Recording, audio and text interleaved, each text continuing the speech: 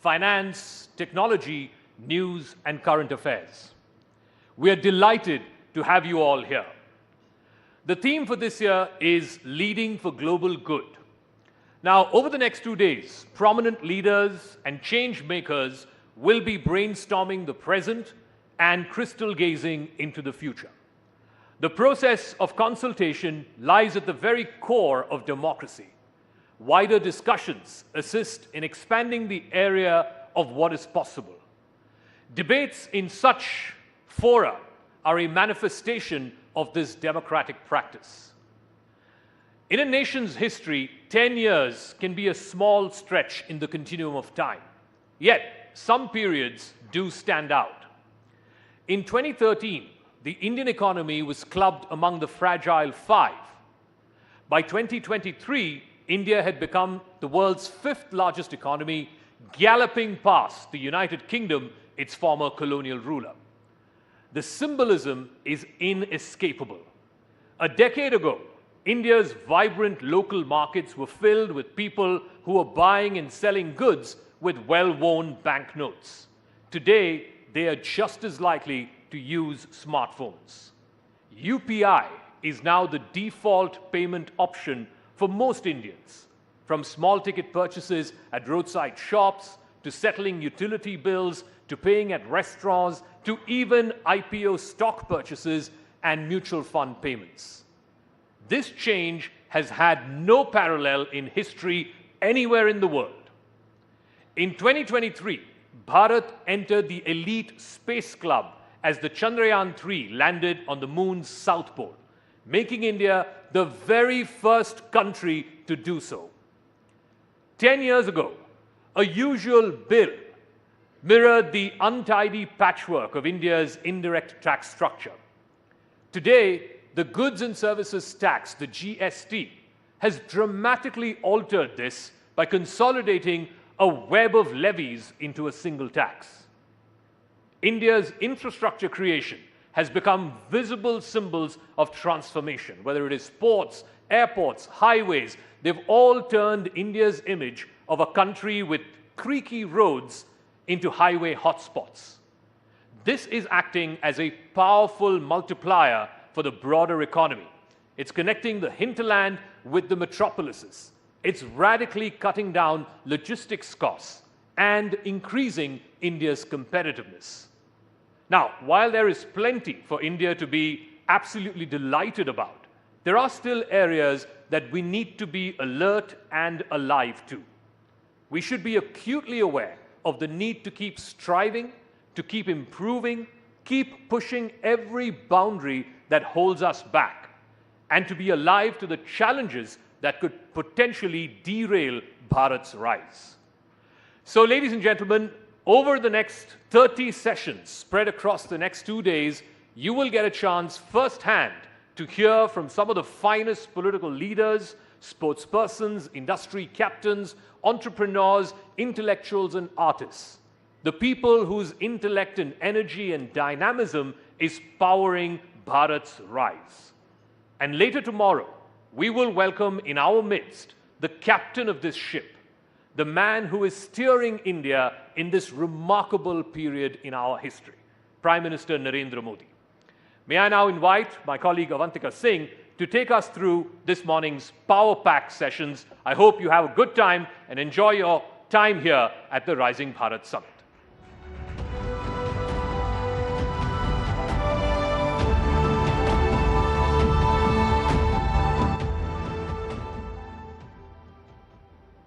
Thank you, Zaka, and a warm welcome, ladies and gentlemen, to the Rising Bharat Summit.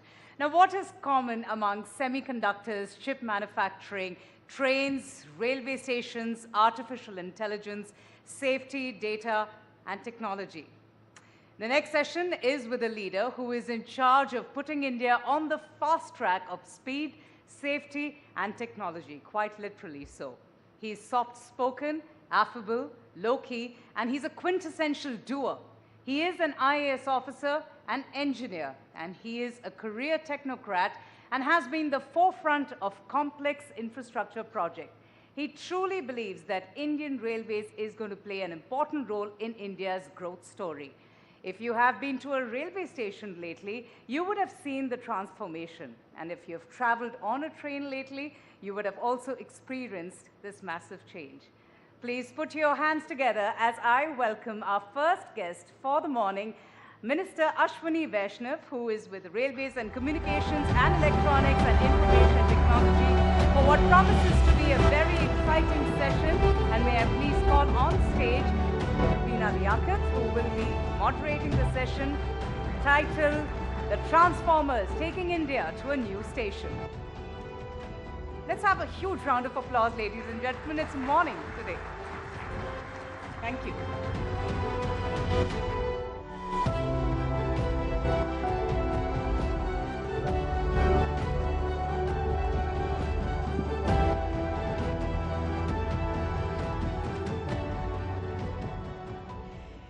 आप सबको प्यार भरा नमस्कार। राइजिंग भारत, और चूंकि मंच पर ऐसे शख्स हैं या ऐसे नेता हैं जो राजनीति कम करते हैं और काम ज़्यादा करते हैं, आप इनसे जितनी चाहे काम की बातें कर लीजिए, जैसे ही राजनीति की बात करेंगे ये 9-2-11 हो जाएंगे। तो इसीलिए अगर इनको इस स्टेशन पर रखना है तो काम की सारी बातें, और यही काम है जो राइजिंग भारत को उस जेनिथ तक लेकर जाने वाला है। मंत्री जी, बहुत बहुत स्वागत है आपका। दर्शकों को बस बता दूं मैं कि आप 39वें रेल मंत्री हैं, 55वें संचार मंत्री हैं और दूसरे इलेक्ट्रॉनिक्स और सूचना मंत्री हैं। बहुत भार है कंधे पर आपके। देखिए, जिस तरह से प्रधानमंत्री श्री नरेंद्र मोदी जी देश के लिए दिन रात मेहनत कर रहे हैं, अपना एक एक पल, एक एक क्षण देश के लिए समर्पित कर रहे हैं, तो हमारे जैसे कई कार्यकर्ताओं को लग जाना चाहिए, पूरी तरह से जुट ही जाना चाहिए। अश्विनी जी, जब 2047 की हम बात करते हैं, हम उस भारत की बात करते हैं जो विकसित हो चुका है, तो ईमानदारी से अपने दिल पर हाथ रखकर बताइए, एक रेल मंत्री अपने रेलवे नेटवर्क को उस वक्त कैसे पाता है? उस वक्त की ट्रेन हिंदुस्तान की जनता कैसे देख सकती है? देखिए, आज मोदी जी के 10 वर्ष के इस पीरियड में एक बहुत स्ट्रांग लेगेसी बनी है। आज मोदी जी की 10 वर्ष की लेगेसी और 25 वर्ष का प्लान, ये भारतीय जनता पार्टी का एक स्पष्ट जनता के सामने, भारत की जनता के सामने एक स्पष्ट मैसेज है। इस 10 वर्ष की लेगेसी में आप देखो, रेलवे में प्रैक्टिकली करीब करीब बहुत सारे राज्य 100% इलेक्ट्रीफाई हो गए। 40,000 किलोमीटर रेलवे का इलेक्ट्रिफिकेशन हुआ। 60 वर्षों में 20,000, 10 वर्षों में 40,000, करीब करीब आपके 30,000 किलोमीटर नए रेलवे ट्रैक बने। यानी जर्मनी का जितना रेलवे नेटवर्क है उतना रेलवे नेटवर्क भारत के रेलवे नेटवर्क में जुड़ा। पिछले साल 5,000 किलोमीटर जुड़े थे और इस साल भी, कल की रिपोर्ट में देख रहा था, 5,246 किलोमीटर कल तक रेलवे नेटवर्क में जुड़े। यानी हर साल एक स्विट्जरलैंड के बराबर रेलवे नेटवर्क भारत में जुड़ रहा है। टोटली नए जनरेशन की वंदे भारत ट्रेन्स आई, नमो भारत ट्रेन आई। आज वंदे भारत ट्रेन्स में हमारी जो मिडिल क्लासेस हैं और एस्पिरेशनल यूथ है, उनको एक ऐसा अनुभव मिल रहा है जो दुनिया के बेस्ट से बेस्ट रेलवे सिस्टम में मिलता। नमो भारत ट्रेन अपने आप में बहुत ही सक्सेसफुल है रीजनल ट्रांजिट के लिए। अब वंदे भारत स्लीपर आ रही है, वंदे मेट्रो आ रही है, अमृत भारत ट्रेन आ रही है। तो ये सब जो आपने देखा इन 10 वर्षों में विकसित भारत बनाने के लिए जो फाउंडेशनल एलिमेंट्स हैं, जो फाउंडेशन बनानी है, नींव बनानी है, वो नींव बनी है। अगले 5 वर्षों में इस नींव को और मजबूत करेंगे। मंत्री जी, मैं एक सेकंड आपको रोक रही हूँ। आप कह रहे हैं कि ये नींव 2014 में रखी गई है, इससे पहले फिर क्या हो रहा था? इससे पहले अगर रेलवे की मैं बात करूं तो रेलवे को एक दूध दोहने वाली गाय के बराबर समझा जाता था। ऐसी कंडीशन थी जिसमें रेलवे मिनिस्टर्स केवल किसी गाड़ी के स्टॉपेज या गाड़ी के एक्सटेंशन या नई गाड़ी के अनाउंसमेंट पे ध्यान देते थे। पटरियों की कैपेसिटी है कि नहीं, उसकी कोई चिंता नहीं होती थी। इस तरह से रेलवे का प्रशासन चला रहे थे तत्कालीन तब के रेलवे मंत्री और तब की सरकारें, जिसमें रेलवे फोकस नहीं था, पैसेंजर फोकस नहीं था, केवल अपनी राजनीति फोकस थी। मोदी जी ने डीपोलिटिसाइज किया रेलवे को एक टेक्निकल तरीके से, ऑपरेशनल एफिशिएंसी की तरीके से, नई टेक्नोलॉजी को एब्जॉर्ब करने के तरीके से उस चीज को मोदी जी ने अपने प्राइमरी फोकस में लेके आए। रेलवे के बजट को मर्ज किया जनरल बजट में, जहां मात्र 15,000 करोड़ के आसपास मिलते थे जनरल बजट से भारतीय रेलवे को, आज 2,52,000 करोड़ रुपए का रेलवे का बजट सपोर्ट मिलता है। काम, फंडिंग बढ़ी, काम बढ़ा, कई तरह के रिफॉर्म्स हुए, बहुत सारे, करीब करीब 38 ऐसे मेजर स्ट्रक्चरल रिफॉर्म्स हुए, जिसके कारण आज रेलवे एक ऐसी परिस्थितियों में आई है कि अब अच्छी एक फाउंडेशन बन गई 10 वर्षों में। आने वाले 5 वर्षों में इस फाउंडेशन को और स्ट्रांग करेंगे, कई जो नई टेक्नोलॉजीज लेके आए उनको और ज़्यादा स्ट्रेंथन करेंगे, और उसके बाद में उसके आगे वाले 20 सालों में रेलवे एक अलग नया स्वरूप देखेगी। चेंजेस रेलवे स्टेशन पर नजर आ रहे हैं, यहाँ पर हर एक शख्स इस बात को मानेगा, लेकिन उसी रेलवे स्टेशन पर जब जाएंगे, ये बात सच है कि 41 वंदे भारत आ गई हैं, नमो भारत आ गई है, अमृत भारत आ गई हैं, स्टेशन पर आज भी जो यात्री है वो भीड़ को लेकर परेशान है, ट्रेनों में जो रिजर्वेशन है उसे लेकर परेशान है। ये कितना टाइम आप मंत्री जी बता सकते हैं कि एक वो वक्त आएगा जब साल भर में ये जो 700 करोड़ का आंकड़ा है यात्रियों का सफर करने का, वो 1000, 1200 या 1300 तक 2030 तक 1000 करोड़ लोग पैसेंजर्स रेलवे में ट्रैवल करेंगे, उस हिसाब से कैपेसिटी बना रहे। देखो, ट्रेन में और हाईवे में एक फंडामेंटल डिफरेंस होता है। ट्रेन में आपको बिना पटरी के गाड़ी नहीं चला सकते, करेक्ट? रोड कैसी भी हो, कंडीशन कैसी भी हो, एक बार के लिए गाड़ी चल जाती है। इसीलिए बहुत ज़रूरी है कि रेलवे नेटवर्क में ज़्यादा से ज़्यादा कैपेसिटी बढ़ाने के लिए जितने भी टेक्नोलॉजीज हैं, रेलवे के नई पटरियां बिछाना, ऑटोमेटिक सिग्नलिंग लाना, आपके कंप्लीट रेलवे के जो कंट्रोल सिस्टम है जिसको सेंट्रलाइज्ड ट्रेन कंट्रोल सीटीसी कहते हैं, उस टेक्नोलॉजी पे जाना, आपकी ट्रेन्स की एक्सेलरेशन डेसेलरेशन जो मतलब पिकअप और ब्रेक लगाने के बाद में रुकने की टाइम, उसको कम करना, 2x25 kV, बहुत मैसिव टेक्निकल वर्क है। उस पूरे टेक्निकल काम में जिस तेजी से काम चल रहा है, we are very comfortably, I can say with good confidence level, कि 2030 तक 1000 करोड़ पैसेंजर्स को हर साल कैरी करने की कैपेसिटी हो जाएगी। आज हम करीब करीब 700 करोड़ पैसेंजर्स को कैरी करते हैं साल में। रेलवे देश का अगर पूरा नेटवर्क देखो, ट्रांसपोर्टेशन की इकोनॉमिक्स देखो, तो ट्रांसपोर्टेशन में करीब 700 करोड़ रेलवे से जाते हैं, करीब करीब 250 करोड़ रोड से, हाईवे से जाते हैं, और करीब 35 करोड़ एरोप्लेन से जाते हैं। तो ये अभी ये नेटवर्क है, इसमें ये 700 करोड़ 2030 तक 1000 करोड़ होगा। अच्छा, इन सालों में ऐसा क्या हुआ है कि आपने इतनी तेज़ी से ये सारी ट्रेनें, चाहे वो नमो भारत हो, चाहे वो वंदे भारत हो, ये सिर्फ विल है या कुछ और भी चीज़ें थी जिसने इन एडिशन आपके इस काम को फास्ट ट्रैक पर ला दिया? 3 चीज़ें हैं। एक तो बहुत स्ट्रॉन्ग फोकस टेक्नोलॉजी लाने में, बहुत स्ट्रॉन्ग फोकस डीपोलिटिसाइज करने में रेलवे को, रेलवे का फोकस रेलवे की ऑपरेशनल एफिशिएंसी पे ध्यान दें, रेलवे में एक तरीके से काम करने की पद्धति बदली। दूसरा, फंडिंग इंक्रीज की मोदी जी ने। तीसरा, पीएम साहब ने बहुत स्पष्ट तौर पे कहा कि चाहे कितने भी कठिन फैसले लेने हो, फैसले लो, फैसले लेके, जैसे फॉर एग्जांपल एक नया रेलवे की मेंटेनेंस की पद्धति में नया एक सुधार हुआ है। पहले क्या होता था कि जिस दिन मेंटेनेंस करना है, मान लो पटरी है, पटरी पे डेली का डेली मेंटेनेंस करना पड़ता है, तो जिस दिन आपको मेंटेनेंस का काम करना है उसी दिन सारे कॉन्ट्रैक्टर्स, मशीन्स, स्पेयर मटेरियल, सब लेबर सब आते थे। तो सुबह से शाम तक मान लो वेट करते थे, 4 या 5 बजे तक मान लो परमिशन मिलती थी, कभी परमिशन नहीं भी मिलती थी, वापस चले जाते थे। ये एक ऐसी पद्धति जो 60-70 वर्ष तक चली। अब आज रेलवे में हर शुक्रवार को अगले 26 हफ्ते का, नेक्स्ट 26 वीक्स का डिटेल्ड प्लान बनाते हैं। नेक्स्ट 26 वीक्स मतलब जैसे जापान में मेंटेनेंस की पद्धति है, या जर्मनी में, या जो डेवलप्ड कंट्रीज है, विकसित या हर देश, फ्राइडे करते हैं, वैसी की वैसी एडवांस्ड प्लानिंग अपना रेलवे भी कर रहा है।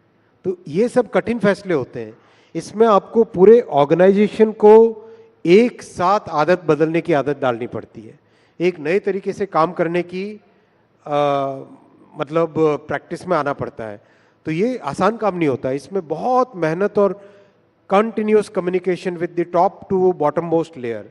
आज आप किसी सुपरवाइजर के पास जाके बात करो अगर, और मैं आप में से निवेदन करूंगा जो भी पाथवे इंस्पेक्टर हो, सेक्शन सुपरवाइजर हो, इनसे बात करे, इतने खुश हैं कि आज उनको मेंटेनेंस के लिए जो टाइम चाहिए होता है वो मिलता है, मंत्री मेंटेनेंस जी के लिए खुश है, रिसोर्सेज मतलब चाहिए वो इससे मिलते पहले हैं। तो आप कह रहे थे कि सब आराम से हो जाता था, सिर्फ पॉलिटिक्स होती थी, काम नहीं होता था। अब आप सिर्फ इस काम ही काम करा रहे हैं और वो खुश हैं। बिल्कुल खुश है, और आप वास्तव में जाके मिलो। मैं तो कम से कम लो लेवल पे, ग्राउंड लेवल पे ऑफिशियल्स के साथ, जो कि ग्रुप बी ऑफिसर्स भी नहीं है, ग्रुप सी में जो काम करते हैं कर्मचारी, उनके साथ बहुत इंटरेक्ट करता हूं और उनसे बहुत इनपुट लेता हूं, बहुत फीडबैक भी लेता हूं। इतने खुश हैं इस बात से कि रेलवे का एक तरीके से, जिस तरीके से चलनी चाहिए एक टेक्निकल ऑर्गेनाइजेशन, वैसे मोदी जी ने 10 वर्षों में रेलवे को उस टेक्निकल स्टेज पे लेके आ गए। अश्विनी जी, दुर्घटना को लेकर मैं आपसे डिटेल में थोड़ी चर्चा करना चाहूँगी। स्पेशली कम हुई हैं दुर्घटनाएं, एक्सीडेंट्स कम हुए हैं, लेकिन जो होते हैं वो आपने भी देखे हैं। आप कितने दिनों तक वहाँ पर रहे थे, आपकी आंखों में लोगों ने आंसू देखे हैं, वहीं उस ज़मीन पर पॉलिटिक्स भी देखी है। कवच को लेकर विपक्ष ने बहुत हमला साधा कि आपने कहा था कि ऐसी टेक्नोलॉजी, ऐसा सिस्टम है कि इससे हिंदुस्तान को कोई नुकसान नहीं होगा, लेकिन जब हुआ तो उसने सबको ज़ख्मी कर दिया। देखो, कवच एक टेक्नोलॉजी की क्लास है जिसको कहते हैं automatic train protection, ATP technology. ATP technology दुनिया भर के बड़े रेलवे सिस्टम्स में 1980 के दशक में चालू हुई, 1990 के दशक में काफ़ी बड़ी मात्रा में लगी, और 2000 के दशक में करीब करीब दुनिया के सारे बड़े रेलवे नेटवर्क्स में फुल्ली एटीपी आ गया था। तब की सरकारें क्या करती थी? क्या उन सरकारों की जिम्मेदारी नहीं थी कि एटीपी लेके आए? क्या उनकी ये जिम्मेदारी नहीं बनती थी कि सेफ्टी पे इन्वेस्टमेंट करें, सेफ्टी के लिए जो नए टेक्नोलॉजी चाहिए वो लेके आए? कुछ नहीं किया उन्होंने। 2016 में पहली बार भारत में एटीपी टेक्नोलॉजी को मान्यता दी मोदी जी ने, 2016 में। 2016 मतलब सोचो, देश ने 1980 से लेके 2014 तक का पीरियड, एक तरीके से उस पीरियड में पूरा देश कवर हो जाना चाहिए था एटीपी टेक्नोलॉजी से। 2016 में मान्यता दी, 2019 तक उसके पूरे सर्टिफिकेशंस मिले। 2020 और 21 में कोविड के कारण दिक्कत आई, लेकिन उसके बाद में, उसके बावजूद भी और उसके बाद में बहुत तेजी से इस पे काम चला। अब करीब, और कवच भी एक कोई ऐसा नहीं कि एक डिवाइस है जो लगा दिया ट्रेन पे और हो गया, ऐसा नहीं है। कवच पूरा एक सिस्टम है भाई। आपको पूरा पूरा रेलवे ट्रैक के साथ में ऑप्टिकल फाइबर केबल लगाना पड़ता है। जैसे एयरटेल या जियो या बीएसएनएल का नेटवर्क होता है, वैसे ही हर 7 या 8 किलोमीटर पे आपको टेलीकॉम टावर लगाने पड़ते हैं। उन टेलीकॉम टावर के ऊपर टेलीकॉम के डिवाइसेस लगते हैं, फिर ट्रेन के ऊपर डिवाइस लगता है, सिग्नलिंग सिस्टम के साथ पूरा इंटरेक्शन, इंटीग्रेशन करना पड़ता है। हर स्टेशन पे एक डेटा सेंटर बनता है, कंप्लीट डेटा सेंटर बनता है इसका, और फिर स्टेशन के डेटा सेंटर से पीछे कंप्लीट एक सेंट्रलाइज्ड ट्रेन कंट्रोल का data centre. It's very very complex technology. मतलब दुनिया भर के देशों में 20 से 25 साल लगे छोटे छोटे नेटवर्क, 8000, 10,000, 20,000 किलोमीटर के नेटवर्क्स, अपना 50, मतलब अभी 70,000, 75,000 किलोमीटर का नेटवर्क है। तो लेकिन इतनी तेजी से इसमें काम चल रहा है, नए नए जो मैन्युफैक्चरर्स हैं वो जुड़ रहे हैं, नए डिज़ाइनर्स जुड़ रहे हैं, कई तरह के इनोवेशंस कर रहे हैं, जिसमें कि जो स्टेशन की डिज़ाइन करनी है उस डिज़ाइन को ऑटोमेट किया जा सके। मतलब ये एक ऐसी कमिटमेंट है, जो कमिटमेंट मोदी जी ने स्पष्ट तौर से देश में रेलवे को सेफ बनाने के लिए की है। 1,87,000 करोड़ का इन्वेस्टमेंट किया है 10 वर्षों में। अगर आप उसको कंपेयर करें तो 2.5 गुना ज़्यादा है उससे पिछले 4 से 14 में जितना इन्वेस्टमेंट था सेफ्टी पे, उससे 2.5 गुना ज़्यादा है, और उसका रिजल्ट भी दिख रहा है। वो रिजल्ट दिख रहा है। वेरी अनफॉर्चुनेट अगर बीच में लेकिन आगे और भी ज़्यादा प्रयास करके 100% सेफ्टी की तरफ बढ़ेंगे। एक कमिटमेंट बुलेट ट्रेन को लेकर भी है। अब अश्विनी वैष्णव जी, जब इतना गड्ढा है जिसको आप भरने का पूरा प्रयास कर रहे हैं, ऐसे में कई लोग ये कहते हैं कि क्या बुलेट ट्रेन की इस देश को आवश्यकता है? आप उन्हें क्या कहेंगे? बुलेट ट्रेन एक ट्रांसपोर्टेशन का मीन्स के हिसाब से मत समझिए आप इसको।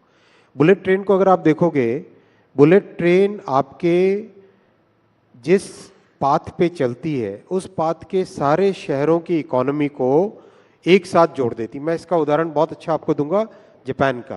पहली बुलेट ट्रेन वह 1969 में जब चलनी चालू हुई, टोक्यो, नागोया, कोबे, क्योटो और ओसाका, ये सारे के सारी इकोनॉमीज मिलके एक इकोनॉमी बन जाती है। 550 किलोमीटर के आसपास का डिस्टेंस आप 2.5 से 3 घंटे में कवर करते हो। यानी आप अगर क्योटो में काम कर रहे हो, ओसाका में जाके काम किया आपने और शाम को वापस क्योटो में अपने बच्चों के पास आ गए, वैसा कि वैसा डेवलपमेंट, सीरियस रीजनल मल्टीप्लायर होता है इससे।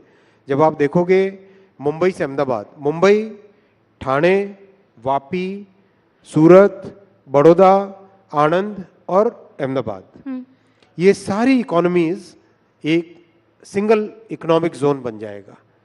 आप सुबह बड़ौदा में नाश्ता करोगे, 1 घंटे के अंदर अंदर मुंबई में पहुंचे, दिन भर अपना काम किया, शाम को पकड़ी वापस ट्रेन और घर आके बच्चों के साथ खाना खाया। तो ये हसीन सपने पूरे कब होंगे? 2026 में। 2026 में। आज देखो ना आप, आज आप देखो 200, मैं डेली काउंट करना भी भूल जाता हूँ, पिछला शायद 10 दिन 12 दिन पहले रिव्यू किया था, 284 किलोमीटर ऑलरेडी बन चुकी है कंप्लीट। ट्रैक्स लग रहे हैं, ऊपर ओवरहेड इलेक्ट्रिकल का सिस्टम लग रहा है, जो ट्रेन का मैन्युफैक्चरिंग है, सारी चीजें इन पैरेलल तेजी से चल रही है। देखो कई ऐसे देश, मैं नाम नहीं लूंगा किसी देश का, जिम्मेदारी की पोजीशन है, 20-20 साल लगते हैं एक प्रोजेक्ट को करने में 500 किलोमीटर का। अपने यहाँ 8-10 वर्षों के अंदर अंदर ये प्रोजेक्ट कंप्लीट होगा। 2026 में पहली सूरत से बिलीमोरा वाले सेक्शन में ट्रेन चलेगी, आप देखोगे, और वर्ल्ड क्लास है, एब्सोल्युटली वर्ल्ड क्लास। अच्छा, वक्त जो है वो लगातार इसी रफ्तार से आगे बढ़ रहा है, तो मैं अपनी ट्रेन को या सवालों की ट्रेन को अब नए स्टेशन पर ले जा रही हूँ, आपके अगले मंत्रालय के पास आ रही हूँ। उससे पहले इस वक्त जो देश के रेल मंत्री हैं, आप उनको कोई नंबर देना चाहेंगे? 10 में से, 5 में से? आप लोगों का काम है भाई, ये हमारा काम नहीं है, हमें तो मेहनत करनी है, मेहनत करते जाना है। डिजिटल इंडिया की तरफ मैं आ रही हूँ। प्रधानमंत्री नरेंद्र मोदी का ड्रीम प्रोजेक्ट है और उसमें सबसे इम्पोर्टेंट अंश सेमीकंडक्टर्स हैं। इसकी बात तो हम कर रहे हैं, इनफैक्ट 62 से शुरुआत हुई, 65, 61, मैं टाइम गिनाती चली जाऊंगी, 80, 84 सेमीकंडक्टर नहीं बन पाए। अब आप कह रहे हैं कि बहुत जल्द हिंदुस्तान को पहला सेमीकंडक्टर मिल जाएगा। ये 2 सवाल हैं, मैं संक्षेप में चाहूंगी, अब तक क्यों नहीं हो पाया? आज हो रहा है तो ऐसा आपने क्या कर दिया? दिसंबर 2024 में पहली made in India chip market में आ जाएगी। दिसंबर 2024, ज़्यादा दूर नहीं है भाई, गिन के नोट करके रख लेना आप लोग, दिसंबर 2024 में पहली चिप आने वाली है। देखो 1962 से प्रयास हुआ, लेकिन किसी भी प्रयास के पीछे जब तक सही नीति और सही आपका फंडामेंटल कन्विक्शन नहीं होता तब तक नहीं हो पाता। मोदी जी का इतना स्ट्रांग कन्विक्शन है कि हमें विकसित भारत को जब बनाना है, उसके फाउंडेशन में क्या क्या लगेगा। उसके फाउंडेशन में बहुत एक इम्पॉर्टेंट है इलेक्ट्रॉनिक्स मैन्युफैक्चरिंग। चाहे electronics manufacturing in the sense कि आप जो घर में टीवी देखते हो, फ्रिज देखते हो, उसको देखो, या फिर पावर इलेक्ट्रॉनिक्स, टेलीकॉम वो देखो, या जो डिफेंस में इलेक्ट्रॉनिक्स जाती है वो देखो, या कार के अंदर जो इलेक्ट्रॉनिक्स लगती है वो देखो, हर चीज में सेमीकंडक्टर लगता है। कुल मिलाकर कोई भी चीज जो ऑन या ऑफ हो रही है, एब्सोल्युटली उसमें सेमीकंडक्टर लगता है। एब्सोल्युटली, चाहे लाइट हो, चाहे मिसाइल हो, चाहे ट्रेन हो, चाहे एरोप्लेन हो, चाहे फ्रिज हो, हर चीज जो ऑन या ऑफ होती है उसमें सेमीकंडक्टर चिप लगती है। ये मैं बहुत मतलब आपको जिम्मेदारी के साथ कह रहा हूँ, जैसा कमिटमेंट मोदी जी ने दिखाया, और मैं आपको पर्सनल इसमें एग्जांपल्स दे सकता हूँ। हम लोग सेमीकंडक्टर डिस्कशन के लिए जब आधे घंटे का या 45 मिनट का टाइम प्रधानमंत्री जी का मांगते थे, मैं आज सब पब्लिक के सामने कह रहा हूँ, कहना नहीं चाहिए, लेकिन पीएम साहब ने 3.5 घंटे तक टाइम दिया। हम 45 मिनट टाइम मांगते थे, वो 3 घंटे तक टाइम देते थे। एक एक लाइन बाय लाइन चीज पीएम साहब डिटेल में डिस्कशन करते थे। जो भी कंसर्न्ड विभाग है, सरकार का काम करने के एक तरीके में बहुत सारे विभाग जुड़ते हैं, हर डिपार्टमेंट को पर्सनली बुला के साथ बैठते थे और पीएम साहब कहते थे कि हमको सेमीकंडक्टर में सक्सेसफुल होना है, देश को सेमीकंडक्टर में सक्सेसफुल होना है। ऐसा कमिटमेंट इम्पॉसिबल है किसी दूसरे प्रधानमंत्री का। आप बोल रहे हैं कि इम्पॉसिबल कमिटमेंट सरकार की तरफ से, प्रधानमंत्री नरेंद्र मोदी की तरफ से दिख रहा है, लेकिन विपक्ष खासकर पी चिदम्बरम साहब ये कह रहे हैं ये जॉबलेस ग्रोथ है। वो ये कह रहे हैं कि जो कामकाजी संख्या है वो 50% से भी कम है और पिछले 9 सालों से ये आंकड़ा है। आप लोग ग्रोथ करते हैं, किसी को जॉब नहीं दे पाते। चलो मैं पी चिदम्बरम साहब को एक चैलेंज देता हूँ। आप मेरे माध्यम से, इस मंच के माध्यम से आप पी चिदम्बरम साहब को एक चैलेंज पहुंचाइए। EPFO, employ provident fund organisation, ये एक ऑर्गेनाइजेशन है जिसमें जो भी व्यक्ति काम पे जाता है उसका एक रजिस्ट्रेशन होता है, उसकी सैलरी में से डिडक्शन होता है और ऑर्गेनाइजेशन की तरफ से एक डिडक्शन होता है। एब्सोल्युटली ऐसा डेटा है जिस डेटा को कहीं पर भी हर जगह स्वीकार्यता मिलती है। ईपीएफओ के डेटा के हिसाब से जो नए लोग जॉब में जुड़े माइनस जो लोग जॉब से निकले प्लस जो लोग जॉब में वापस आए, कहीं एक बार निकल गए होंगे वापस आए, इसका जो नेट नंबर है वो टोटल जॉब अपॉर्चुनिटी बनी। ये तो सीधी गणित है, सिंपल सी गणित है। वो total job opportunities 6 lakh per month थी कुछ ही वर्षों पहले। आज वही on an average 12 lakh per month है।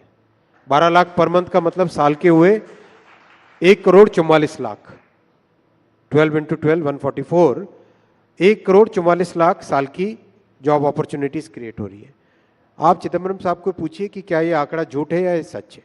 ये डेटा है, इस डेटा को कई बड़े इकोनॉमिस्ट ने, कई अच्छे न्यूज़पेपर्स ने, सबने चेक किया। ये चैलेंज जो है चिदम्बरम साहब एक्सेप्ट करेंगे और ज़रूर आपकी ये चैलेंज हम उन तक पहुंचाएंगे। विपक्ष का एक और आरोप है, वो ये कहते हैं कि आप कहते हैं कि हम मैन्युफैक्चरिंग हब बन चुके हैं, लेकिन आप कोई मैन्युफैक्चरिंग नहीं करते, आप लोग बस असेंबल करते हैं। अच्छा, आपने नाम उसको ये दे दिया है। देखो, जिन शख्स की बात आप कर रहे हैं, या चलो मैं जनरल में किसी शख्स का नाम क्यों लूं जब तक आप नहीं लोगे, तो देखो, किसी भी देश में कोई भी इंडस्ट्री जब चालू होती है, चाहे आप एग्जांपल ले लो कार इंडस्ट्री का। आज से 1980 के आसपास जब कार इंडस्ट्री चालू हुई, सबसे पहले क्या आया? कार की सीकेडी बन के आई, जो कंप्लीटली नॉकडाउन यूनिट आता है। उसके बाद में क्या आया? SKD, semi knockdown unit. उसके बाद में क्या हुआ? कम से कम कुछ कंपोनेंट मैन्युफैक्चरर्स का इकोसिस्टम बना। उसके बाद में क्या आया? कई सारे कंपोनेंट इकोसिस्टम का मैन्युफैक्चरर बना, टियर 1, टियर 2, टियर 3 वेंडर्स बने। उसके बाद में क्या आया कि एक्सपोर्ट होने चालू हुए। ये एक साइकिल है, हर इंडस्ट्री की एक लाइफ साइकिल होती है। अगर यही लाइफ साइकिल कांग्रेस की सरकारें अगर 1980 में करने लग जाती, 1970 में करने लग जाती, तो आज देश की कहां पे परिस्थितियां होती।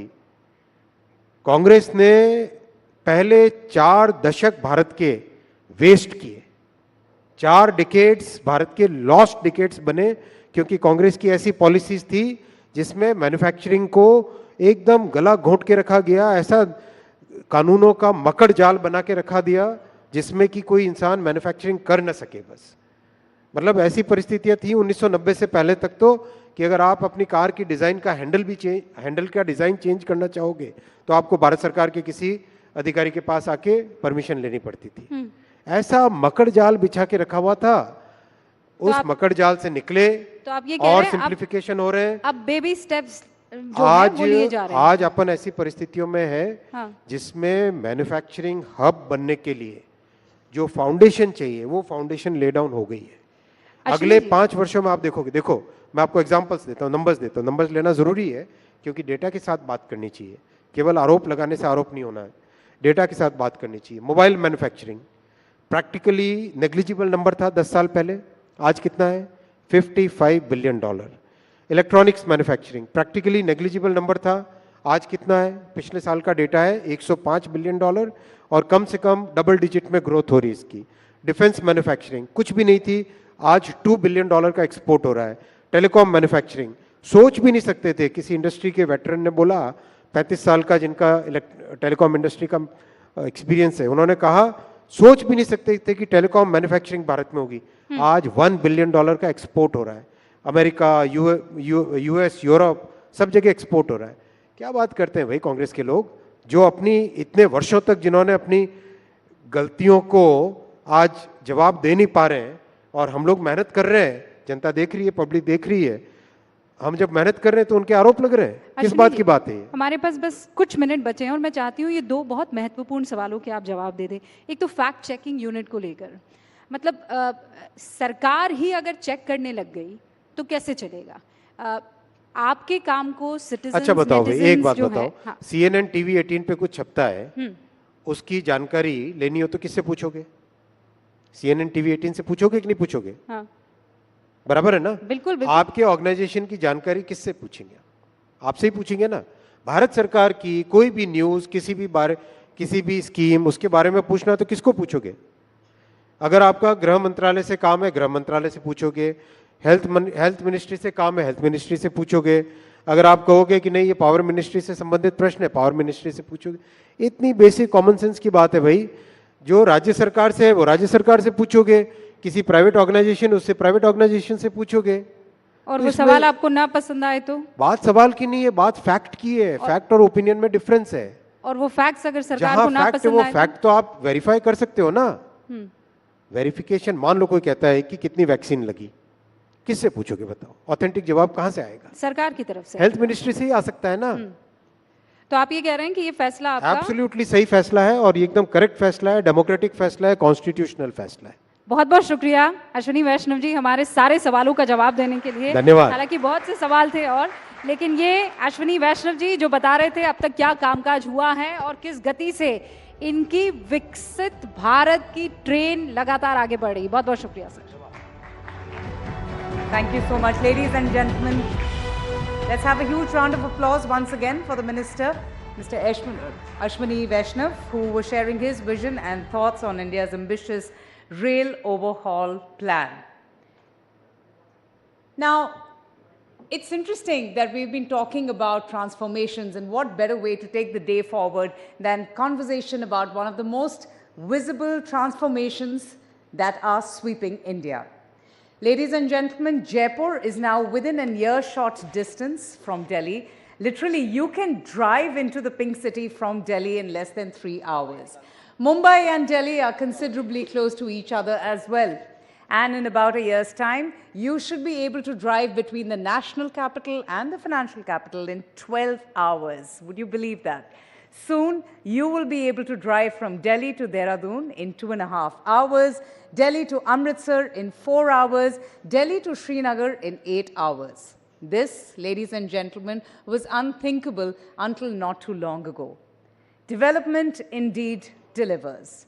Good economics can be good politics too. Or can they? Well, let's hear it from the person who has been making all this happen for India. Ladies and gentlemen, it's my privilege to welcome Shri Nitin Gadkari, Union Minister of Road Transport and Highways, Government of India, to talk about the road to 370. Well, it is the election year, and he is in conversation with News 18's Amish Devgan. A huge round of applause, ladies and gentlemen.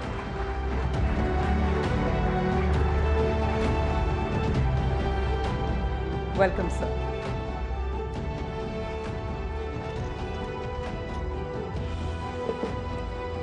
Thank you.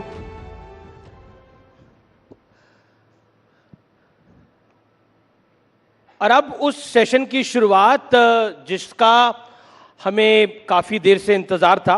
Nitin Gadkari मेरे साथ है, केंद्रीय मंत्री हैं, Bharatiya Janata party के पूर्व राष्ट्रीय अध्यक्ष रहे हैं। नितिन जी, आपका अभिनंदन है, तो जोरदार तालियों के साथ अभिनंदन करिए नितिन गडकरी का। नितिन जी, अटल बिहारी वाजपेयी के बारे में कहा जाता था वो व्यक्ति तो सही है लेकिन पार्टी गलत है, और अटल जी के बाद अगर किसी के लिए कहा जाता है तो वो नितिन गडकरी के लिए कहा जाता है कि बंदा तो सही है लेकिन पार्टी गलत में आ गया है। ऐसा क्यों है? ये तो बिल्कुल गलत है, पार्टी भी सही है और बंदा भी सही है। मैंने अपने जीवन की शुरुआत संघ के स्वयंसेवक के रूप में और विद्यार्थी परिषद के कार्यकर्ता के रूप में हुई, और जो भी मैं आज जो भी कुछ हूँ, जो मेरे में अच्छाई है, ये दोनों संगठन के कारण ही है। वो सब अच्छाई है तो I am very much proud of my convictions, और मैं अगर अच्छा हूँ तो मेरी पार्टी अच्छी है, और मैं अगर अच्छा हूँ तो मेरी आइडियोलॉजी अच्छी है। यही बात मैं आपको कह सकता हूँ। लेकिन आपको नहीं लगता आप राजनीति में गलती से आ गए? आप कहते हो मैं पोस्टर नहीं लगवाऊंगा, चाय पानी में खर्च नहीं करूंगा, तो चुनाव कैसे जीतेंगे गडकरी जी? नहीं, आप अगर मेरे कॉन्स्टिट्यूंसी में आओगे तो मैंने ये बात कही कि मैं जातीयवाद और सांप्रदायिकता को नहीं मानता। हमारे प्रधानमंत्री जी ने कहा है सबका साथ, सबका विकास, सबका प्रयास। तो मैं अपने कॉन्स्टिट्यूंसी में जो मेरे मतदार हैं उनको मैं अपनी फैमिली समझता हूँ, परिवार समझता हूँ। और 10 साल मैंने जो कुछ काम किया उससे मेरा नाम भी लोगों से परिचित हुआ है और मेरा काम भी परिचित हुआ है। और इसलिए मैंने कहा कि अब ये पोस्टर, बैनर और इसका प्रचार करने की आवश्यकता नहीं। दूसरा, मैं लोगों के साथ जुड़ा हूँ, तो अब मुझे लोगों को किसी प्रकार का कोई उनको वोट के बदले में कुछ उनको सेवा देने की आवश्यकता नहीं है। मैं लोगों से मिलूंगा, लोगों के घर जाऊंगा, पदयात्रा निकालूंगा, जो बुजुर्ग लोग हैं उनका आशीर्वाद लूंगा जी, और हाउस टू हाउस और मैन टू मैन कैंपेन करूंगा। और मेरा विश्वास है कि मैं अच्छे मार्जिन से चुनाव जीतूंगा, ऐसा मेरा विश्वास है। इस बार 3 हैट्रिक लगनी है। एक तो मोदी सरकार की हैट्रिक, एक नरेंद्र मोदी अगर इस टर्म में आते हैं तो बहुत बड़ी बात होगी। कोई गैर कांग्रेसी सरकार तीसरी बार पहली बार आएगी, दूसरी बार भी पहली बार आई थी, और तीसरा नागपुर से आप दोबारा जीत कर आएंगे, तीसरी बार जीत कर आएंगे। तो कितनी कठिन ये डगर लगती है, मोदी की तीसरी टर्म और आपका तीसरी बार लोकसभा जीतना? देखिए, पहली बात तो मोदी जी प्रधानमंत्री बनने ही वाले हैं, ये तय है। दूसरी बात यह है कि हम 400 पार जाने वाले, ये भी तय है जी, और मैं भी चुनाव जीतने वाला हूँ, ये भी निश्चित है। ये भी लेकिन नितिन गडकरी में ऐसा क्या है कि विपक्ष के नेता मुरीद हो जाते हैं? मैं पीछे अखबार में पढ़ रहा था कि सोनिया गांधी ने आपकी तारीफ कर दी, ऐसा क्या है? देखिए, ये मुझे भी आश्चर्य है, क्योंकि पार्लियामेंट में जब मेरे डिपार्टमेंट पर 75 सांसद बोले अलग अलग पार्टी के, सबने मुझे धन्यवाद दिया, सबने अभिनंदन किया, तो मुझे भी आश्चर्य लगा। तो एक तो सीधी बात यह है कि जो कानूनी काम है, नियम के अनुसार है, वो सबका होना चाहिए, और गलत काम होगा तो अपने का भी नहीं होना चाहिए। तो मैं रोड बनाता हूँ तो एक कॉन्स्टिट्यूंसी में रोड बनाओ और दूसरों को छोड़ दूँ, ऐसा तो नहीं होता। तो जो भी लोग मेरे पास समस्या लेकर आते हैं, मैंने सबका काम करने का प्रयास किया, तो उसके कारण उनके मन में उसका समाधान है, यही शायद उसका कारण होगा। एक चीज जो आप में नहीं बदली, जो मैंने आपका पहली बार इंटरव्यू किया था साल 2011 में, जो मुझे ध्यान में आता है, मुंबई में आपके घर पे, और आप तब राष्ट्रीय अध्यक्ष बने थे भारतीय जनता पार्टी के, तब भी आप बेबाक थे और अब भी आप बहुत बेबाक हैं। ये इतनी बेबाकी कभी भारी नहीं पड़ती आपको, या पड़ जाती है? नहीं, आप एनालिसिस कर सकते हो मैं कैसा हूँ। मैं जो सवाल पूछते हैं उसका नम्रतापूर्वक जो सही है वो जवाब देता हूँ, और मुझे लगता है जो सच है वो बताता हूँ। तो मुझे नहीं लगता कि इसमें कोई समस्या है। लेकिन विपक्ष कुछ ना कुछ निकालता रहता है। नहीं, एक बात ये होती है कि मैंने, और सोशल मीडिया ब्लॉगर्स भी कुछ लिखते रहते हैं। नहीं सर, कुछ लोग तो ऐसा है कि जो न बोला वो मुंह में डालकर उसको एक आदमी अपने मीडिया पे लिखता है, अपने साइट पर, और फिर दूसरे लोग उसको उठाकर लिखते हैं। तो सही में किसी ने जो बोला है उसके डिटेल में जाना चाहिए, देखना चाहिए, और फिर उसके ऊपर प्रतिक्रिया देनी चाहिए। एक सवाल जो मैं आपसे पूछना चाहता हूं कि आप बेबाक हैं तो प्रधानमंत्री के सामने भी बेबाक रहते हैं, गृह मंत्री अमित शाह के सामने भी बेबाक रहते हैं? नहीं, निश्चित रूप से जब बातचीत होती है तो नम्रतापूर्वक अपनी बात प्रधानमंत्री सबसे सुनते हैं और तब रखते हैं, कोई में अड़चन नहीं होती। मैं भी पार्टी का अध्यक्ष रहा, मेरे पास भी सब लोग उस समय अपनी बात रखते थे। तो हमारी पार्टी की एक पद्धति है जी, और उसमें सब अपना विचार रखते हैं, और अंतिम निर्णय फिर जो होता है सब मिलकर, या फिर प्रधानमंत्री या अध्यक्ष जो होंगे नेता, वो जो कहते हैं वो निर्णय होते हैं, उसमें आगे जाती है पार्टी। अब मैं आपको एक ये बहुत हेडलाइन स्टोरी रही, उद्धव ठाकरे का एक बयान, मैं वो मराठी में बयान है वो मैं आपको सुनवाता हूं और आपसे उसका रिएक्शन लेता हूं। उद्धव ठाकरे ने आपके बारे में, आपके विषय पे क्या बोला, आइए एक बार सुन लेते हैं उद्धव ठाकरे का बयान। युतीमध्ये जे मेहनत करत होते त्या नितीन गडकरींचं नाव त्याच्यामध्ये नाही। अहो नितीनजी सोडून द्या भाजपा, राहा उभे, आम्ही महाविकास आघाडीकडनं तुम्हाला निवडून आणतो।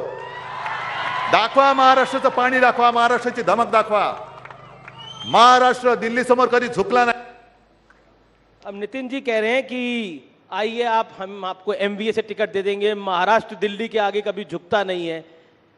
देखिए, पहली बात तो ये है जी कि पार्लियामेंट्री बोर्ड की जब मीटिंग हुई तो मध्य प्रदेश, गुजरात और उत्तर प्रदेश के पदाधिकारियों के साथ चर्चा होकर निर्णय हुआ। अब मैं महाराष्ट्र से लड़ता हूँ तो मेरे महाराष्ट्र के प्रदेश के पदाधिकारी आकर उनसे चर्चा ही नहीं हुई थी, तो पहले लिस्ट में स्वाभाविक रूप से मेरा नाम आने की संभावना नहीं थी जी। अब दूसरे लिस्ट में नाम आया। मैं भारतीय जनता पार्टी का कार्यकर्ता हूँ, लड़ूंगा तो भारतीय जनता पार्टी से ही लड़ूंगा, दूसरे कोई पार्टी में जाने का सवाल ही नहीं उठता। और इस प्रकार की ऑफर भी हास्यास्पद है, क्योंकि मैं अपने पार्टी के साथ जुड़ा हूं, विचारधारा के साथ जुड़ा हूं, इसी पार्टी में रहूंगा और इसी पार्टी में काम करूंगा। जी, लेकिन पिछले दिनों आपने कहा था कि किसी भी पार्टी की सरकार हो, एक चीज तय है कि जो काम करता है उसे सम्मान नहीं मिलता। ये क्यों कहा था आपने? ये मैंने ऐसा नहीं कहा था, यही गड़बड़ है। जी, मैंने कहा सिस्टम में ऐसा होता है।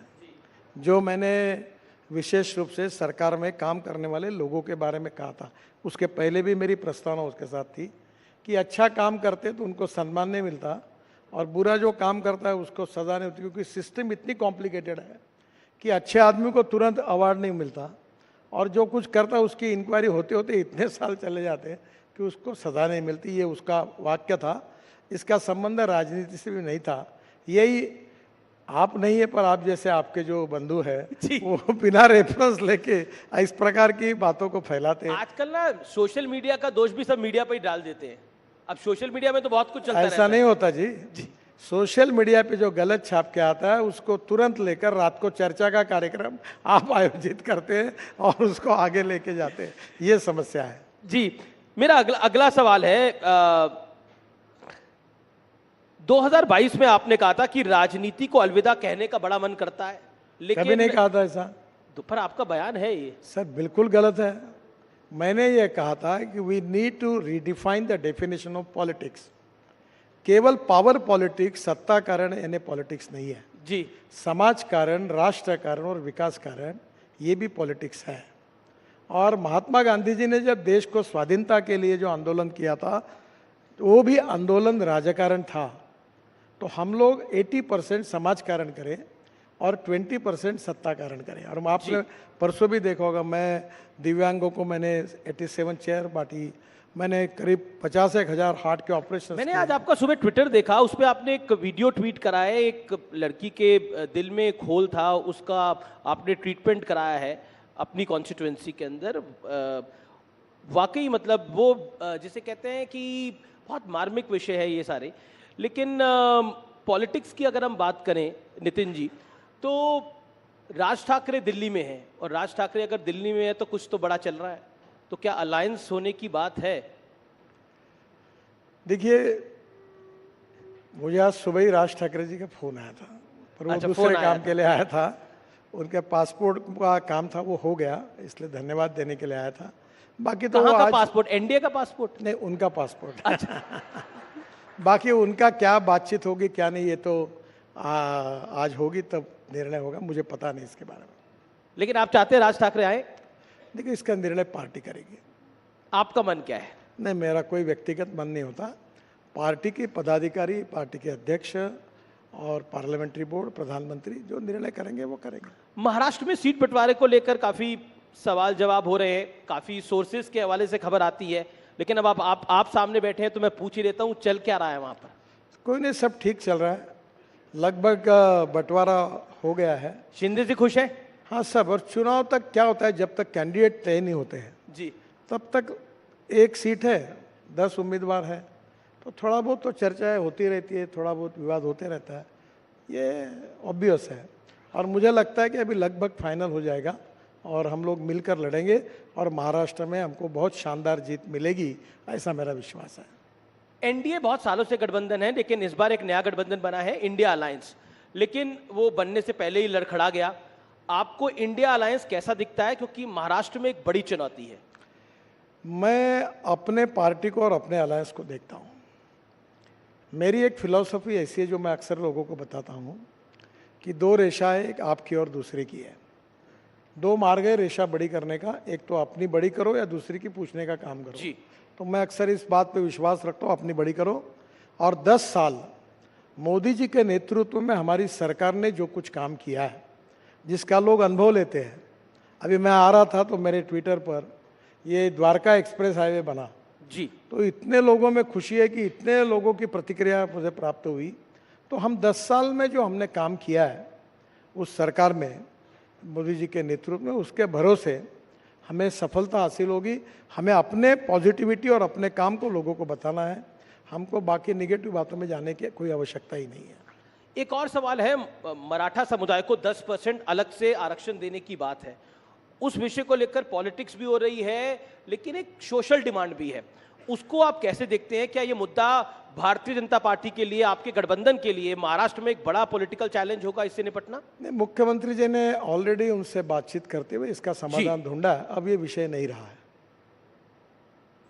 आप कह रहे हैं ये विषय नहीं है अब, लेकिन चुनावी बॉन्ड तो विषय है, उसको लेकर बहुत सारे सवाल जवाब हो रहे हैं। राहुल जी ने तो कह दिया ये बीजेपी का सबसे बड़ा चुनावी घोटाला है। मुझे लगता है कि अभी भी सुप्रीम कोर्ट में चर्चा हो रही है। सुप्रीम कोर्ट में जब ये मैटर सब जुडिस है तो उसके ऊपर कोई टिप्पणी करना कंटेम्प्ट ऑफ कोर्ट होगा। आप भी मत करिए, मैं भी नहीं करता। नहीं, मैं उसके तो ऊपर ज्यादा बोलना उचित नहीं होगा। नहीं, इसमें एक इत्तेफाक भी है कि अधिकतर जो बीजेपी को चंदा मिला है उन पे इंफ्रास्ट्रक्चर कंपनियां काफी सारी। अब ये इत्तेफाक देखो, है। एक बात मैं आपको बता सकता हूँ जी, कि मैं 10 साल में 50 लाख करोड़ रुपए के काम अवार्ड कर चुका हूँ। वाटर रिसोर्स है, शिपिंग में, बाद में रोड सेक्टर में, ropeway, cable car, tunnel, express highway, एक भी काम हमने ई टेंडर के बिना नहीं किया है। और मैं आपके सामने नम्रतापूर्वक आह्वान करता हूँ कि एक भी आदमी ऐसा होगा, आपको कानून में भी बताएगा कोई काम के लिए हमको पैसे देने पड़ेंगे तो मुझे आप बोलो, वो सज़ा मैं स्वीकारने के लिए तैयार हूँ। हम पूरी तरह transparent, corruption free, time bound और क्वालिटी कमिटमेंट के साथ हमने सबसे काम किया है और किसी प्रकार की गलत काम हमने नहीं किया। अक्सर ये दिल्ली और मुंबई में इस बात की बहुत चर्चा होती है कि बीजेपी पार्टी तो अमीर है लेकिन नेता गरीब है, कांग्रेस के नेता तो अमीर है लेकिन पार्टी गरीब है। इस पर आपकी टिप्पणी क्या है? मुझे लगता है कि देखो, कौन व्यक्ति अपने जीवन में जी कितना धनवान है ये उसके साथ जुड़ा हुआ सवाल है। पर मैं अक्सर एक बात कहता हूँ कि ईमानदारी से कोई आदमी अपने जीवन में उद्योग व्यवसाय से प्रगति करता है तो ये उसकी एंटरप्रेन्योरशिप, उसकी कंपनी, उसकी टेक्नोलॉजी, ये उसकी स्ट्रेंथ है। और ऐसे एंटरप्रेन्योर देश में बढ़ेंगे तो देश का विकास होगा। और मुझे लगता है कल जाकर यही एंटरप्रेन्योर्स विदेशों में जाके इन्वेस्टमेंट करेंगे। तो हमें ऐसी अर्थव्यवस्था तैयार करनी है जो रोजगार को निर्माण करने वाली है। और रोजगार निर्माण करना है तो कैपिटल इन्वेस्टमेंट लगेगी, एंटरप्रेन्योरशिप लगेगी, टेक्नोलॉजी लगेगी। और इसके आधार पर अगर हम अलग अलग क्षेत्र में जाकर कोई काम करता है तो वो केवल वेल्थ क्रिएटर नहीं है, एम्प्लॉयमेंट क्रिएटर है। उसकी जात, पंथ, धर्म, भाषा और पार्टी, इससे हमें क्या लेना देना है। लेकिन आपने जात धर्म की बात करी तो सीए को लेकर बहुत सारे सवाल जवाब हो रहे हैं। सीए चुनाव से ऐन पहले क्यों लेकर आए? उसका नोटिफिकेशन बाद में भी लाया जा सकता था या पहले भी 3 साल पहले भी लाया जा सकता था। देखो, संविधान में बहुत सी बातें स्पष्ट हैं जी, ये बिल्कुल स्पष्ट है कि जो हिंदू धर्म के हैं, बौद्ध धर्म के हैं, सिख धर्म के हैं या जैन धर्म के हैं, वो लोग अगर कहीं विदेश में जाएंगे जी, तो उनको वहाँ से निकाल दिया तो उनको जाने का अधिकार वाला कोई देश नहीं है। और इसलिए स्वाभाविक रूप से उनको हमारा संविधान कहता है कि उनको नागरिकत्व हिंदुस्तान में कानूनी दिया जा सकता है। तो नेचुरली बहुत सी बातें संविधान में स्पष्ट है, उसी के आधार पर निर्णय हुआ है। जी, एक सवाल आपके मंत्रालय से जुड़ा हुआ, आपने सड़क के मामले में तो वर्ल्ड रिकॉर्ड बना लिया, एक नहीं, एक दो नहीं, 7 वर्ल्ड रिकॉर्ड बनाए हैं। ऐसा कोई काम है जो बीते 10 साल में आप नहीं कर पाए और अब जब सत्ता में आएगी बीजेपी तो करना चाहेंगे? वो काम कौन सा है? देखिए, अभी तो रोड कंस्ट्रक्शन में हम 36 ग्रीन एक्सप्रेस हाईवे बना रहे हैं जी, और करीब 284 किलोमीटर हम 2 लाख करोड़ की टनल बना रहे हैं। और कश्मीर से कन्याकुमारी तक एक्सप्रेस हाईवे बन रहा है हमारा, लगभग दिसंबर तक पूरा हो जाएगा। अब हमारे यहाँ हमने पब्लिक ट्रांसपोर्ट और इलेक्ट्रिसिटी को चालू किया 260 जी, हम रोपवे, केबल कार, फेनिकुलर रेलवे बना रहे हैं। अब प्रधानमंत्री जी की सोच ये है कि हम 100 साल जब पूरे करेंगे तो उस समय हमारी विजन क्या होगी। तो public transport on electricity, water transport. जी, जैसे मैं जब शिपिंग मंत्री था तो मुंबई में नया एयरपोर्ट बन रहा है, नया मुंबई में, तो मैंने बीपीटी के तरफ से एक रिपोर्ट तैयार की है कि मुंबई के किसी भी दिशा से 17 मिनट्स में आप एयरपोर्ट जाएंगे। और नए एयरपोर्ट पर जेटी भी बनाई है। जी, जैसे टैक्सी है, एयर टैक्सी है, वैसे वाटर टैक्सी बनाई। और ये वाटर टैक्सी से आप वसई विरार से लेकर तो नरीमन पॉइंट से लेकर आप केवल 17 मिनट्स के अंदर नए एयरपोर्ट पे पहुंचेंगे। आपको इटली में एक वेनिस करके शहर है, जहां हम होटल में उतरकर पानी में ही अपना सामान रख के डायरेक्ट एयरपोर्ट पे उतरते हैं। तो उसी प्रकार की कल्पना है। तो पब्लिक ट्रांसपोर्ट में एम्फीबियस सी प्लेन मैंने प्रयोग किया था कि पानी पे उतरा हवाई जहाज। जी, तो ट्रांसपोर्ट सिस्टम में काफ़ी बड़ा रिवोल्यूशन होगा। और विशेष रूप से इंडिजिनस फ्यूल के आधार पर पब्लिक ट्रांसपोर्ट में, जैसे बड़ी बस है, तो मैं अभी बेंगलोर में स्टडी कर रहा था कि हमारे यहाँ बेंगलोर में हवा में चलने वाली डबल डेकर बस, उस प्रोजेक्ट को हम स्टडी कर रहे थे कि जो ऊपर के ऊपर चले, क्योंकि रोड बड़ा नहीं कर सकते। तो अब नेचुरली मेट्रो की कॉस्ट पर किलोमीटर 350 करोड़ आती है, और मैं जो टेक्नोलॉजी की बात कर रहा हूँ 20 से 25 करोड़ रुपए आती है। तो नए नए टेक्नोलॉजी का उपयोग करके अभी ये धौला कुआं से मानेसर तक बीच में ऊपर में पॉन्ड सिस्टम का भी हमने बीच में स्टडी किया था। तो ये नई नई जो टेक्नोलॉजी है ट्रांसपोर्ट सेक्टर में, वो भविष्य की टेक्नोलॉजी है, और उसके बारे में हमारे यहाँ कुछ अध्ययन भी हुआ।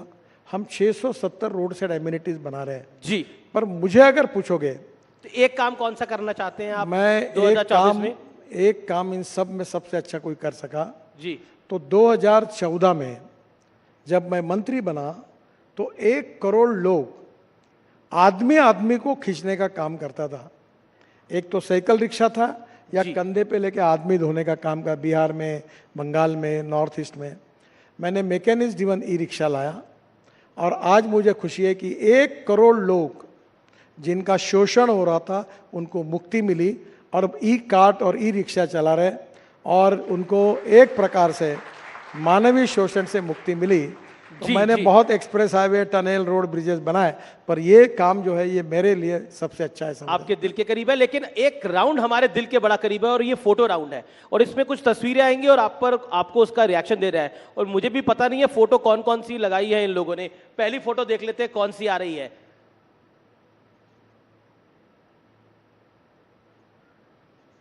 आ गई है फोटो पहली, ये ममता जी की है, सर पे चोट लगी हुई है इनके। क्या कहना चाहते हैं आप? उनका एक्सीडेंट होगा इसलिए बैंडेज लगा होगा। जी, अगली फोटो देख लेते हैं कौन सी आ रही है।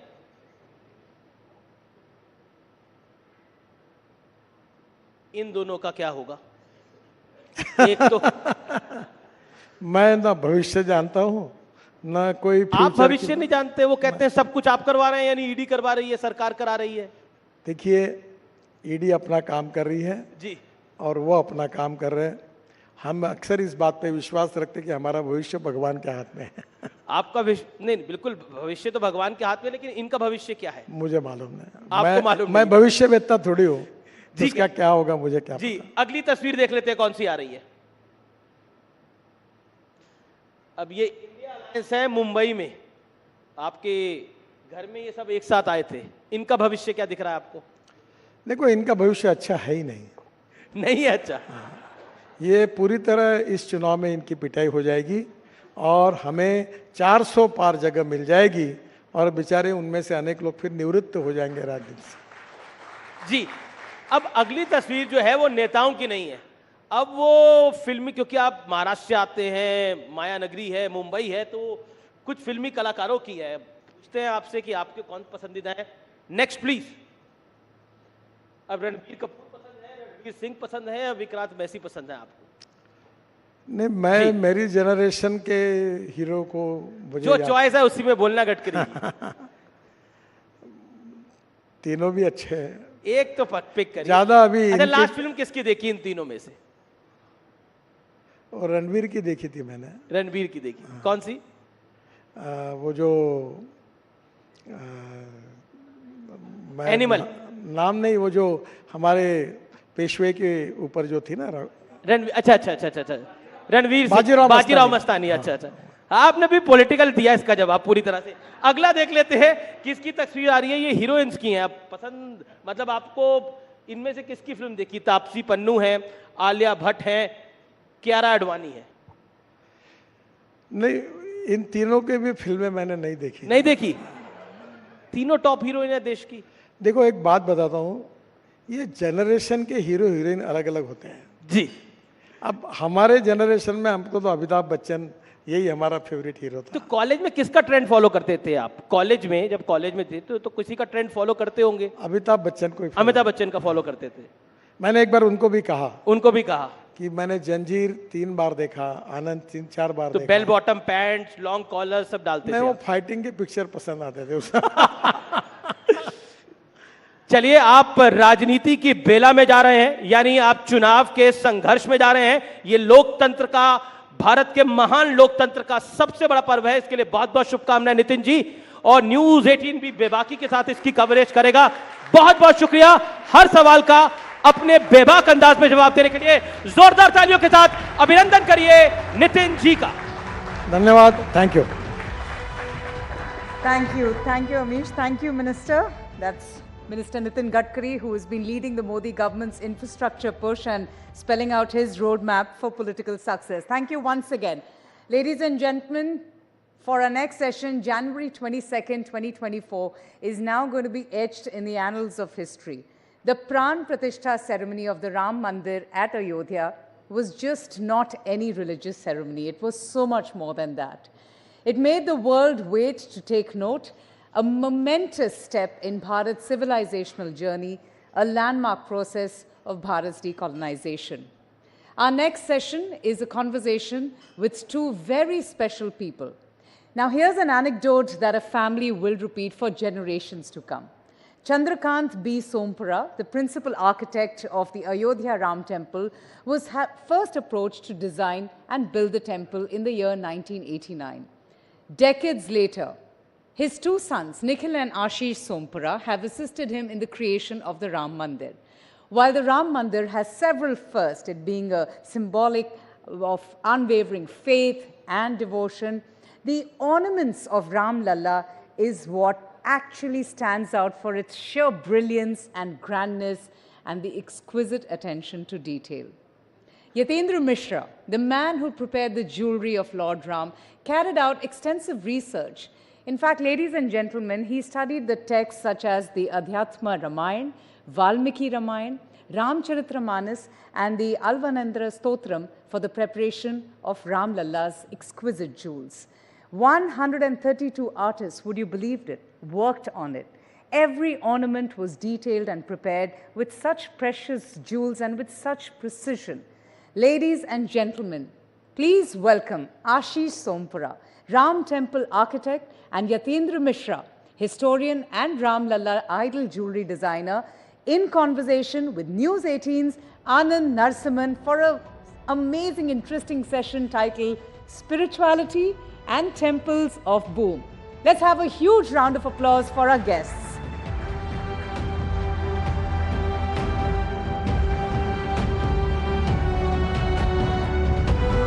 Welcome. Thank you, Anand.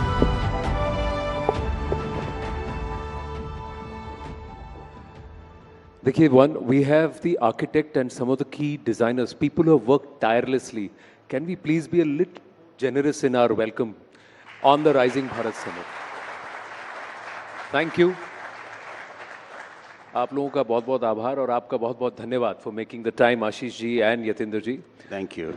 Ashish ji's father, his brother, they are all instrumental in reviving a shaili, which is one of the 3 remaining shailis of construction of temples. तो आशीष जी वहीं से शुरू करते हैं, फिर यतेंद्र जी will come to the effort that's gone behind Ramlala. Ayodhya से तो आपका एक और भी connection है, so we'll talk about that too. But how important is this shaili, the Nagara shaili? Somnath temple, Akshardham temples, and now temple of Ramlala. Shailis are basically divided from the south to north. It's divided the Indian continent, the whole Indian, the original Indian continent has been divided in the north, middle, and the southern. And each and every shaili is being like the basics are the same, but according to the climatology, according to the geographical condition, according to the material what you are getting, from that part it has been developed in certain ways. But the Naga shaili, which is like the northern side, from the whole, if you can say the Gujarat, the Madhya Pradesh, Uttar Pradesh, and all that, that is covered by the Naga shaili.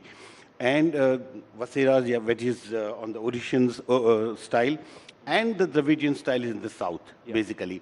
The concepts are different, the material is different, but I can say one thing, Nagar shaili is been developed in certain way that it has been architecturally well developed thing शैली है जो पूरा का पूरा शैली जो है वो एक बहुत वेल डेवलप्ड है क्योंकि इसमें पर्टिकुलरली हर एक भगवान के लिए हर एक चीज़ के लिए क्योंकि हमारे नॉर्थ में जैनिज़्म भी है हिंदुइज़्म भी है लेकिन हर एक का उस नागा शैली के अंदर हर भगवान का भी एक शिखर स्टाइल है एक अलग इंडिविजुअलिस्टिक अप्रोच दिया गया है उसके अंदर एक आर्किटेक्चर का पर्टिकुलरली सो नागा शैली इज़ अ वेल डेवलप्ड शैली in northern part so obviously और राम मंदिर भी नॉर्दर्न इंडिया में है तो उस शैली का चयन उसी टाइम से पिताजी ने कर लिया था कि 1989-90 में जब ये डिज़ाइन हुआ था कि नागा शैली में इसका मंदिर बनना है पर उस 80 के दशक में जब चंद्रकांत जी ने इसकी कल्पना की थी ये जो शैली है क्या ये विलुप्त हो रही थी what has this boom of construction of temples done इसके पीछे की जो कहानी है क्योंकि मंदिर तो सबको दिख रहा है उसके पीछे की कहानी आज हमें बताइए नहीं ऐसे विलुप्त नहीं कह सकते हैं विलुप्त नहीं हुई थी क्योंकि माय ग्रेट ग्रैंडफादर जिन्होंने सोमनाथ बनाया था वो भी नागा शैली का है वो एक उसमें भी नागा शैली में भी शांतार प्रसाद और निरंधार प्रसाद अलग से एक शैलियाँ हैं उसमें से तो सोमनाथ टेम्पल भी उन्होंने उस टाइम पे बनाया था तो विलुप्त नहीं हुई थी लेकिन प्रैक्टिस बहुत कम थी उस टाइम पे बहुत फ्यू कुछ फैमिलीज थी या ऐसा कह सकते हैं कि कुछ लोग मतलब ट्रस्ट थे या वही सब बनाते थे लेकिन डेफिनेटली राम मंदिर के बाद इसके अंदर काफ़ी कितने कारीगरों ने काम किया है इस पर रामलला पर राम मंदिर के अंदर अगर मैं कारीगरों की पर्टिकुलर बात करूं तो कम से कम 5 से 6 हज़ार कारीगरों ने काम किया है 6,000 कारीगर 6,000 आर्टिजन्स यानी 6,000 परिवारों की जीविका इस मंदिर के निर्माण से चल भी रही है डेफिनेटली और जीविका चलना ये बहुत मतलब बड़ी चीज़ हो गई अब लोगों को लिए कि अभी मंदिर कंस्ट्रक्शन टेम्पल कंस्ट्रक्शन इतना ज़्यादा हो रहा है कि पहले क्या था कि मंदिर के कंस्ट्रक्शन कम होते थे तो उनके फैमिली के लड़के जो ये काम करते हैं क्योंकि ये भी एक जनरेशन के बाद जनरेशन वाला काम था तो बहुत कम होते जा रहे थे लेकिन इसके बाद अभी इतना रिवाइव हुआ है कि काफ़ी लोग अभी इसके अंदर आ रहे हैं और इसके काम के लिए मतलब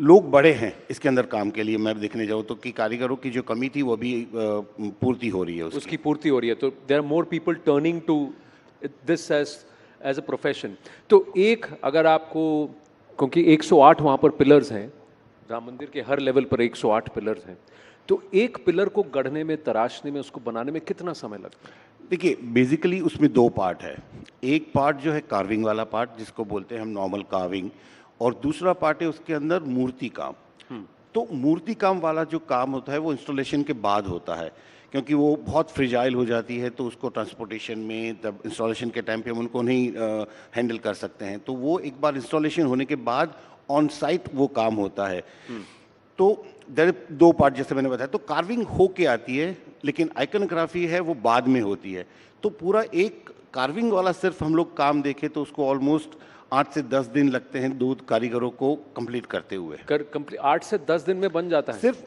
कार्विंग ओके मूर्ति काम की बात नहीं कर रहा हूँ मूर्ति की आप बात नहीं कर रहे हाँ क्योंकि मूर्ति काम इंस्टॉलेशन के बाद होता है तो वो एक अलग पूरा वो एक अलग यतेंद्र जी एक बात बताइए राम मंदिर ही तो है ठीक है केस जीत लिया गया मंदिर बन गया why make such a big deal out of it बहुत लोग ये कहेंगे what's the importance of this time लोगों के एक बात का जवाब देने के लिए शायद मैं यहाँ नहीं हूँ लोग क्या कहते हैं इससे राम मंदिर को फर्क नहीं पड़ता आस्था की बात है भारत के एक सांस्कृतिक प्रतीक की बात है राम जी की और जिस आइकोनोग्राफी की आशीष जी बहुत सभ्यता से बहुत संकोच से बात कर रहे हैं वो बड़ा कठिन और पेचीदा काम है क्योंकि एक आइकोनोग्राफी जब डिफाइन होती है हम सब लोग साथ में उसको देखते हैं जब तो अगर एक आइडल एक कोई कथा प्रसंग उसमें चुन लिया गया है हर मंडप का अलग अलग सिस्टम है कि रंग मंडप, फिर नृत्य मंडप, आगे जाकर गुड़ी मंडप तक जाता है।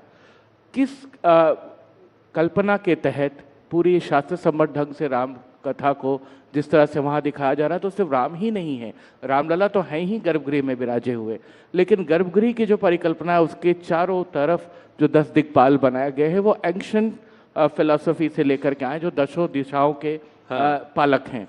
और अगर आप ये जरा विवरण बताइए कि where is it inspired from, is it mentioned? ये पूरे मंदिर में, अगर आप मंदिर पे जाएंगे और बाहर से ही शुरू करेंगे सिंहद्वार से और अंत तक जाएंगे और बाद में परकोटे तक आएंगे, तो करीब भारत के जितने भी प्रकार की जो आइकोनोग्राफी, मूर्ति विज्ञान में माइथोलॉजी का जो पार्ट है, चाहे वो श्रीमद् भागवत महापुराण का मामला हो, अध्यात्म रामायण का मामला हो, रामचरितमानस और वाल्मीकि रामायण है, वो तो मौजूद ही है। विष्णु के इनकारनेशन की भी बात है कि विष्णु के महाअवतारों का वर्णन है, दशों दिशाओं का मामला है, कौन से मंगल प्रतीक हैं जो वैष्णव परंपरा में, जो वैष्णव सेक्ट में चलते हैं, वो सारी चीज़ें दिखाई जा रही हैं।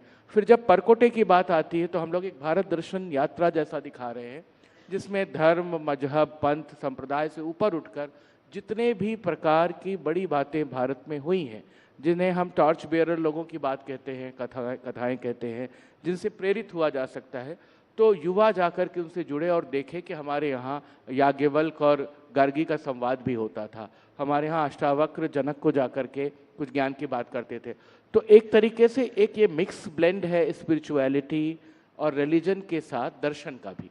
तो भारत जिस रूप में बना है, भारत की जिस रूप में उपयोगिता है, मुझे लगता है कि मंदिर उसको बहुत अच्छे से प्रदर्शित कर रहा है।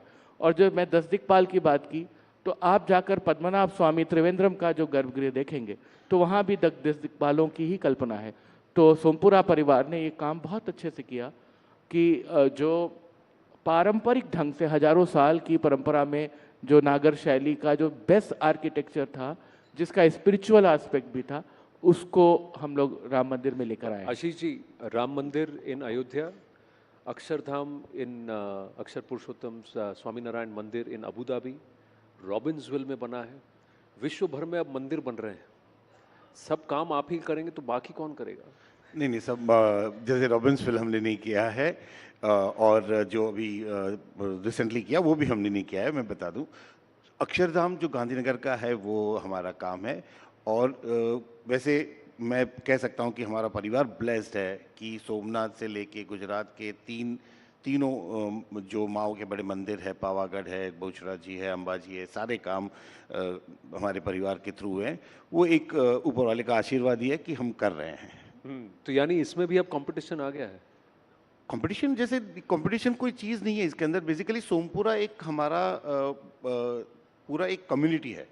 इस कम्युनिटी में मेजॉरिटी लोग अभी तक इस काम से जुड़े हुए थे। पहले तो सारे के सारे इसी काम से जुड़े हुए थे, लेकिन जैसे बीच में एक क्वेश्चन आया कि जिसमें मंदिरों का काम बहुत कम हो गया, ये हो गया, लोगों को ऐसा लगा कि ये काम करना मतलब पत्थरों पे कार्विंग करना वो थोड़ा नीचा समझने लगे लोग, तो उनके परिवार के लोग फिर दूसरे और बिजनेस में जाने लगे, वो करने लगे।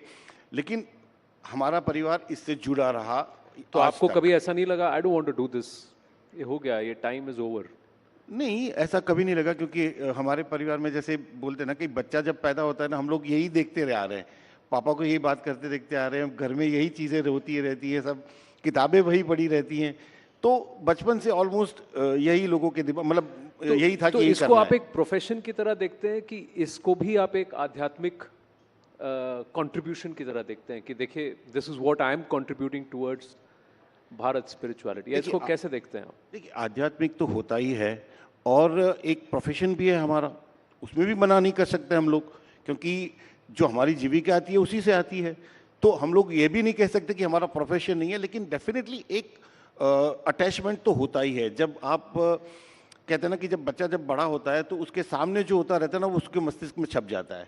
तो यही चीज़ है कि हमारे मस्तिष्क में यही चीज़ें छपती रहती है। तो जब आपके पिता ने उसको बनाया था, दी आर्किटेक्चरल ड्राइंग चंद्रकांत जी ने बनाया, वो समय और था, व्हेन द कंस्ट्रक्शन हैपेंड, वो समय वो दौर कुछ और है।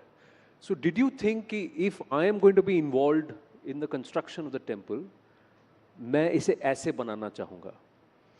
कुछ आपने ऐसा सोचा कि आपकी परिकल्पना थोड़ी अलग थी? What is it that you did differently? और you did which you felt कि अगर उस टाइम में अगर कोई मंदिर बनता रामलला के लिए तो ऐसे ही बनता?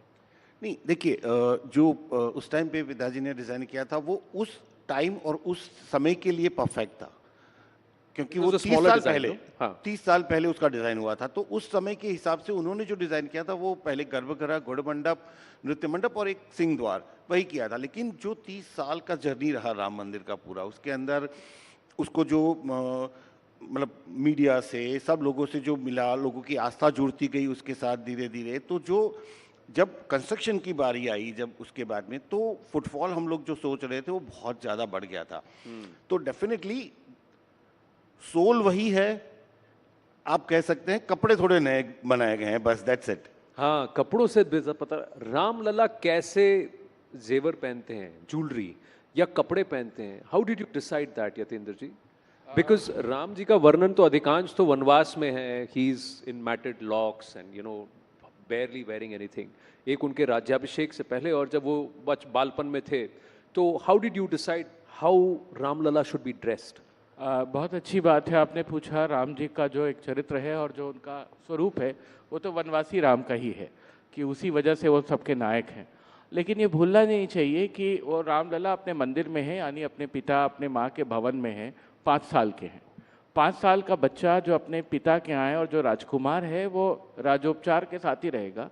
किसी भी बड़े आदमी का, या जो उस ज़माने के तो अखंड आर्यावर्त के सम्राट थे राजा दशरथ, तो रामलला का जब कंसेप्ट मुझे दिया गया कि आपको सारी ज्वेलरी के बारे में अवधारणा विकसित करनी है, ये चैलेंजिंग था, लेकिन पूरा ट्रस्ट इसमें इन्वॉल्व था। और श्री गोविंद देव गिरि जी महाराज, उनसे हम लोग इंस्ट्रक्शन लेते थे और चंपत राय जी उसमें पूरा सहयोग देते थे कि पहले इसकी अवधारणा देखो कि किस तरीके से हम अपने रामलला का श्रृंगार कर सकते हैं।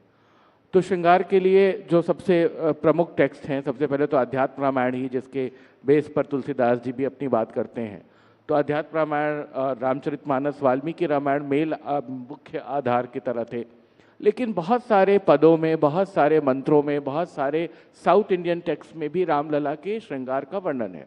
यमुनाचार्य जी एक बड़े संत हुए साउथ के, उन्होंने आलवनदार स्तोत्र लिखा, तो वो लक्ष्मी नारायण जी और तिरुपति बालाजी और तमाम जगहों पर उनके श्रृंगार की अवधारणा के हिसाब से वहाँ बताया जाता है।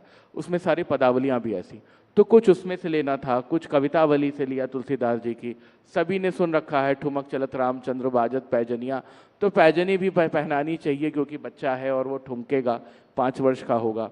और कुछ प्रतीकात्मक चीज़ें हैं जो श्री राम को धारण करनी चाहिए। उनके हृदय पर श्रीवत्स चिन्ह बना हुआ है, वो कौस्तुभ मणि धारण करते हैं। अब कौस्तुभ मणि क्या हो? कौस्तुभ मणि एक दिव्य मणि है, लेकिन कौस्तुभ मणि किस चीज़ की बनती है, कुछ ऐसा तो सामने था नहीं। तो उस पर बहुत सारा मंथन हुआ। फिर ये हुआ कि वो सूर्यवंशी हैं, सूर्य का प्रतीक लाल होता है रंग, माणिक यानी कि हम रूबी इस्तेमाल करें तो रूबी और डायमंड के एक बड़े उसमें कटिंग में एक ऐसा मणि धारण कराई जाए। तो इस तरीके से उसकी अवधारणा बनी। ऐसे ही मुकुट की अवधारणा बनी। वैजंती माल पहनाया जाता है भगवान को। वैजंती माल विजय का माल होता है, और जहाँ मंदिरों में आप देखते हैं रंग बिरंगे फूलों के एक बड़े हार होते हैं, तो इसे हुआ कि इसे स्वर्ण आभूषण में निर्मित किया जाए। तो जितने वैष्णव प्रतीक हैं राम जी के, शंख चक्र पद्म गदा, ये सारी चीज़ें उसमें बनाई गई। फिर 5 प्रकार के फूल बनाए गए उसमें। 5 फूलों का कहते हैं कि वो देवता को पसंद है। तो उसमें आपका लोटस था, कमल था, कुंद था, कुंद की माला सरस्वती को भी पहनाते हैं, पारिजात, तुलसी, तो तुलसी पत्र तक उसमें लगाया गया। तो इस तरीके से छोटी छोटी डिटेलिंग हम लोगों ने की उनकी अवधारणा रचने में भगवान की। और जितने भी गहने पहनाए गए, कोशिश की गई कि वो एंशिएंट टेक्स्ट से रेलिवेंस उनका बनता हो। जैसे एक हार होता है जो 4 या 5 लड़का, आज 5 लड़ा 7 लड़ा कहते हैं, उस जमाने में उसे पदिक कहते थे। तो पदिक निकाला गया वाल्मीकि रामायण से। इसी तरह से बाजूबंद को भुजंग कहते थे, तो हमने उसका टर्मिनोलॉजी भी वैसे ही रखी कि कल को कोई इसकी डिटेलिंग करना चाहे, इस पर कोई स्टडी करना चाहे। और ये बहुत बड़ा चैलेंज था। विष्णु के बहुत मंदिर हैं, कृष्ण के बहुत मंदिर हैं, लेकिन श्री राम का मंदिर इस रूप में पहली बार उस तरह से एक अवधारणा थी कि जिस तरह से एक राजकुमार को 5 साल के बालक को पहनाना है। या मेरा अगला प्रश्न वही होने वाला था कि बाल कृष्ण के बहुत सारे मंदिर हैं। अब जैसे गोवर्धन है, अब वो श्रीनाथ जी हो गए, Guruvayur in the south, Udupi, तो सब जगह बाल कृष्ण के हैं, पर बाल राम के, जो रामलला के मंदिर ज्यादा नहीं हैं। राम जी के मंदिर का एक अयोध्या में बड़ा मजेदार कंसेप्ट है, बहुत ही यूनिक है। अगर आप में से कोई गया हो, राम वहाँ पर है लेकिन कई रूपों में है। अगर आप कनक भवन में जाएं तो वहाँ दामाद के रूप में पूजे जाते हैं, वहाँ वो पाहुन है। हाँ। तो वहाँ पे उनकी वेशभूषा सन इन लॉ की है। अगर आप वहाँ पर जाएं रतन सिंहासन में तो वहाँ राजाधिराज राम है। अगर आप रंग महल में जाएं तो वहाँ पर रंगधीर है। तो हर रूप पे वनवासी राम तक अयोध्या में है। लेकिन बालक राम, और बालक राम जो जिसे अभी पता नहीं कि भी उसका विवाह भी होने वाला है या उसको वनवास भी मिलने वाला है, वो अपने माता पिता के घर में पुष्पित और पल्लवित हो रहा है, अपना उसकी एक पढ़ाई लिखाई हो रही है। पर तो इस रूप में रामलला का मंदिर देखना चाहिए। तो एक दो प्रश्न और है कि सामान्य रूप से पूछा जाता है कि रामलला की जो मूर्ति है जिसे अरुण योगीराज जी ने गढ़ी, वो काले पत्थर में है और उनका रंग श्याम है। भले ही वर्णन उनका हमेशा श्याम रहा है, लेकिन राम जी हमेशा श्वेत दिखे हैं पूर्व में और उत्तर में उनकी मूर्तियां। तो इसका कोई एक पॉलिटिकल मुझे लगता है भी है कि देखिए दक्षिण भारत की तरफ रुझान है, तो इसलिए वहां से भी लोगों को आकर्षित करना है, इसीलिए मूर्ति। मुझे ऐसा तो नहीं लगता है, क्योंकि बहुत जगहों पर जो मूर्ति की अवधारणा है, जब जिन कालों में मूर्तियां बनी, और खास करके पुराने समय में जब राजशाही रही होगी या जब जिसका अलग अलग साम्राज्य रहा, तो अपने ढंग से जिसने जैसा पसंद किया होगा, उस समय के स्कल्प्टर्स कौन रहे होंगे, उन्होंने कैसा बनाया और क्या रूप पसंद किया गया। आशीष जी जानते हैं, हम सब लोग उसमें थे जब 3 लोगों ने मूर्तियां बनाई और 3 लोगों में से एक का चयन हुआ। तो एक मूर्ति तो पांडे जी की मूर्ति तो सफेद पत्थर पे ही बनी थी। हाँ, बनी थी सफेद पत्थर पे। तो अब वो तो ट्रस्ट ने तय किया कि कौन सी मूर्ति होगी। और मुझे लगता है कि ये मेरा थोड़ा सा स्पिरिचुअल जवाब है इसका कोई पॉलिटिकल कनोटेशन नहीं लेना चाहिए। रामलला ने खुद तय किया किस मूर्ति को आना है मंदिर में। वो प्रभाव ऐसा ही है, क्योंकि किसी भी, जो कि जब ज्वेलरी भी बन रही थी, मनीष त्रिपाठी जी ने जब वस्त्र अवधारणा रखी, आप किस भाव से देखते हैं रामलला को, आप अपनी भक्ति में कृष्ण, राम या शिव को किस भाव से देखते हैं, उसी का मैनिफेस्टेशन आपको रिफ्लेक्ट होकर के मिलता है। तो मुझे नहीं लगता है कि इसके पीछे, और जहाँ तक मेरी समझ है, जितना मैं असिस्ट कर रहा हूँ मंदिर के काम में नृपेंद्र मिश्रा जी को या ट्रस्ट को, मुझे नहीं लगता है कि कोई राजनीतिक दबाव कोई रहा होगा या कहीं से किसी ने कहा होगा कि ऐसा करना चाहिए। क्योंकि खुद मैंने मंगल ध्वनि का आयोजन किया था 22 तारीख को, और बाद में श्री राम राग सेवा हुई। 45 दिनों तक देश के सारे मूर्धन्य कलाकार गए। तो मुझे बिल्कुल मुक्त हस्त काम सौंप दिया गया था कि आप इसे करिए, और मुझे किसी ने कोई हस्तक्षेप नहीं किया, बल्कि सहयोगी किया। कोई हस्तक्षेप नहीं किया। What does this temple mean for all of us? Why is it so important कि लोग कहते हैं कि 1000 साल तक अब ये नहीं गिरेगा? आशीष जी, देखिए, इसके अंदर बेसिकली जो कंस्ट्रक्शन टेक्नोलॉजी है वो हमारी बरसों पुरानी जो टेक्नोलॉजी है, जो स्टोन के साथ दूसरे स्टोन को जोड़ के बनाने की। तो इसमें सलिया, आयरन सब यूज नहीं किया गया? नहीं, बिल्कुल कहा जाता है बहुत कंक्रीट सलिया सब डाला गया है, ये सब कहने की बातें हैं कि कुछ नहीं। बिल्कुल नहीं। कोई मुझे बता दे कि एक स्टील का टुकड़ा भी डाला गया हो, क्योंकि स्टील को शिल्प शास्त्र में शुद्ध धातु माना गया है। और बेसिकली वो इसलिए नहीं डाली जाती कि एक मैग्नेटिक फील्ड बनता है, जब हम टेम्पल आर्किटेक्चर बनाते हैं तो एक मैग्नेटिक फील्ड बनता है जो इसको स्टील डिस्टर्ब भी करती है। और सब लोग जानते हैं कि अगर स्टील कहीं पे भी यूज़ हुआ होता है तो वो 100 साल, उसकी उम्र ज़्यादा नहीं रहती है, 100-125 साल में उसका डिटोरेशन होने लगता है। जबकि ये पूरा नेचुरल मटेरियल, नेचुरल स्टोन से बना हुआ है टेम्पल। और इसके सारे के सारे डायमेंशनिंग जो है वो शास्त्रोक्त रहते हैं। हर एक डायमेंशन गर्भगृह के डायमेंशन के हिसाब से ही उसके डायमेंशन रहते हैं। लेकिन इसके लिए स्पेशली आई थिंक मैं ये प्राउडली कह सकता हूँ कि ये शायद विश्व का पहला मंदिर होगा जिसका 3D स्ट्रक्चर एनालिसिस हुआ है for 2500 years bye CBRI Roorkee. Wow. So that means, so you are people who believe that Sanatan will exist for 2500 years, because there are others who say कि सनातन को तो अब खत्म कर देना चाहिए। मतलब टेम्पल तो रहेगा, आई डोंट नो बाकी का तो क्या है। टेम्पल तो 2500 साल तक वैसे ही रहने वाला है। टेम्पल रहेगा। Quickly sir, have to wind up जी। मुझे बस ये कहना है, एक डिस्क्लेमर की तरह आपके मन से कहना है कि बहुत सारे लोग बहुत बातें कहते हैं और तमाम बातें कहते रहते हैं। जो रील चलती रहती है, जो पॉडकास्ट चलते रहते हैं, उसमें से आधी हकीकत और आधा फसाना लेकर चला करिए। बहुत सारी जो ग्राउंड रियलिटी है वो बिल्कुल डिफरेंट है और बहुत अच्छे से, बहुत साइंटिफिक ढंग से बन रहा है। कौन क्या कर पाएगा ये तो मैं नहीं जानता, लेकिन असनातन एक विचार है, उसको कौन उखाड़ पाएगा मुझे नहीं लगता। वो परंपरा में ही जाने वाला है, लेकिन मंदिर रहने वाला है और 2-2,500 साल रहने वाला है। भगवान को याद करने के लिए शैतान का भी होना आवश्यक है। जी, बिल्कुल। Ladies and gentlemen, Ashish Sompura and Yatendra Mishra. Thank you very much.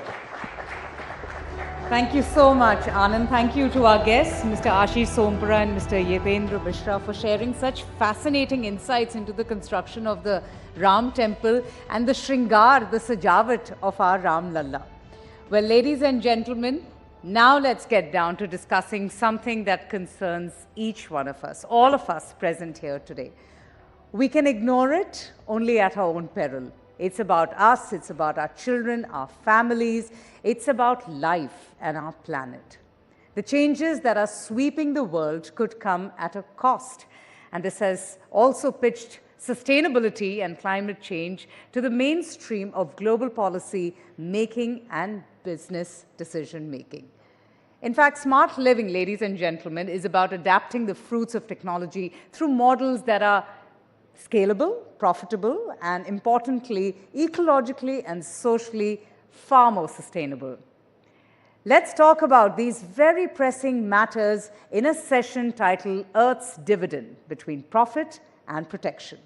Please join me as I call on stage Dr. Amina Gurib Fakim, who's the former president of Mauritius and an award-winning scientist, Mr. Erik Solheim, former executive director, United Nations Environment Programme, or UNEP, and the former Environment Minister, Norway, and they will be in conversation with News18's Palki Sharma. Palki, thank you.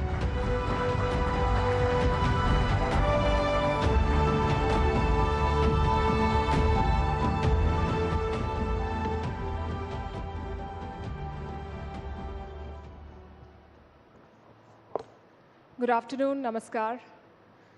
I would say this is the most difficult conversation of this summit because climate change does not have fun political one-liners. Climate change is not dramatic or urgent.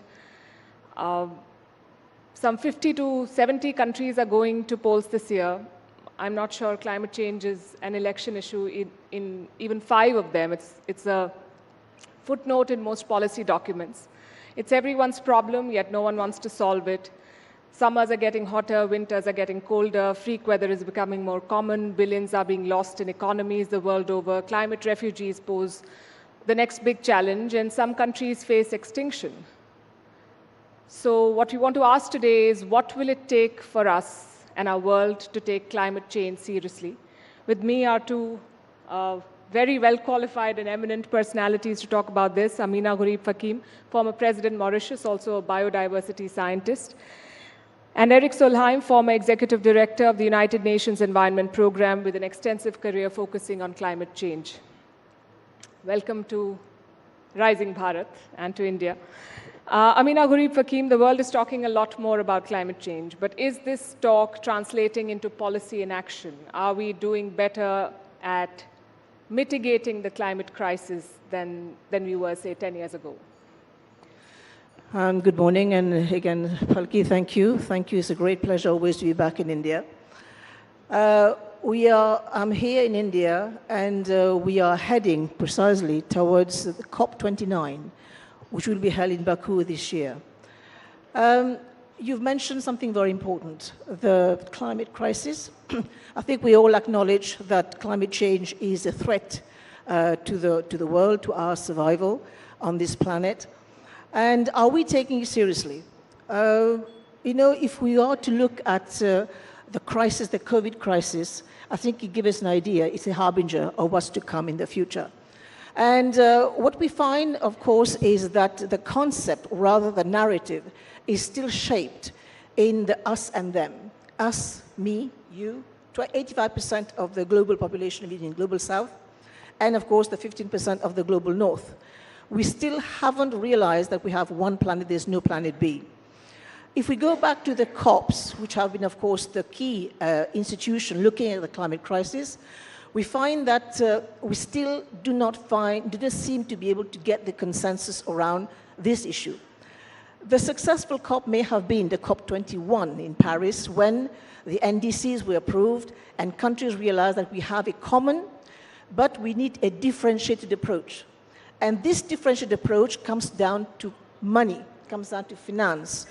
And we still, as we speak now, so many years after Paris, we still haven't come to the consensus of capitalizing the $100 billion for helping adaptation. I'm not talking about mitigation, but I'm talking about adaptation. We have seen subsequently incremental narratives of the Bridgetown Initiative. We talk about the loss and damage funds, but still they remain empty boxes. It becomes us versus them because someone has to fund climate action. Eric Solheim, and from where I'm seeing it, it's not a problem of money because there are governments that have poured billions of dollars into wars and the wars that suit them. So the money goes to Ukraine, but not necessarily to, say, the Sudan. So there is money. Is this a problem of lack of funds or lack of political will?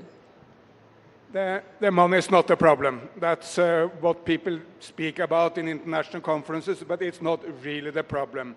And the reason for that is very simple. The price of solar energy has fallen by 90% in 1 decade. The price of wind energy has fallen by 85% in 1 decade.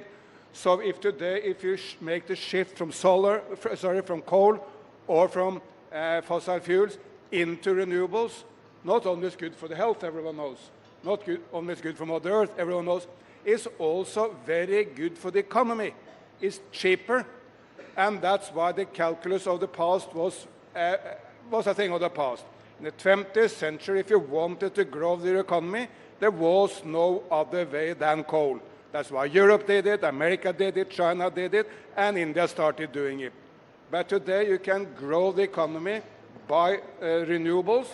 And frankly, this is why Prime Minister Modi is now leading India in the right direction. Because, mind you, he gets the big picture right. Prime Minister Modi understands that climate change and environment action is not a burden for India. It's an enormous opportunity. It's an opportunity for more jobs, getting people out of poverty, but doing it in a green way. And if I may add, maybe the best slogan I ever heard in India, Bharat, on this was Ola, the Uber of India, as you all know. They have a wonderful factory in Tamil Nadu, young Tamil ladies making electrical scooters, and the slogan is really captivating. It says, Tesla for the West, Ola for the rest. Because meaning that Bharat can get any number of jobs from moving into the green economy. You make interesting points, and you were telling me earlier that you believe that Indian culture is the best suited for climate action. Do you want to tell our audience about that? Sorry, Indian culture, you said, is better suited. Look, the old Brits had to put it mildly, very unfavorable view of the Hindu Dharma, or the traditional Indian culture. They saw it as a second-rate religion, with any number, millions of gods, didn't take it seriously at all. Then switched to 2024, and Hindu Dharma looks like the most modern of all religions. Why? Because look, in Christianity, while there is a strong drive to protect nature in Christianity, still the perspective is always that the human being is superior. Human being is superior to nature. While in Hindu Dharma, man is part of nature. Man is in nature. And that now looks such a modern perspective. And the old Indians, they venerated nature. They did it even to the extent of making God half animal, half human. I mean, Ganesh, half elephant, half human. Hanuman, half monkey, half human. And can there be a stronger signal of the unity of man, humans, and nature than making God half nature, half human? So what the Brits spoke so negatively about 100 years ago is now looking as the most modern of all global thought systems. That's a very interesting perspective.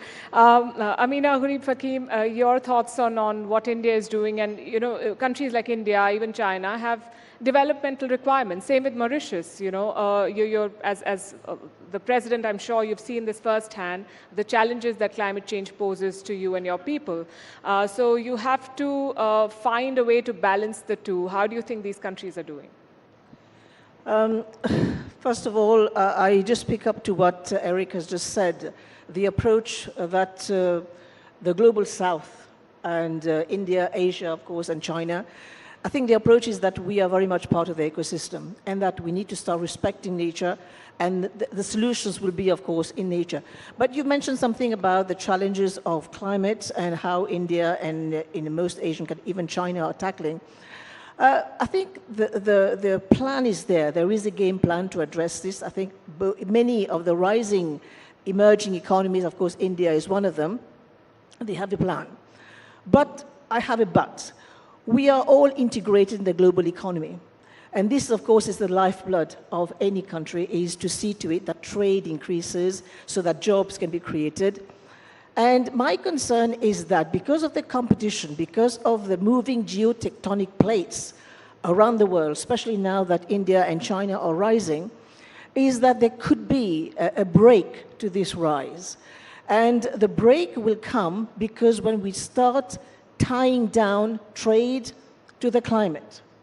It's a good point, but there is a downside to it. It can become a break. I mean, also have to bring in Africa, because this is where I hail from, is that there will be a tendency to link up trade to cleaner technologies. And those countries that haven't played catch up, they will find big problems in terms of precisely benchmarking themselves to that level to see to it that trade happens. And that's what I fear will be the tendency moving forward. And I think this is where I think India, I'm sure, is already mindful of the way that she's going to progress in the future, because India is set to become, of course, now we are fifth, is going to be, of course, higher in the ranking of emerging economies. So this is something that has to be borne in mind. You mentioned the debate on who is going to take responsibility, and that also brings us to the point of historical responsibility, and there are countries that have contributed more to emissions. Do you think that's a valid point that the Global South makes, and do you feel let down by rich countries that do not put their money where their mouth is? Absolutely. I mean, if you look at the continent of Africa, it has been less than 3% in terms of global emission. The Global North has been 25% as we speak. There has been an initiative to capitalize the fund, and here I make a pledge for more funds for adaptation. And where we are falling short is that the needs of the Global South, excluding China, is $1 trillion per year. And I don't see any country or any institution that is able to actually match and bring forward this amount of fund. So this will be the race. And again, the 100 billion which has come on board since Paris hasn't been capitalized. We still have a gap. And if you look at 100 billion in the world global economy of 100 trillion, it's not a lot. But I don't see the will or the appetite to take this risk to help poorer countries adapt. And this is where we are failing, because the future of the world will depend on the growth in the Global South. And of course, the prosperity in Global South matters. If you take one item like immigration, we find that how much this is impacting, of course, the Global North and, of course, the Global South economies. Is it domestic politics, Eric Solheim, that impacts this? Because, you know, we've seen climate deniers take high offices. We've seen the former US president who's in the race again. We've seen others. We've seen that when governments change, and now we're looking at many elections across the world, some regimes come with more intense and focused climate policies and others do not. And we know that climate action requires consistency. So do you think domestic politics plays a role, and how can we change that? Look, first of all, of course, no one should blame India or the Global South for climate change. The emissions of the United States of America up to this point are 25 times Indian emissions per capita. So stop blaming the Global South. By the way, American emissions are also 8 times Chinese emissions per capita. So get that out of the picture. The one thing the environment movement gets wrong, in my view, is it sometimes framing the message as a message for the young and trendy. But the message cannot be just for the young and trendy in Mumbai or Bengaluru. It must also be for the farmer in Uttar Pradesh, or for the coal worker in Jharkhand, or for the housewife in Telangana. I mean, it must be for the people. And the message is sometimes also so incredibly boring, it doesn't really work. So we need a better messaging to the people. And we need to do it much more about the love for nature, make it a lot more fun, a lot more exciting, and maybe the most important of all, get out the message that the green transformation is a help to the people. It's not a cost. It's an enormous achievement. Let me just give you a few examples from India itself. In Gujarat Desert, the Adani Group is now building the biggest individual solar and wind plant in the world. It's as much energy as all the hydropower consumption of my nation, Norway, and we are fully fueled by hydropower at a very, very high level of consumption. That one plant is as much as we consume overall in Norway. Then, in Omkareshwar, in Madhya Pradesh, at the Narmada River, L&T and Hartex Solar and other companies are building the biggest floating solar in the world. Amazing. It's as much as 4 times the most controversial hydropower plant, again, in my nation, Norway. So it's big. And when Prime Minister Modi came back from Ayodhya, from the Ram Mandir, his first step was to say, look, Ram was about energy. Can I serve the people of India better than launching an initiative for 1 crore, 10 million rooftop solar? The initiative is already out there. Go into the internet and Google it and look into whether you can apply for it yourself. So, and of course, all these are beneficial to the people, creating jobs, creating prosperity, and making sure that India do not need to pay for oil from Norway or from Russia or from Saudi Arabia, but can use the money for the people back home. But we need to change the conversation from a very boring, very centered on a few young people in the city conversation to this amazing conversation of how all people, also farmers and workers, everyone will benefit from the green transformation. So change the conversation. That's an interesting point again. Amina Gurib Fakim, we cannot talk about climate change and not mention big oil. And it's interesting that the last COP summit was hosted by one of the biggest oil producers in the world. There is again a debate on whether we should co-opt them, and can petrodollars meaningfully fund green transition? Is that the only way forward now? Palki, there is a lot of conversation about oil. And I think last COP in Dubai, they had big problem actually getting the wordings right in terms of phasing out oil. And unfortunately, if we call them down to brass tack, it will be difficult to phase out oil immediately. But I think what we can get from the oil industry is precisely their CSR in terms of capitalizing the global funds to be able to help countries adapt. And I think this is where we make a pledge, because we are in election year in the United States, in India, in many of the major countries, we are going to go for election. So capitalizing the Green Fund will not be a priority for many countries. We are, of course, running out of time, but we make a pledge to the big corporations. And this is where the SDGs make a difference vis-à-vis the MDGs, because this is where we call for the contribution of the private sector.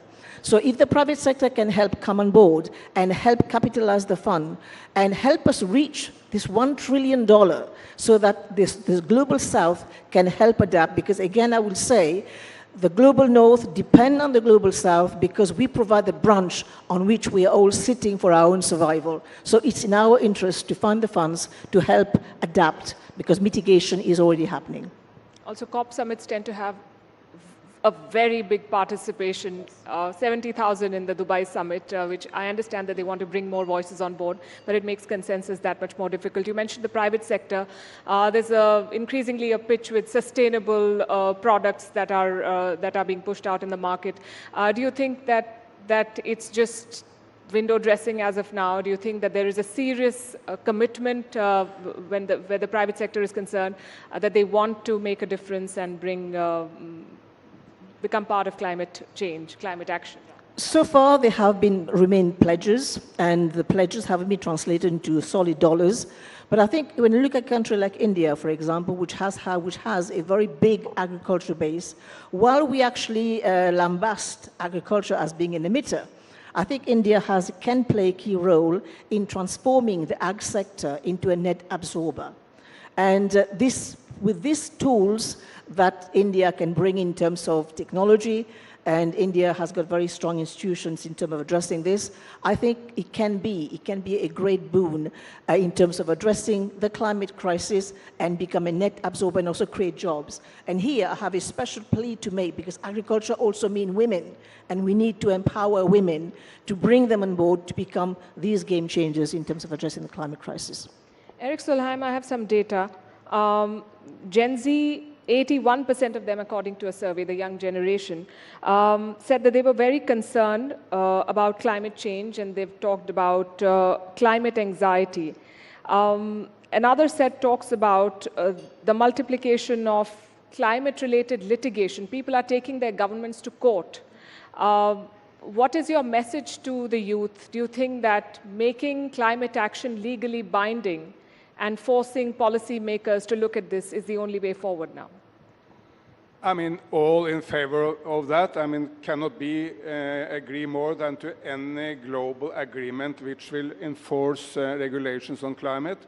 However, there is no need to wait for that, because acting on climate in India or any other place is creating more jobs, saving money on the global on the budget, and creating a much healthier and better society.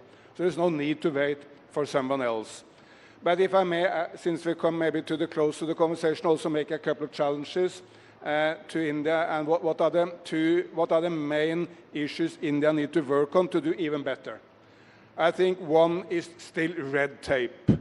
It takes too long to get permissions for renewable energies. That's, by the way, not just an Indian problem. It's a massive problem in the United States, in Europe, everywhere. One of the biggest wind makers in Europe told me, look, it takes a lot longer to get the permission to construct offshore wind than it actually takes to put up the windmills.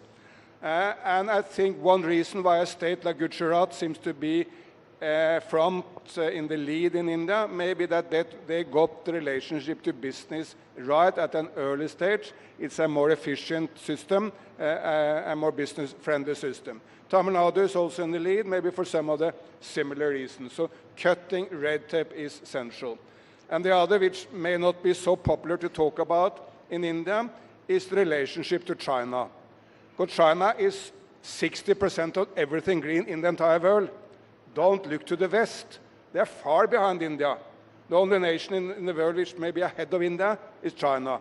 China is 60% of wind, solar, hydropower, electric cars, electric batteries, high-speed rail, whatever you look to, China is dominating. I think I'm going to interrupt there. Just one second on that. So the relationship between China and India is key, because tapping into this technology for India, while at the same time onshoring the jobs here. I mean, people in Bharat need jobs, so that is a first-rate issue for the development of renewables. India-China is a whole different conversation. Time is up, but I want one last word from you, your message to climate deniers. Climate is happening, climate change is happening, and I think all the indicators are pointing to this. But what I would like to see is more power, more technology, more finance to help us all together ride because its time is running against us. And let's empower the youth, because I think it's their planet at the end of the day. So we need to empower them. We need to empower women to actually bring on board the changes that we'd like to see. Thank you. Right. As they say, we are the first generation to feel the impact of climate change, and we may be the last generation that can do something about it. Thank you very much for your thoughts and for being here today. Thank you so much, Dr. Takeen, Mr. Solheim. Thank you for your time. That was indeed a very insightful and informative session on climate change, which is the greatest threat that the world is facing, and its devastating consequences if not addressed at the earliest. Palki, thank you so much as well. And ladies and gentlemen, we're going to get ready now for our next session. It's going to be with a person who's among the most talked about political figures in Eastern India these days. His career, ladies and gentlemen, took a definitive turn when on November 27, he decided to quit the Indian Administrative Service, or IAS, and he formally joined the party in power in the state. And during the past decade, He has played a key role in implementing several marquee projects, including the Sri Mandir Parikrama project, the renovation and restoration of ancient and some revered temples throughout the state, and the Mo Sarkar, which interestingly is an initiative to establish the dignity of the common citizen in government offices. Well, he now holds a cabinet rank position as the chairman of 5T, a charter of governance emphasizing transparency, technology, teamwork, and time leading and transformation. Some say that he is the chief minister in waiting. Well, he just could well be that. Let's hear it from the man himself. Please join me as I welcome Mr. V.K. Pandian, who's the chairman 5T Odisha, for a session titled P2P, Odisha's new mantra, in conversation with News 18's Zaka Jacob.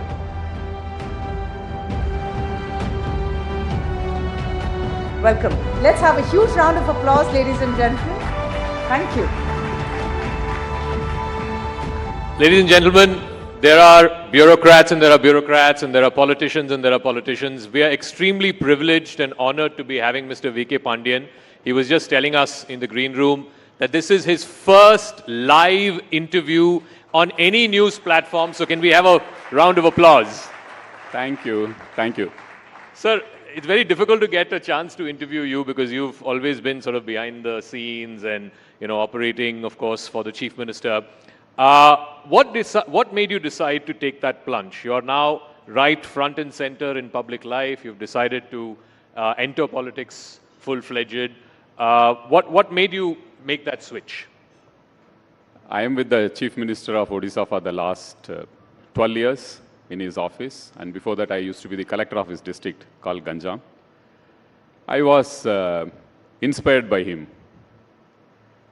The first reason I would say is that I was totally inspired by his commitment to the cause of people, commitment to public service. But 1 year back, if some of my friends have asked, somebody has asked my friends that whether Mr. Pandian will join politics, everyone would have laughed. I would have also laughed about that. After COVID, the grievance cell of Chief Minister's office was closed for, as a precautionary measure.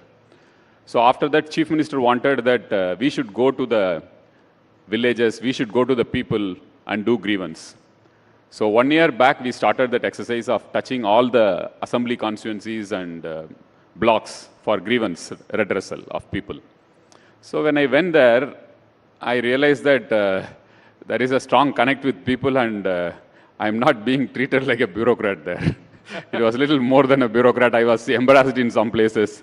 So I came and told Honorable CM, and he also saw the videos of people, how they respond to me, how they connect with me, the emotions overflowing. And then the inner calling came that, okay, maybe I should not be covered by that screen of bureaucracy. I should come out and help my guru, the Honorable Chief Minister of Odisha, as a nice disciple. So tell us a little bit more about your guru, your father figure. I mean, he will, by the middle of this year, become the longest ever serving Chief Minister in the history of India. He's already gone past Jyoti Basu. I think he'll go past Pawan Chamling by the middle of this year. It has never happened in the history of India. And you have seen firsthand why it has happened or what makes him tick. So tell us, what is the success of his longevity? I don't know throughout the world you have any parallel of a democratically elected leader continuing in a space as popular as the Chief Minister of Odisha and winning election after election with a higher margin instead of anti-incumbency having pro-incumbency. And he is now going to touch 2.5 decades. He started in a decade when newspapers were ruling the roost. Then came internet, then social media. So all these eras of public scrutiny he has stood. And his popularity ratings are the highest in the country for any chief minister. So I would say that one of the main reasons for his success is that he doesn't see politics as politics. He sees it as public service. And people also don't see him as a political leader. They see him as somebody who is there to serve them. I think that is the connect he has with people and which has made him very popular. What is the connect that you have? Of course, you've worked under him as a bureaucrat, you were his private secretary, you were district collector in his home district before that. But more than that, at a personal level, clearly something has inspired you to make that political plunge. It's a blessing to work with a great soul like him. I consciously use the word soul. It's more of values. It's not about a great leader doing great work. Many people will do great work. There may be great administrators, there may be great planners. This Chief Minister, Mr. Naveen Patnaik, has a great soul. I consider it as a blessing to be with him for more than a decade. And I thought as a disciple, I should try and do something for him at this point of time to help him reach out to the people. That's my only objective right now. So for such a popular chief minister, many would ask, why is he then allying with the BJP? What is this pressing compulsion? I don't think in Indian politics you have seen an alliance between a ruling party and the main opposition party. So something must have happened. Okay. Why somebody joins an alliance? Somebody joins an alliance because they want to win elections. Somebody joins an alliance because they want to have an impact in the electoral math. Here is a chief minister who is so popular in the state, and he gets 3/4 majority every time, Mr. Naveen Patnaik. The recently concluded Panchayat elections, he won symbol election. It's based on party symbol. He won 90% of the seats. And the second party was 5% seats, BJP. So Mr. Naveen Patnaik doesn't need an alliance to come back to serve the people. He doesn't need an alliance. You're saying BJP needs an alliance? No, I would say the same thing about Mr. Narendra Modi, the Honorable Prime Minister of India. Whatever surveys you are showing, whatever others are showing, that he is going to become the Prime Minister of the country. Mr. Naveen Patnaik is going to the Chief Minister of the state, undoubtedly, and Mr. Narendra Modi is going to be the Prime Minister.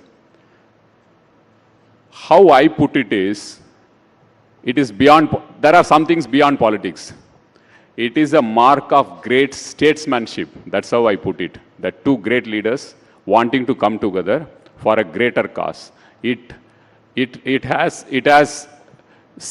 significance as two great people coming together as a mark of statesmanship. It has nothing to do with politics. That's how I see it. That's how I put it. And even the chief minister thinks that way. So you said in the... It has no electoral value either for BJP or for BJD. No, earlier in the first part of the answer, you said, why do parties align with each other? They want to win elections. They want to change the electoral map.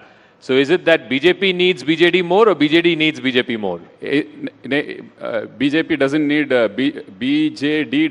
BJP to form government in the state, and BJP may not need BJD to form government in the center. That's why I made it very clear that it is to do with two individuals who share a great friendship amongst each other, and they see some things are beyond politics, and that is where you see a rare mark of statesmanship.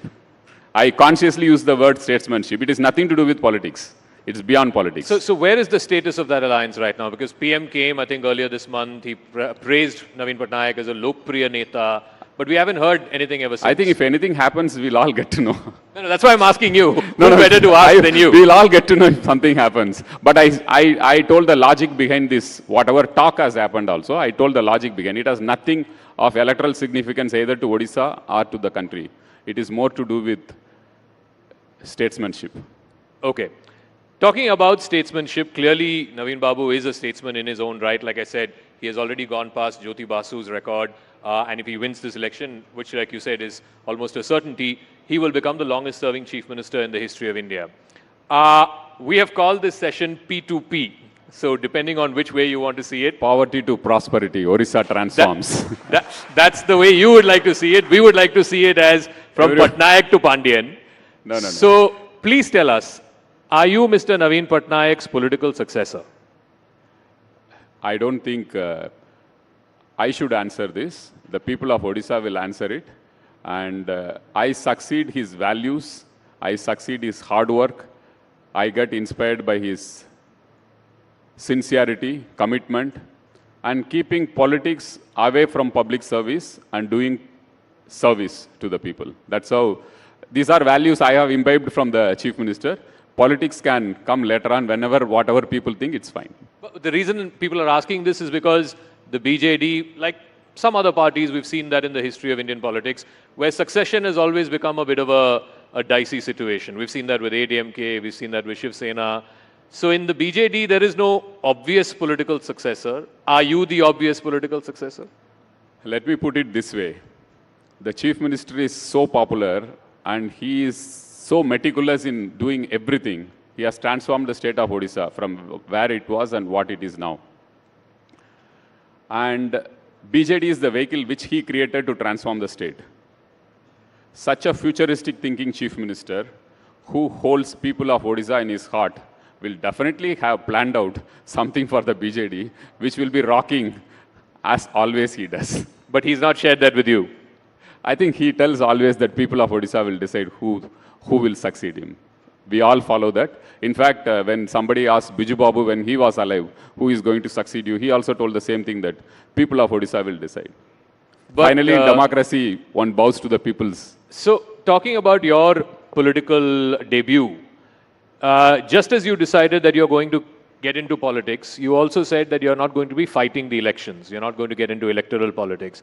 Why?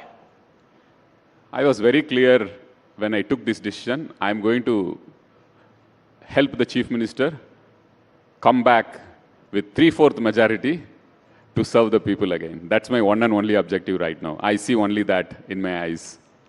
In politics, obviously, you'll be the subject of scrutiny by a lot of people, your political opponents, by the people of the state. When they attack you with the outsider tag, how do you respond to that? I know that last 3-4 years I have been the center point of attack of everyone in Odisha politics. Most of the opposition parties attack me. So that's part of the game. And whether I succeed or not, it's up to the people of Odisha to decide. But when they say that you're originally not from there, you're from Tamil Nadu. They have to come and see some of the meetings which I have with the people and the emotions which they pour out when they see, when they interact, or when they talk to me. I think that will clarify how they hold me, whether they hold me as one of theirs or whether they hold me as an outsider. It's the people of Odisha who finally decide.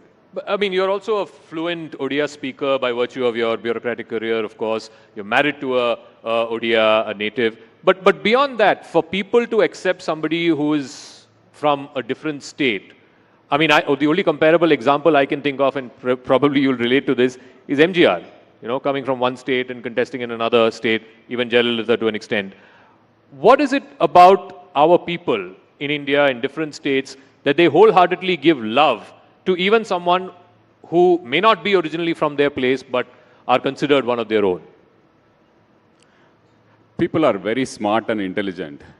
If Naveen Patnaik has succeeded so many years in Odisha, it's because people see his clear heart. He has heart in the right place. And they know that this guy wants to change Odisha, transform Odisha, and he is spending every minute of his time for Odisha and its people and its growth. So when people are so intelligent and smart,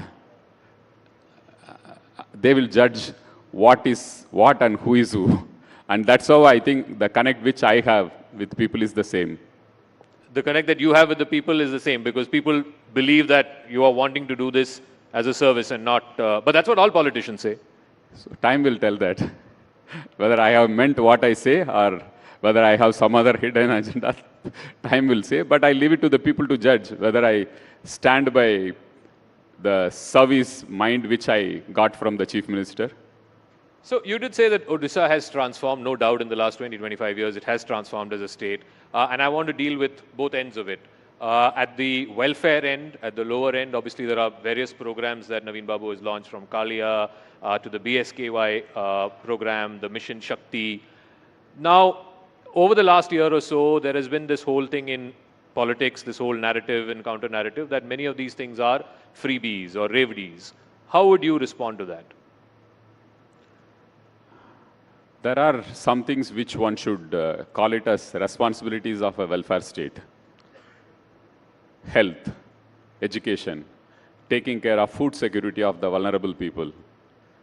All these one should, even United States does, take care of health, take care of education. You have public schools, you have public hospitals. What the Chief Minister has done is, why there should be a quality difference between a public school and a private school. He invested in public schools, transformed the public schools, like private schools are better than private schools. I'll be happy to share that we have about 8,600 high schools in the state.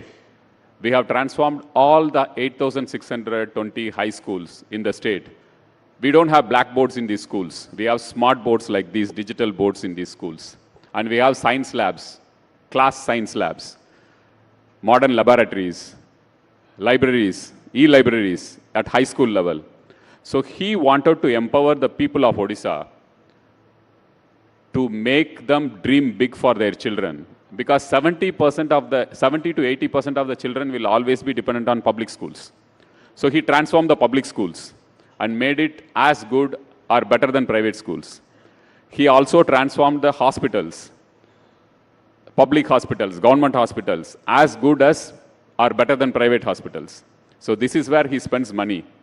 So health, education, food security, these are things which any government should do for its population, and people are happy about it. And if you want to take the state to the next level, 70% of the population who are dependent on public institutions should have the best access to public institutions. When you do that, you actually empower the people and make them dream big. That's when a state will go forward. I also want to ask you about the Sri Mandir Parikrama project, which is the temple heritage corridor project, the restoration of the Puri Jagannath temple, as well as other temples. You were telling us a short while back, there are 10,000 temples that have been revived and restored in the state. How would you respond to the charge that why should a secular state be in the business of restoring or reviving temples? I think it's part of our culture. Temples reflect, temples are an integral part of your culture. It reflects your history. You draw strength from your faith you have on these temples. You get peace there.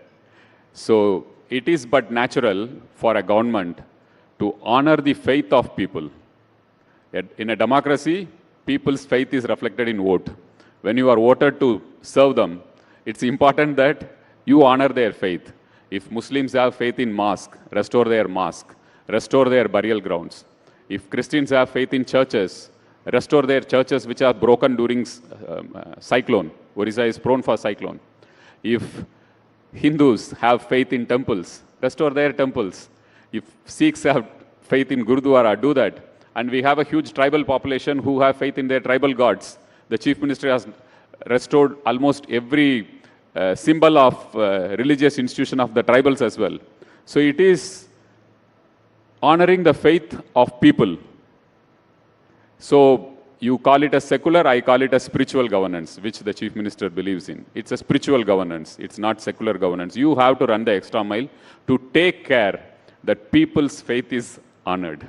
You don't think this will be a point of difference between you and the BJP because you split the alliance in 2009 after the Kandhamal riots?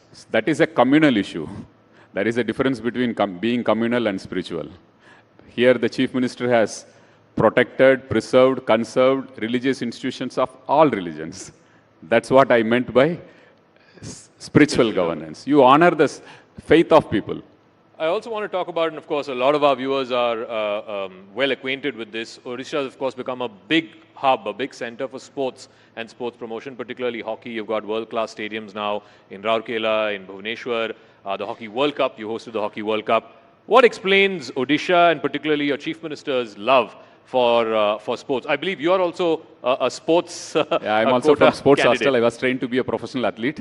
I left I was a middle distance runner and left halfway through because my father asked me whether you want to continue as a sports person and end up in railway stations as TTE after playing nationals, or you want to go a little further. That was the ecosystem which sports has.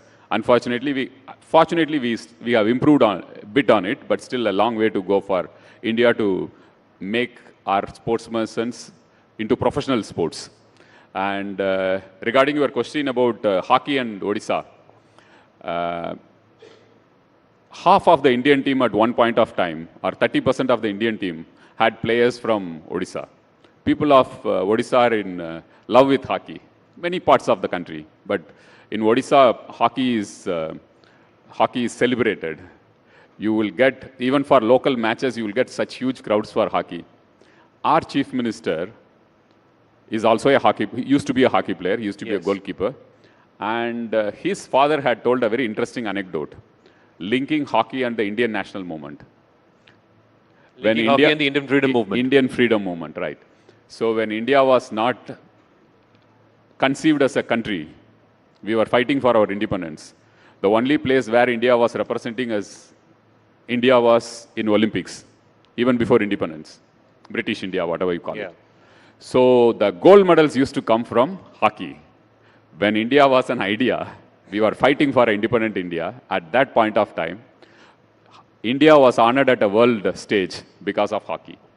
So that is something which Biju Patnaik, who used to be a freedom fighter, late Biju Babu, he had told his son, Naveen Patnaik, that we all got inspired, that India, at least somewhere it is making a wave, at least through hockey, it made an impact for itself, that we are getting gold in Olympics. So that is something which gave that emotional connect to our chief minister. And people of Odisha are deeply in love with hockey. So he thought that we should take up hockey seriously. And we are the only state, perhaps in the world, who is supporting a national team. A provincial government supporting, sponsoring a national team. Generally, a national team is sponsored by corporates. The chief minister wanted that, well, let's send a message.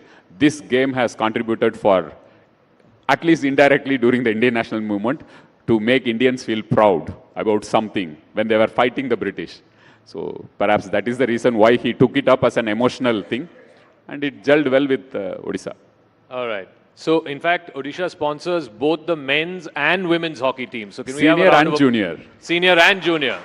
So that is an incredible thing. It's generally corporates who sponsor teams, but here you have a state government sponsoring. So finally, Mr. Pandey. And after 38 years, 40 years, India won a medal in last Olympics in Beijing. Correct. After Odisha sponsored. Of course, the credit goes to our players, the support team and everyone, but Odisha had a small role in that. Odisha had a small role in India getting a medal after 3 decades. So finally, is Mr. Pandian, the middle distance runner, ready for the long distance marathon of politics? I take one day at a time. I don't see anything long term. In human life, you should take one day at a time, not then you are stressful. This is something which I learned from our chief minister. Very spiritual. Take next minute. Live in the moment, present moment. So for this day and for the last 25 minutes, Mr. Pandian, thank you very much for joining us here at the Rising Bharat Summit. Thank you. Ladies and gentlemen, can we have a round of applause? Thank you so much for that very important advice. Live each day. And that was Odisha's influential bureaucrat, now serving the people of the state with utmost dedication and selflessness and sharing his vision for the state's development. Well, ladies and gentlemen, since the morning we have had some fascinating discussions over some thought-provoking issues and some burning topics. You can dig deeper over lunch, which will now be served at the Shahjahan Hall. So take a break, enjoy yourself, enjoy the scrumptious meal, and we will have you back soon after lunch. Thank you so much.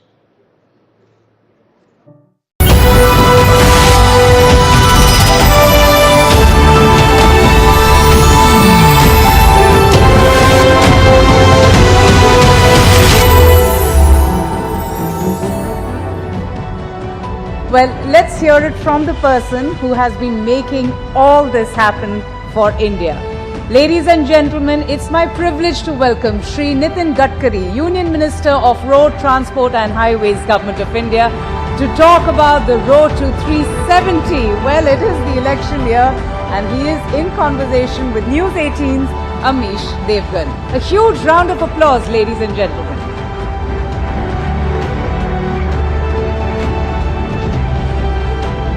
Welcome, sir.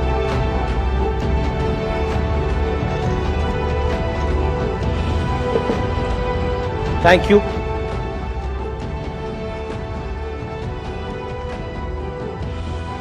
और अब उस session की शुरुआत जिसका हमें काफी देर से इंतजार था।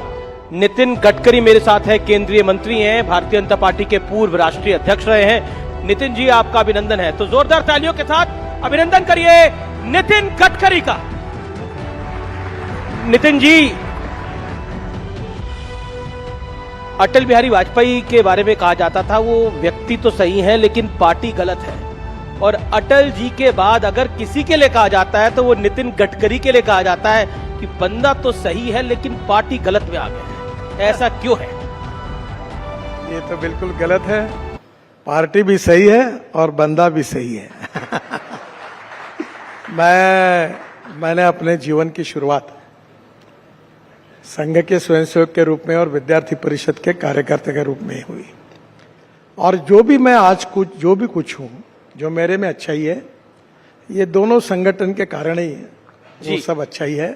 तो I am very much proud of my convictions, और मैं अगर अच्छा हूं तो मेरी पार्टी अच्छी है, और मैं अगर अच्छा हूं तो मेरी आइडियोलॉजी अच्छी है। यही बात मैं आपको कह सकता हूं। लेकिन आपको नहीं लगता आप राजनीति में गलती से आ गए? आप कहते हो मैं पोस्टर नहीं लगवाऊंगा, चाय पानी में खर्च नहीं करूंगा, तो चुनाव कैसे जीतेंगे गडकरी जी? नहीं, आप अगर मेरे कॉन्स्टिट्यूंसी में आओगे तो मैंने ये बात कही कि मैं जातीयवाद और सांप्रदायिकता को नहीं मानता। हमारे प्रधानमंत्री जी ने कहा है सबका साथ, सबका विकास, सबका प्रयास। तो मैं अपने कॉन्स्टिट्यूंसी में जो मेरे मतदार हैं उनको मैं अपनी फैमिली समझता हूं, परिवार समझता हूं। और 10 साल मैंने जो कुछ काम किया उससे मेरा नाम भी लोगों से परिचित हुआ है और मेरा काम भी परिचित हुआ है, और इसलिए मैंने कहा कि अब ये पोस्टर, बैनर और इसका प्रचार करने की कोई आवश्यकता नहीं। दूसरा, मैं लोगों के साथ जुड़ा हूं, तो अब मुझे लोगों को किसी प्रकार का कोई उनको वोट के बदले में कुछ उनको सेवा देने की आवश्यकता नहीं है।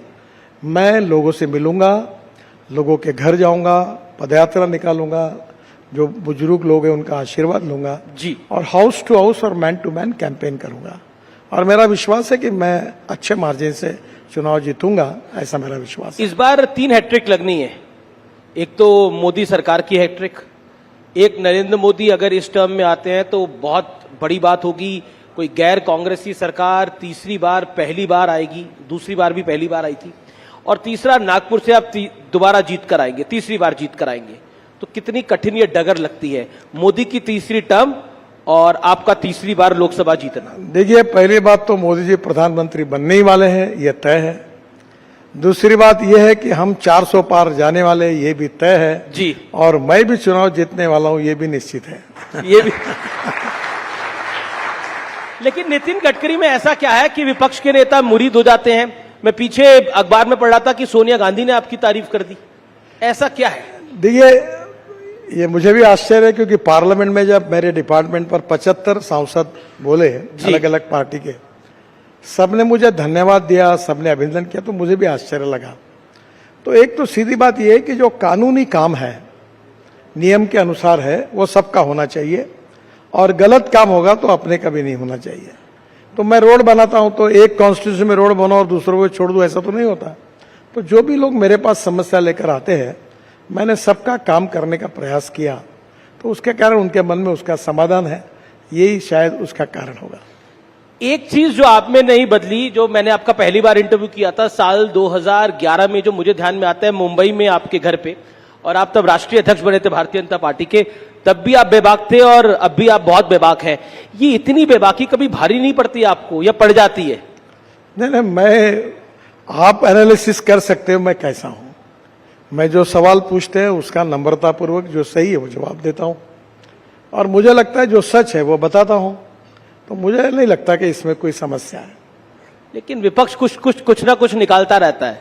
नहीं, एक बात ये होती है कि मैंने, और सोशल मीडिया ब्लॉगर्स भी कुछ लिखते रहते हैं। नहीं सर, कुछ लोग तो ऐसा है कि जो न बोला वो मुंह में डालकर उसको एक आदमी अपने मीडिया पे लिखता है अपने साइट पर, और फिर दूसरे लोग उसको उठाकर लिखते हैं। तो सही में किसी ने जो बोला है उसके डिटेल में जाना चाहिए, देखना चाहिए, और फिर उसके ऊपर प्रतिक्रिया देनी चाहिए। एक सवाल जो मैं आपसे पूछना चाहता हूं कि आप बेबाक हैं तो प्रधानमंत्री के सामने भी बेबाक रहते हैं, गृह मंत्री अमित शाह के सामने भी बेबाक रहते हैं? नहीं, निश्चित रूप से जब बातचीत होती है तो नम्रतापूर्वक अपनी बात प्रधानमंत्री सबसे सुनते हैं और तब रखते हैं, कोई अर्थ में अड़चन नहीं होती। मैं भी पार्टी का अध्यक्ष रहा, मेरे पास भी सब लोग उस समय अपनी बात रखते थे। तो हमारी पार्टी की एक पद्धति है जी, और उसमें सब अपना विचार रखते हैं और अंतिम निर्णय फिर जो होता है सब मिलकर, या फिर प्रधानमंत्री या अध्यक्ष जो होंगे नेता, वो जो कहते हैं वो निर्णय होते हैं, उसमें आगे जाती है पार्टी। अब मैं आपको एक ये बहुत हेडलाइन स्टोरी रही उद्धव ठाकरे का एक बयान, मैं वो मराठी में बयान है वो मैं आपको सुनवाता हूं और आपसे उसका रिएक्शन लेता हूं। उद्धव ठाकरे ने आपके बारे में, आपके विषय पे क्या बोला, आइए एक बार सुन लेते हैं उद्धव ठाकरे का बयान। युतीमध्ये जे मेहनत करत होते त्या नितीन गडकरींचं नाव त्याच्यामध्ये नाही। अहो नितीनजी सोडून द्या भाजपा, राहा उभे, आम्ही महाविकास आघाडीकडनं तुम्हाला निवडून आणतो। दाखवा महाराष्ट्राचं पाणी, दाखवा महाराष्ट्राची धमक, दाखवा महाराष्ट्र दिल्ली समोर कधी झुकला नाही। अब नितिन जी कह रहे हैं कि आइए हम आपको एमवीए से टिकट दे देंगे, महाराष्ट्र दिल्ली के आगे कभी झुकता नहीं है। देखिए, पहली बात तो यह है जी कि पार्लियामेंट्री बोर्ड की जब मीटिंग हुई तो मध्य प्रदेश, गुजरात और उत्तर प्रदेश के पदाधिकारियों के साथ चर्चा होकर निर्णय होगा। अब मैं महाराष्ट्र से लड़ता हूं तो मेरे महाराष्ट्र के प्रदेश के पदाधिकारी आकर उनसे चर्चा ही नहीं हुई थी, तो पहले लिस्ट में स्वाभाविक रूप से मेरा नाम आने की संभावना नहीं थी जी। अब दूसरे लिस्ट में नाम आया। मैं भारतीय जनता पार्टी का कार्यकर्ता हूं, लड़ूंगा तो भारतीय जनता पार्टी से ही लड़ूंगा, दूसरे कोई पार्टी में जाने का सवाल ही नहीं उठता। और इस प्रकार की ऑफर भी हास्यास्पद है, क्योंकि मैं अपने पार्टी के साथ जुड़ा हूं, विचारधारा के साथ जुड़ा हूं, इसी पार्टी में रहूंगा और इसी पार्टी में काम करूंगा। जी, लेकिन पिछले दिनों आपने कहा था कि किसी भी पार्टी की सरकार हो, एक चीज तय है कि जो काम करता है उसे सम्मान नहीं मिलता। ये क्यों कहा था आपने? ये मैंने ऐसा नहीं कहा था, यही गड़बड़ है जी। मैंने कहा सिस्टम में ऐसा होता है। जो मैंने विशेष रूप से सरकार में काम करने वाले लोगों के बारे में कहा था, उसके पहले भी मेरी प्रस्तावना उसके साथ थी कि अच्छा काम करते तो उनको सम्मान नहीं मिलता और बुरा जो काम करता है उसको सजा नहीं होती, क्योंकि सिस्टम इतनी कॉम्प्लिकेटेड है कि अच्छे आदमी को तुरंत अवार्ड नहीं मिलता और जो कुछ करता है उसकी इंक्वायरी होते होते इतने साल चले जाते हैं कि उसको सजा नहीं मिलती। ये उसका वाक्य था। इसका संबंध राजनीति से भी नहीं था। यही आप नहीं है, पर आप जैसे आपके जो बंधु है वो बिना रेफरेंस लेके इस प्रकार की बातों को फैलाते हैं। आजकल ना सोशल मीडिया का दोष भी सब मीडिया पर ही डाल देते हैं। अब सोशल मीडिया में तो बहुत कुछ चलता है। ऐसा नहीं होता जी।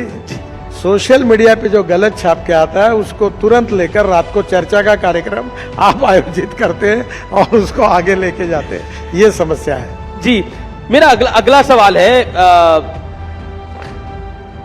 2022 में आपने कहा था कि राजनीति को अलविदा कहने का बड़ा मन करता है, लेकिन कभी नहीं कहा था ऐसा। तो पर आपका बयान है ये सर बिल्कुल गलत है। मैंने ये कहा था कि we need to redefine the definition of politics. केवल पावर पॉलिटिक्स, सत्ता कारण यानी पॉलिटिक्स नहीं है जी। समाज कारण, राष्ट्र कारण और विकास कारण, ये भी पॉलिटिक्स है। और महात्मा गांधी जी ने जब देश को स्वाधीनता के लिए जो आंदोलन किया था वो भी आंदोलन राजकारण था।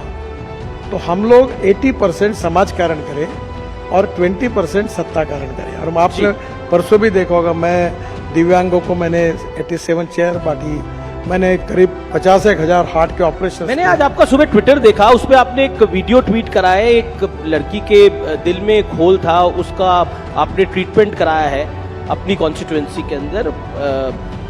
वाकई मतलब वो जिसे कहते हैं कि बहुत मार्मिक विषय है ये सारे। लेकिन पॉलिटिक्स की अगर हम बात करें नितिन जी, तो राज ठाकरे दिल्ली में है और राज ठाकरे अगर दिल्ली में है तो कुछ तो बड़ा चल रहा है, तो क्या अलायंस होने की बात है? देखिए, मुझे आज सुबह ही राज ठाकरे जी का फोन आया था। अच्छा, दूसरे काम के लिए आया था, उनके पासपोर्ट का काम था, वो हो गया, इसलिए धन्यवाद देने के लिए आया था। बाकी तो वो आज पासपोर्ट, एनडीए का पासपोर्ट नहीं, उनका पासपोर्ट। अच्छा। बाकी उनका क्या बातचीत होगी क्या नहीं, ये तो आज होगी तब निर्णय होगा, मुझे पता नहीं इसके बारे में। लेकिन आप चाहते हैं राज ठाकरे आए? देखिए, इसका निर्णय पार्टी करेगी। आपका मन क्या है? नहीं, मेरा कोई व्यक्तिगत मन नहीं होता।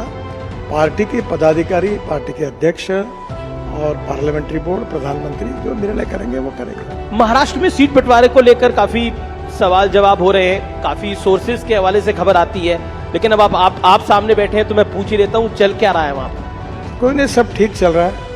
लगभग बंटवारा हो गया है। शिंदे जी खुश है?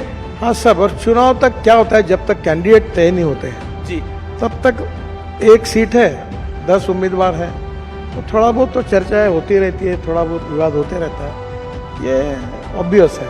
और मुझे लगता है कि अभी लगभग फाइनल हो जाएगा और हम लोग मिलकर लड़ेंगे और महाराष्ट्र में हमको बहुत शानदार जीत मिलेगी, ऐसा मेरा विश्वास है। एनडीए बहुत सालों से गठबंधन है, लेकिन इस बार एक नया गठबंधन बना है, इंडिया अलायंस, लेकिन वो बनने से पहले ही लड़खड़ा गया। आपको इंडिया अलायंस कैसा दिखता है, क्योंकि महाराष्ट्र में एक बड़ी चुनौती है? मैं अपने पार्टी को और अपने अलायंस को देखता हूँ। मेरी एक फिलॉसफी ऐसी है जो मैं अक्सर लोगों को बताता हूँ कि 2 रेशाएं, एक आपकी और दूसरे की है। 2 मार्ग है रेशा बड़ी करने का, एक तो अपनी बड़ी करो या दूसरी की पूछने का काम करो। जी, तो मैं अक्सर इस बात पे विश्वास रखता हूँ, अपनी बड़ी करो। और 10 साल मोदी जी के नेतृत्व में हमारी सरकार ने जो कुछ काम किया है, जिसका लोग अनुभव लेते हैं। अभी मैं आ रहा था तो मेरे ट्विटर पर ये द्वारका एक्सप्रेस हाईवे बना जी, तो इतने लोगों में खुशी है कि इतने लोगों की प्रतिक्रिया मुझे प्राप्त हुई। तो हम 10 साल में जो हमने काम किया है उस सरकार में मोदी जी के नेतृत्व में, उसके भरोसे हमें सफलता हासिल होगी। हमें अपने पॉजिटिविटी और अपने काम को लोगों को बताना है, हमको बाकी निगेटिव बातों में जाने की कोई आवश्यकता ही नहीं है।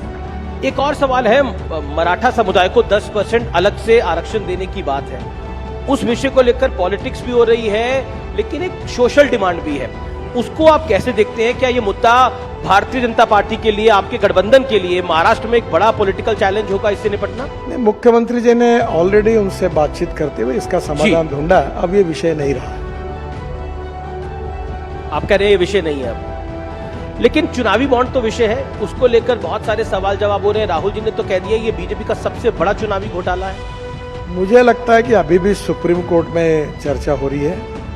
सुप्रीम कोर्ट में जब ये मैटर सब जुडिस है तो उसके ऊपर कोई टिप्पणी करना कंटेम्प्ट ऑफ कोर्ट होगा। आप भी मत करिए, मैं भी नहीं करता, नहीं, उसके ऊपर ज्यादा बोलना उचित नहीं होगा। नहीं, इसमें एक इत्तेफाक भी है कि अधिकतर जो बीजेपी को चंदा मिला उन पे इंफ्रास्ट्रक्चर कंपनियां काफी सारी। अब ये इत्तेफाक है। देखो, एक बात मैं आपको बता सकता हूँ जी कि मैं 10 साल में 50 लाख करोड़ रुपए के काम अवार्ड कर चुका हूँ। वाटर रिसोर्स है, शिपिंग में, बाद में रोड सेक्टर में, ropeway, cable car, tunnel, express highway, एक भी काम हमने ई टेंडर के बिना नहीं किया है। और मैं आपके सामने नम्रतापूर्वक आह्वान करता हूँ कि एक भी आदमी ऐसा होगा, आपको कानून में बताएगा कोई काम के लिए हमको पैसे देने पड़ेंगे, तो मुझे आप बोलो, वो सजा मैं स्वीकारने के लिए तैयार हूँ। हम पूरी तरह transparent, corruption free, time bound और क्वालिटी कमिटमेंट के साथ हमने सबसे काम किया है और किसी प्रकार की गलत काम हमने नहीं। अक्सर ये दिल्ली और मुंबई में इस बात की बहुत चर्चा होती है कि बीजेपी पार्टी तो अमीर है लेकिन नेता गरीब है, कांग्रेस के नेता तो अमीर है लेकिन पार्टी गरीब है। इस पर आपकी टिप्पणी क्या है? मुझे लगता है कि देखो, कौन व्यक्ति अपने जीवन में जी कितना धनवान है ये उसके साथ जुड़ा हुआ सवाल है। पर मैं अक्सर एक बात कहता हूँ कि ईमानदारी से कोई आदमी अपने जीवन में उद्योग व्यवसाय से प्रगति करता है तो ये उसकी एंटरप्रेन्योरशिप, उसकी कंपनी, उसकी टेक्नोलॉजी, ये उसकी स्ट्रेंथ है। और ऐसे एंटरप्रेन्योर देश में बढ़ेंगे तो देश का विकास होगा। और मुझे लगता है कल जाकर यही एंटरप्रेन्योर्स विदेशों में जाके इन्वेस्टमेंट करेंगे। तो हमें ऐसी अर्थव्यवस्था तैयार करनी है जो रोजगार को निर्माण करने वाली है। और रोजगार निर्माण करना है तो कैपिटल इन्वेस्टमेंट लगेगी, एंटरप्रेन्योरशिप लगेगी, टेक्नोलॉजी लगेगी। और इसके आधार पर अगर हम अलग अलग क्षेत्र में जाकर कोई काम करता है तो वो केवल वेल्थ क्रिएटर नहीं है, एम्प्लॉयमेंट क्रिएटर है। उसकी जात, पंथ, धर्म, भाषा और पार्टी, इससे हमें क्या लेना देना। लेकिन आपने जात धर्म की बात करी तो सीए को लेकर बहुत सारे सवाल जवाब हो रहे हैं। सीए चुनाव से ऐन पहले क्यों लेकर आए? उसका नोटिफिकेशन बाद में भी लाया जा सकता था या पहले भी 3 साल पहले भी लाया जा सकता था। देखो, संविधान में बहुत सी बातें स्पष्ट हैं जी। ये बिल्कुल स्पष्ट है कि जो हिंदू धर्म के हैं, बौद्ध धर्म के हैं, सिख धर्म के हैं या जैन धर्म के हैं, वो लोग अगर कहीं विदेश में जाएंगे जी तो उनको वहां से निकाल दिया तो उनको जाने का अधिकार वाला कोई देश नहीं है। और इसलिए स्वाभाविक रूप से उनको हमारा संविधान कहता है कि उनको नागरिकत्व हिंदुस्तान में कानूनी दिया जा सकता है। तो नेचुरली बहुत सी बातें संविधान में स्पष्ट है, उसी के आधार पर निर्णय हुआ है। जी, एक सवाल आपके मंत्रालय से जुड़ा हुआ, आपने सड़क के मामले में तो वर्ल्ड रिकॉर्ड बना लिया, एक नहीं, एक दो नहीं, 7 वर्ल्ड रिकॉर्ड बनाए हैं। ऐसा कोई काम है जो बीते 10 साल में आप नहीं कर पाए और अब जब सत्ता में आएगी बीजेपी तो करना चाहेंगे, वो काम कौन सा है? देखिए, अभी तो रोड कंस्ट्रक्शन में 36 ग्रीन एक्सप्रेस हाईवे बना रहे हैं जी, और करीब 284 किलोमीटर हम 2 लाख करोड़ की टनल बना रहे हैं और कश्मीर से कन्याकुमारी तक एक्सप्रेस हाईवे बन रहा है हमारा, लगभग दिसंबर तक पूरा हो जाएगा। अब हमारे यहाँ हमने पब्लिक ट्रांसपोर्ट और इलेक्ट्रिसिटी को चालू किया 260 जी, हम रोपवे, केबल कार, फेनिकुलर रेलवे बना रहे हैं। अब प्रधानमंत्री जी की सोच ये है कि हम 100 साल जब पूरे करेंगे तो उस समय हमारी विजन क्या होगी। तो public transport on electricity, water transport जी, जैसे मैं जब शिपिंग मंत्री था तो मुंबई में नया एयरपोर्ट बन रहा है, नया मुंबई में, तो मैंने बीपीटी के तरफ से एक रिपोर्ट तैयार की है कि मुंबई के किसी भी दिशा से 17 मिनट्स में आप एयरपोर्ट जाएंगे और नए एयरपोर्ट पर जेटी भी बनाई है जी, जैसे टैक्सी है, एयर टैक्सी है, वैसे वाटर टैक्सी बनाई। और ये वाटर टैक्सी से आप वसई विरार से लेकर तो नरीमन पॉइंट से लेकर आप केवल 17 मिनट्स के अंदर नए एयरपोर्ट पे पहुंचेंगे। आपको इटली में एक वेनिस करके शहर है जहां हम होटल में उतरकर पानी में ही अपना सामान रख के डायरेक्ट एयरपोर्ट पे उतरते हैं, तो उसी प्रकार की कल्पना है। तो पब्लिक ट्रांसपोर्ट में एम्फीबियस सी प्लेन मैंने प्रयोग किया था कि पानी पे उतरा हवाई जहाज जी, तो ट्रांसपोर्ट सिस्टम में काफ़ी बड़ा रिवोल्यूशन होगा और विशेष रूप से इंडिजिनस फ्यूल के आधार पर पब्लिक ट्रांसपोर्ट में जैसे बड़ी बस है, तो मैं अभी बेंगलोर में स्टडी कर रहा था कि हमारे यहाँ बेंगलोर में हवा में चलने वाली डबल डेकर बस, उस प्रोजेक्ट को हम स्टडी कर रहे थे कि जो ऊपर के ऊपर चले, क्योंकि रोड बड़ा नहीं कर सकते। तो अब नेचुरली मेट्रो की कॉस्ट पर किलोमीटर 350 करोड़ आती है और मैं जो टेक्नोलॉजी की बात करूँ 20 से 25 करोड़ रुपए आती है। तो नए नए टेक्नोलॉजी का उपयोग करके अभी ये धौला कुआं से मानेसर तक बीच में ऊपर में पॉन्ड सिस्टम का भी हमने बीच में स्टडी किया था। तो ये नई नई जो टेक्नोलॉजी है ट्रांसपोर्ट सेक्टर में, वो भविष्य की टेक्नोलॉजी है और उसके बारे में हमारे यहाँ कुछ अध्ययन भी हुआ। हम 670 रोड साइड एमिनिटीज बना रहे हैं जी, पर मुझे अगर पूछोगे तो एक काम कौन सा करना चाहते हैं आप? मैं एक काम इन सब में सबसे अच्छा कोई कर सका जी, तो 2014 में जब मैं मंत्री बना तो 1 करोड़ लोग आदमी को खींचने का काम करता था। एक तो साइकिल रिक्शा था या कंधे पे लेके आदमी धोने का काम का, बिहार में, बंगाल में, नॉर्थ ईस्ट में। मैंने मैकेनिज्म ड्रिवन ई रिक्शा लाया और आज मुझे खुशी है कि 1 करोड़ लोग जिनका शोषण हो रहा था उनको मुक्ति मिली और ई कार्ट और ई रिक्शा चला रहे और उनको एक प्रकार से मानवीय शोषण से मुक्ति मिली। तो मैंने बहुत express highway, tunnel, road, bridges बनाए, पर ये काम जो है ये मेरे लिए सबसे अच्छा है। आपके दिल के करीब है, लेकिन एक राउंड हमारे दिल के बड़ा करीब है और ये फोटो राउंड है और इसमें कुछ तस्वीरें आएंगी और आपको उसका रिएक्शन दे रहा है और मुझे भी पता नहीं है फोटो कौन कौन सी लगाई है इन लोगों ने। पहली फोटो देख लेते हैं कौन सी आ रही है।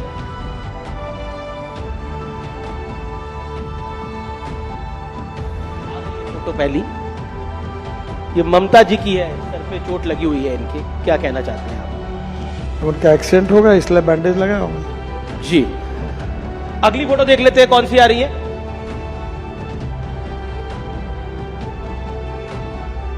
इन दोनों का क्या होगा?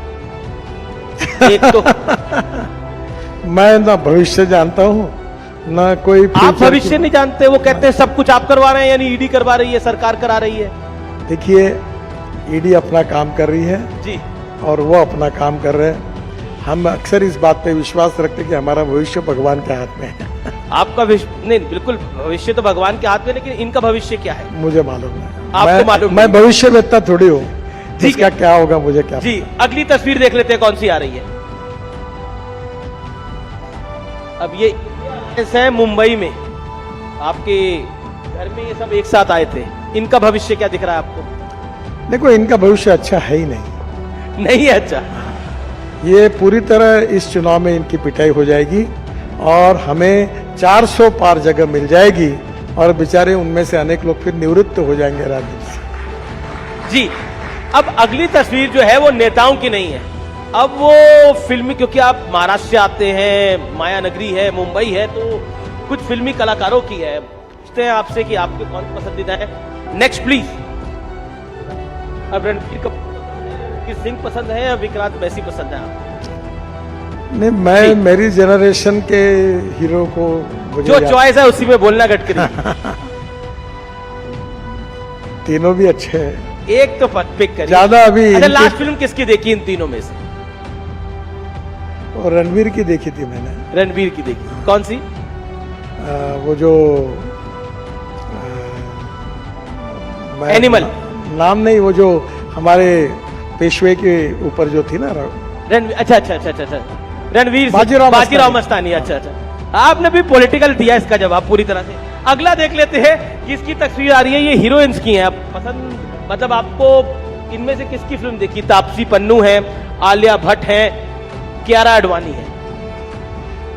नहीं, इन तीनों के भी फिल्में मैंने नहीं देखी। नहीं देखी? तीनों टॉप हीरोइन है देश की। देखो, एक बात बताता हूँ, ये जनरेशन के हीरो हीरोइन अलग अलग होते हैं जी।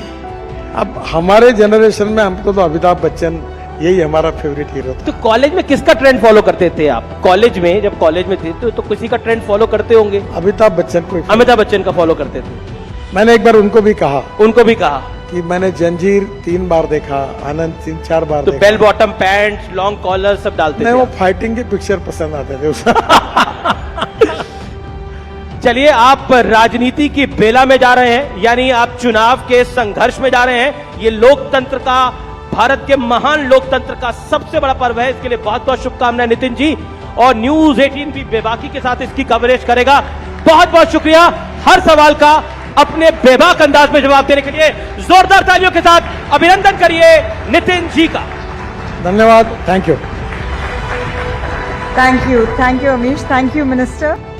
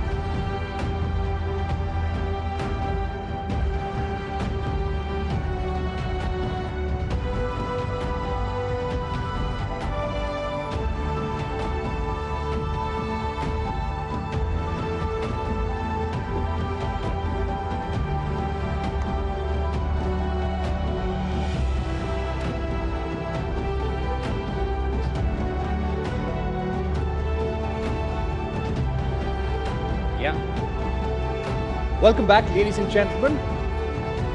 We have an action-packed post-lunch day. Our next session is someone who argues that democracy has been undermined by a quiet but devastating power grab conducted by a class of liberal experts. That's right, they have advanced a global rights-based agenda which has tilted the balance away from the lively and vibrant unpredictability of democratic decision-making towards the creeping technocratic authority of liberal consensus.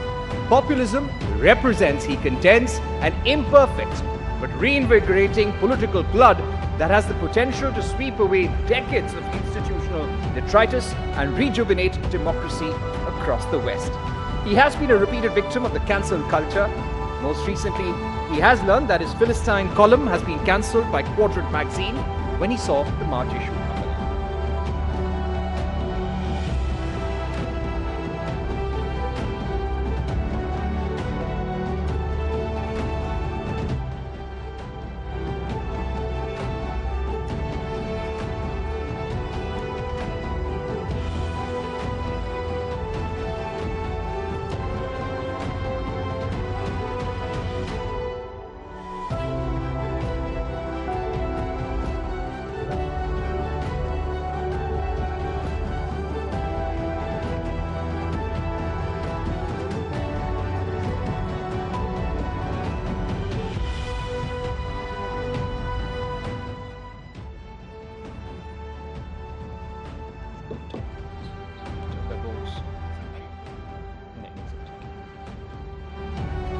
I'm just MC कर रहा हूँ.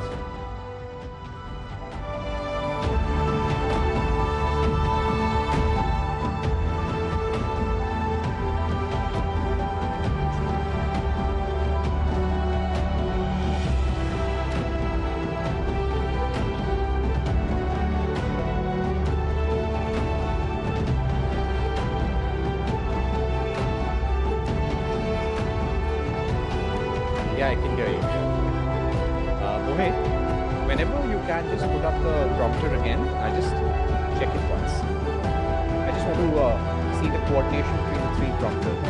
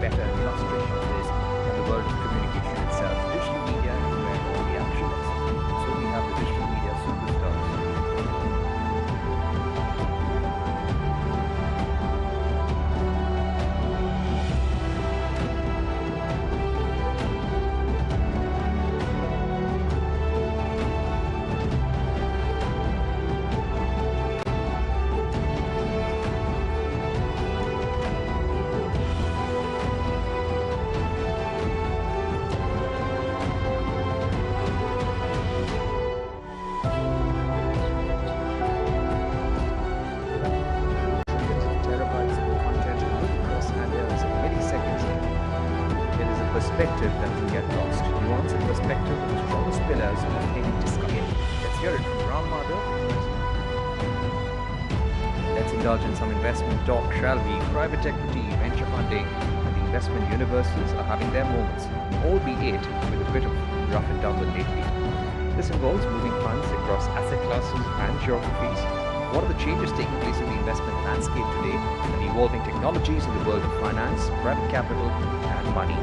Let's welcome Ashish Agrawal, Managing Director and Country Head Jefferies, Ramesh Damani, US investor and member of Bombay Stock Exchange, Shweta Jalan, Managing Partner and Head of Advent International in India, Harsha Raghavan, Managing Partner, Converge Finance, to talk about turbocharged markets, micro moves, macro moves of the city.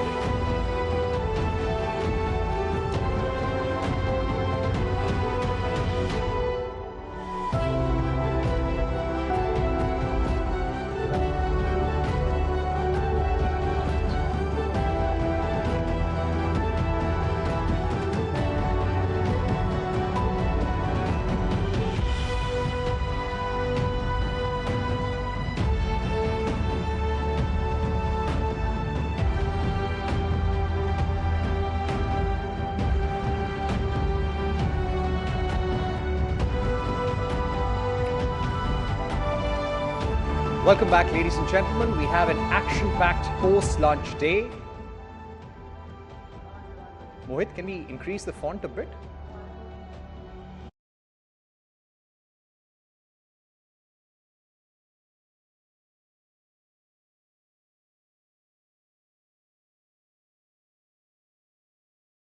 Yeah, Mohit. Mohit, see if you can increase the font slightly. Yeah, okay.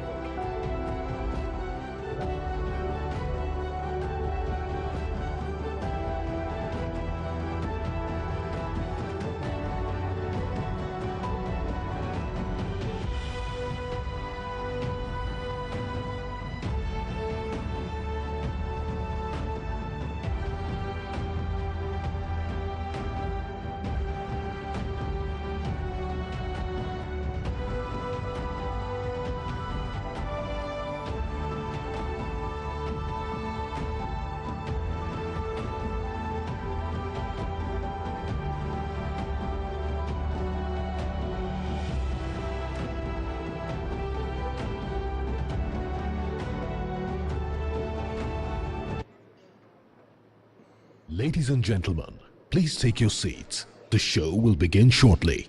You are requested to keep your mobile phones on silent mode.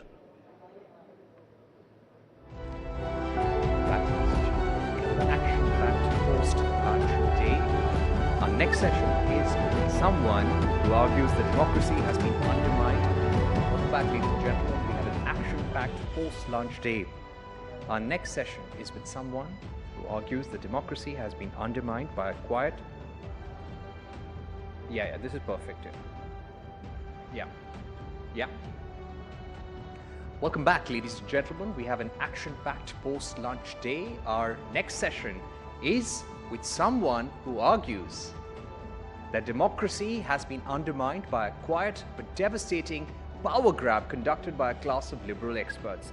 They have advanced a global rights-based agenda which has tilted the balance away from the lively and vibrant unpredictability of democratic decision-making towards the creeping technocratic authority of liberal consensus. You can move a little faster. Radhika, I'm on stage. I'm on stage only. Acha, he's not there, so now we only call Bruce passports, huh? Okay.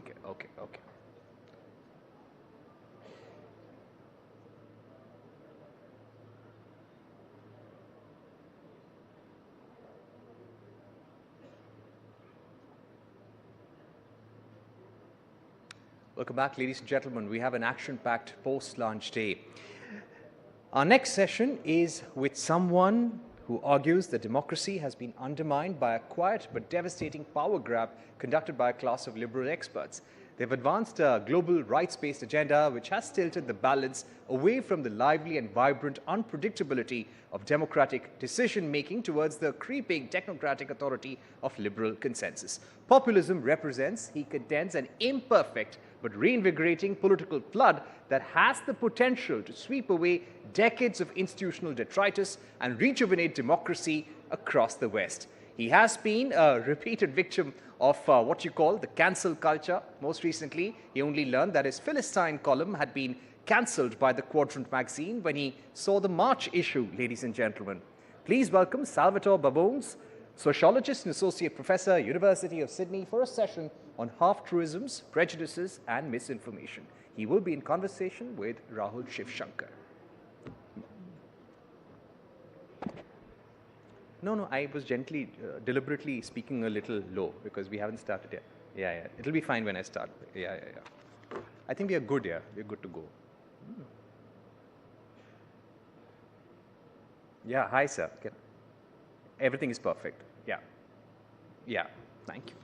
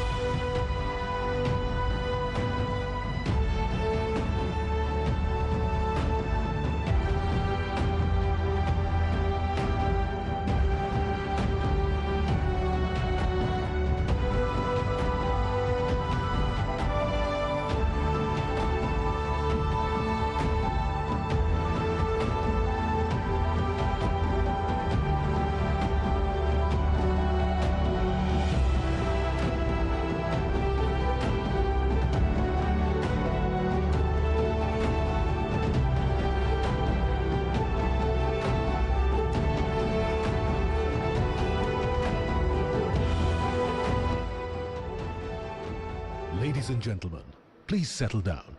The show is about to start. You are requested to keep your mobile phones on silent mode. Photographers are requested not to use flash.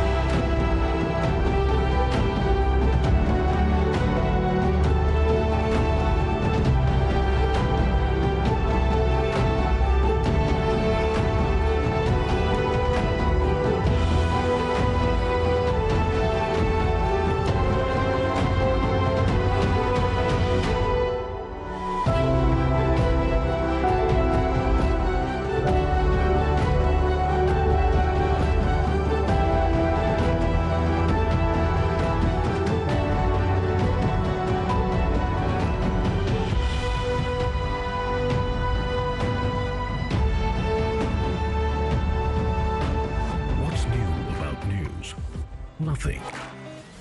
That's until we stepped onto the scene. Instead of playing the game, we became the game.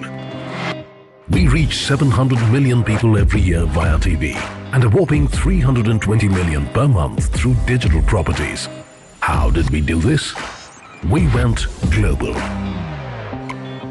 Forging partnerships with the biggest names in the media industry like CNN, CNBC and Forbes. Partnerships that are dominating their category.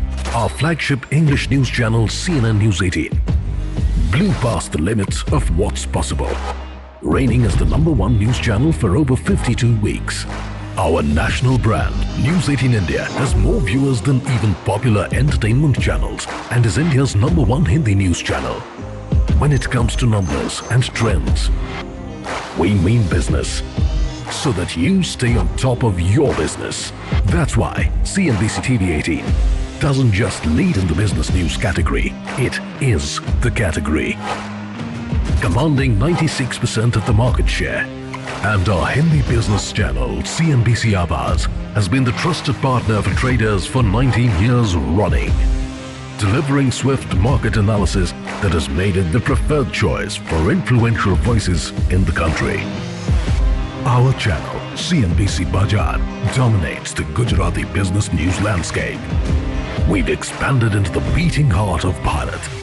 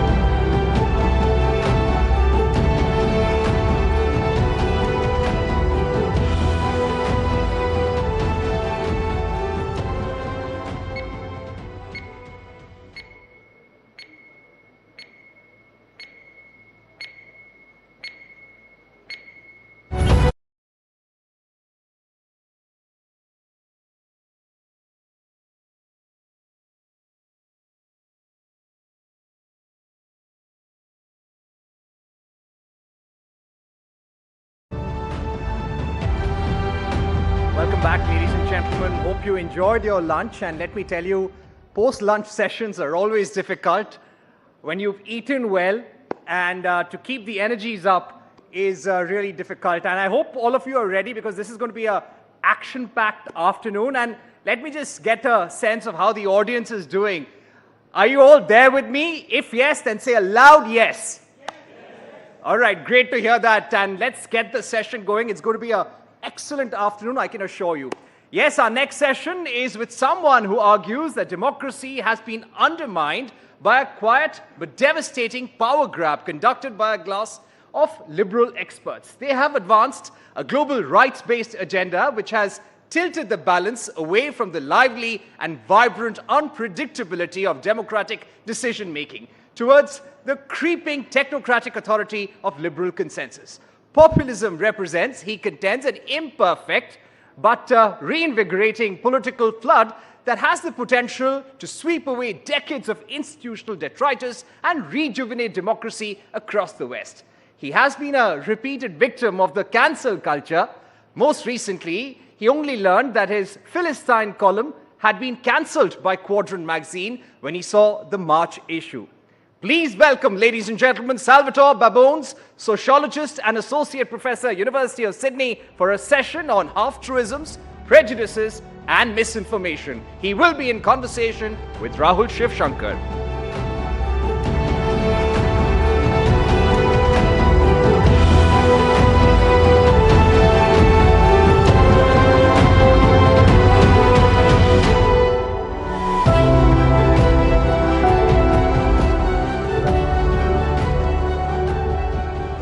Good afternoon, everyone.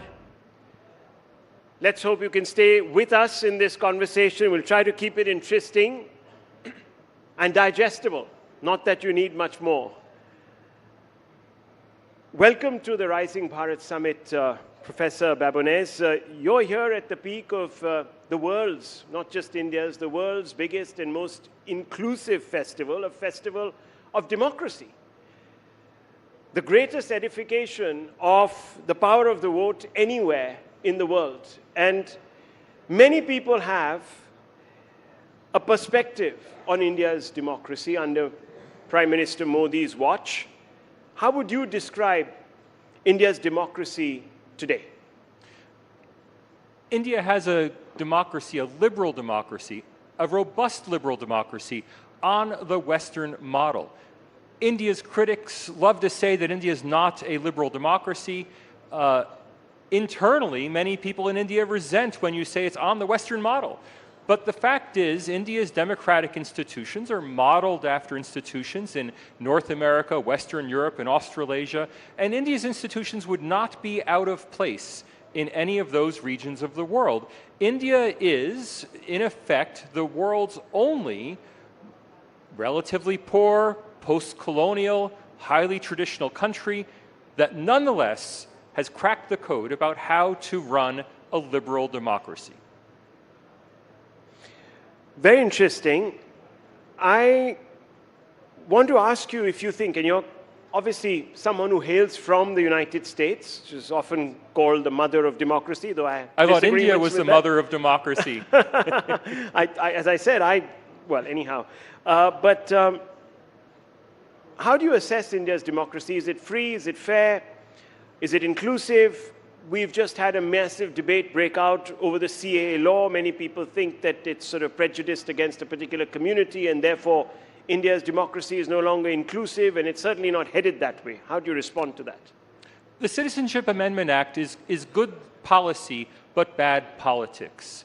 It's good policy, and it's only possible in India because India is an inclusive society, an inclusive democracy. If you look at the places, the countries that British India spawned, look at the Maldives, an exclusively Muslim society. Look at Pakistan, an exclusively Muslim society. Sri Lanka, an exclusively Buddhist society. Myanmar, an exclusively Buddhist society. Out of all the places governed by the British in South Asia, only India emerged as an inclusive society. And I think that's probably because India is a fundamentally Hindu society. Note, I don't say it's a secular society, it's a secular state.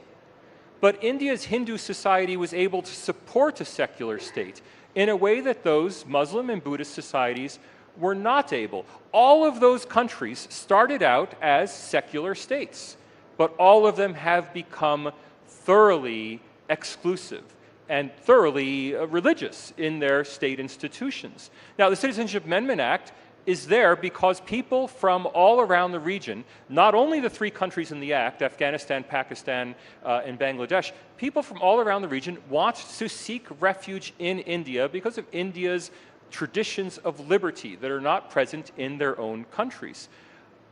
That says a lot about the character of India, but it also says a lot about the character of the neighbors. The only sad thing is that the CAA, and I'm just going to be very frank here, has been weaponized for political gain. It's clearly been reauthorized here during an election season. It's being used to gain votes, and it's being used to divide people. It's a good law being used for bad purposes. Well, I mean, that's obviously an interesting point of view because many people say that the people who are critical of the CAA were the greatest espousers of a law of that nature. But, you know, that's left for another day. It's a good law. There's not a problem with the law. There's a problem with seeking political advantage out of the plight of refugees. When is a good time to save refugees who are being persecuted? Yeah, 10 years ago. It's a good time. Okay. Yeah. Let's move the needle a little forward. Gothenburg's based VDEM's 224 report labels on multiple metrics India as, quote, one of the worst autocratizers, unquote. In fact, it pegs India to a level last seen in 1975, can you believe it, when Indira Gandhi declared a state of emergency.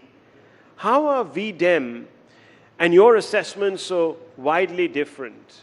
Aren't they interviewing enough Hindus? Look, the Varieties of Democracy Institute is a highly reputable European research institution based at Gothenburg University in Sweden. They have, however, set up a highly flawed statistical methodology for measuring democracy. They have 5 chief indicators. 2 of them is does a country have elections and is everybody allowed to vote, are evaluated on a purely pro forma basis, meaning that, for example, Vietnam gets a perfect score for its elections, despite the fact it only has one political party that's allowed.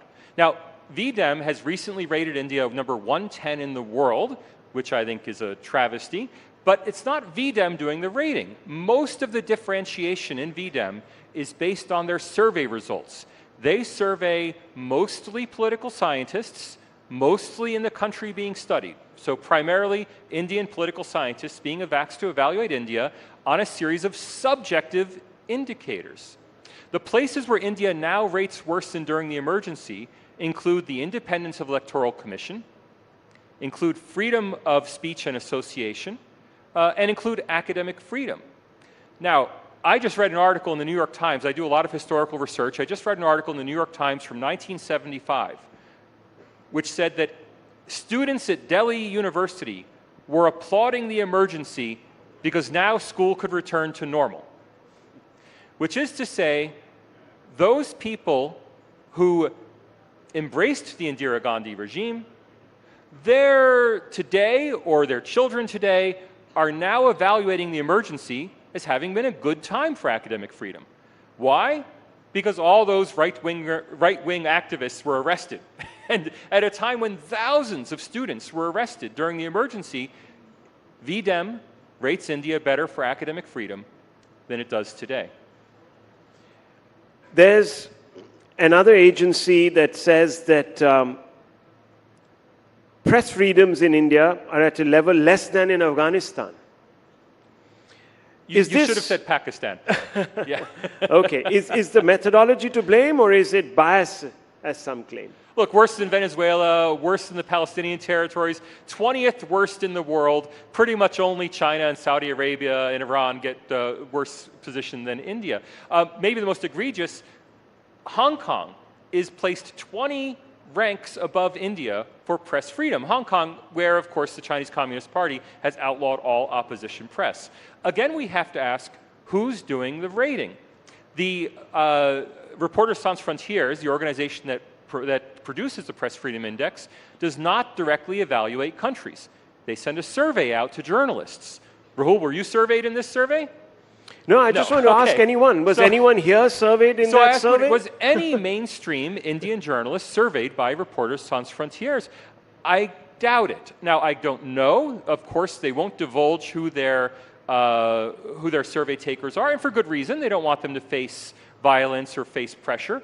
But we'd like to know, is Reporters Sans Frontières surveying journalists at major metropolitan newspapers and television channels, or are they surveying journalists at radical, critical websites?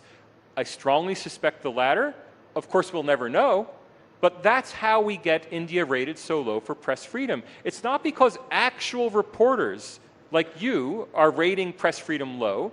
It's almost certainly because of the pool of people who form the Reporters Sans Frontières pool of survey takers. So there's confirmation bias. That's what you're suggesting. When it comes, I mean, are these people just wanting to project that, or why aren't they going further afield? No, look, they represent the interests of their members. Are you a member of Reporters Sans Frontières? No. Well, if you joined, if all the other journalists in the room joined, you could then ask to participate in this survey. But in fact, Reporters Sans Frontières has a constituency mostly among radical Marxist journalists, and they're the people who answer the survey. And I have to stress, it's India's journalists who are rating India low. It's not the French office, head office, that's rating India low. But can you actually blame these surveys when so many of our politicians go abroad and they sit in some very, very storied institutions, and they denote India as an electoral autocracy also? There is a positive feedback loop here. They're saying India is an autocracy, thus India gets reported to be an autocracy, thus people get the impression India is an autocracy, thus they can point to the New York Times or the Washington Post and say India is an electoral autocracy. Look, in America we have the same problem. Both Joe Biden and Donald Trump have criticized US elections as being meaningless, fraudulent. Joe Biden actually said no better than those of the totalitarian regimes of the 20th century. We don't take that seriously. Why not? Because all of you have been to Disney World. All of you read the US news. You're familiar with the main actors. When Donald Trump says something, you don't take it that seriously. When Joe Biden says something, you don't take it that seriously. But when an American hears a major Indian politician say that, well, democracy's gone in India, well, that American's familiar with many developing countries where democracy has been destroyed, where opposition leaders have come to America to ask for help, and we simply accept that the narrative is true because we know so little about India. Let me ask you, in the past, Professor Babonez, you've said that India's intellectual class is anti-India. What did you mean by this? And I said anti-India as a class. As a class. Not as individuals. What I mean by that is nothing remarkable. Australia's intellectual class is anti-Australia as a class. There's constant talk in Australia about intellectuals being anti-Australian. America's intellectual class is constantly critical of the United States and its institutions. There's nothing surprising about that. I said that as an explanation because I wanted Indians to understand that all of the negative reporting about Indian democracy does not originate with Western experts who are independently coming to India to evaluate your country. It originates with Indian intellectuals who are writing for Western outlets, Indian intellectuals who are coming to speak at Western academic conferences, Indian origin intellectuals who are writing in Western academic journals and telling us that India is no longer a democracy. And we believe them because we don't know India. Well, many people say that some of these intellectuals, or call them what you think, have hypothecated themselves to foreign influence, and the name of George Soros and beyond him some Western intellectuals and governments are bandied about. Is this hyperbole, or are there malevolent forces that are promoting these individuals to say all these nasty things and color Bharat's rise? Look, there are malevolent forces, but there are malevolent forces against every country. It's nothing unique to India. George Soros is a favorite bugbear of people around the world, and I'll tell you, Dr. Jaishankar loves nothing better than being criticized by George Soros, because then he can get on television and defend India against these evil Western manipulators. The fact is, George Soros doesn't tell academics what to think. Neither do the other influential billionaire funders. In fact, most of the funding of the research that churns out anti-India research papers comes from Indians themselves. That is, Indian billionaires who fund research centers at Harvard and at Stanford, who churn out research that tell us that India is no longer a democracy. Yes, the Soroses and the Templetons have something to do with this, but I'm sorry to keep repeating this message. Primarily, it originates right here in India. Well, so let's explore that, because there are people like Rajiv Malhotra who wrote a book. He's a commentator, etc., and he said, quote, agenda-driven political activism posing as academic research red-washed by corporate money, unquote, is what's really driving this. There's a sort of and that coupled with sort of a woke takeover of our institutions, especially the ones, and some people have gone on like him to quote Ashoka University and others internationally like Harvard and UPenn, etc., etc. You get a lot of stuff coming out from them. Look, he's not wrong. Malhotra is a very smart guy, and I recommend his book, Snakes in the Ganga. But the fact is that if you're an Indian industrialist and you simply want to support the best social science research on India, what do? You go to the top professors in India. You go to the top Indian origin professors at Harvard, Yale, Stanford, Chicago, and you ask them, who should we be supporting? Where should we put our money? You don't know, you're an industrialist, you're a business person. They are supporting the most prestigious intellectuals, the most prestigious Indian origin intellectuals in the world, but they're not responsible for what those intellectuals are writing. The intellectuals would write it either way. The signal boost comes from the Indian industrialists and others. Some of the money comes from the Gulf, so part of the money comes from India itself. There's a strange bedfellows aspect to this. A big part of the money comes from Middle Eastern funders who fund organizations, typically South Asian studies departments, that intentionally use the term South Asian studies instead of Indic studies in order to diminish the role of India in South Asian studies. And some of the money comes literally from missionary foundations. But ultimately, overwhelmingly, it goes to Indian and Indian origin scholars who are simply reflecting what they themselves believe. And is this driven by prejudice? Because I remember before the last election, 2018, in an interview to me, in fact, the Prime Minister had used the word Khan market consensus. He says, this is what they all belong to. And they have an agenda against me personally. Look, and that gets sort of amplified. But it's no different than in other countries. Imagine in the United States, how many social scientists support Donald Trump? You can probably count them on one hand, right? It's not but Modi's not Trump. It's not a phenomenon that's unique to India. What is unique to India is the extreme politicization of this. I myself have only had one serious cancel attempt. I appreciate the plug for my recent cancellation at Quadrant, but the big attempt was the South Asian Studies Activist Collective in the United States, a group of relatively eminent South Asian Studies scholars, wrote to the University of Sydney asking that I be fired because my research and speaking endangered their lives and the lives of Indian intellectuals, and thus I should be relieved of my position. Now, luckily, we have strong protections for academic freedom in Australia. Nothing came of it. But in a more politicized US university, it might have been a serious problem. Is this really what happened?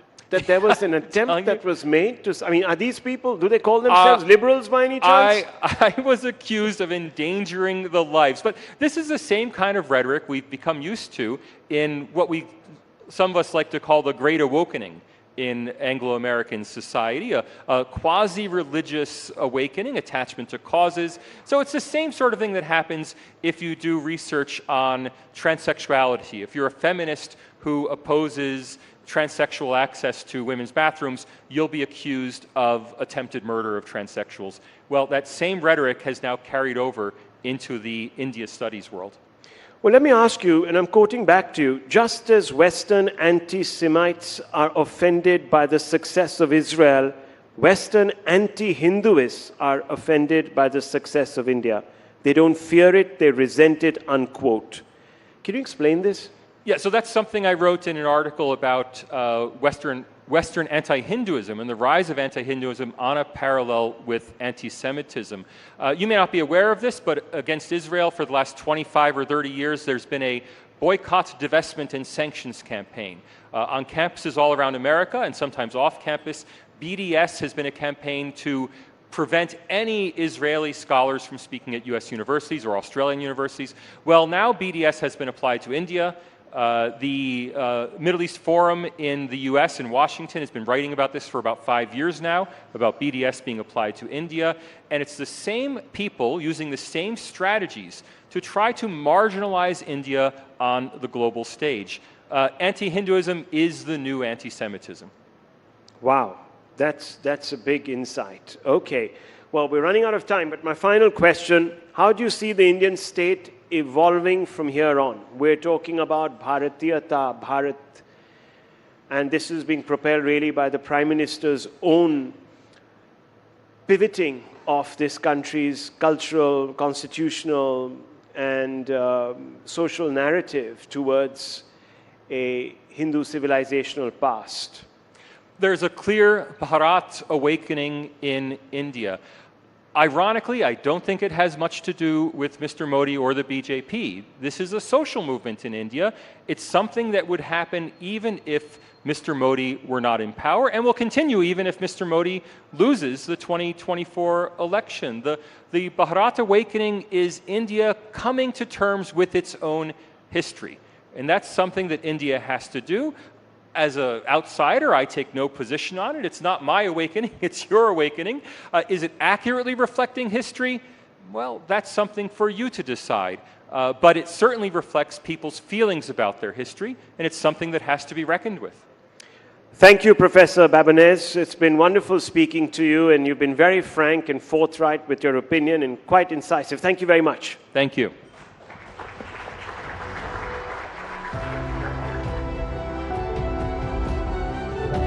Thank you so much, Salvatore and Rahul, for that excellent discussions. Gave us a lot to think about. Let's move on, ladies and gentlemen. In several ways, the internet has democratized the world. If content is king, then context is the queen, and the internet is the empire. There cannot be a better illustration of this than the world of communication itself. Digital media is where all the action is. And so we have digital media superstars in this room. Influencers are often perceived as role models and trendsetters, particularly among the youth. They're seen as the embodiment of success and popularity. They are the new age storytellers, telling powerful, compelling stories. And like any other form of storytelling, this is an evolved craft that has moved the access in the universe of communication. Ladies and gentlemen, we have powerful storytellers, Bruce Passports, Shantanu Hazarika, Janvi Singh, all extremely popular influencers in their own spheres. We will be in conversation with Sonal Mehrotra Kapoor for a session titled New Content Grammarians. Ladies and gentlemen, let's have them on stage.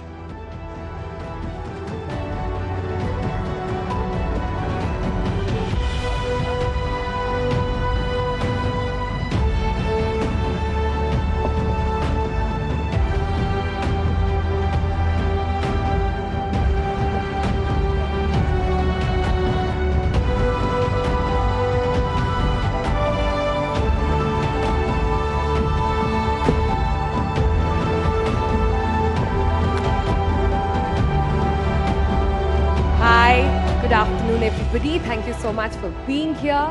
We've had a heavy duty session, but it's time to sort of spice things up a little bit. It's time to talk about things that we all see now all around us, things we love to scroll, we love to watch, we love to forward, but also this time understand the faces behind them. This time also understand the stories behind them. Now the trajectory or the spectrum of influencing in the country has moved many-fold. Last year, on the Rising Bharat platform when we had this conversation. It was about how celebrities now wanted to be influencers. We're talking at a time right before elections where we want politicians, where we see them sort of also understanding the language, speaking the language of influencers. Big smile on their faces there. We recently had awards where the Prime Minister himself awarded different categories and different people on what spectacular work this young India, young Bharat is actually doing. Some of them are sitting with us right here on the stage. I want to begin the conversation by giving all of you a little bit of an introduction for everybody over here and also understand their story and also give you a bit of perspective on what is this influence that they bring into the whole conversation. My first question is to Janvi. Janvi, if you guys don't know already, was awarded the fashion icon with a heritage touch from the Prime Minister himself. You must have seen that very famous, yes, please, come on, don't be shy. You must have seen that meme where Janvi went in her mode and tried to touch Prime Minister's feet. The Prime Minister reciprocated and touched her feet instead. And she, like this 20-year-old that she doesn't look it, all shy, has lots to say about that. So Janvi, by the way, for all of you who don't know, is just 20. And on her page, the content that she speaks about is on saris, different kind of saris, where they come from, and in that mode, tell you a little bit about culture, tell you a little bit about heritage of India. Isn't that quite beautiful? So Janvi, firstly, welcome, and tell us, how did it all really start? Sari, is this sari influencer? Can I call you that? Like, is that a phrase now? Yeah, I think you can call me that, and I would love to be, right? So I think, fashion is subjective, but मुझे लगता है मेरे लिए fashion है अपने culture और अपने heritage को represent करना. If I can represent my state or any other particular state in Bharat, and I think Bharat इतना सुंदर देश है, इतने सुंदर textiles है, prints हैं, and कहीं ना कहीं आजकल वो लुप्त हो रहा है, खत्म सा हो रहा है, right? तो बहुत सारे कॉमन प्रिंट्स हैं जो हमें पता है ना.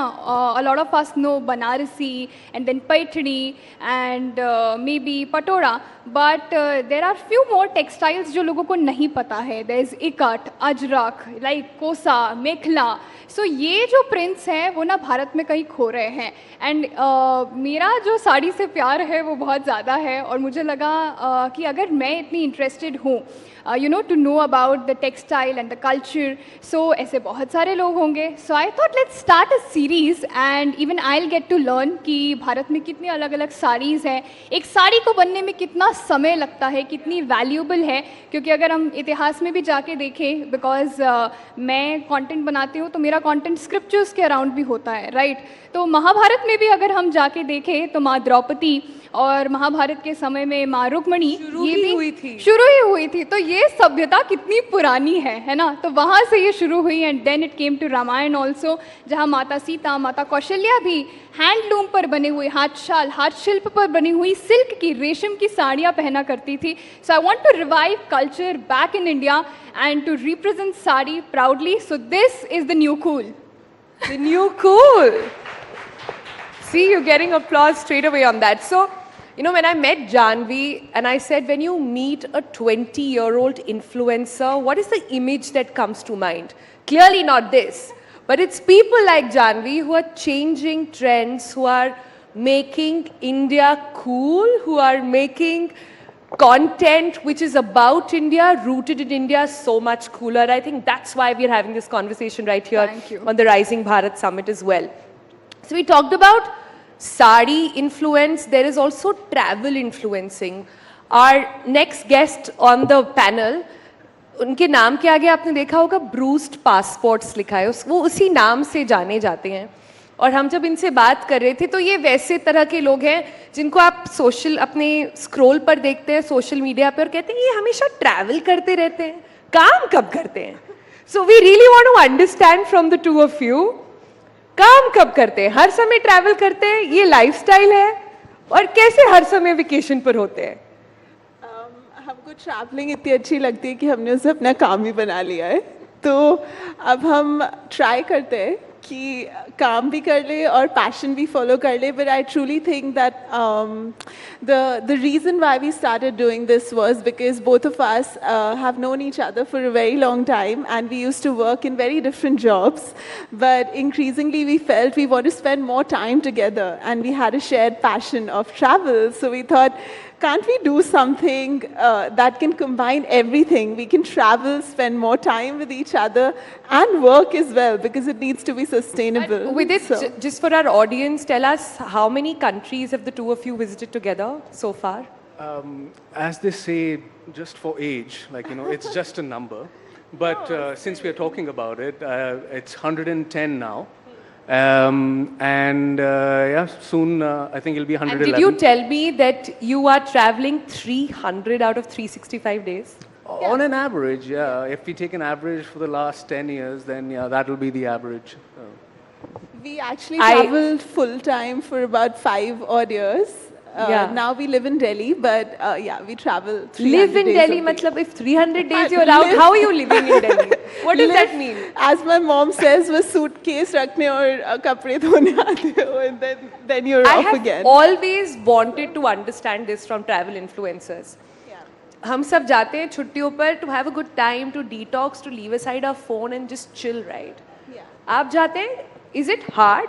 Is it work now that you have to make content, make reels, ensure that, you know, people are following, it's reaching the right audience, the branding is on point, the partners have been done. Is it work or has the fun? For both of us, because we travel together, it's a lot of fun as well. But yes, you're right. It's influencing or content creation is a full-time job. In fact, because both of us had corporate jobs before this, I would say it's much more demanding than our previous jobs because your mind is at work 24/7.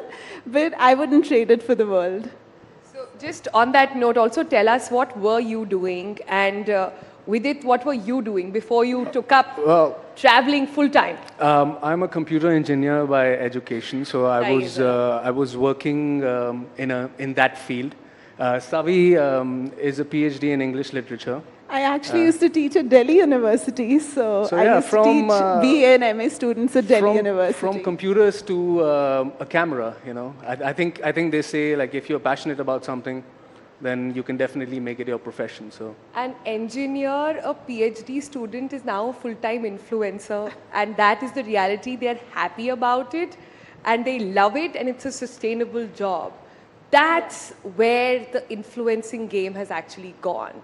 And I think that's what, you know, deserves a lot of compliment, credit as well, because I know it's not easy. Talking about where it has gone and talking about how influencers are emerging from engineering, doctors, PhDs, I have someone else here with me. Hi, Shantanu. Hi. Shantanu also is an engineer, but does something which I bet nobody sitting in this room would know about. Can I have a raise of hand of, do you know what is artfluence? Dead. Because we just came up with the word just like that now. Shantanu, what is artfluence? Okay, hi everyone. I'm Shantanu Hazarika and I am an artist by profession. And there's no such thing as artfluence. I mean, art has always been influential throughout the ages. We have read about the different movements in art during the Renaissance time, during all different periods of time. But what is art in its truest form? It's a summary, it's a sort of a subjective understanding of any civilization.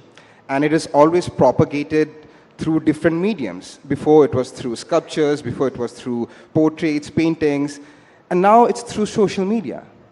So what I'm trying to do is merge the idea of art, get it out there for a wider audience to understand and perceive art how we artists see them as, basically. So artfluencing, to be honest, is still a very subjective term. We just coined it. We're going to trademark this. And what I'm trying to do is create a design and introduce a quality or set a bar when it comes to art and design through social media. Shantanu is being humble right now, and we're not taking brand names, but the biggest brands in India and internationally now go to Shantanu and say, design our campaigns, design what our packaging should look like. So you see what's happening?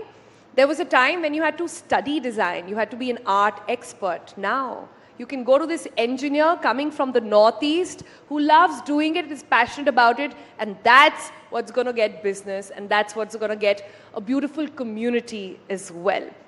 But talking about the fact that you come from the Northeast, Janvi, I know, comes from my state, UP, and, well, Bruce, you guys are just all over the world. You just belong to India. You just belong to Bharat, right? I'm just gonna leave it there. But I think the next spectrum, in the spectrum of influencing, and it's come through a major journey for the past couple of years. What's happened now is initially we had influencers who would tell you what kind of makeup to put, what kind of clothes to wear. There was this entire category who were wannabe celebrities, now full-time actors, etc. But look at this. The next set of influencers from India are coming from small towns, are coming from places and have stories to tell which have been long lost, and are coming from places which take pride in what their true identity really is.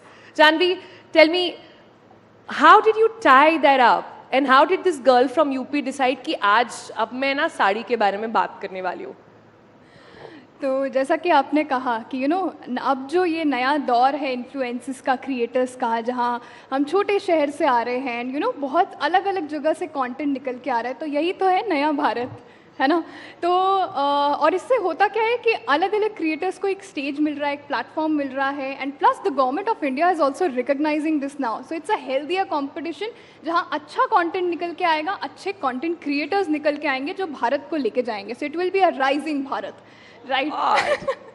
But yeah, coming up to the sarees now, I think मेरा जुड़ाव sarees के साथ बहुत रहा है और मुझे लगता है मैं साड़ी पहन के सबसे सुंदर दिखती हूँ.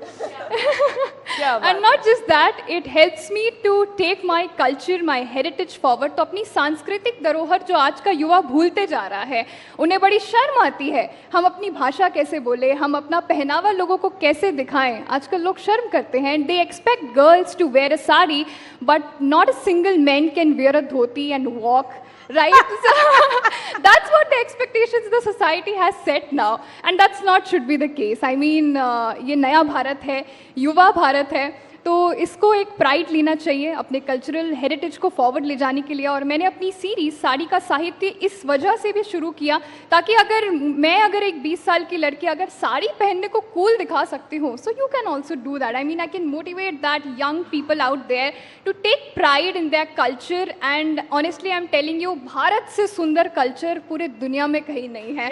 भले ही आप पूरा भारत घूम ले, you must have noticed this and you might agree. I was about to say this, that one of the greatest things that social media has done is that till a few years ago, there used to be this stereotype of India. We saw it in so many movies like Slumdog Millionaire and everything. But thanks to social media, we, people like us, can portray different facets of the country, because India is such a culturally rich country. And all of us can show different facets, whether it's luxury travel में कोई India किसी country से कम नहीं है, but कोई उसकी बात नहीं करता. Natural wonders, natural wonders में India is so good, but we need to highlight it more and more. And one of the things that comes to mind is we were in Meghalaya a couple of years ago, और हमने उधर river Doki पर एक video खींचा, and it sort of went viral online. And every single day we get messages from people sitting in UK or Spain who saw that video, came to India, went to Meghalaya, and then explored Meghalaya, although earlier they would just do like Agra and Jaipur perhaps, So the onus is on all of us to foreground the culture, the rich heritage, the places of India in the coming years. That's very rightly said, but Savi, ये सब तो ठीक है, आप तो साड़ी पहनकर आ गई हैं, पर इस पैनल के बाद हमें जरा विदित से पता करना चाहिए कि धोती पहनना आता है कि नहीं. हाँ, that is, I think it's a very valid point that Janvi has picked up. I think इस discussion के बाद तो सीखना पड़ेगा, but would love to. So I can teach you. Yeah, I know how to. Let's do that. I like how Shantanu in his very punk sort of Japanese monk avatar and his hair is saying, I will teach you dhoti. I really want to wait and see that. But this is what I want to come to. Content creation, and in India today, finding your true identity doesn't have to be one person. You can be as desi as Janvi, as cool desi as she said, as cool desi as Janvi. You can be as punk as Shantanu, but you will still find a community that will feel a sense of belonging with you. And thus the onus, which is what I want to bring everybody's attention to. A lot has been said about influencers and the influence they have and what do they do with it. एक बहुत infamous dialogue है, बोला गया था किसी platform पे कि influencers तो बिकाऊ हैं. कोई भी brand जाके उनको कितने भी पैसे दे सकता है and they'll say whatever, right? So has that changed in the industry? Shantanu, why don't you pick that question? Is there a conscious thought now on what idea, what brands, what kind of thinking are you really going to put out through yourself and through your brand? See, the thing is, what has happened over time is the influencer market is sort of saturated. Now, when you're talking about brands, they understand the importance of marketing and branding in a very subtle way. It has to be universal in nature, right? It can't be like, okay, I'm watching an ad. It shouldn't be evident that I'm watching an ad. It beats the purpose of influencing anything. So what happens in that scope is you have to build your own brand, which is organic, which is natural. And to have that, you need to have a core audience. So there are few things which a community will always relate to. Joy, pain, and salvation. So I come from a place where we have seen all three of those things. And pride. And of course, pride. Like Janvi said, pride in our own culture. So if you sort of can capitalize on 4 different, or maybe one of those things, you can start relating to people more. Be it through art, be it through social media, be it through travel, be it through any medium, whatever you call it. So the moment you start building that particular sense of collectiveness among a group of people, be it a small group of people who listen to same kind of music, maybe have been through same kind of experiences, so you start building a niche.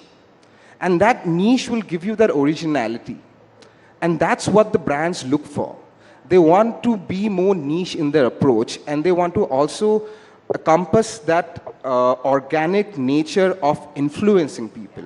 So the days of putting an advert out or hiring an influencer just because they have 1 million followers is gone.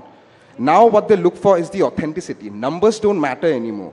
It's how organic your reach is. Is that true? Numbers don't matter? Nope. Most of them are bots. I would say authenticity definitely matters more than numbers, because it's like, it's a story on your page, you know, as the panel says, we are storytellers and the story of our lives is on our page. So brands really, really look for that. They don't look for somebody who's doing one mobile phone ad one day and then another the next day, for sure. But Vidit, tell me this. Yeah. When do you, since you are the brand, you are the influencer, when do you stop being the influencer? When do you start being that person? Or that Lakshman Rekha simply does not exist? I think the onus of drawing that line is actually on the influencer, because we know people who do this like first thing in the morning and even on Saturdays, Sundays. But for us, it was very clear right from the beginning that we weren't leaving one corporate rat race to get into another. So, you know, we made it a point to kind of draw that line that 2 days in a week, we are not, like, weekend. Not necessarily that Saturday and Sunday, but sometimes because of work, Sunday has to be dedicated to work. So we take Monday off. You know, so I think it's really up to the content creator or the influencer to draw that line. And there's no like clear definition of where it starts and where it stops. But yes, at the end of the day, it does kind of permeate into, you know, a lot of the things that you do and a lot of times throughout the week. But I think as Shantanu said, if you're being authentic with your audience, it feels so effortless. Sometimes you're working, but it doesn't even feel like work because you're actually putting a very authentic part of yourselves out into the world. So the boundaries are also very blurry sometimes. You have to be up for it because if I am going on holiday, I don't want my phone around me. I don't know how you guys do it. But moving on, we're coming to the closing of this session. I want a quick sort of last comments on where is this going? We also see a lot of, like you said, we have saturated the content across platforms, more and more platforms, more and more content, more and more influencers, so to say. There are also a lot of one-time hits and one-time wonders. So where is this going and what next for influencing? Like I said, Bollywood now acknowledges, politicians acknowledge, brands, of course, acknowledge. What next now in this influencer journey? Shantu, you, and then I'll go around. I think the whole market dictates a socio-economical change through the eyes of an influencer, through the eyes of social media, basically. That's the greatest influence we can have, right?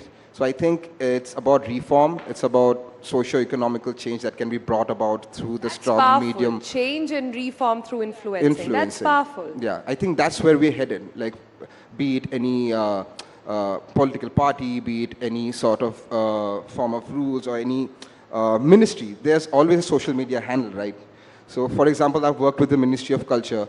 So they have an ongoing social media campaign regarding stuff. So people have recognized the importance of it. And I think it's slowly seeping into the whole reform movement. And it is an independent industry which is going to grow as we are growing as artists and influencers, and we have to deal with it. Janvi? I think it is just the beginning what you're looking at right now, and because अलग-अलग content creators सामने आ रहे हैं, अलग-अलग content सामने आ रहा है, which is taking the country forward for sure. But I also think over the time it will be like अगर आप अपनी audience के साथ, अपने content के साथ valuable है, so it will be a long game for sure. Value add. Yeah, value addition is the key, and value will create virality in the long run also. So that consistency and authenticity, as we discussing the previous question also, कि मेरे लिए वो लक्ष्मण रेखा नहीं है. I am the same person on social media and offline also. So I'm the same. And फिर अगर आप इतने authentic होते हैं ना, तो it is actually very effortless to put out content in a long run also. So काम नहीं लगता है, as they used to say, right? Yeah. काम तो लगता है. Building on that, you can put up a facade for a day or two, a month max. But when you're putting out content, जैसे जानवी कह रही हैं कि रोज अगर डालना है, तो वो facade रहेगा नहीं ज़्यादा time तक. You know, your authentic self will come out. Closing comments now, yeah. Viditya, then Sabi. I just think that the idea of celebrity that all of us grew up with, movie stars, etc., is dissipating now. There are it's a very fluid concept. So all of us decide what niche we want to cater to, what our community is. So overnight virality is also not a bad thing, because that might help somebody like this tea seller that we were talking about before the panel. It might democratize and bring so much empowerment to a community. And I think that's what's important to remember, that all of us are thriving in our little niches and doing the best we can for our little communities out there. That's nice. Exactly. With it, yeah. The lady said it all. I would just say that I love the fact that it has become democratized now. Like, till a few years ago, there was this perception that, oh, not everybody can become an influencer or this or that. It wasn't even considered a profession, right? Now, the beauty is that if you have the talent, if you have the dedication, if you have the skill, anybody can do that. And that's an amazing thing in a country like India, where so much can be done to highlight different corners, different facets, landscapes, culture, food. So, that I think is just the beginning. And it's going to evolve and grow into an amazing industry and a platform. And I think it's gonna be like, matlab it depends on creator to creator. Someone wants to be a celebrity, someone wants to get into a movie or maybe an OTT. There is space for all. Yeah, there's a space for all, and I think we should look forward to be a change maker for the country now, to represent that content that can bring and evolve your country and take it forward. I think what we can build consensus on this panel is about that the next step is going to be bringing about change. The influence is going to get into the change that you bring. I loved what you said, Janvi, about value will define virality. And I loved what Shantanu also said about how impact is going to be, a major focus as well. So yeah, looking forward to that time. Like I said, whoever you are, how much ever you can raise your eyebrows to influencers or what they do, you cannot ignore them anymore. They are everywhere and they've got you, looking at the stuff that they want, how they want. And that is, just the times we all have to accept and make. On that note, thank you all so much for joining us and all of you over here. Thanks so much.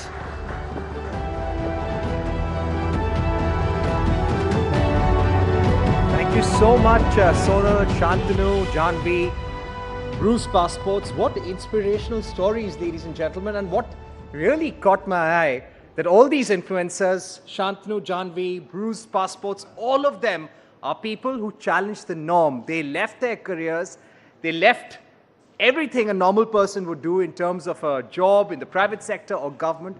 They did what they liked best. They followed their heart, they followed their passion, and found a medium online.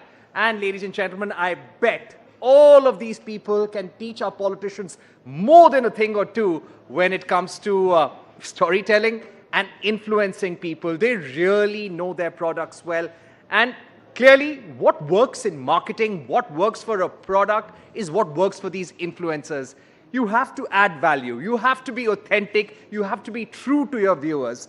Only then can you make it a full-time profession. So a big round of applause to Shantanu, Janvi, Bruce Passports for telling us such powerful stories here today at Rising Bharat.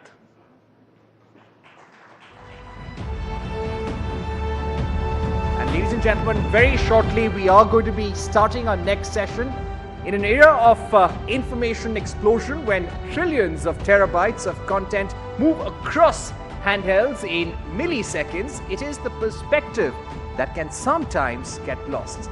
Nuance and perspectives are the strongest pillars of any discussion.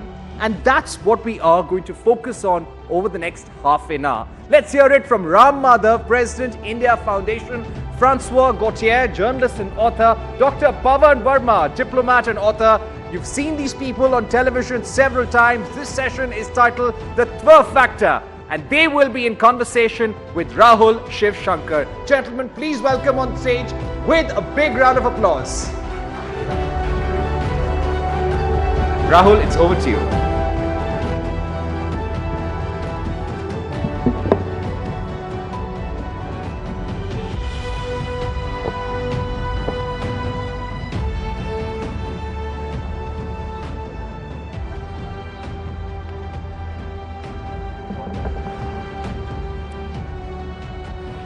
Good afternoon, everyone. Good afternoon once again. Let's get straight to the point.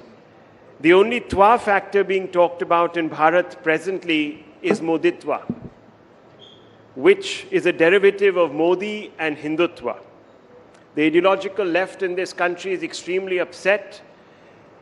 They say the Prime Minister has captured the hearts and minds of Indians by peddling Hindutva, which is a divisive, Hindu supremacist political ideology. That's what they say. How did a word that is itself derived from Hindu and Twa, Twa really essentially means essence, come to be so resented by a section of the intellectual class in this country?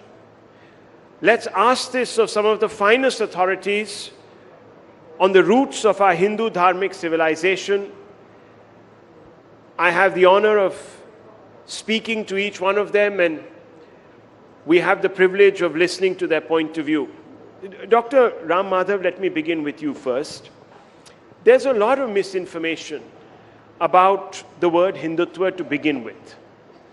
It is attributed to Mr. Savarkar, but it was coined, as it turns out, by a great son of Bengal, Bankim Chandra Chattopadhyay, in his treatise Anand Mat. The same work that gave us Vande Mataram.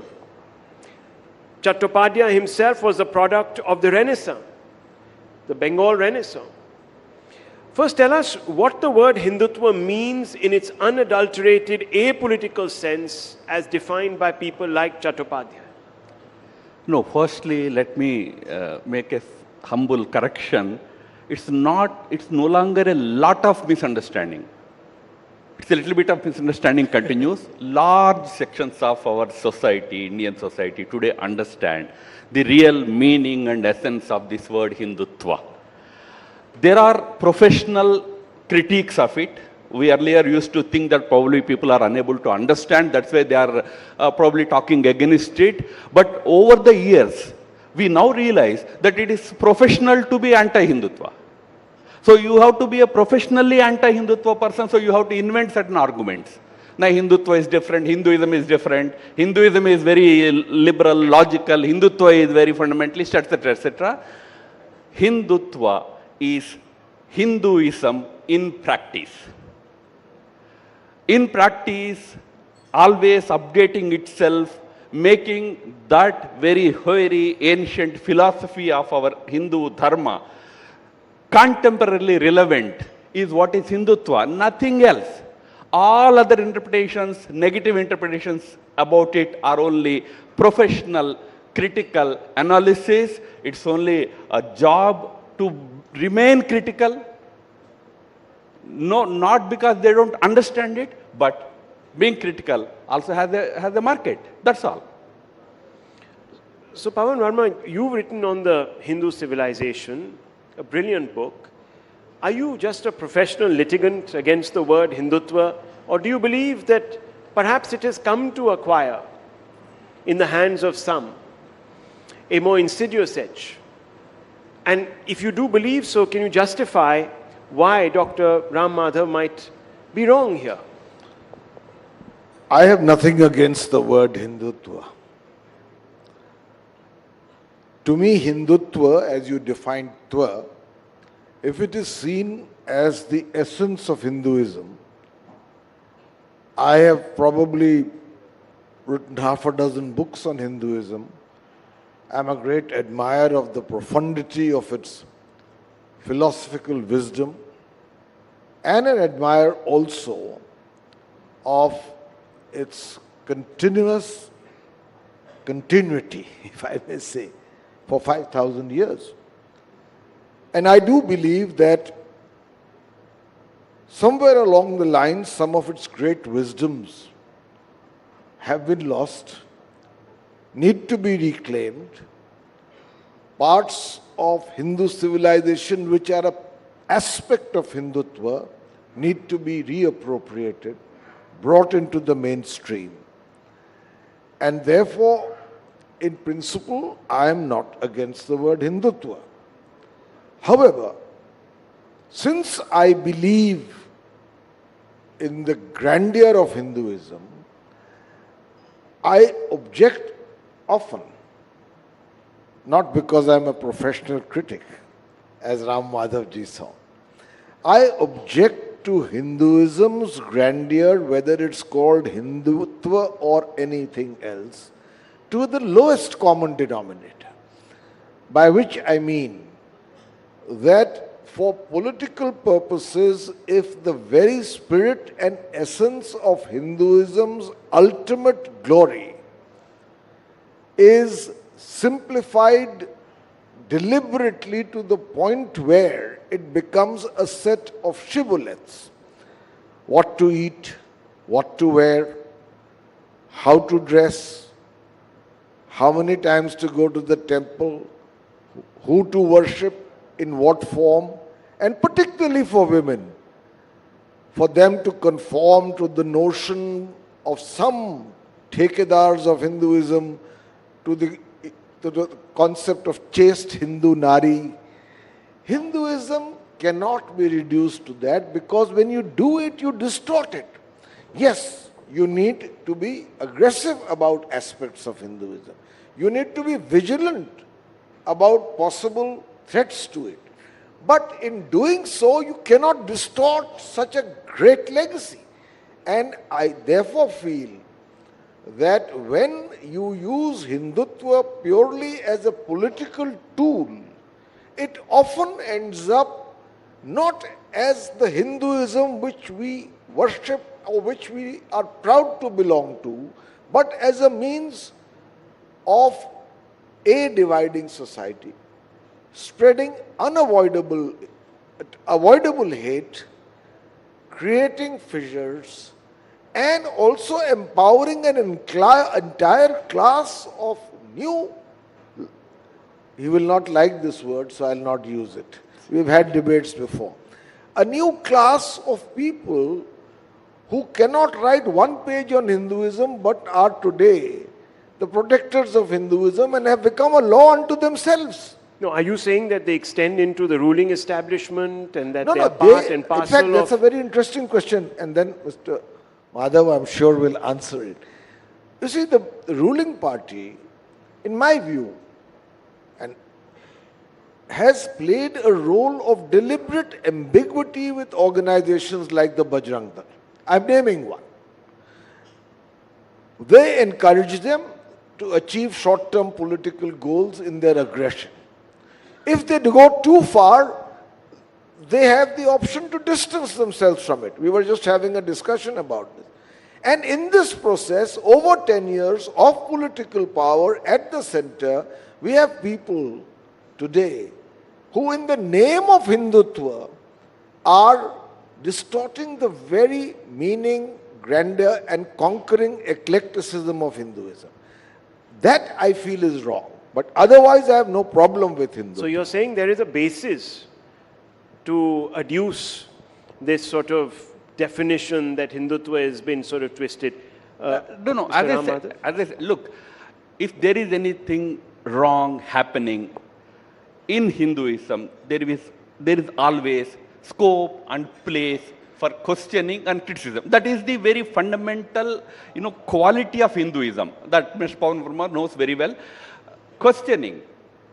Gandhiji said, continuous reform is the name of Sanatana Dharma. Hindu Dharma is the name in which continuous reform should happen.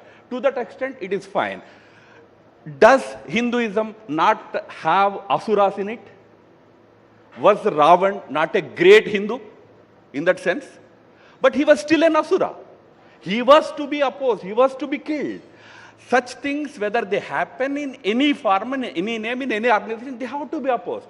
But to brand a particular group as you are Hindutva, since you are Hindutva, you are bad, is what is wrong. That is what I am saying. If there is something not correct happening in any particular group, in a so-called non-Hindutva group, championing caste and dividing society in the name of caste, asking people, tell me how many judges are there from your caste, tell me how many so-and-so are there in your caste. It is all progressive in our country. Nobody questions that politics. While in Hindutva, when we are talking about this great country's ancient civilizational value system, we have to uphold it, we have to live with that swa, self-respect, self-identity. It's actually branded as though it's a very bad idea. Bad people can be there anywhere.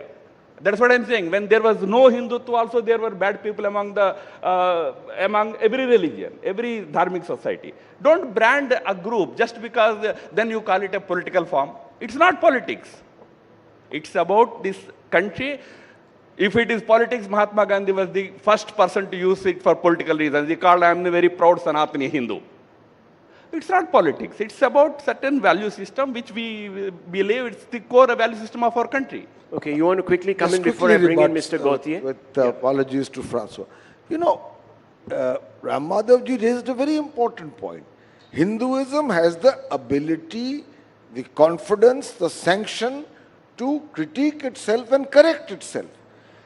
My worry today is we are fast coming to a point where even a proud Hindu like myself, if he or she questions any aspect of what the establishment so-called of Hindutva believes, we are anti-Hindu. Now this is a very strange thing, because Hinduism, if you know, has no one God, no one book, no one church. It is an eclectic faith which has not one but 6 systems of Hindu philosophy. But shouldn't we speak with concrete examples? I'm just going to finish. I'm just going to finish quickly. And it has allowed for a great deal of contrary opinions and critique. That is its strength, Rahul. I want to just quickly take 10 but you're seconds. sitting here and you're critiquing, Yes. and there's so much space for that. I don't know what the consequences will be. But that apart, the point I'm making is that you have the Charvaks. They said Vedas are a bunch of lies. I challenge anyone to even attempt to say that today and not face the consequences of being anti-Hindu. Let me bring in Francois Gauthier on this. There was another person called Veer Savarkar who challenged even the casteism that had got associated with the Hindu way. Even Gauraksha, in fact. I would like to come back to the And he original lived to tell- topic of this conference, which is Hinduness. Yes. So, of course, I'm a foreigner, I'm Catholic born, Catholic educated. So I'm going to read a few lines, if you allow me. Yes. What is it to be a true Hindu? A Hindu is one who searches for the ultimate truth.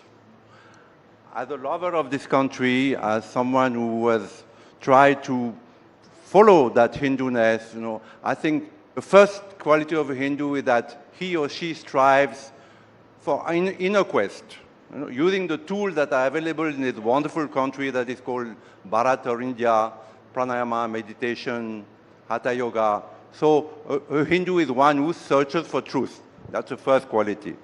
The second quality, unlike other religions, Hinduism refuses to sanction the monopoly of one God, of one scripture, and the only way to salvation. Now, as a Catholic, when I came to India, I had the same prejudices that most Westerners have, and unfortunately still have today. All religions are the same. God is many. But what I saw in India is that when I started reporting as a young reporter, is that the ordinary Hindu in the countryside. I started in Kerala doing a feature on Kararipayat, which is a very ancient martial art, which went to China and Japan. And I found that these people, were many of them not educated. They had this knowledge in their genes, that God is many, that, there is not one way to God. And then I also saw when I was covering Kashmir that there was another religion who thought that if you don't belong to my religion, I might kill you, I might convert you, the Christian might convert you, and the Muslim might kill you. So it opened my eyes to what true Hinduism is. Then Hinduism is the eternal faith, Sanatana Dharma, as my friend rightly said.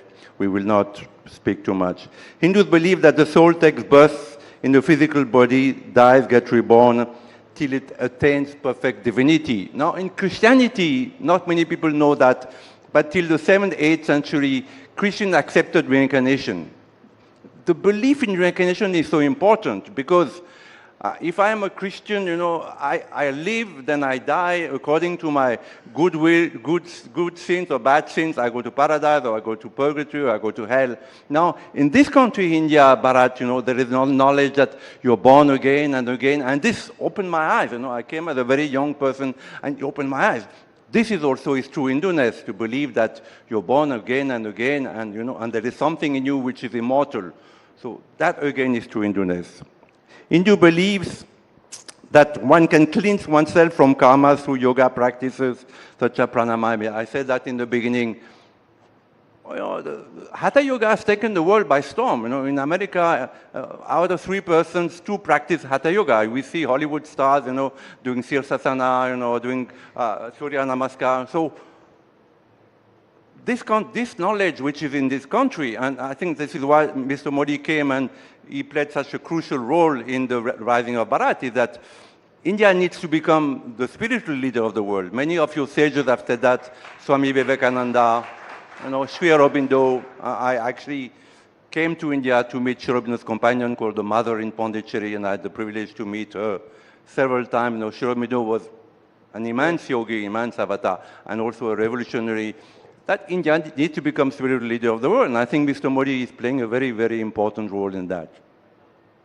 Now, one can be a Christian, a Muslim, or a Jew, and still practice Hinduism. I think this is one thing that very few Hindus understand, is that Hinduism is not a religion, it's a spirituality. You know? And it's a universal spirituality because it recognizes that God, he or she, not only he or she can manifest at different times, using different names, different scriptures. So this is a wonderful knowledge. And that knowledge used to be, you know, roaming all over the world, in Egypt, in Greece, Mesopotamia, so many countries had this knowledge. But it was wiped out. So today, the responsibility that your country holds is that it still has this knowledge, which is being attacked from many sides, including, as you know, the earlier Mr. Babane said, you know, by Hindus themselves. You know. So for me to come to this country, to live in this country, is a great privilege because I learned things that I couldn't learn in my country. Though, you know, definitely France has many qualities, you know, and there are things that India can learn. So what you're saying, Francois Gauthier, is that, and I think in one sense you're saying what Savarkar once said, that Hindus need to fear actually Hindus the most. That's what he had said. So, yes. Well, can I say one phrase about that? You know, that I agree with Mr. Professor Bamrez, but also there's Western Indologists. There's a hatred of Hindus among Western Indologists. In my country, there's a man called Christophe Jaffrelot. He's made his lifelong task of demonizing Hindus, the BJP, the RSS, Mr. Modi. They are the professionals, I said. That's the professional. Okay, so let me just ask you this, Pawan Verma, because I think we're pivoting towards an interesting territory. Now, you claim that a particular type of political Hindutva philosophy is dividing people and this, that, the other, and it takes sometimes legal expression like the CAA, etc., etc. Now, this is interesting because it's in stark contrast to the political experience of the BJP that is constantly adding new and new and new sociological verticals. It's the only party that's actually growing. How can their worldview be so exclusive, yet it is attracting more and more people? So obviously what is said about it, and I'm not sounding like any apologist, I'm just saying, just look at the numbers, how can you say that they are championing something so exclusivist? Rahul, I don't think we should compare apples and oranges. Today's subject is the Twa factor in Hindutva. Why a political party is on the upswing and has won 2 decisive majorities in parliament is a very complex subject. First of all, it's the personality of Mr. Modi. Second, it is a narrative. Third, it is many of its achievements like welfareism. Fourth, it's an organization and cadre which permeates down to the grassroots. And fifth, there is also the Hindutva factor and hyper-nationalism, or what I often call proving yourself to be patriotic, otherwise you are not. Maybe there are factors like this. We are talking of Hinduism, and here I agree with what Francois says, that for anyone from an Abrahamic faith. No, I'm specifically addressing the point that you raised, because I was hearing Mr. Chidambaram speak a few days ago, where a question was put to him, why is it that the BJP is growing? Why is it that Modi is becoming more and more popular? And he said, well, there are a variety of reasons, just like you were. But the main reason is that this man has fed the poison of Hindutva. He didn't discriminate between what Hindutva was in his mind. He said it was the poison of Hindutva, which even the Supreme Court identifies with Hinduism, let me tell you. The J.S. Verma judgment, if you go back to it. So he says it is Hindutva. Now, if Hindutva was so divisive, so poisonous, why are the unsuspecting voters drinking it? No, so to answer your question, I have been the spokesman of the Ministry of External Affairs of a political party, the JDU. Yes. But I'm not Mr. Chidambaram's spokesman. So I just want to clarify that. He can say what he believes. To my mind, Mr. Modi is a popular leader, and it is also a factor of the opposition being spectacularly ineffective without a face or a narrative. Okay. So that these are factors that are different. They are in the secular realm as well. Where Hindutva is concerned, for anyone from an Abrahamic faith, the freedoms and the openness of Hinduism is a matter, can be a matter of great attraction and also be a matter of great miscomprehension. Now, when there is a religion, which Francois talked about, where the greatest reviver of Hinduism, Adi Shankaracharya, he says, na dharmo, na chartho, na kamo, na moksha, na mantro, na tirtham, na vedo, na yagna. None of these matter. All that matters is Chidananda Rupa, Shivoham, Shivoham. And by the way, he said, I am Shiva, I am Shiva. Another thinker in the Middle East, a Sufi thinker, he said, Anul Haq, I am the truth. He was beheaded. In Hinduism, it is not. So we need to preserve this grandeur of No, where is any dispute about it? Who is not preserving it in India? Is Hindutva not preserving it? You talked about Adi Shankara. Adi Shankara's one of the finest memorials is coming up in Madhya Pradesh, funded by the BJP government.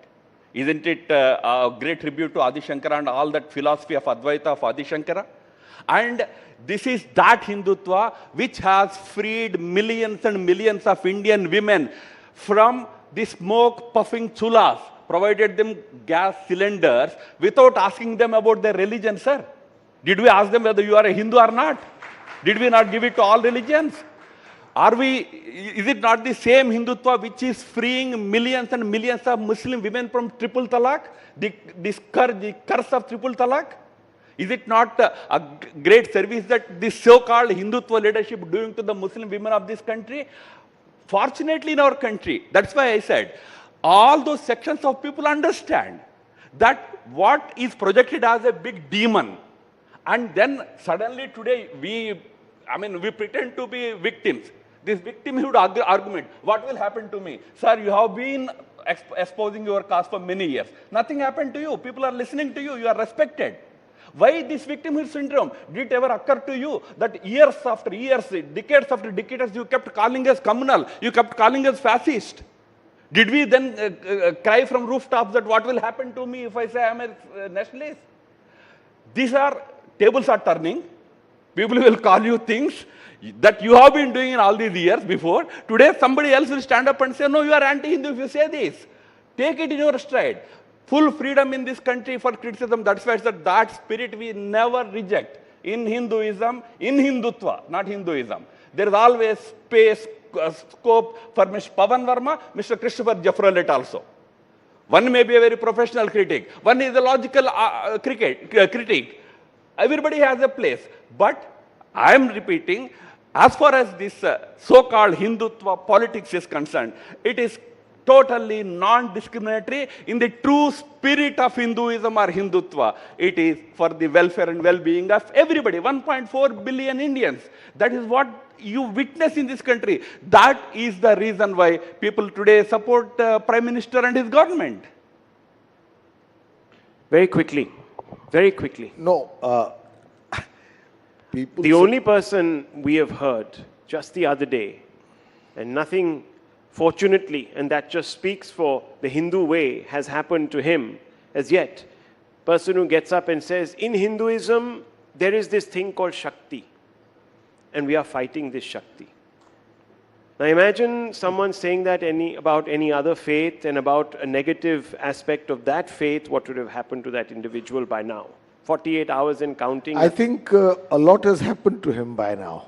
No, so, that's because of his political... No, nothing will happen because I tell you, nothing will happen, the reason I tell you. At least in terms of ridicule, because without understanding what in Hinduism is the role of Shakti, to use Shakti in the context of Hinduism, in the manner in which he did, obviously. Well, that's what I'm saying. So is that a professional critic? These are not the substantive critiques that we need as Hindus to be open about.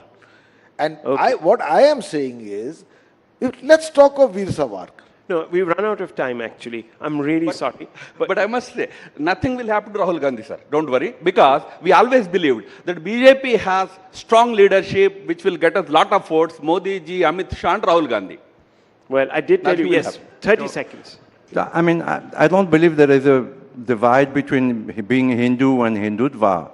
In fact, I believe that Hindu power is a must in India, and that sometimes I feel Mr. Modi is very moderate. Of course, as Ram said, he's the Prime Minister of all Indians. But understanding that Hindu accept the totality of the world, I wish that Hindu power would come more to the fore. Well, 10 seconds. I can understand his point of view, but Hinduism's foundational basis is respect for all faiths.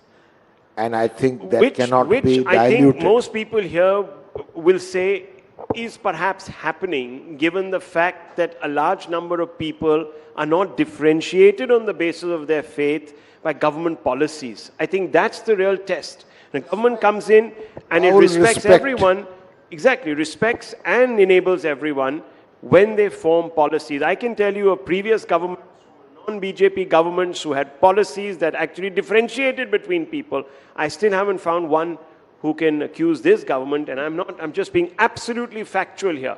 Any one of you thinks that there's one government policy that differentiates between people? One government policy, Indian citizens? Raise your hands. Well, we leave it at that. The proof of the pudding is in its eating. Thank you.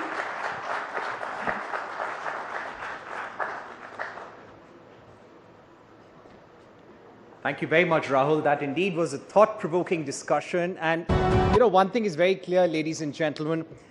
When you speak about Hinduism, this is exactly what we saw on stage. You have place to debate, to critique, and make better. Yes, Hinduism can absorb different views and become better over time.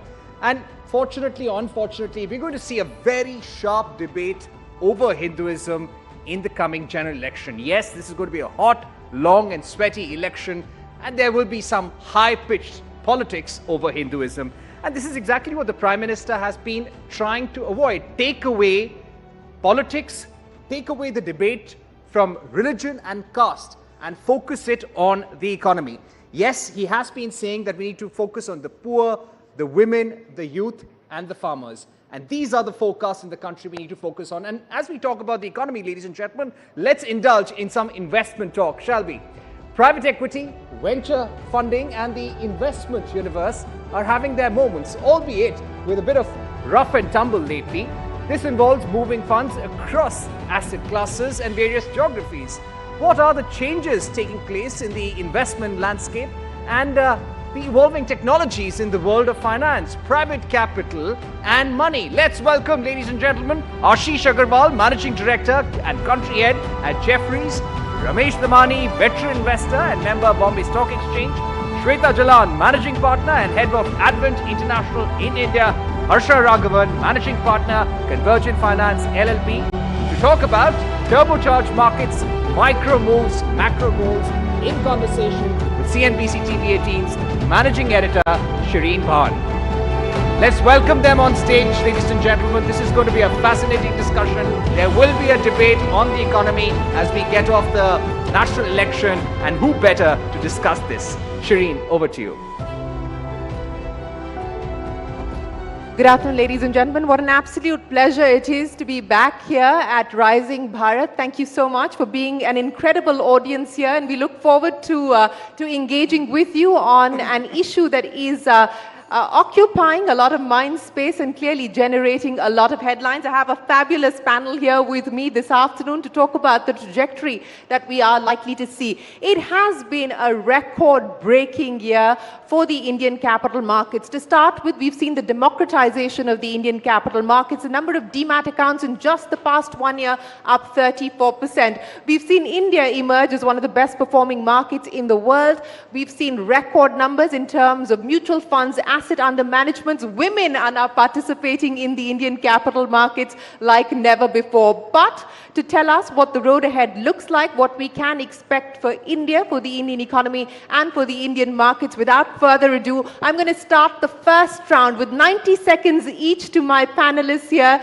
to give us their take on what they believe is the bull case for India. Ramesh Damani, veteran investor, you've of course been bullish on the Indian markets for very, very long. And Ramesh, I just want to, for the benefit of our audience here who are watching us online as well as here at the Taj Palace in Delhi, remind you of that event in 2014 where your good friend, the late Rakesh Jhunjhunwala, said, if you're underinvested in India, you're going to miss out on the mother of all bull markets. Ramesh Damani, 90 seconds, your time starts now on the bull case for India. Yeah, thank you, Shireen.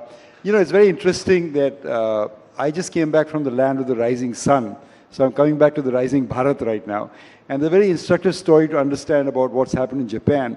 In 1964, when India last won the Olympic gold medal cleanly, with the fair competition, was in Tokyo, the Nikkei was at 1,000.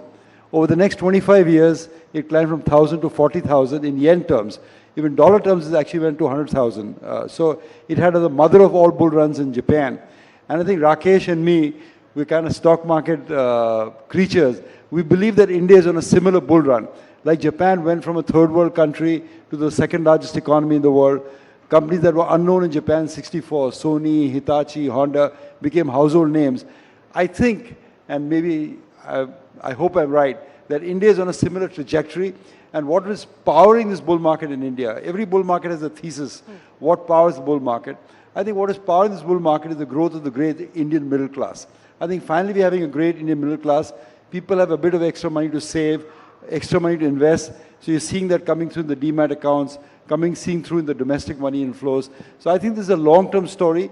I don't think, as my friend Rakesh would say, always be bullish on this country. And the volatility that we're seeing right now is more like a winter squall. It'll pass by, but people who stand still will end up making a lot of money. Well, speaking of making a lot of money, and since we are talking about Rakesh and his predictions as well, Ramesh, you were in that room when he said that the Nifty at 1 lakh by 2030. In fact, on an occasion he had said 1,25,000, but then he scaled it back. So 1 lakh by 2030? That seems a bit of a stretch, but the Sensex will get there. The Sensex will get there. Ashish, let me come to you now. The bull case for India, 90 seconds. We've just come out with a big report, India's march onto the global stage. We are talking about, I think, the economy itself touching about $5 trillion by 2027, the market cap reaching about $10 trillion by 2030. I don't think any other country can talk about so many things coming together. Whether it's an under-leveraged economy, capex cycle, both government and private sector, whether it's the demographic dividend that we are talking about, the rising middle class that Ramesh just talked about. I think it's a lot more parallel to also what the US went through in the 80s, in terms of working population, savings habit. As you have more macro stability, lower inflation, the average saver tends to invest more in equities. And I think that's the biggest delta. One statistic that I think cannot be underappreciated at all is even after all these years of demat accounts going up, equity savings being there, the equity household savings is still about 5% of total savings, right? Gold is 16. So we have a long, long way to go. And we are not even counting as and when the FIs come back. So I think can't get more bullish than this. When do you see the return of the FIIs? I think it started a bit last year with a couple of large guys putting in sizable bets. I think a lot more will follow. If I'm not wrong, I think so far the India investments have been driven by EM funds taking disproportionate bets on India. I think the next 5 years will be about global funds stepping up big ticket investments into Indian equities. Well, I'll get you to elaborate more on that in just a second. But Shweta, let me talk to you about what we are seeing as far as the private equity mood is concerned. And the mood has been buoyant over the last few years, including for Advent specifically. You're looking to utilize another $5 to $10 billion of your capital in India over the next few years. Your bull case for India. So I believe India is not a story of 1 year or 2 years. I think it's a multi-decade growth story from here on, right?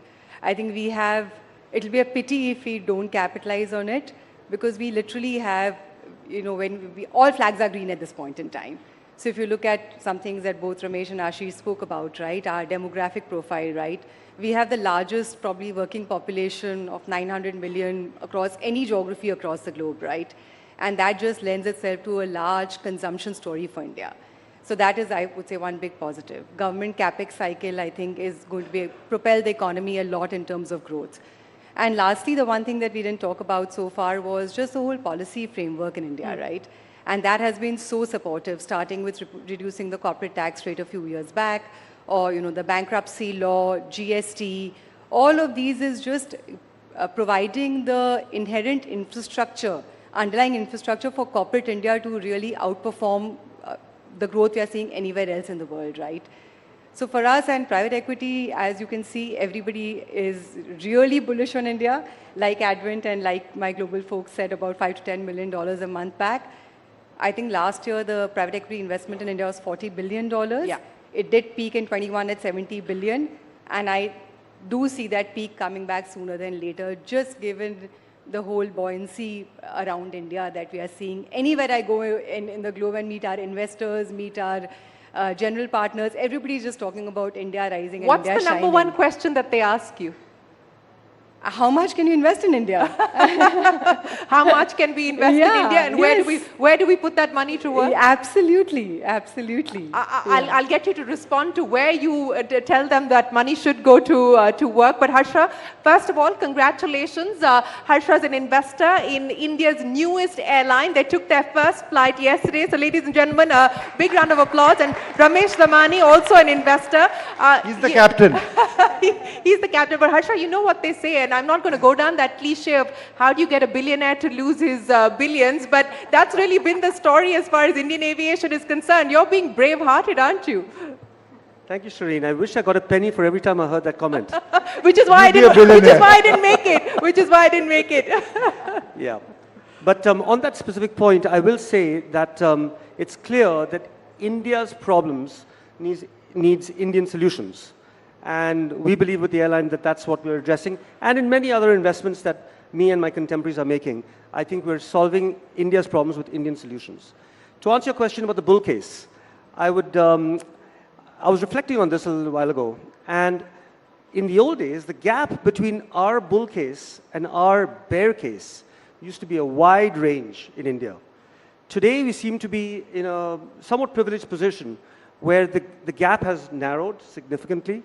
And I'd say with some level of reliability and certainty, we know where we as a nation are going. I think Jeffries and many of the other analysts have published a lot of research on this topic. We should be the third largest economy by 2027. Our stock market has done well. Looks like it will continue to do well. And so I'd say the bull case is not altogether that different from the realistic case or even the bear case, in that India is looking to be good. Now, on a slightly related point, what do all of us want as citizens and residents? We want safety for us, ourselves and our families. We want political stability, and we want that political stability to be accompanied by direction from the government in terms of where we as citizens can get to, and businesses can get to. And the third thing is we want economic prosperity. Mm-hmm. In the old days, those three things used to be available elsewhere. We used to look around the world and say, that's in a first world country, not our country. Today, the India that we're living in today has those three things. And as we look around the world, we kind of look back home and say, like all of us in this room, things are better over here. So I'd say that that's the realistic case. That is the realistic case, and that's the big change that is driving the investment psyche and the investment cycle as well. But Ramesh, to the changes that Shweta also brought up, and all of you have alluded to, the structural changes that have happened. One of the calls that you made a few years ago, in fact, was as far as the PSU stocks were concerned, and what a rally we've seen as far as the PSU stocks. In fact, I don't think we would have ever imagined that we would have seen the Prime Minister address the rally that we've we've seen in PSU stocks in Parliament. Ramesh Dhamani, from here on, given where valuations are, given the structural reform story, given economic stability, policy stability, so on and so forth, is that a bet that you continue to make? Yeah, I feel, Shireen, like I'm on the Bazaar show in the morning at 9 o'clock. That's what they typically would ask me. But to answer your question, every bull market has leadership. So the 2000 bull market, for example, was led by the technology stocks in India, which saw the huge technology revolution taking place in India. I think what this bull market is partially being led by the PSU stocks. And they're saying that the level of corporate governance has improved in these stocks, that we no longer have the leakage, we no longer have the phone banking that India was so famous for in the prior bull market. So this sector, this PSU sector, will continue to lead this bull market higher. Now people sometimes say there's a bubble going on or there's a froth going on, and they will correct, as all good bull markets have corrections in a period of time. But I think the eventuality these prices will be significantly higher than they're even today. And the reason for it is twofold. One, of course, the PSUs are the leading edge of the capex spend. The government is using infrastructure spend, defense spend, railway spend as a leading edge for capex. And plus the corporate governance is improved. And you're swinging the pendulum from ridiculously cheap to now probably overvalued at some point in time. But right now they're good buys, even across the PSU sector. You talked about bubbles, Ramesh, and there is a debate at this point in time whether in some parts of the market, some pockets of the market, we are now entering bubble territory. What's your take, especially as far as the small and mid-cap space is concerned? There always froth in the market, and that corrects itself. Market is correcting. For example, there's some froth in the best private sector bank in India. It hasn't performed for 3 years. So the froth gets taken care of the market. I don't believe we're in bubble territory. People from Jamie Dimon to Jim Rogers have been calling for a bubble in American markets for the last 5 years, and the market keeps surprising them. NVIDIA becomes such a powerful company. I don't believe that's bubblish. There is froth. Market is taking care of that. And, it's what the wise words were said to us when we first entered the market. Caveat emptor, buyer beware. If you're going to put our money, we're going to put a wallet on the stocks, we should be careful about what we are buying. That is our job. Speaking of valuations, Ashish, and let's address what we are seeing emerge as the big trend. A lot of the MNCs are actually hiving stake or pairing stake as far as their Indian subsidiaries are concerned to make use of this valuation arbitrage at this point in time. We've seen it happen with Whirlpool. We've seen it happen more recently with BAT. As far as its stake sale in ITC is concerned, we're seeing Tata Sons do it in TCS, that announcement coming in just yesterday. Do you see this trend continuing? And more importantly, from a government perspective, even if government companies were to divest to just be able to get to public float, the fundraising opportunities that it presents? Well, I think, definitely India would need a lot of growth capital. What we have seen so far last year, bulk of the fundraise was sell downs, whether by MNCs, by promoters, and by private equity. I think if you look at the fresh issuance coming out of India, it's still way below what the global benchmarks are. So we are still talking about 1% of market cap every year. That number peaked in China at about 4 to 5%. So there is still a long, long way to go. I think India can take a lot more issuance, and which in my view is the best thing that can happen, because the most common pushback that global investors have historically had on India is the liquidity itself. I think one of the reasons we saw a few large investors coming in hordes was also because of the liquidity events that the country is now able to produce. So in a way, fresh issuance crossing 100 billion will bring in own set of investors. I think some of the MNCs selling down, some of the promoters selling down is use of capital for other growth businesses. Yeah. I think India has also come of age where a lot of corporations are now talking about spending in R&D, whether it is green hydrogen or energy in general. And I think that's one of the longest standing complaints against India, that Indian companies have not invested in R&D. Yeah. So maybe this is that capital which will go there. And I don't think sell down is ever a benchmark of it's an expensive stock, because for the largest, Ramesh spoke about private sector banks, they were always owned by foreigners and sold down by the Indian government, but they gave fabulous returns. So I don't think that's the best cue, whether they are expensive or not. you know, Harsh, I want to pick up on the consumption theme that Ramesh, Ashish and Shweta spoke about as well. And yes, we are seeing the consumption boom take shape and propel growth, but in some pockets of the economy. I don't know if you looked at the latest numbers that Indus Valley, the consumption report had put together, but it's essentially the 30 million households that are really doing the buying, so to speak, and the aspirational India is the middle chunk, which hopefully will start to move from the 2,500 per capita to 5,000 per capita and then continue to drive consumption. What's the big consumption bet that you're playing on at this point in time, and where do you believe we are going to see value being unlocked? Shireen, the consumption, I'd say, is domestic consumption is one of the strengths of our nation today. We used to live in a paradigm where India had 4 metros. Somewhere along the way, we said maybe it's 5 now. Today, I'd argue that all the top 20 or 30 cities in India are all absolute metros. They all have metro systems. They all have international airports. They all have good infrastructure that's improved dramatically. And therefore, the residents of those cities have seen economic prosperity, rising affluence levels, which results in consumption. And so we have, as you pointed out, at least 30 million households, which would be about 120 million people. Some may argue it's even more than that. We have people who are qualified to be working and contributing in any place in the world, and indeed they are. For example, 20% of JP Morgan's workforce is in India, and not all of them are in just one city or one metro. So with that, we have consumption that is absolutely world-class because Indians now know what the world has to offer. Don't even have to go very far to get it. They can get FMCG items, they can get automobiles, they can get luxury products, even basic products, anywhere in the country. So I'd say that consumption has gone deep. Consumption is going to deepen from here on. But Shweta, let's talk about consumption, but also link it to the broader formalization as far as the economy is concerned, as well as the empowerment of the bottom of the pyramid. You've just done a big deal, not big from an Advent's war chest point of view, but big for the entrepreneur that you've decided to back, Ananya Birla's microfinance venture. Explain to me what you're seeing happen as far as the bottom of the pyramid is concerned, and what your thesis is on that moving towards the aspirational class and the value it will potentially unlock. Yeah, I mean, that is really the bottom of the pyramid, right? I mean, it is not the middle class, it is not the, increasing household income class, right? This is really the rural economy which it supports at some level, right? It is really the joint liability groups, these women in villages getting together and raising some finance to be able to do small businesses, right?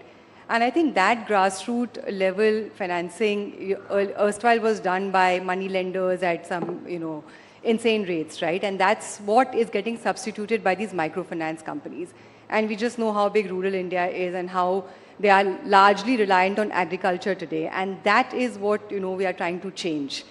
Can they have other sources of income? Can they find other sources of livelihood in the rural part of India? And can they get good financing to build those businesses?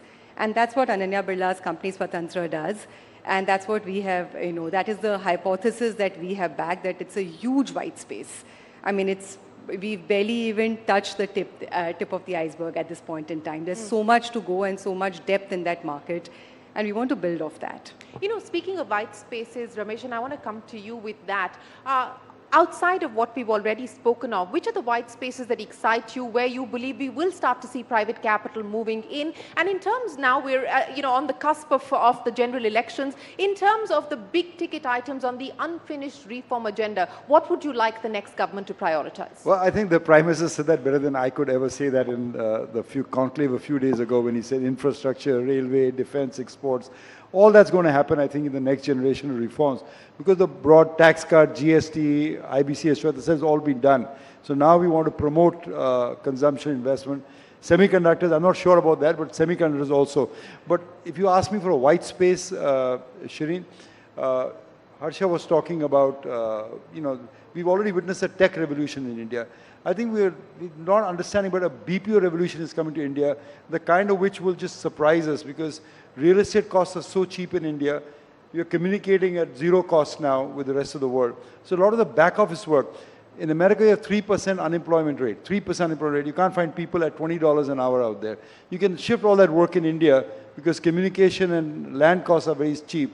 So I think India will become, we already a tech superpower, will become a back office superpower. I think we'll But aren't we already the back office superpower? You know, we've done nothing. We're just going to start. We're just barely getting started. I think we have focused more on tech, and I think not on high tech, but on tech, basic tech services economy.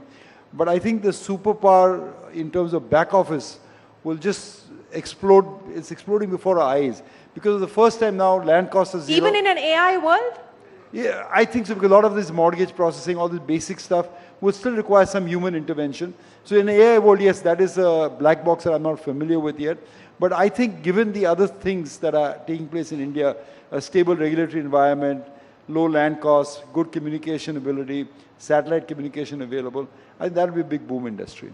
White spaces, the big themes, Ashish, that you believe are going to drive growth in the coming decade? I think real estate would be my number one choice. I think for the last decade or decade and a half, real estate or housing in general has been a beneficiary of the economic activity.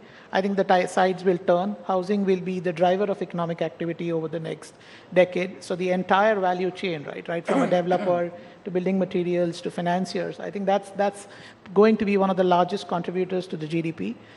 The other theme on the same lines we like is hard assets, so infrastructure. Hotels, airports, ports, hospitals. I think in an inflationary world where cost of capital is going to play a major role, consolidation is going to be the theme. And that's why as a house we've been big believers in owning hard assets. And you think private equity is going to play consolidator? Shweta, are you going to do the consolidating? Already doing a lot of it, right? I mean, we have a whole pharma platform where we've integrated a CDMO and API business. But on white spaces, I would say all businesses that play on the China Plus One theme, right? Manufacturing.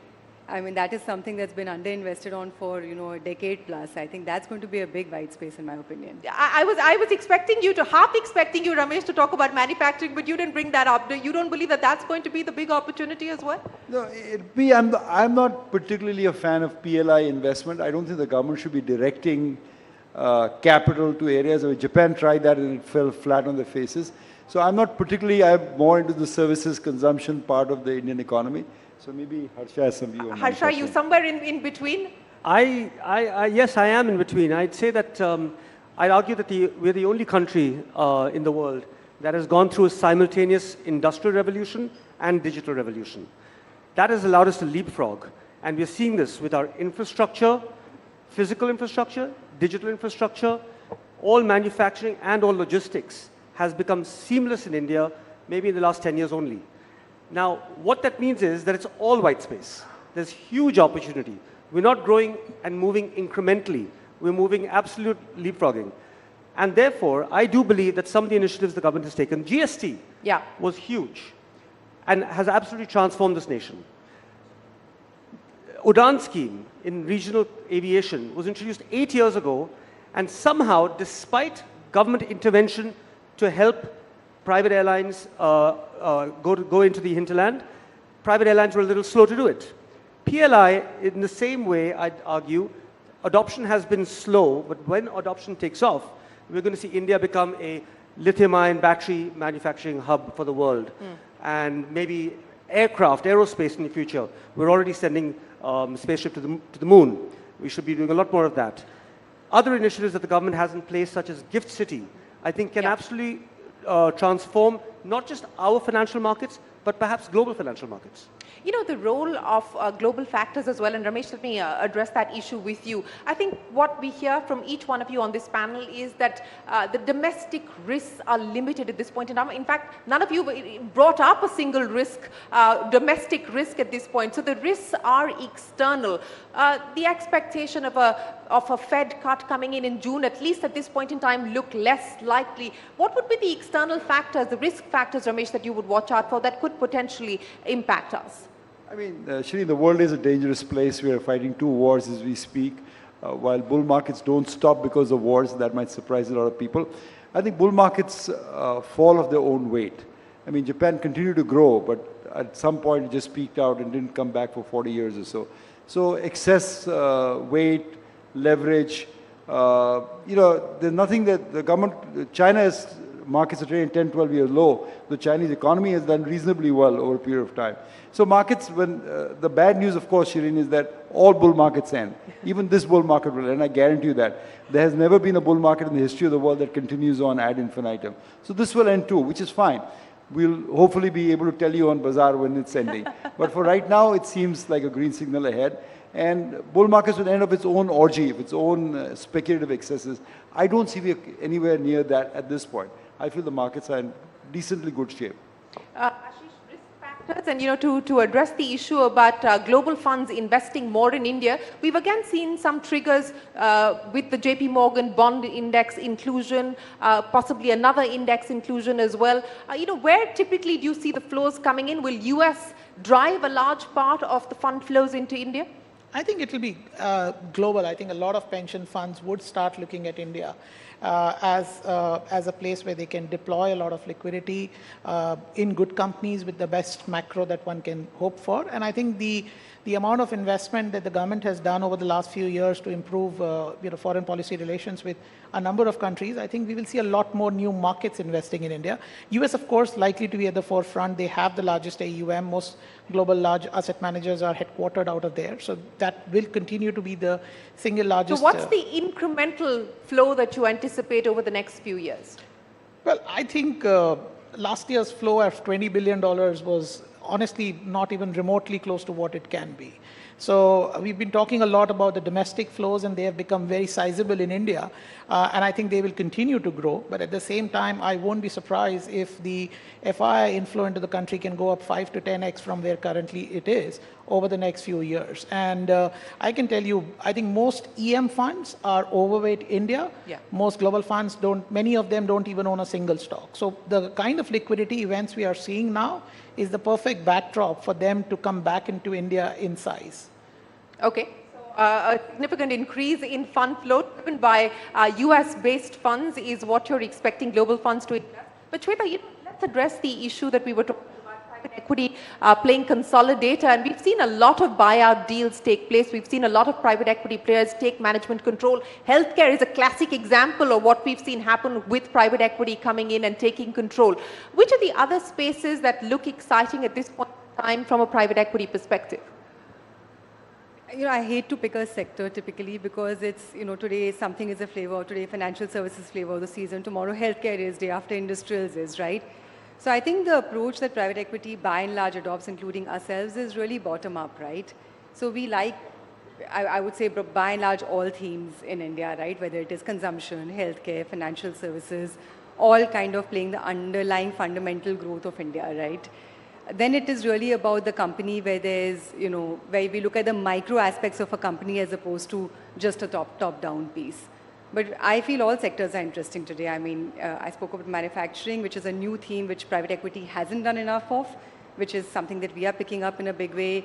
There's healthcare, there's financial services, still a very credit underpenetrated economy, right? So there's a lot you can do on the financial services across spectrum. Microfinance to bank, we've done it all. And, I would say healthcare, again, significant underpenetration both on pharma and services side. So I would say across the board, I think we're excited about it. Let me link this back to the bull case that you spoke of. The expectation or the assumption was that private equity would really have to be patient capital when they put their money to work in India. Is that starting to change both in terms of exit opportunities as well as in terms of returns? Most certainly, yes. So I think the exit environment is far more vibrant than it was even 5 years back, let alone a decade back, right? But having said that, I would still say it's you need to be patient in India. Because it's, while the bull case, and you asked this question earlier, what is the risk? The risk is an execution risk here, right? So while everything will eventually go up, I think there will be bumps along the way, like in any other emerging market, right? Which is par for course. But Ramesh, let's talk about the exit opportunities. Let's talk about what we've seen happen as far as the IPO pipeline is concerned. What gives you confidence on that side of the story, and how do you see that playing itself out over the next few years? I don't know much about the IPO market, to be honest. I rarely subscribe to IPOs myself. Secondary markets were offering great bargains, but I'll just add to the point that Harsha said. India's, when Neil Armstrong went on the moon 50 years ago, he said, it's a small leap for man, but a great leap for mankind. He was talking of the great step he made on the moon. I think digitization is a great leap forward. We're not understanding the full impact of what digitization meant. While I was coming in the plane, Shireen, I read this quote which said that in the near future, every product will be manufactured digitally and then physically. So that's a huge change that's taking place, whether in our BPO businesses, whether it's in our manufacturing businesses, whether it's in our country, in terms of delivering services to the corporate citizen. And India is amazingly, even as I speak to you, a leader in digital services, UPI, Aadhaar, Paytm, whatever. It's extraordinary what strides we made in the last 5 years in digitization. So I think there's one theme you want to latch on to this thing, it's digitization. Digitization, the big theme as far as Ramesh Tamani is concerned. Harsha, for the decade, since we are taking a more long-term view here as far as this panel is concerned, one headline that you would chase. I would chase the Indian consumer, who is a force to reckon with, both within India. We actually see that by virtue of the stock market and the retail participation there. We see that by virtue of the domestic consumption story. But the Indian consumer will be a global force. And we're seeing that with international travel and tourism, where the Indian consumer is already a global force. And we'll see it in many other categories as well. I'd say that it's a great time to be an Indian.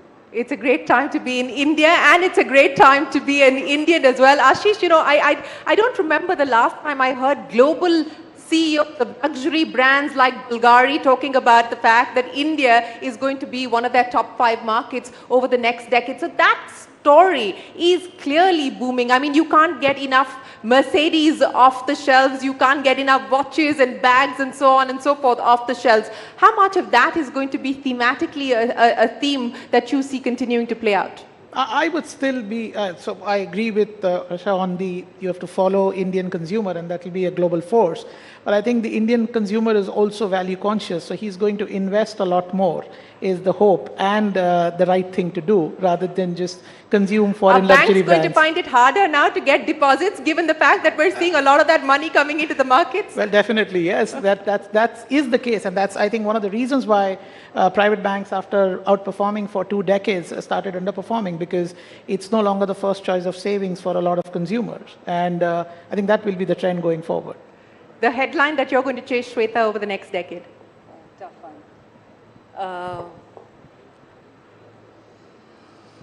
So, I mean, it is actually across the board, right? I mean, for us, India is the investment destination across the globe, right?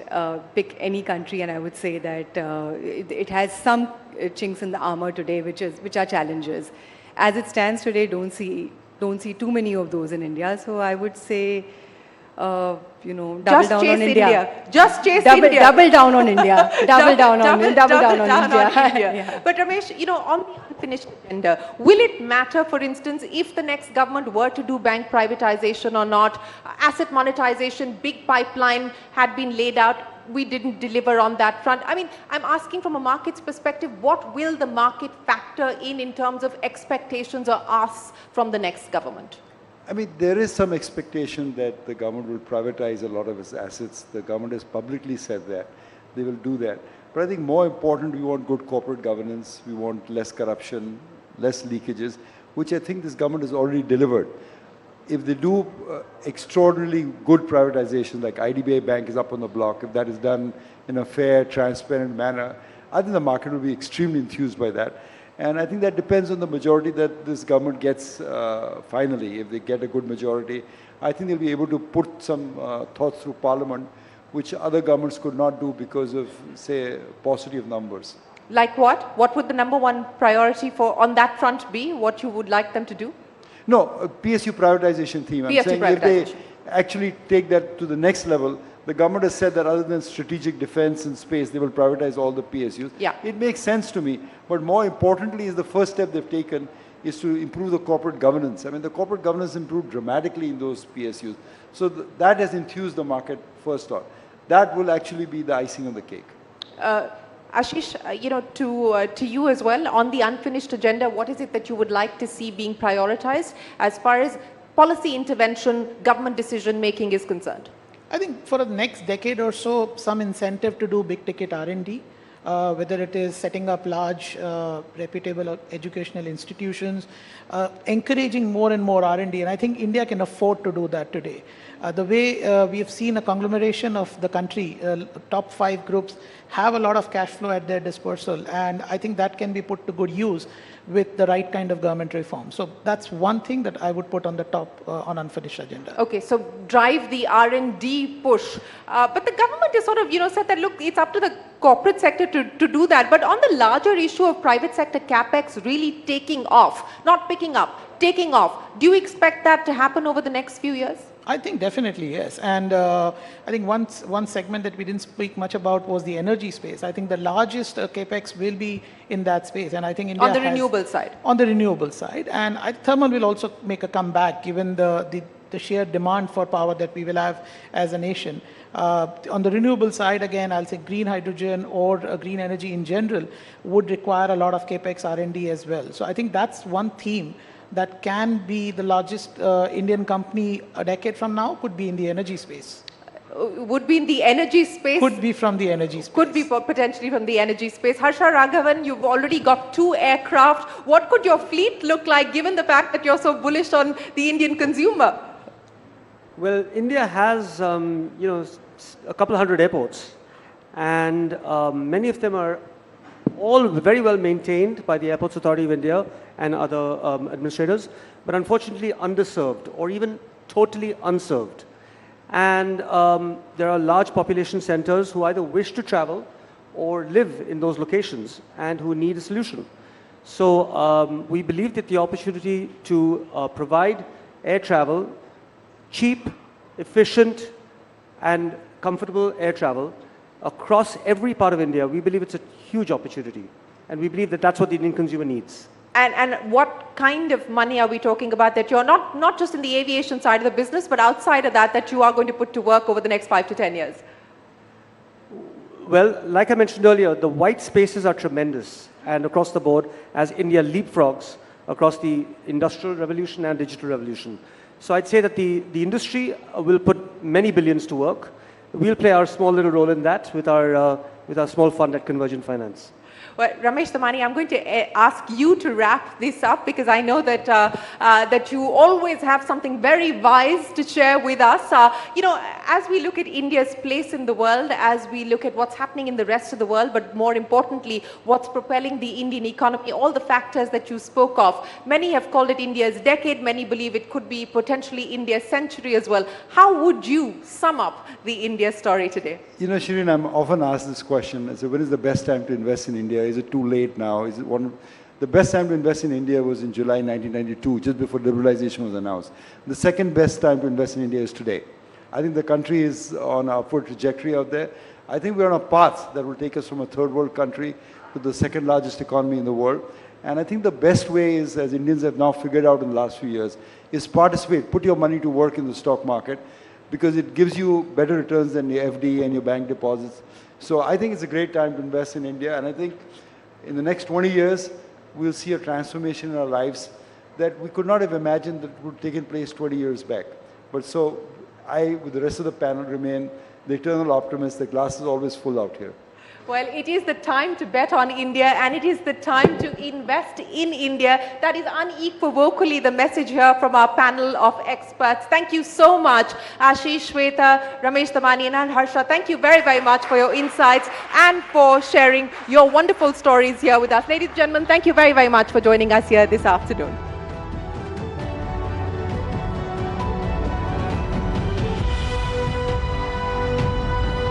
Thank you so much, Shireen. That was an absolute masterclass on the stock markets, on investing. There is absolutely no doubt, ladies and gentlemen, that it is India's moment. And India has been trying to seize the China +1 strategy. Yes, post the COVID pandemic, post the Ukraine war, every company, every government is looking at diversification and everyone is looking at India. In fact, the DHL global CEO very recently said in India, while he was making a commitment of 200 million euros or 1,800 crore rupees for the next 3 to 5 years, that India today is among the top 2 markets for DHL. And there are at least 4 economies such as Vietnam, Indonesia and India which will benefit from the China +1 strategy. And India just needs to get this right. This China +1 window is going to be there for the next 3 to 4 years. And that's what everyone feels, that India must seize the moment. In fact, when it comes to Viksit Bharat, very recently the Prime Minister held a Council of Ministers meeting. And the message was, do not take a backseat just because we are going into elections. You need to keep on working, because when the budget is delivered in July, we will come out with a Viksit Bharat, or a developed India roadmap for 2047. And manufacturing, ladies and gentlemen, will have a big role to play. And we've been speaking about economic reforms, but let's also speak about the government's constitutional reforms, such as revoking special status for Jammu and Kashmir. And that brings me to our next topic. The serene environs of Dal Lake in Kashmir witnessed a thrilling spectacle recently as the Valley hosted its inaugural Formula 4 car racing event. Sleek racing cars rode along the picturesque Boulevard Road, leaving behind trails of excitement in their wake against the stunning backdrop of the Zabarwan Hills. A new development paradigm is definitely now in motion in Jammu and Kashmir. And how, ladies and gentlemen? Several highway and infrastructure projects are being built across the state. Thousands of crores of rupees are being invested. The world's highest railway bridge is being constructed in Jammu and Kashmir, which is nothing short of a modern-day engineering marvel. Schools and colleges are functioning uninterruptedly, and the tourists are returning to the paradise on earth. The transformation is visible, and who better to talk about Naya Kashmir, New India, than Amir Hussain Lone, a para-cricketer, Nazim Nazir Dar, a beekeeper and honey producer, someone who has been a beneficiary of the Viksit Bharat program, Shehla Rashid Chora, former Vice President, JNU Students' Union, in a conversation with Rubika Liaquat. Rubika, it's over to you and your guests. Ladies and gentlemen, this is going to be a fascinating conversation over the next 1 hour. I know a lot of you want to get up for tea, but I'll request you to stay on. You don't want to miss this one.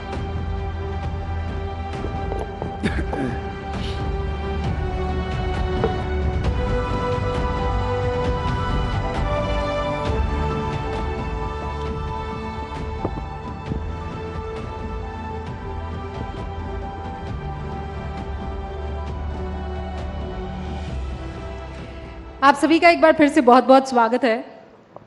नया Kashmir, new India. अगले आधे घंटे इस नए कश्मीर की गवाही कोई और नहीं, उसी ज़मीन की पैदाइश, उसी ज़मीन पर पली बड़ी ये 3 खूबसूरत शख्सियतें आपको देने वाली हैं। शुरुआत में आमिर भाई आपसे करने वाली हूँ। अल्हम्दुलिल्लाह आप वहाँ से यहाँ आए हैं और ज़िंदगी के सबसे बदतर मुकाम से लेकर अब सबसे बेहतरीन मुकाम तक पहुँच चुके हैं। क्या सच में कश्मीर बदल गया है? बिल्कुल मैम, बिल्कुल, इसमें कोई शक नहीं है। बहुत सारे चेंजेस आए हैं, क्योंकि मैं छोटा था और 1997 में मुझे जो है एक्सीडेंट हुआ सो मिल के साथ। लेकिन उसके बाद जो मैंने देखा कश्मीर में और हाल ही में, जैसे कि बहुत सारे चेंजेस, जैसे हमारे PM आए और बहुत सारे चेंजेस आए, और जिसमें कि मुझे सबसे बड़ा अच्छा एक हेल्थ कार्ड, वो मुझे बहुत अच्छा लगा। Health card? जी मैम, हेल्थ कार्ड। और न जाने कितने की लोगों की ज़िंदगी बच गई, और उनमें से हम भी हैं, और हालांकि हमारी फैमिली से भी एक उसमें बिलोंग करते हैं, और मैं अपने PM को सलाम करता हूँ इस पर। प्रधानमंत्री नरेंद्र मोदी को आप उस कार्ड के लिए सलाम करते हैं? जी मैम, बिल्कुल। क्या 370 हटाने के लिए भी सलाम करते हैं? मैं बिल्कुल, बहुत सारे चेंजेस आए, क्योंकि मैं खासकर हमारे गांव में बिजली नहीं थी, तो जो मैं देख रहा था, क्योंकि 370 के बाद हमारे गांव में भी बिजली, हालांकि आज पावर रहता है, और उसके लिए भी मैं थैंक यू कहना चाहता हूँ हमारे PM सर को। 100% बिजली जो है वो कश्मीर के गांव-गांव तक पहुंच चुकी है। मैं दर्शकों को एक बार ये बता देना चाहती हूँ। और आमिर लोन के बारे में ये बता दूं कि 2013 में नेशनल खेल लिया था इन्होंने, बहुत मेहनत की, 9 साल की उम्र थी, एक्सीडेंट हुआ, दोनों हाथ गवा दिए, और जब परिवार वाले मिलने आए तो आमिर की माँ से ये कहने लगे कि इससे अच्छा तो ये होता कि बच्चा ख़त्म ही हो जाता। लेकिन आमिर ने हार नहीं मानी, लगातार मेहनत और मशक्क़त करते रहे, और आप इनको बैट और बल्ले के साथ जब देखेंगे तब कहेंगे कि अरे वाह। और हाल ही में सचिन तेंदुलकर से मिलके भी आए हैं। आज मैम कैसा था वो? सचिन सर के साथ बहुत अच्छा लगा, क्योंकि बचपन में जो मैंने ख्वाब देखा था कि मैं सचिन सर की तरह बनूं, लेकिन एक्सीडेंट के बाद बिल्कुल ये जो हमारा सपना ये टूट गया। लेकिन बहुत ठोकरें खाने पड़े एक्सीडेंट के बाद। हालांकि हमारे घर में फैमिली में बहुत कुछ था, और ज़मीन भी बेची, सब कुछ बेच डाला ताकि मैं ठीक हो सकूं। और फिर लोगों ने मेरे माँ बाप को कहा कि आपके पास इतना पैसा जो है आपने वेस्ट किया, इसको आपने क्यों बचाया? और इसके पास दोनों हाथ ही नहीं रहे। लेकिन मेरी दादी जी जो थी उन्होंने मुझे सबसे ज़्यादा जो है सपोर्ट किया, और दादी जी मुझे हर दफ़ा ये कहती थी, बेटा देखो किसी के ऊपर आप अपना जो जहन है वो फ्रेश, अपना जहन फ्रेश रखे, किसी के ऊपर मतलब ध्यान मत देना, किसी को कुछ भी आपको कहे उसकी तरफ ध्यान नहीं देना। और बाद में मैंने मैम क्रिकेट जो आया मेरी ज़िंदगी में फिर से, वो एक हमारे घर में टेलीविज़न नहीं था और दूसरे के घर में टेलीविज़न देखने के लिए गया, तो उन्होंने अपना टीवी ऑफ किया, मुझे कहा कि आप यहाँ से निकल जाओ। और जैसे मैं निकला उस वक्त सचिन सर खेल रहे थे, और फिर मैं ये आया कि मैं कहाँ से देखूँ ये क्रिकेट मैच, और पीछे उनकी खिड़की थी और उस सुराग के बीच में से मैं सचिन सर को देख रहा था। और जैसे ही मैंने पूरा मैच देखा, फिर मैं घर गया और सोच रहा हूँ कि ये क्रिकेट मैं खेलना चाहता हूँ और कैसे खेलूँ, हाथ नहीं है। लेकिन मैंने दादी जी को कहा, दादी जी आप मुझे गेंद फेंकिए, और दादी जी को बिल्कुल गेंद नहीं आती थी, तो उन्होंने गेंद उठाई और बॉलिंग करने लगी, और मैंने बिल्चा उठाया, यहाँ अपने नेक और शोल्डर के दरमियान बिल्चा उठाया, और वहीं जाता था मैं खेलने के लिए। नहीं ऐसे नहीं चलेगा, वो करके आपको दिखाना होगा। हाँ, बल्ला लाया जाए भाई, बल्ला है हमारे पास?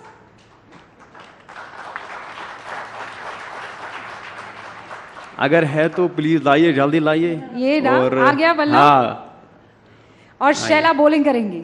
हाँ बिल्कुल क्यों नहीं। तो दादी को भी तो बॉल फेंकना नहीं आती थी। चलिए फेंकिए। चलो, पर छक्का नहीं मारना है। नहीं हमें छक्का तो वैसे भी नहीं जाता है, तो कोशिश करेंगे। ओके। अरे वाह। हो गया? ये तो ये बंद है मैम, ये बंद है। ये इसको पीछे। हाँ, अच्छा ठीक है। हाँ ये पकड़ो बल्ला।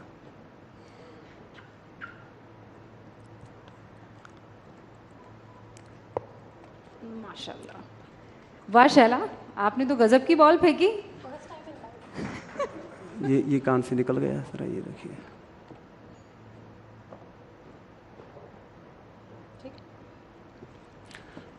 तो ऐसे आपने बैटिंग शुरू कर दी? जी मैम। फिर ये क्या कि मैं क्योंकि लोगों के दरमियान में खेल नहीं सकता था, क्योंकि इसलिए ताकि जिन बच्चों के साथ मैं खेलता था और जब मैं उनके पास जाता था वो इस चीज़ को फिर मुझे रिजेक्ट करते थे कि हाथ नहीं है ये कैसे खेलेगा। लेकिन ये था कि मैं ख्वाब था कि मैं सचिन सर की तरह बनूं, और इसके लिए फिर मैंने बहुत मेहनत की। हालांकि मैं ज़्यादा मैच जो मैं खेलता हूँ वो लेदर को खेलता हूँ ज़्यादा, हेलमेट लगा के, और बल्कि मुझे कोई मुश्किलात नहीं आती है खेलने में। फिर मैंने बल्लेबाजी सीखी, खुद सीखी, फिर उसके बाद मैंने गेंदबाजी सीखी, और हाल ही में मैं ISPL में एक मैच में मैं सचिन सर की तरह उन्होंने मुझे इनवाइट किया था।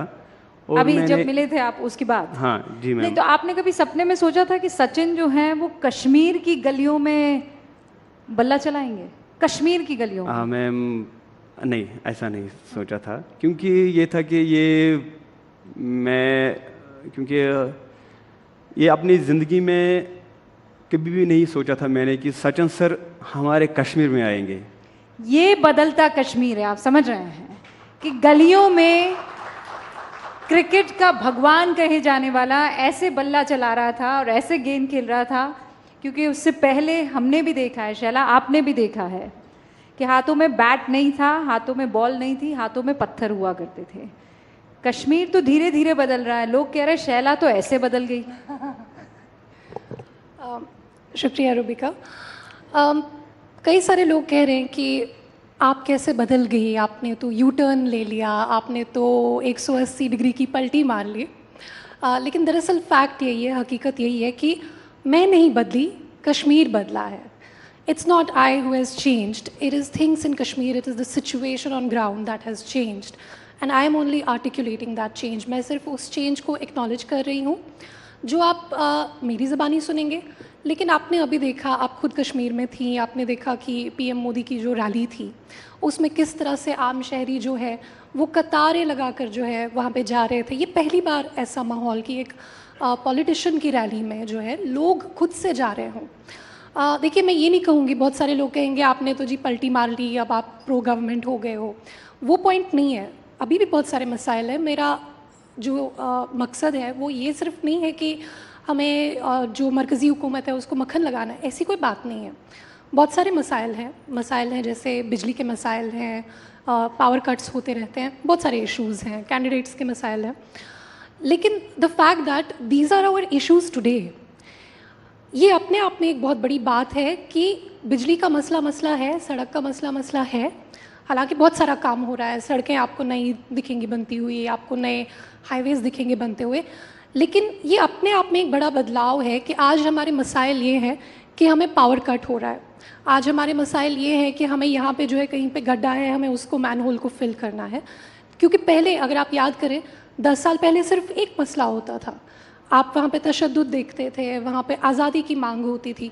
आज पहली बार जो सिविक इश्यूज़ हैं वो सामने आए हैं, तो ये अपने आप में अपनों से बदलाव होती है। बिल्कुल, तो लोगों की एक्सपेक्टेशंस होंगी, लोगों की शिकायतें होंगी। ऐसा नहीं है कि 24 घंटा जो है लोग मोदी करते रहेंगे, ऐसा कुछ नहीं है। लोग शिकायत भी करेंगे, लेकिन शिकायत अपनी हुकूमत से कर रहे हैं, शिकायत अपनी हुकूमत मान के, अपना मुल्क मान के उससे शिकायत कर रहे हैं। शैला, वो कौन सा पल था? क्योंकि मैं समझ सकती हूँ, आप JNU स्टूडेंट यूनियन के दरमियान हमने आपकी मुखालिफत की मुखरता और प्रखरता देखी है, और तमाम तरीके की बातें, मतलब अगर पीछे आप जाएं तो, लेकिन और उस पूरे सोच के साथ आगे बढ़ना, और फिर ये हिम्मत लाना कि नहीं, अब तक जो सोच रहे थे या जिस बात के लिए लड़ रहे थे वो शायद हवा ही था, वो जब गुब्बारा फूटा तो नया कश्मीर निकला। ये वो पल कब था जब आपने डिसाइड किया बस शैला, अब वक्त आ गया है? मैं ये कहूँगी कि ये एक लंबा प्रोसेस था, एक एवोल्यूशन था, जहाँ पे इश्यूज़ को देखा। कोविड के दौरान जो है हमारी दुनिया मतलब एक सिरे से जो है बदल गई। तो उसके दौरान बहुत सारी ऐसी चीज़ें हुई जो मैंने देखा कि मुखालफत जो हम करते हैं कई बार इश्यूज़ पे करते हैं, और कई बार जो है बिना इशू के करते हैं। जैसे मास्क आ रही है तो अब मास्क की भी मुखालफत करनी है, वैक्सीन आ रही है तो वैक्सीन की भी मुखालफत करनी है, लॉकडाउन की मुखालफत करनी है। तो अगर आप ऐसे मुल्कों में देखें जहाँ पे लॉकडाउन नहीं लगा, वहाँ पे भी जो है लोगों ने हुकूमत की खिलाफ वर्जी की, जहाँ पे लॉकडाउन लगा वहाँ पे भी हुकूमत की खिलाफ वर्जी की। तो बहुत सारा जो हमारा ऑपोजिशन होता है वो क्योंकि एक बना हुआ होता है, कैंप्स बने हुए होते हैं, तो हुकूमत कुछ भी करे हमें उसके अगेंस्ट बोलना है। अब मेरा जो पर्सनल जैसे मैंने कई सारी चीज़ों की जो है समझ लीजिए आधार की, बहुत सारी चीज़ों की जो है मुखालफत की थी। तो एक डिफरेंट थियोरी ऑफ चेंज है जो गवर्नमेंट लाना चाह रही थी, हम लोग एक डिफरेंट थियोरी ऑफ चेंज दे रहे थे। लेकिन गवर्नमेंट ने डेमोन्स्ट्रेट किया है पिछले 10 साल में, आप पिछले 10 साल पहले याद करें, कोई नहीं, हम लोग आधार नहीं बनवाना चाहते थे कि सर्वेलेंस है वगैरह है। आज हम सब लोग डिजी यात्रा यूज़ कर रहे हैं, डिजी लॉकर यूज़ कर रहे हैं, हम ज़ीरोधा पे अकाउंट बनाते हैं, स्टॉक मार्केट ट्रेडिंग करते हैं, तो उसमें भी जो है आधार के थ्रू ऑथेंटिकेशन होती है। अच्छा, अब तो इंटरनेट कट भी नहीं होता है। जी जी बिल्कुल। तो एक different theory of change government ने डेमोन्स्ट्रेट की है कि जो ये विकसित भारत का नैरेटिव अभी बात हो रही थी कि एक विजन है, एक कॉन्क्रीट मॉडल ऑफ गवर्नेंस है और अगले 25 साल के लिए एक विजन है। तो उस विजन के साथ चलने में, कभी कभी बड़ों की बात सुनने में कोई दिक्कत नहीं है, ठीक है, हम लोग we are young, we are restless, we are very political, लेकिन जितनी मेरी उम्र नहीं है उससे ज़्यादा मुझे लगता है प्रधानमंत्री मोदी का एक्सपीरियंस है ग्राउंड पे, उससे ज़्यादा उनका ग्राउंड वर्क है। तो उन्होंने भी अगर 370 हटाया और उसका एक अच्छा इम्पैक्ट रहा, वो मुझे लगता है वो हवा में नहीं, कहीं ना कहीं उन्होंने चीज़ें देखी थी और कहीं ना कहीं उन्होंने तय किया था कि ये एक मसला है जिसको रिजॉल्व करना है। 370 से भी पहले मेरा कश्मीर जाना हुआ है। जब 370 हटाई गई थी तब मैं उसके अगले दिन कश्मीर पहुंच गई थी। उसके बाद मेरा सिलसिला जब पहली मर्तबा 15 अगस्त बनाया गया था तब भी मैं कश्मीर में थी। हाल फिलहाल में जब प्रधानमंत्री नरेंद्र मोदी 7 मार्च को गए थे जहां नाजिम ने प्रधानमंत्री से बात की थी तब भी मैं कश्मीर में थी। मतलब कश्मीर से मेरा नाता बिफोर एंड आफ्टर का भी रहा है। नाजिम, आपको तो पीएम ने दोस्त बना दिया, दोस्त बन गया, मतलब वो बेस्ट फ्रेंड। हाँ, बेस्ट फ्रेंड कह दिया आपको। कैसे बनाया आपने बेस्ट फ्रेंड उनको? जी मैम, अगर मैं बात करूँ हमारे कश्मीर में 2018 में मैंने बहुत सारा सफ़र किया है। 2018 में मेरी जर्नी स्टार्ट हुई, वहाँ उस टाइम पे मार्केट ओपन ही नहीं होता था, इंटरनेट शटडाउन्स थे। तो जिस टाइम पे मैंने 2020 में फिर से एक वेबसाइट बनाई, उस टाइम पे वो वेबसाइट बनाने के बाद मैंने सोचा कि अब छोड़ दूँ, क्योंकि इंटरनेट प्रॉब्लम थी। मैंने 5 कनेक्शन अपने घर पे लगवाए, प्राइवेट एक कनेक्शन, जियो का एक, एयरटेल का एक, बीएसएनएल का एक, कि कौन सा चलता तो कोई नहीं था। तो उसके बाद जब चेंज आई, उसके बाद मैंने देखा हमारी वेबसाइट दौड़ने लगी। कभी भी वो वेबसाइट फिर रुकी नहीं, तब से आज तक वो चलती रही और आज तक वो प्रोसेस करती रही, वो ग्रोथ ऊपर हो गई। और उसी ग्रोथ के दौरान मुझे डिपार्टमेंट ऑफ एग्रीकल्चर का हैंड होल्डिंग करना, बाकी जितने हमारे डिपार्टमेंट्स से उनकी हैंड होल्डिंग की वजह से मैं एक स्टेज पे पहुंचा, एक लेवल पे पहुंचा, और वहाँ पे मैंने अपने प्राइम मिनिस्टर सर से बात की। और जब उन्होंने मेरे ये स्टोरी सुनी, उस स्टोरी सुनने के बाद उसने मुझे अपना फ्रेंड बनाया। अच्छा, वो उसी भाषण में जहाँ एड्रेस हो रही थी उनकी रैली, वो जब एड्रेस कर रहे थे तब उन्होंने कहा था कि मैं यहाँ दिल्ली से कश्मीर की दूरी और दिल की दूरी दोनों दूर करने आया हूँ। तो वो आपकी दूरी आज आपको महसूस होता है कि ख़त्म हो गई है? नहीं, बिल्कुल दूरी तो दूर हो गई, क्योंकि मैं आमिर भाई ने बात की हेल्थ कार्ड की, तो मैं अगर उस पर बोलूँगा कि रिसेंटली मुझे भी एक छोटी मोटी सर्जरी थी, मैंने वो हेल्थ कार्ड यूज़ किया, मैंने बेनिफिट लिया। कश्मीर में आप एक एक बंदा देखोगे जिसके पास वो हेल्थ कार्ड नहीं है, किसी न किसी को 20,000, 30,000, 5,000, 10,000 बेनिफिट पहुँचे हैं। तो आज थिंग्स आर चेंज्ड। अच्छा नाज़िम, एक बात बताइए मुझे, ये 370 आपके दिल के इतना करीब क्यों था? जब नहीं हटा था तब तो आपको ऐसा ही लगता होगा ना कि ये लोग आए हैं, हम पर कब्जा कर लेंगे, हमें ख़त्म कर देंगे, कश्मीरियों को नेस्त नाबूद कर देंगे, खासकर मोदी की गवर्नमेंट को लेकर। 370 को लेकर वो कौन था जिसने आपको बताया था यही तुम्हारी आत्मा है, इसके बगैर कश्मीर ख़त्म है? मैम, मुझे तो बताया किसी ने नहीं, मगर हम सुनते हैं कश्मीर में, हमें कश्मीर में बोला जाता था कि 370 के बारे में चर्चे होते थे, न्यूज़ पे देखते थे, मोबाइल खोलते थे तो 370। तो मेरे हिसाब से हमें ये वहाँ पे एक नॉलेज था जिस लेवल का मुझे अभी भी नॉलेज है कि 370 में यहाँ पे एक मतलब 370 में आपको बहुत सारी रुकावटें मिलेंगी। मतलब यहाँ पे एक कोई भी इंडिया का हो वो बसने लगेगा, आपके जॉब्स चले जाएंगे। अगर बिहार का कोई होगा वो यहाँ पे जॉब कर लेगा, तो कश्मीरी क्या करेगा? यही था वहाँ पे असल मसला कि कश्मीरी क्या करेगा। मगर मैं अब की बात करूँ, मैं भी एक कश्मीरी हूँ। मैंने क्या किया, मैं अपनी टांगों पे खड़ा हो गया, गवर्नमेंट का भी सहारा लिया और आगे मैंने सफ़र बढ़ाया और आज आपके सामने नतीजा है। माशाल्लाह। अच्छा आमिर भाई, ये 370 से पहले आपके लिए भी मोदी अलग किस्म के थे और 370 के बाद मोदी को अलग किस्म से देखने लगे आप? मैम, सच्ची बताइएगा। मतलब ऐसा बिल्कुल भी नहीं है। तो अगर मैं अपनी बात करूं तो मुझे फर्स्ट टाइम ऐसा हमारे मोदी साहब जो है, मैं जितने भी तारीफ़ करूं वो कम है। हालांकि मैंने ना किसी अगर मैं अपनी बात करूं, मैं किसी से पार्टी से बिलोंग नहीं करता मैम, और मैं क्योंकि इसीलिए नहीं करता हूं ताकि मुझे किसी से कुछ चाहिए, क्योंकि मैं रोज़गार के लिए गया, मैं खुद अपनी बात कर रहा हूं, रोज़गार के लिए गया, बोला, हालांकि मैंने 10+2 किया, फर्स्ट ईयर तक अल्हम्दुलिल्लाह मैंने पढ़ा है, लेकिन उसके बावजूद मैंने रोज़गार की मांग की, अल्लाह की कसम सर, ठोकरे, इतने ठोकरे खाने पड़े मुझे, ये मैं जानता हूँ। एक क्रिकेट किट होती है, उसके लिए भी मुझे ठोकरे खाने पड़ते। हालांकि हाल ही में मैं आपको, मेरे पास सब कुछ मौजूद है, लेटर डाली 2021 को मैंने लेटर डाली किट के हवाले, अल्लाह की कसम इतना किराया मुझे, हालांकि फादर से किराया ली और मदर से ली, मुझे पैसा दे दो मुझे जाना है कहीं, फिर भी मुझे वो किट नहीं मिली, नेट के लिए फिर भी वो मुझे नहीं मिला।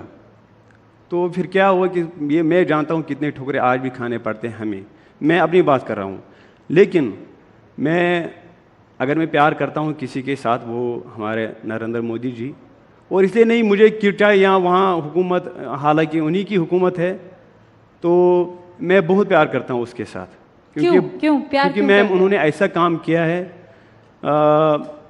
वो तारीफ के काबिल है, ये मैं समझता हूँ। बहुत सारे ऐसे काम हैं जो उन्होंने किए हैं, तो मैं, क्योंकि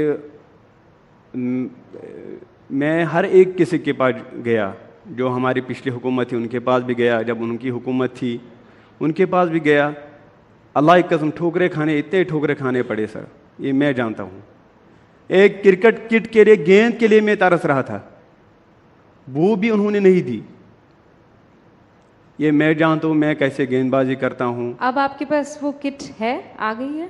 हाँ बिल्कुल मैम, भी है मेरे पास, किसी ने नहीं दी, वो यहाँ की दिल्ली का अल्हम्दुलिल्लाह एक है जिन्होंने मुझे प्रोवाइड किया है, हाल ही में उन्होंने प्रोवाइड किया है मुझे, जैसे इससे पहले भी मैं था दिल्ली में एक शो में, तो उन्होंने मुझे वो किट लगभग 1 लाख की किट उन्होंने मुझे दी, तो वो बिल्कुल वो तारीफ के काबिल है मैम। तो मैं क्योंकि अगर पीएम मोदी और उनकी सरकार और बाकी तमाम लोग इस वक्त आपको सुन रहे हैं, तो आप उनसे क्या कहना चाहेंगे? आप कह रहे 370 के बाद चीज़ें बेहतर हुई हैं, लेकिन अभी भी बहुत सी चीज़ें हैं जिन पर हमें चलना ज़रूरी है। जी मैम, ये मेरी जहाँ तक मेरी बात है, मैं तो अपनी बात को मैं रिजेक्ट करता हूँ, क्योंकि जो बच्चे हैं वहाँ के, जो वहाँ के बच्चे हैं जो क्रिकेट खेल रहे हैं, जिनको अभी तक कोई मुकाम, जो हर कोई का ख्वाब होता है मैं अपने देश के लिए कुछ करूं, लेकिन अभी भी वहाँ के बच्चे अभी पीछे पीछे हैं, पीछे पीछे। वो क्यों है? क्योंकि कुछ लोग हैं जो उन बच्चों को अभी भी रोक रहे हैं। और मैं अपनी मोदी सर को ये कहना चाहता हूँ कि प्लीज़ इस पर आप थोड़ा ध्यान दीजिए, क्योंकि जो टैलेंट है वो ज़ाया हो रहा है हमारे जम्मू कश्मीर में। क्या 370 हटने के बाद चेंजेस आए हैं कि ये बिल्कुल बदस्तूर वैसा का वैसा चल रहा है, कोई बदलाव नहीं आया है? मुझे लगता है मैम अभी भी वैसा ही चल रहा है, वैसा ही चल रहा है, जैसे पहले चल रहा था वैसे ही चल रहा था। क्योंकि यहाँ तो हमारे जो नरेंद्र मोदी जी, यहाँ तो उसके पास उतनी जानकारी नहीं आती है, तो जितना मुझे मालूम है, मतलब मैं ग्राउंड लेवल से, मैं छोटे गांव से बिलोंग करता हूँ। मतलब आप बोल रहे हैं क्रिकेट ग्राउंड्स वगैरह को लेकर वो भी ज़रूरी है, और बाकी जितने काम है वो भी ज़रूरी है। जिस गांव में मैं रहता हूँ वहाँ की, जहाँ मेरी गली गुजरती है, अल्लाह की कसम जो सचिन सर वहीं आ रहे थे हमारे गांव में ही, लेकिन वहाँ सड़क खराब थी तो इसलिए वहाँ नहीं आ पाया। तो जैसा शैला कह रही है कि एक वो टाइम था जब आज़ादी की मांगें उठती थी कि हमारे कश्मीर को अकेला छोड़ दो, और आज वो टाइम है जब हम सड़क, बिजली, पानी, बाकी दूसरी फैसिलिटीज़ की बात कर रहे हैं। ये आप मानते हैं कि बड़ा चेंज है? बिल्कुल, मैं बहुत बड़ा, देखो क्योंकि इससे पहले आप जैसे, नाजिम जैसे जो तमाम युवा थे, उनके हाथों में पत्थर हुआ करता था। अगर नहीं भी होता तो मन में गुस्सा, एक रोष था। क्या वो गुस्सा समाप्त हुआ है, ख़त्म हुआ है? मैम वहाँ मैं समझता हूँ वहाँ के जो लोग हैं, बहुत लोग हैं, मेरे ख्याल से 55% अभी लोग हैं जो मोदी साहब के साथ बहुत प्यार करते हैं, ये मैं जानता हूँ। बहुत चेंजेस आए, ऐसा नहीं चेंजेस नहीं आए, बहुत चेंजेस आए हैं, लेकिन बस और अगर और भी नज़र रखेंगे वो बहुत सबसे बड़ी बात रहेगी। चला कुल मिलाकर थोड़ा हुआ है, बहुत से की ज़रूरत है। लेकिन उसके लिए कौन सी वो पहली चीज़ है जो अब हो जानी चाहिए और अब तक नहीं हुई है? जी आई थिंक डिस्कशन बिल्कुल सही लाइन पे जा रहा है। जहाँ पे भी मैं जाती हूँ मैंने वहाँ पे युवाओं के साथ, महिलाओं के साथ बहुत इंटरेक्शन किया अभी रिसेंटली, और सब जगह यही बात सुनने को मिली कि मैम ये स्कीम बहुत अच्छा है। लखपति दीदियों से मैंने बात की, जो गोल्डन कार्ड वाले बेनिफिशरीज़ हैं उनसे बात की, और सब लोगों का यही कहना है कि बहुत अच्छा हो रहा है और ऐसे ही और अच्छी स्कीम्स आनी चाहिए। So Kashmir is becoming aspirational now. पहले इस तरह की डिमांड उठाना कि सड़क ठीक नहीं है या स्कीम आनी चाहिए, इसको माना जाता था कि आप गद्दार हैं, इसको गद्दारी माना जाता था। आज हम लोग ये डिमांड्स उठा रहे हैं, लाभार्थी बोल रहे हैं कि ये बहुत अच्छी स्कीम है, हमें और अच्छी स्कीम चाहिए मरकज़ी हुकूमत से। पहली बात ये। दूसरी बात जो आपने कहा कि अब क्या और होना चाहिए, मेरे ख्याल में जिस तरह से मैं देखती हूँ चीज़ों को, तो जो विकसित भारत का एक विजन है, विकसित भारत हमें 2047 हमारी आज़ादी को 100 साल हो जाएंगे, तो उस विकसित भारत के विजन में विकसित कश्मीर और विकसित जम्मू कश्मीर होना भी बहुत ज़रूरी है। उसके लिए जो मैं मानती हूँ सबसे इम्पॉर्टेंट चीज़ है वो है स्किल्स, क्योंकि हमारी लैंडलॉक्ड इकॉनमी है, कोई हमारे पास पोर्ट नहीं है, कुछ हमारे पास कोई आउटलेट नहीं है ट्रेड का। तो हमारी जो कश्मीर है, हमारी सरज़मीन पर जो एक चीज़ बहुत अच्छी चल सकती है वो है सर्विसेज सेक्टर। तो skills for women, skills for youth, and there are many prominent people sitting in this room right now and many people who are watching us, and I would invite them to come and invest in Kashmir, to come and invest in skill building, because we have some of the most talented workforce, but which needs grooming, which needs investment, which needs skill building. So I would say कि ये जो विकसित कश्मीर या विकसित जम्मू कश्मीर है, ये skills के basis पे ही बनेगा, क्योंकि landlocked economy, services sector, already जो इंडस्ट्रियल लैंड है, अगर आप जैसे फॉर एग्जांपल 6900 एकड़ अगर है लैंड के, तो उसमें जो 50% लैंड है वो अनयूजेबल है, 50 या 40% लैंड अनयूजेबल है क्योंकि वो माउंटेनस है, वो रॉकी है। इसी तरह से जो लैंड होल्डिंग का साइज़ है वो बहुत स्मॉल है। तो जो आपका प्राइमरी और सेकेंडरी सेक्टर है, there is a limitation on how much that can grow, but there is absolutely no limit on how many skills we can. So if if this is being heard by the central government right now, I would say that that's the one area that needs focus. अच्छा, जिस तरीके से आप बात कर रही हैं, आप कश्मीर के लिए खूब सारी डिमांड्स जो हैं आप सामने रख रही हैं, लेकिन ये डिमांड ऐसे ही आप रखेंगी या चुनाव लड़ के रखने वाली हैं?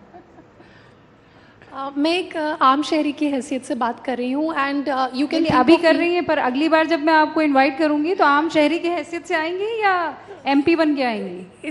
इंशाल्लाह आपके मुंह में घी शक्कर, लेकिन अभी ऐसा कोई प्लान नहीं है। लेकिन मैं ये कहना चाहती हूँ कि you can think of me as a network repeater, you can just think of me as a something that WiFi, जैसे वाईफाई का एम्पलीफायर होता है, आप वैसे समझ सकती हैं कि मैं ग्राउंड से आ रही हूँ, मैं कश्मीर में लोगों से बात करके आ रही हूँ, इंटरेक्ट करके। रोज़ों में आपने मेरे मुंह में घी शक्कर डाल ही दिया है, तो अब ये भी बता दीजिए कि MP किस पार्टी से बन के आ रही हैं?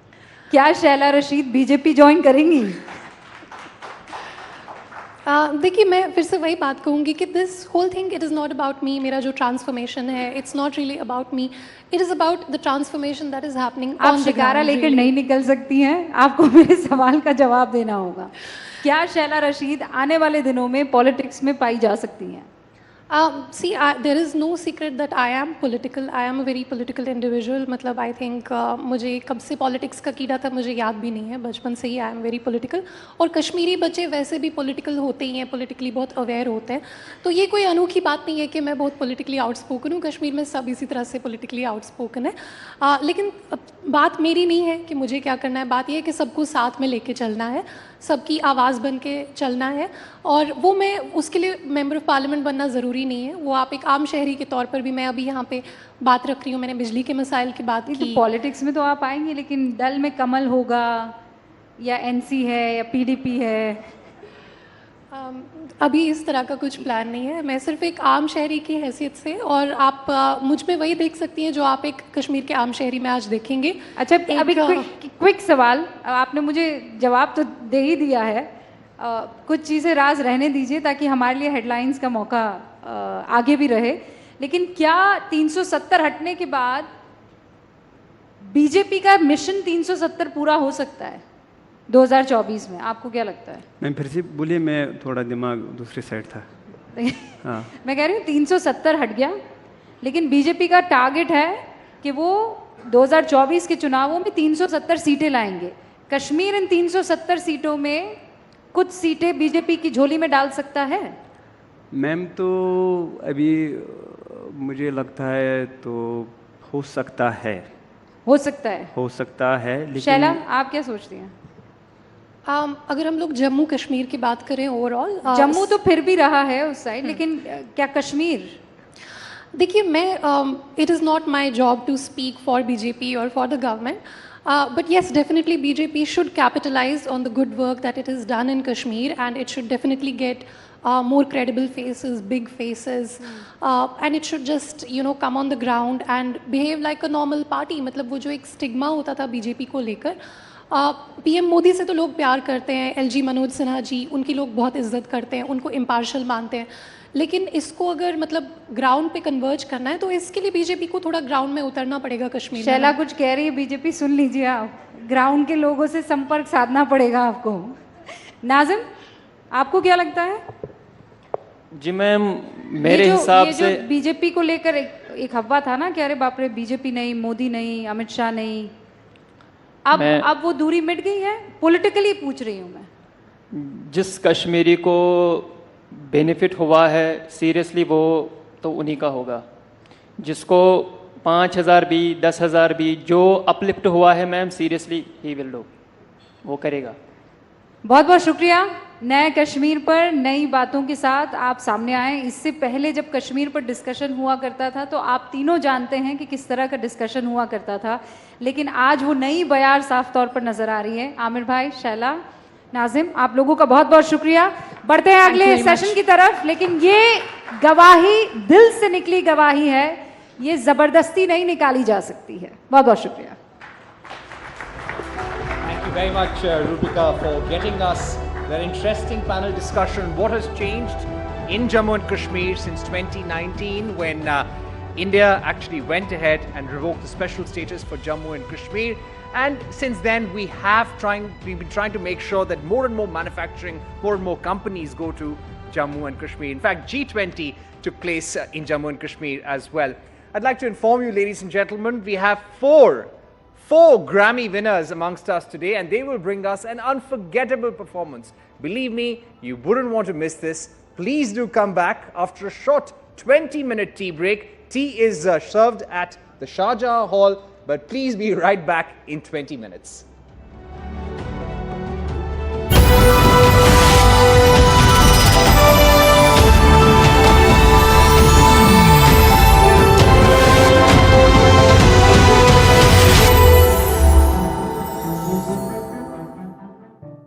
Please put your hands together as I welcome our first guest for the morning, Minister Ashwini Vaishnav, who is with Railways and Communications and Electronics and Information Technology, for what promises to be a very exciting session. And may I please call on stage Veena Liaquat, who will be moderating the session titled The Transformers Taking India to a New Station. Let's have a huge round of applause, ladies and gentlemen. It's morning today. Thank you.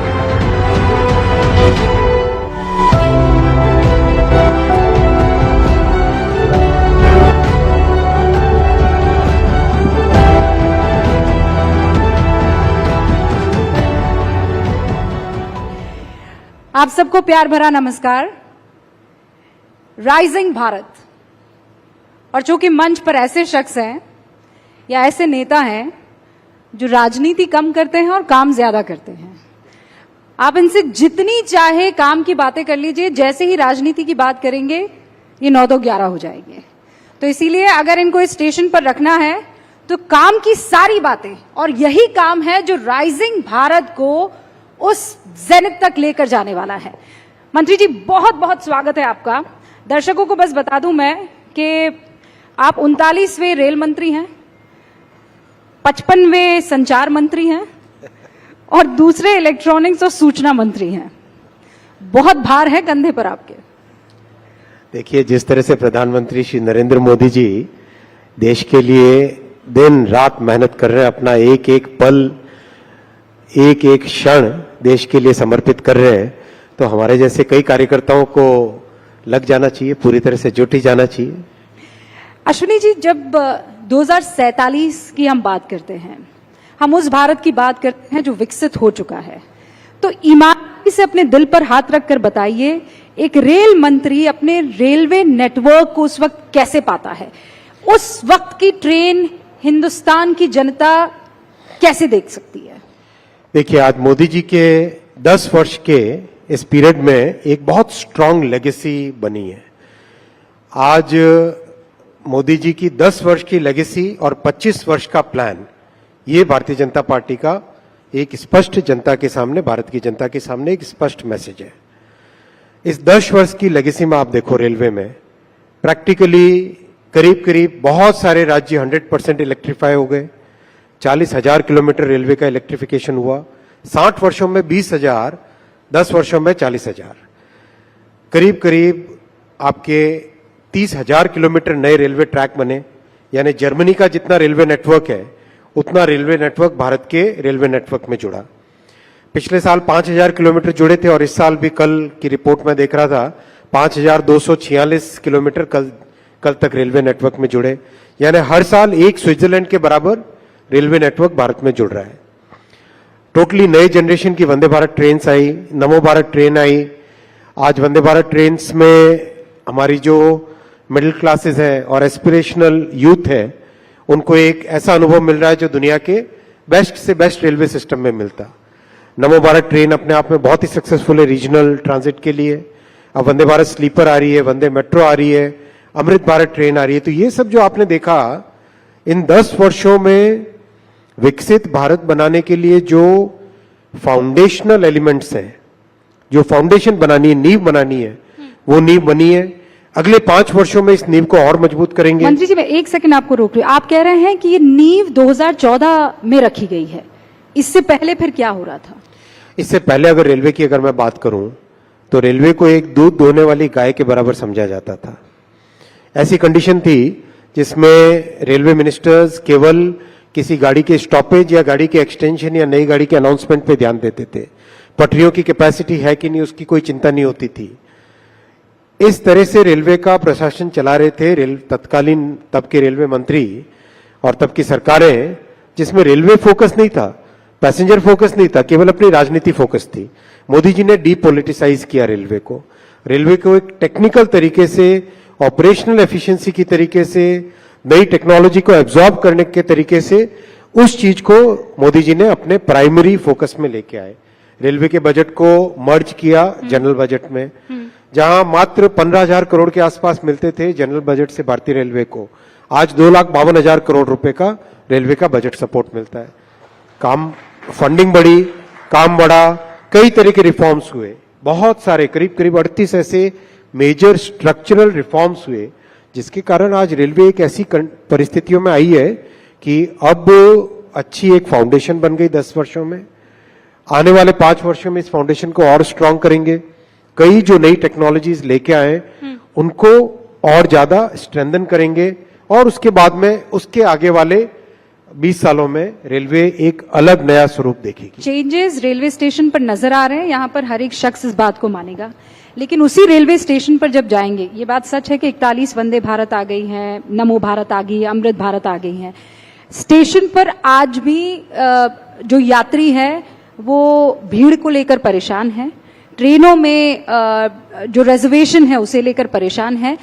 ये कितना time आप मंत्री जी बता सकते हैं कि एक वो वक्त आएगा जब साल भर में ये जो 700 करोड़ का आंकड़ा है यात्रियों का सफर करने का, वो 1000, 1200 या 1300 तक 2030 तक 1000 करोड़ लोग पैसेंजर्स रेलवे में ट्रैवल करेंगे, उस हिसाब से कैपेसिटी बना रहे। देखो, ट्रेन में और हाईवे में एक फंडामेंटल डिफरेंस होता है। ट्रेन में आपको बिना पटरी के गाड़ी नहीं चला सकते, करेक्ट? रोड कैसी भी हो, कंडीशन कैसी भी हो, एक बार के लिए गाड़ी चल जाती है।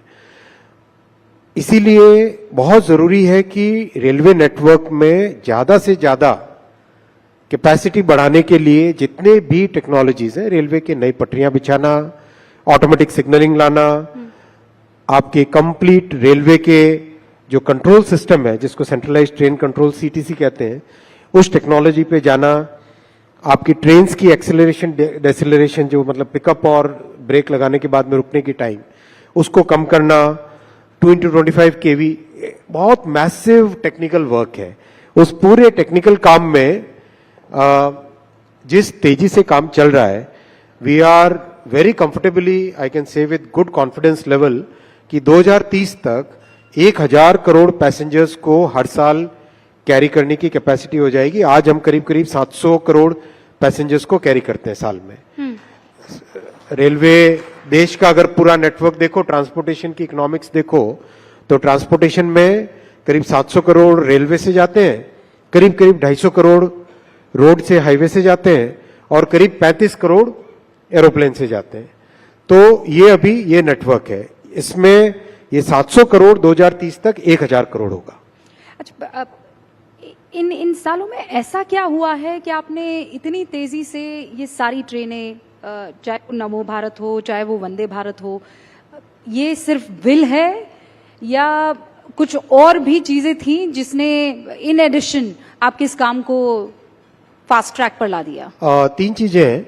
एक तो बहुत स्ट्रांग फोकस टेक्नोलॉजी लाने में, बहुत स्ट्रांग फोकस डीपोलिटिसाइज करने में रेलवे का फोकस रेलवे की ऑपरेशनल एफिशिएंसी पे ध्यान दे। रेलवे में एक तरीके से काम करने की पद्धति बदली। दूसरा, फंडिंग इंक्रीज की मोदी जी ने। तीसरा, पीएम साहब ने बहुत स्पष्ट तौर पे कहा कि चाहे कितने भी कठिन फैसले लेने हो, फैसले लो, फैसले लेके, जैसे फॉर एग्जांपल एक नया रेलवे की मेंटेनेंस की पद्धति में नया एक सुधार हुआ है। पहले क्या होता था कि जिस दिन मेंटेनेंस करना है, मान लो पटरी है, पटरी पे डेली का डेली मेंटेनेंस करना पड़ता है, तो जिस दिन आपको मेंटेनेंस का काम करना है उसी दिन सारे कॉन्ट्रैक्टर्स, मशीन्स, स्पेयर मटेरियल, सब लेबर सब आते थे। तो सुबह से शाम तक मान लो वेट करते थे, 4 या 5 बजे तक मान लो परमिशन मिलती थी, कभी परमिशन नहीं भी मिलती थी, वापस चले जाते थे।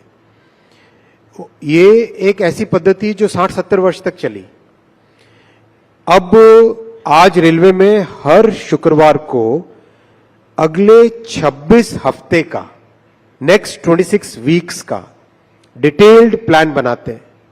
नेक्स्ट 26 वीक्स मतलब जैसे जापान में मेंटेनेंस की पद्धति है, या जर्मनी में, या जो डेवलप्ड कंट्रीज है, विकसित या हर फ्राइडे करते हैं, वैसी की वैसी एडवांस्ड प्लानिंग अपना रेलवे भी कर रहा है। तो ये सब कठिन फैसले होते हैं, इसमें आपको पूरे ऑर्गेनाइजेशन को एक साथ आदत बदलने की आदत डालनी पड़ती है, एक नए तरीके से काम करने की मतलब प्रैक्टिस में आना पड़ता है। तो ये आसान काम नहीं होता, इसमें बहुत मेहनत और continuous communication with the top to bottom most layer. आज आप किसी सुपरवाइजर के पास जाके बात करो अगर, और मैं आप में से निवेदन करूंगा जो भी पाथवे इंस्पेक्टर हो, सेक्शन सुपरवाइजर हो, इनसे बात करे, इतने खुश है कि आज उनको मेंटेनेंस के लिए जो टाइम चाहिए होता है वो मिलता है, मंत्री जी खुश है। मतलब इससे पहले तो आप कह रहे थे कि सब आराम से हो जाता था, सिर्फ पॉलिटिक्स होती थी, काम नहीं होता था। अब आप सिर्फ इस काम ही काम करा रहे हैं और वो खुश हैं? बिल्कुल खुश है। और आप वास्तव में जाके मिलो, मैं तो कम से कम लो लेवल पे, ग्राउंड लेवल पे ऑफिशियल्स के साथ, जो कि ग्रुप बी ऑफिसर्स भी नहीं है, ग्रुप सी में जो काम करते हैं कर्मचारी, उनके साथ बहुत इंटरेक्ट करता हूं और उनसे बहुत इनपुट लेता हूं, बहुत फीडबैक भी लेता हूं।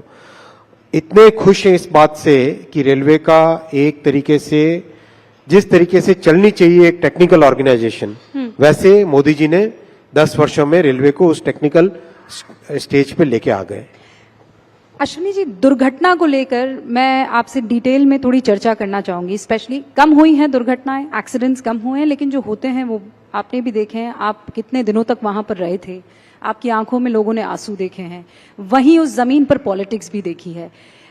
कवच को लेकर विपक्ष ने बहुत हमला साधा कि आपने कहा था कि ऐसी टेक्नोलॉजी, ऐसा सिस्टम है कि इससे हिंदुस्तान को कोई नुकसान नहीं होगा, लेकिन जब हुआ तो उसने सबको जख्मी कर दिया। देखो, कवच एक टेक्नोलॉजी की क्लास है जिसको कहते हैं automatic train protection, ATP technology. ATP technology दुनिया भर के बड़े रेलवे सिस्टम्स में 1980 के दशक में चालू हुई, 1990 के दशक में काफी बड़ी मात्रा में लगी, और 2000 के दशक में करीब करीब दुनिया के सारे बड़े रेलवे नेटवर्क्स में फुल्ली एटीपी आ गया था। तब की सरकारें क्या करती थी? क्या उन सरकारों की जिम्मेदारी नहीं थी कि एटीपी लेके आए? क्या उनकी ये जिम्मेदारी नहीं बनती थी कि सेफ्टी पे इन्वेस्टमेंट करें, सेफ्टी के लिए जो नई टेक्नोलॉजी चाहिए वो लेके आए? कुछ नहीं किया उन्होंने। 2016 में पहली बार भारत में एटीपी टेक्नोलॉजी को मान्यता दी मोदी जी ने, 2016 में। 2016 मतलब सोचो, देश ने 1980 से लेके 2014 तक का पीरियड, एक तरीके से उस पीरियड में पूरा देश कवर हो जाना चाहिए था एटीपी टेक्नोलॉजी से। 2016 में मान्यता दी, 2019 तक उसके पूरे सर्टिफिकेशंस मिले। 2020 और 21 में कोविड के कारण दिक्कत आई, लेकिन उसके बाद में, उसके बावजूद भी और उसके बाद में बहुत तेजी से इस पे काम चला। अब करीब, और कवच भी एक कोई ऐसा नहीं कि एक डिवाइस है जो लगा दिया ट्रेन पे और हो गया, ऐसा नहीं है। कवच पूरा एक सिस्टम है भाई। आपको पूरा पूरा रेलवे ट्रैक के साथ में ऑप्टिकल फाइबर केबल लगाना पड़ता है।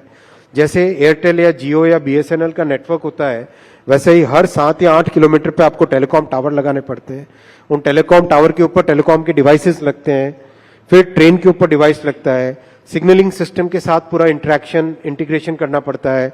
हर स्टेशन पे एक डेटा सेंटर बनता है, कंप्लीट डेटा सेंटर बनता है इसका, और फिर स्टेशन के डेटा सेंटर से पीछे कंप्लीट एक सेंट्रलाइज्ड ट्रेन कंट्रोल का data centre. It's very very complex technology. मतलब दुनिया भर के देशों में 20 से 25 साल लगे छोटे छोटे नेटवर्क, 8000, 10,000, 20,000 किलोमीटर के नेटवर्क्स। अपना 50, मतलब अभी 70,000, 75,000 किलोमीटर का नेटवर्क है। तो लेकिन इतनी तेजी से इसमें काम चल रहा है, नए नए जो मैन्युफैक्चरर्स है वो जुड़ रहे हैं, नए डिजाइनर्स जुड़ रहे हैं, कई तरह के इनोवेशंस कर रहे हैं, जिसमें कि जो स्टेशन की डिजाइन करनी है उस डिजाइन को ऑटोमेट किया जा सके। मतलब ये एक ऐसी कमिटमेंट है, जो कमिटमेंट मोदी जी ने स्पष्ट तौर से देश में रेलवे को सेफ बनाने के लिए की है।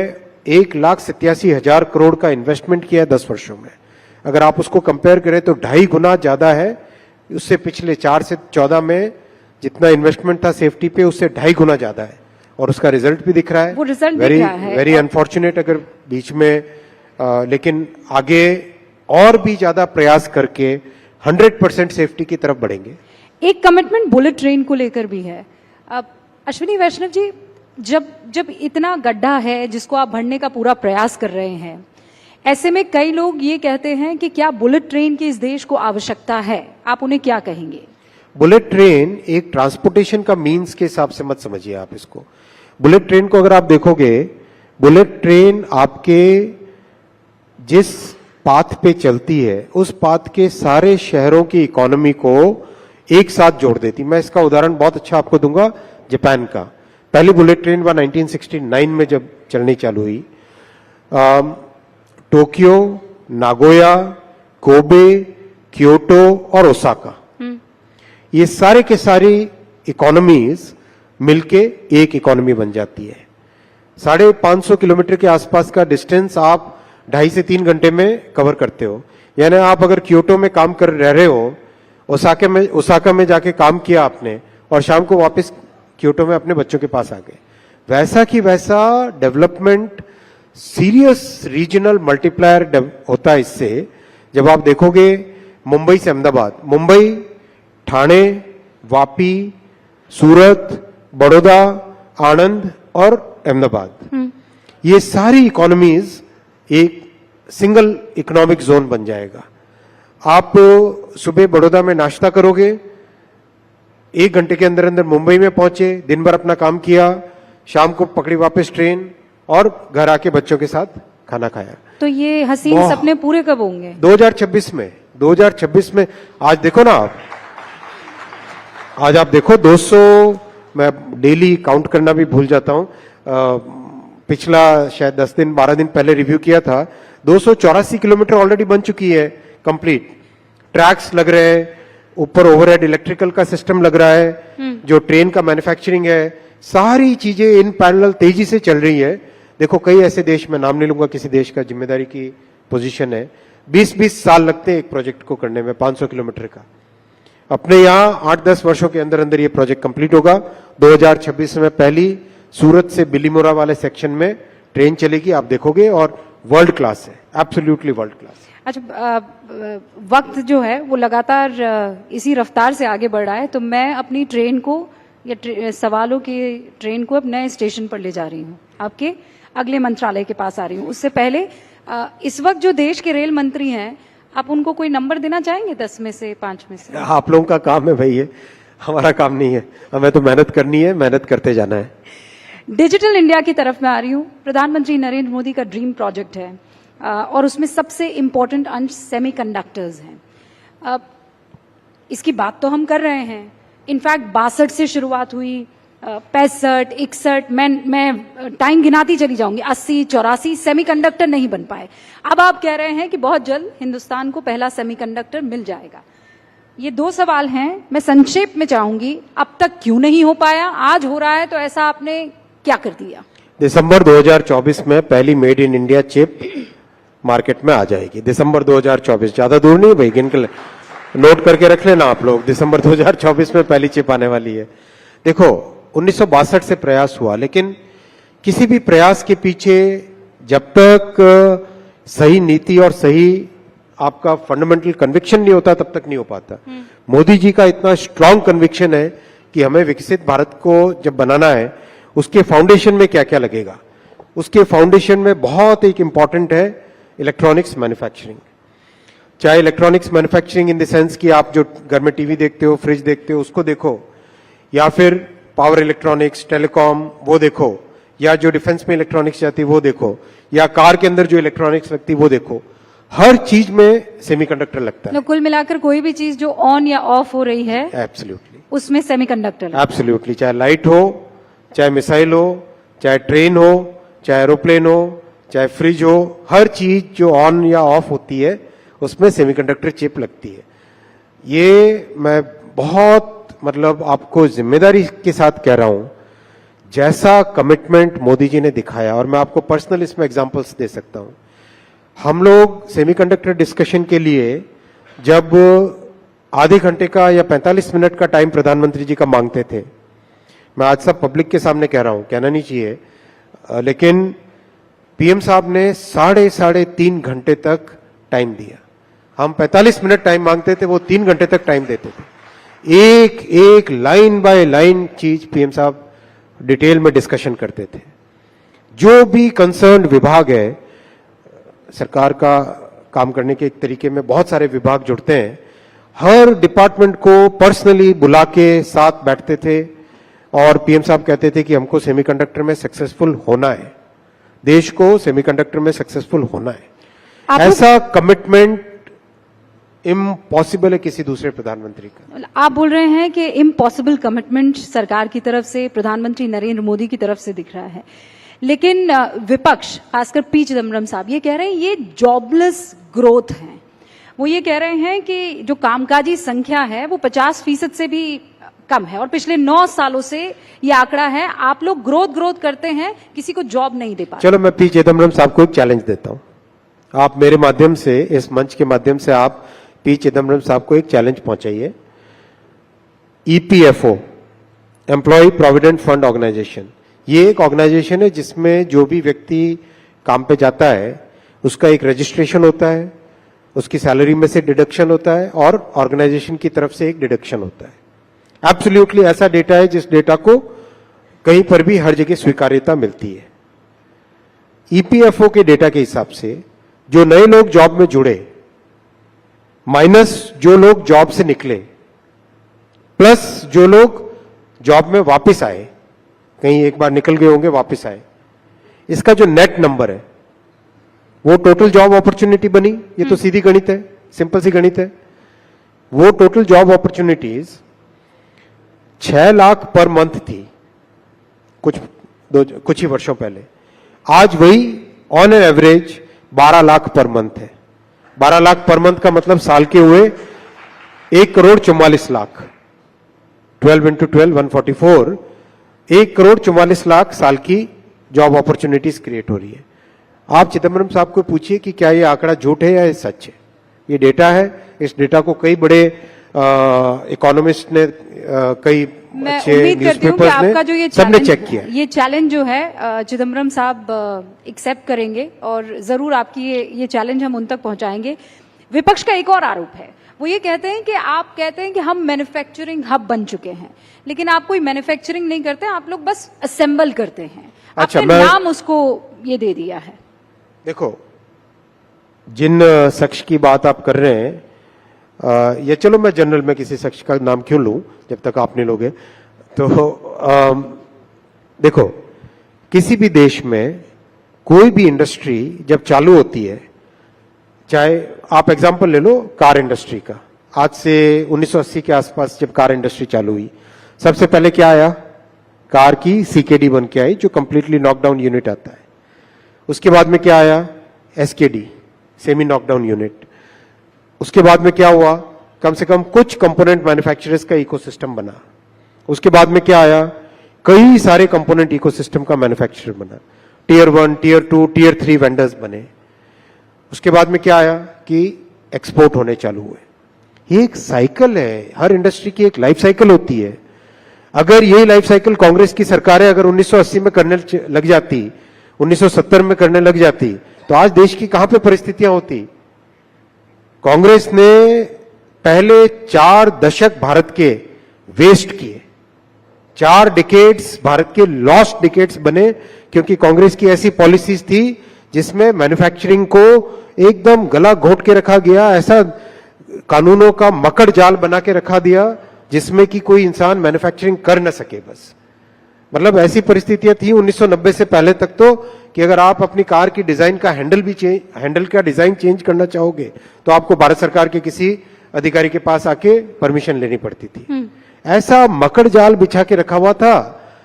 उस मकड़ जाल से निकले तो आप ये कह और रहे हैं सिंप्लीफिकेशन हो रहे हैं। अब बेबी स्टेप्स जो है वो लिए जा रहे हैं। आज अपन ऐसी परिस्थितियों में है जिसमें मैन्युफैक्चरिंग हब बनने के लिए जो फाउंडेशन चाहिए वो फाउंडेशन ले डाउन हो गई है। अगले 5 वर्षों में आप देखोगे, देखो मैं आपको एग्जांपल्स देता हूं, नंबर्स देता हूं। नंबर्स लेना जरूरी है क्योंकि डेटा के साथ बात करनी चाहिए, केवल आरोप लगाने से आरोप नहीं होना है, डेटा के साथ बात करनी चाहिए। Mobile manufacturing practically negligible number था 10 साल पहले, आज कितना है? $55 billion. Electronics manufacturing practically negligible number था, आज कितना है? पिछले साल का डेटा है $105 बिलियन, और कम से कम डबल डिजिट में ग्रोथ हो रही है इसकी। डिफेंस मैन्युफैक्चरिंग कुछ भी नहीं थी, आज $2 बिलियन का एक्सपोर्ट हो रहा है। टेलीकॉम मैन्युफैक्चरिंग सोच भी नहीं सकते थे, किसी इंडस्ट्री के वेटरन ने बोला, 35 साल का जिनका टेलीकॉम इंडस्ट्री का एक्सपीरियंस है, उन्होंने कहा सोच भी नहीं सकते थे कि टेलीकॉम मैन्युफैक्चरिंग भारत में होगी। आज $1 बिलियन का एक्सपोर्ट हो रहा है। अमेरिका, यूएस, यूरोप सब जगह एक्सपोर्ट हो रहा है।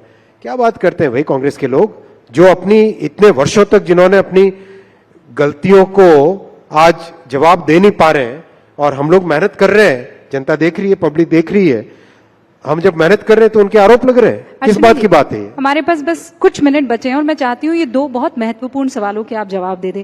एक तो फैक्ट चेकिंग यूनिट को लेकर, मतलब सरकार ही अगर चेक करने लग गई तो कैसे चलेगा? आपके काम को सिटीजन, अच्छा बताओ भाई, एक बात बताओ, CNN TV 18 पे कुछ छपता है, उसकी जानकारी लेनी हो तो किससे पूछोगे? CNN TV 18 से पूछोगे कि नहीं पूछोगे? हाँ। बराबर है ना? बिल्कुल, बिल्कुल। आपके ऑर्गेनाइजेशन की जानकारी किससे पूछेंगे? आपसे ही पूछेंगे ना। भारत सरकार की कोई भी न्यूज, किसी भी स्कीम, उसके बारे में पूछना तो किसको पूछोगे? अगर आपका गृह मंत्रालय से काम है, गृह मंत्रालय से पूछोगे। हेल्थ मिनिस्ट्री से काम है, हेल्थ मिनिस्ट्री से पूछोगे। अगर आप कहोगे कि नहीं ये पावर मिनिस्ट्री से संबंधित प्रश्न है, पावर मिनिस्ट्री से पूछोगे। इतनी बेसिक कॉमन सेंस की बात है भाई। जो राज्य सरकार से है वो राज्य सरकार से पूछोगे, किसी प्राइवेट ऑर्गेनाइजेशन उससे प्राइवेट ऑर्गेनाइजेशन से पूछोगे। और तो वो सवाल आपको ना पसंद आए तो? बात सवाल की नहीं है, बात फैक्ट की है। फैक्ट और ओपिनियन में डिफरेंस है। और वो फैक्ट्स अगर सरकार को ना पसंद आए, फैक्ट तो आप वेरीफाई कर सकते हो ना। वेरिफिकेशन, मान लो कोई कहता है कि कितनी वैक्सीन लगी, किससे पूछोगे बताओ? ऑथेंटिक जवाब कहां से आएगा? सरकार की तरफ से, हेल्थ मिनिस्ट्री से ही आ सकता है ना। तो आप ये कह रहे हैं कि ये फैसला आपका एब्सोल्युटली सही फैसला है, और ये एकदम करेक्ट फैसला है, डेमोक्रेटिक फैसला है, कॉन्स्टिट्यूशनल फैसला है। बहुत बहुत शुक्रिया अश्विनी वैष्णव जी हमारे सारे सवालों का जवाब देने के लिए। धन्यवाद। हालांकि बहुत से सवाल थे और, लेकिन ये अश्विनी वैष्णव जी जो बता रहे थे अब तक क्या कामकाज हुआ है और किस गति से इनकी विकसित भारत की ट्रेन लगातार आगे बढ़ रही। बहुत बहुत शुक्रिया sir.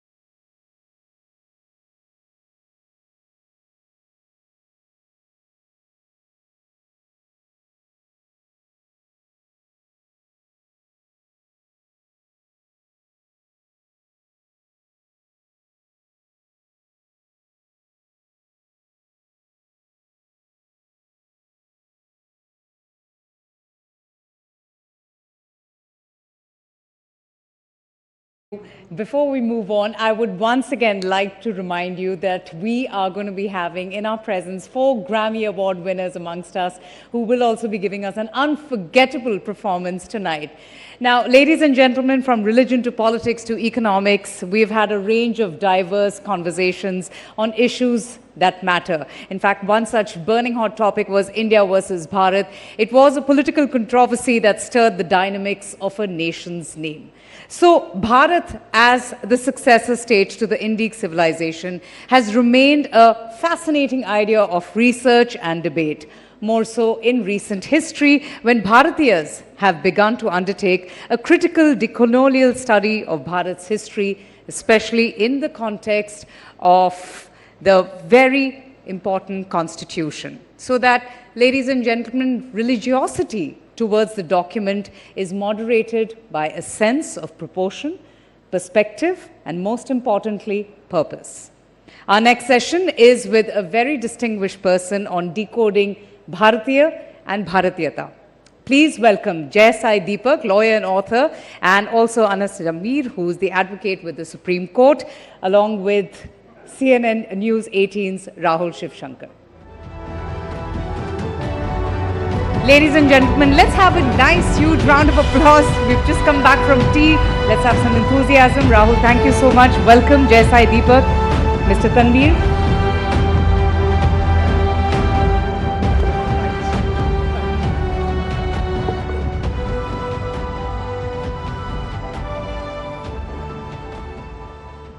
Good evening everyone. The buzzword is Bharat.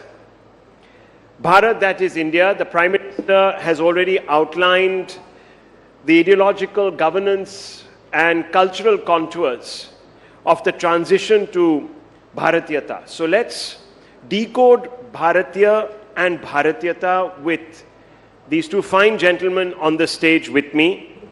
Let me first begin with you, Jai Sai Deepak. You've written a number of books. In fact, you're coming out with a third in a series. What values define a Bharatiya for you? So, one, I think the question that is usually asked is whether this is a religious construct or a civilizational construct or a cultural construct. I think if you go by the words of Sri Sarvepalli Radhakrishnan and Swami Vivekananda, it's impossible to take religion out of Bharatiya life. And I think a lot of people have tried but have failed to remove religion from even politics for that matter. Whether that's for the good or the bad, that I think posterity will decide. But it's a statement of fact, it exists. So I believe that religion and culture go hand in hand in informing the civilizational identity of this land, which is Bharat. But the problem is, if you were to treat this as a construct which is meant to exclude certain populations from the tapestry of Bharat's identity, well, that's not the purpose of it. When you try and reclaim your identity, you're merely saying, this is who I am, and I'm happy to accommodate everybody else who does not have an antithetical relationship with this identity. So as far as I'm concerned, both Hindu Dharma, along with civilizational aspects which are part of, let's say, Hindu cultural mainstream, define what is Bharatiyata.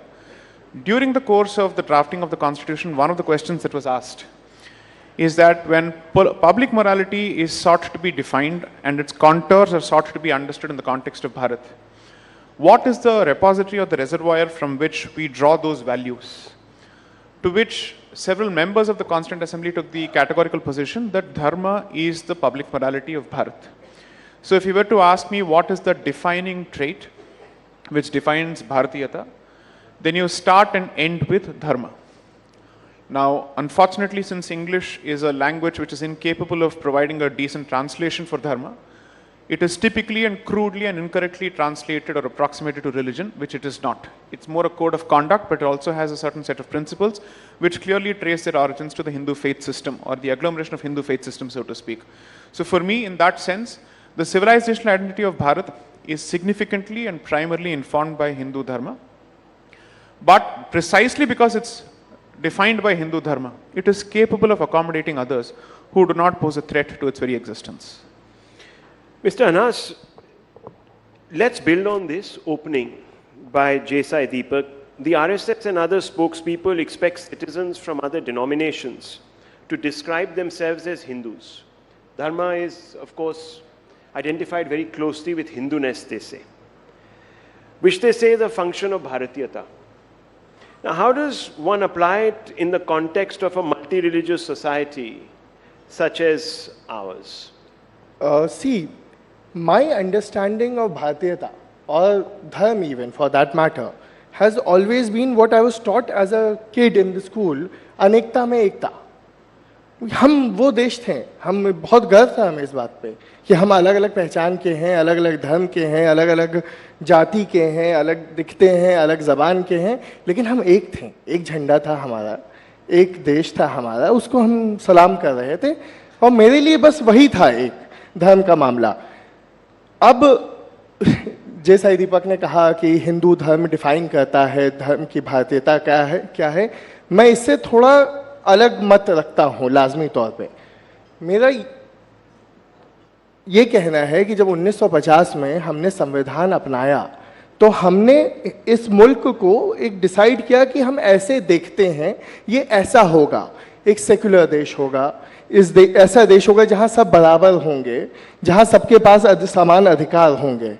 आज जब आप नागरिकता पे, और मैं ये नहीं कहता हूँ कि जैसे एक बहुत ज़्यादा प्रिविलेंट आर्ग्यूमेंट है आर्टिकल 14 को लेके, मैं वो आर्ग्यूमेंट ही नहीं लेता हूँ. मैं मानता हूँ कि हाँ आर्ग्यूमेंट आर्टिकल 14 सिर्फ इंडियंस के लिए है, सिर्फ सिटीजन्स के लिए, मैं वो नहीं कहता हूँ.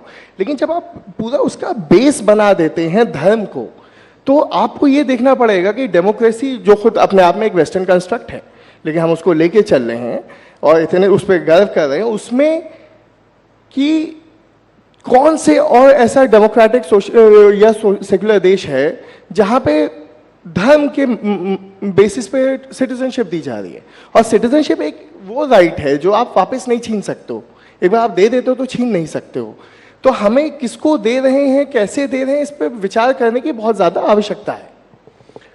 So this is interesting because his definition of Bharatiyata is unity in diversity, sort of derives from there.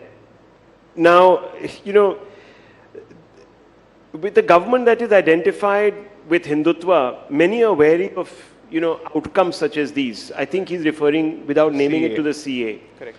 So how does one now reconcile the objectives of the CAA with the larger construct of the civilization, of the constitution as it stands? See, interestingly, both of us are just coming back from the Chief Justice's court. That's why both of us are trying to, let's say, channel those arguments. So you didn't finish your arguments no, there? It's you want to listed for continue April them 9th, here? in fact. So we are on the opposite sides in that matter. So I don't see why this has got to do with CA. But in any case, I'll try and address this.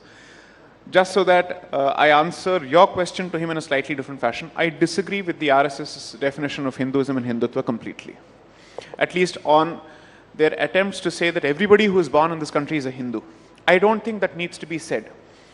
I don't think someone who is a Muslim or a Christian needs to be expected to embrace the definition of Hindu in that sense, because there are two problems with that approach. One, it dilutes the definition of Hindu Dharma for the followers of Dharma themselves. And second, it foists that concept on those who are not followers of the Dharma in that sense. You don't need to do that. According to me, good fences make good neighbors, period. You don't need to actually start this interfaith dialogue and look for equality and, let's say, similarity in everything. That is not even necessary. The point is very simple. When you speak of unity in diversity, Bharat traces that very value precisely from Hindu Dharma, because Hindu Dharma is ultimately an agglomeration of multiple faith systems within itself. Several denominations subscribe to those points of view which may not actually find a point of convergence in that particular sense. The Vaishnavite might ultimately see Vishnu as the supreme being. The Shaivite may ultimately see Shiva as the supreme being. The Shakta might see Shakti as the supreme being or Devi as the supreme being. For each of them, you can think of them as monotheism in silos, but it's a polytheistic pantheon in that particular sense. So unity in diversity, as far as Bharat is concerned, cannot have learnt it from anybody else except Hindu Dharma, at least in the history of the subcontinent, so to speak. So on that, I don't think there is a difference of view between Mr. Tanveer and me. There is a clear difference of view in the attempts on the part of, let's say, certain sections of certain cultural organizations to dilute the definition. Now, should we go to the argument of the CAA? I will just limit it to this because ultimately this matter has to be contested before the court of law, the Chief Justice's court on April 9th, which is the next date. The point is, I don't think that piece of legislation is meant to threaten anybody who lives here as a legitimate citizen of the country, regardless of their faith. Two, I don't think the definition of CAA or the way it is being included as a humanitarian intervention as part of the Citizenship Act has anything to do with the topic here. So let me stick to the topic here. The point is, Bharatiyata ultimately means that your points of loyalty, your points of allegiance are not extraterritorial, and that you choose loyalty to Bharat more than anything else. Now that is easy as far as adherence of Hindu Dharma is concerned, simply because their sacred spaces are here. But if you happen to follow a certain faith system, I'm not saying that it is impossible for a non-Hindu to be loyal to Bharat. I don't think that statement can be made at all, in light of the kind of examples that we have had, right from Sri Arif Muhammad Khan of today to Abdul Kalam of the past. So I don't think those examples are valid. Those who are able to reconcile their faith, which have emanated from other parts of the world, and their loyalty to Bharat, according to me, are fully capable of subscribing to the concept of Bharatiyata. I am not going to use religion as the sole and the primary filter to exclude people from the pale of Bharatiyata. I'm saying those who are able to strike that balance will obviously fall within the definition. Those who think that their personal identity from a religious point of view is at loggerheads with Bharatiyata would have made the decision anyways. I'm just hoping that since we are told that there is an Indian brand of certain foreign systems or foreign faith systems, there truly exists such Indian brands which is different from the brands that is followed in our immediate neighborhood. That's all I can say. But this concept of, let's flip the word, diversity and unity, how does the CA take that forward? I know that you want to sort of disconnect the conversation from Bharatiyata, but this government claims that it is actually the one that speaks for the essence of Bharatiyata. Right. And it talks about a Hinduness, which it traces to a dharmic past. But if that CA is going to be, or the Dharma is going to sort of, at some level or the other, bring out an exposition like the CA, then we have a problem. So, see, let's have this conversation on the anvils of specifics. Is there any amendment to the existing Citizenship Act which precludes the possibility of non-Hindu applicants to knock at the doors of Bharat for citizenship or asylum? The answer is a no. The CAA is a limited inclusive intervention for the purposes of addressing the unfortunate realities of our immediate neighborhood, where 3 Islamic republics have a specific problem with other identities. That's the unfortunate reality. And we are operating under the premise that Indian Islam is different from the brands of Islam being subscribed to by our neighbors. Okay? Therefore, those people who are getting the rough end of the stick, thanks to their minority position in those countries, are being given a certain expedited option. Because the first point of attack when it comes to these countries happens to be those people who do not share the faith of the majority in those countries. Therefore, since they are the first points of attack, they are the softest targets possible, a limited intervention is being made. The myth that is being purveyed is that CAA translates to automatic vestation of citizenship. It doesn't, because they still have to satisfy the rules that have been notified. Second, all it does is that it limits a certain cutoff period from 11 years to 6 years.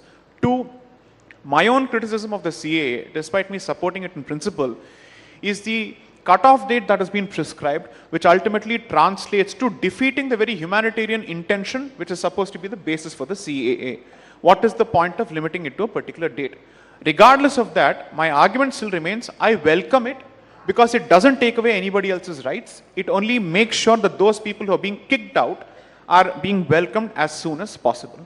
My criticism has also been the delayed notification of the rules. So because I am not the mouthpiece for any cultural or political outfit, I am at some liberty to criticize the proponents of the CAA themselves for the delay that they have caused after taking 8 different extensions from the parliament in the notification of the rules themselves.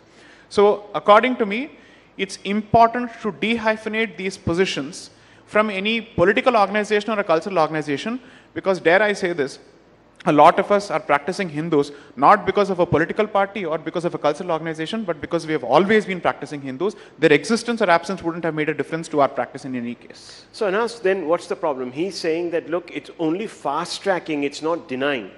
You can still come in if you're Muslims, if you're persecuted in various countries, in any country, you can still come here and seek refuge.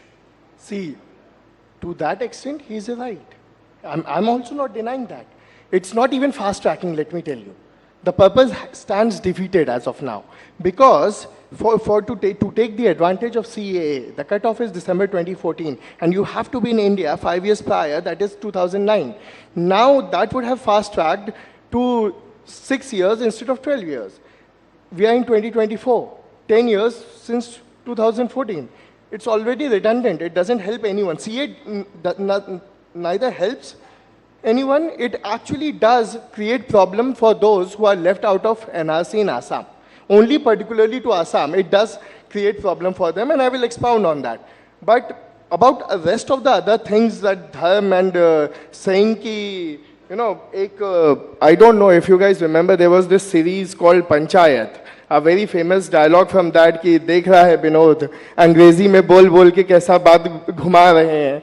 तो ये वही वाली बात है कि अंग्रेजी में बोल बोल के कहने का तात्पर्य क्या था. जैसा ही दीपक मेरे भाई ने क्या कहा कि हिंदू आएंगे तो उनका भारतीय होना ज़्यादा आसान है. आप रोज खबर पढ़ रहे हैं राजस्थान से लेके लखनऊ से लेके हर जगह से हिंदूज हैं जिनको हमारी एजेंसीज अरेस्ट कर रही हैं आईएसआई का साथ देने को.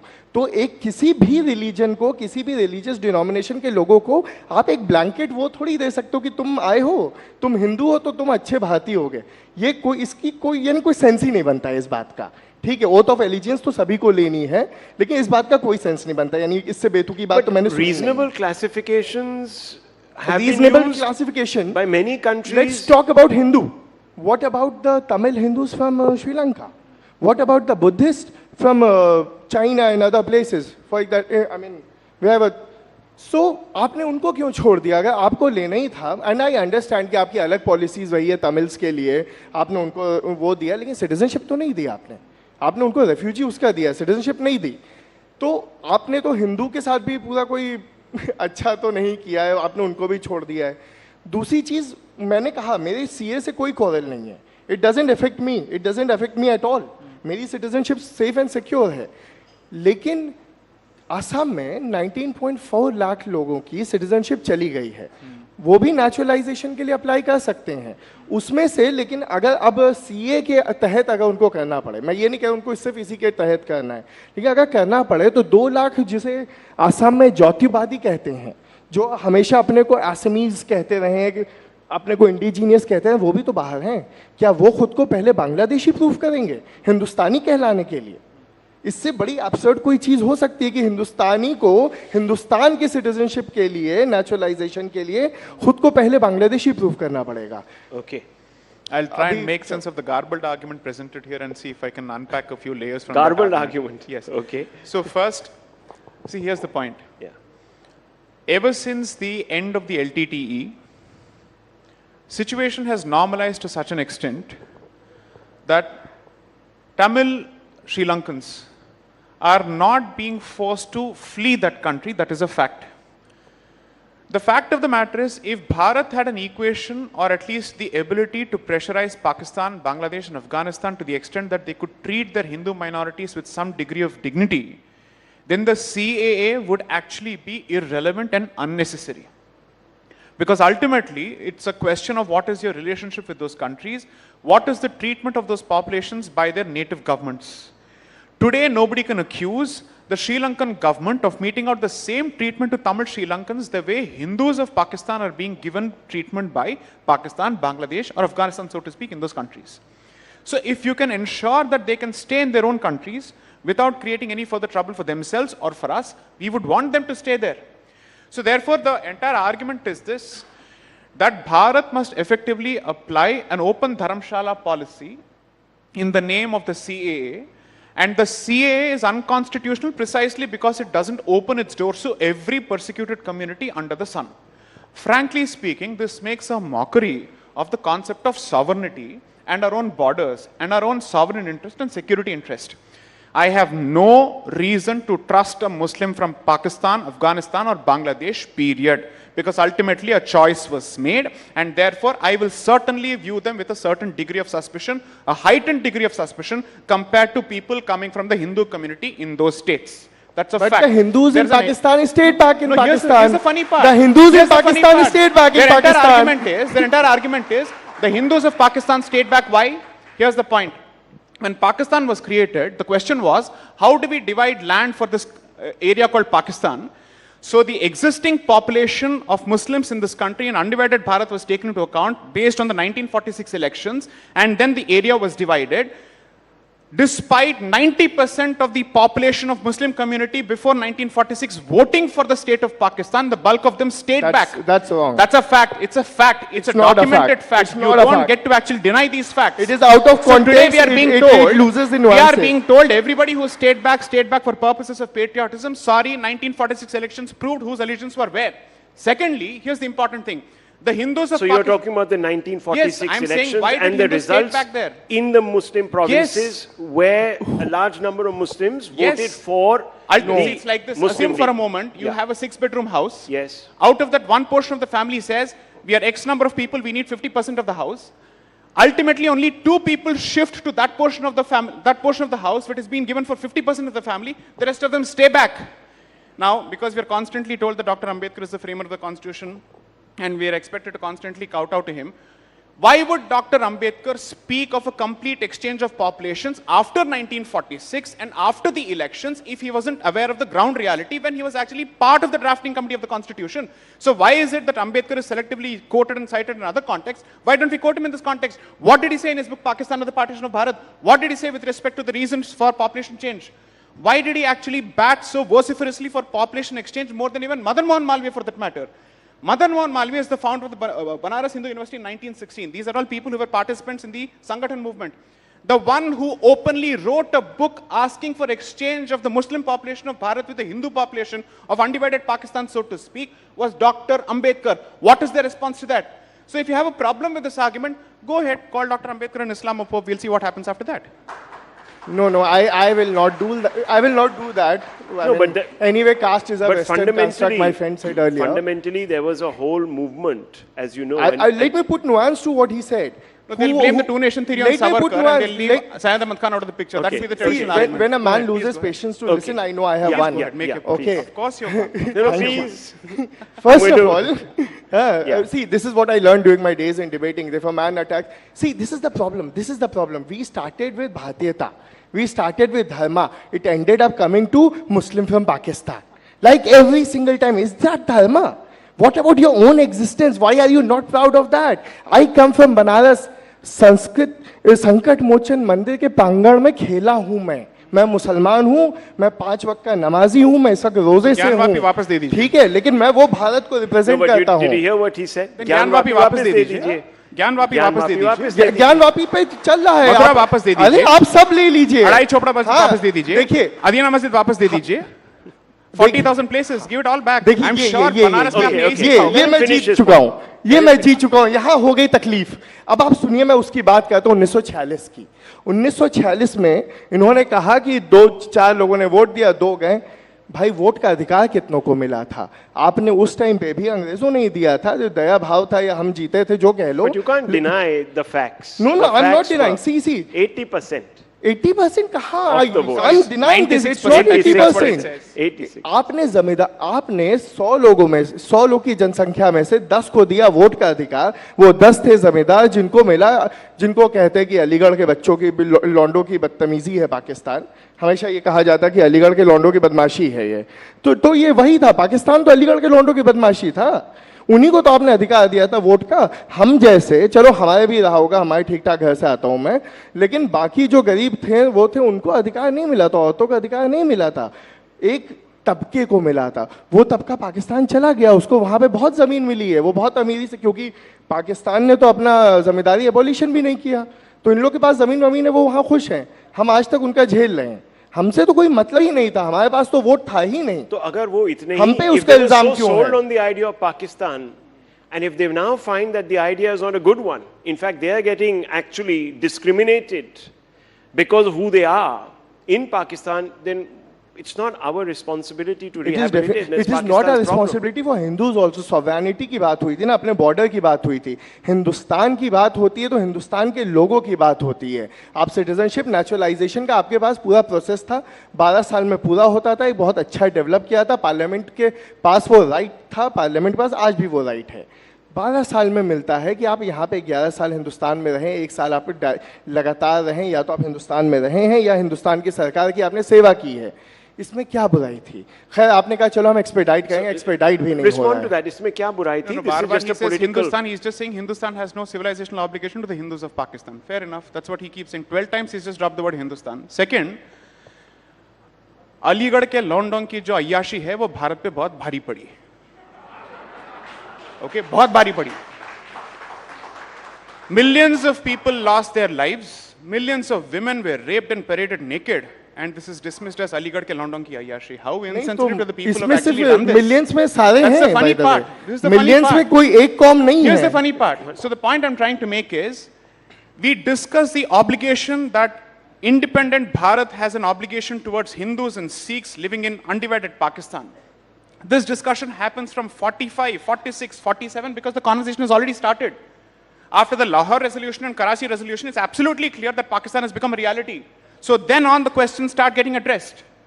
The Constituent Assembly starts, it's formulated in August 1946. Subsequently, once the conversations start, we actually keep a few seats open in the hope that Pakistan doesn't become a reality. That is the extent to which we went. When we realized this is not going to happen, we switched the conversation to ask the question, what do we do to those people who are being held hostage? Because the history of this period will show that Pakistan decided to use the non-Muslim population of that particular area as a hostage population to negotiate with Bharat. The entire basis for the Nehru-Liaquat Pact ultimately was this. Let's assume for a moment that we don't owe an obligation to the Hindus of Pakistan and Pakistan doesn't have a duty with respect to Muslims of India. Why did the fount of everything that's great in this country, Shri Pandit Jawaharlal Nehru, choose to enter into a Nehru-Liaquat Pact where both of us are assuring the other with respect to the safety of religious minorities in their country? What is this basis then? Ultimately, at the political level and at the constitutional level, we have accepted that we have a civilizational duty towards these minorities. Anas, this is documented fact. That is a very valid point. I'm neither holding brief for Nehru, nor I'm holding brief for Please Pakistan. answer the specific question. Forget about holding a brief. I completely agree with that. At that point, so we are now executing that civilizational brief. No. Allow me. The civilization Nehru-Liaquat Pact. What did it say? It said कि भाई तुम अपने तरफ के minorities की वो करो, हम अपनी तरफ के करेंगे. वो चल रहा है, वो वहाँ भी चल रहा है, यहाँ भी चल रहा है. नहीं हो रहा है, आप इंटरनेशनल फोरम्स पे प्रेशर डाल सकते हैं. हिंदुस्तान बहुत मजबूत है, हमने पाकिस्तान को बहुत पीटा हुआ है भाई. आप क्या बात करते हैं? हम हर जंग जीते हैं, डिप्लोमेसी में हम उनसे ऊपर हैं, हर चीज में हम के विश्वगुरु हैं, मदर ऑफ डेमोक्रेसी हैं. The spirit of the agreement gave both the countries a say in the welfare of the religious minorities across each other's borders. Because of our history. Unfortunately, in Pakistan, they broke that contract, that agreement. Now we fear for the future of the religious minorities, the Hindus, the Sikhs, the Christians, the Buddhists, the Jains, and the others. Christians so they say, where are the Jews? There was only one Jew according to the census of Pakistan. So they are saying that because you do not include Jews. That's not the point. So here's the point. If you read articles 5 to 11 of the Constitution, that is entirely Pakistan-centric when you're defining citizenship as part of your own constitution because you realize that there's a continuing cord that connects you with the people there. It also speaks of how many people can go there. When you come back, what happens to your citizenship, so on and so forth. So in the backdrop of your specific history of the subcontinent, considering the basis for the partition, for us to say we owe no obligations whatsoever, despite the Nehru-Liaquat Pact, according to me, is to make an argument in vacuum when there are clear documented facts to the contrary. Look, I get the sense. Can I ask a provocative question? Lekin I'm very thankful to my friend here. He knows that I'm fasting and I can't speak much, so he's doing the all the speaking. मेरा Tuesday fast चल रहा है. नहीं आप पानी तो हनुमान जी का fast चल रहा है.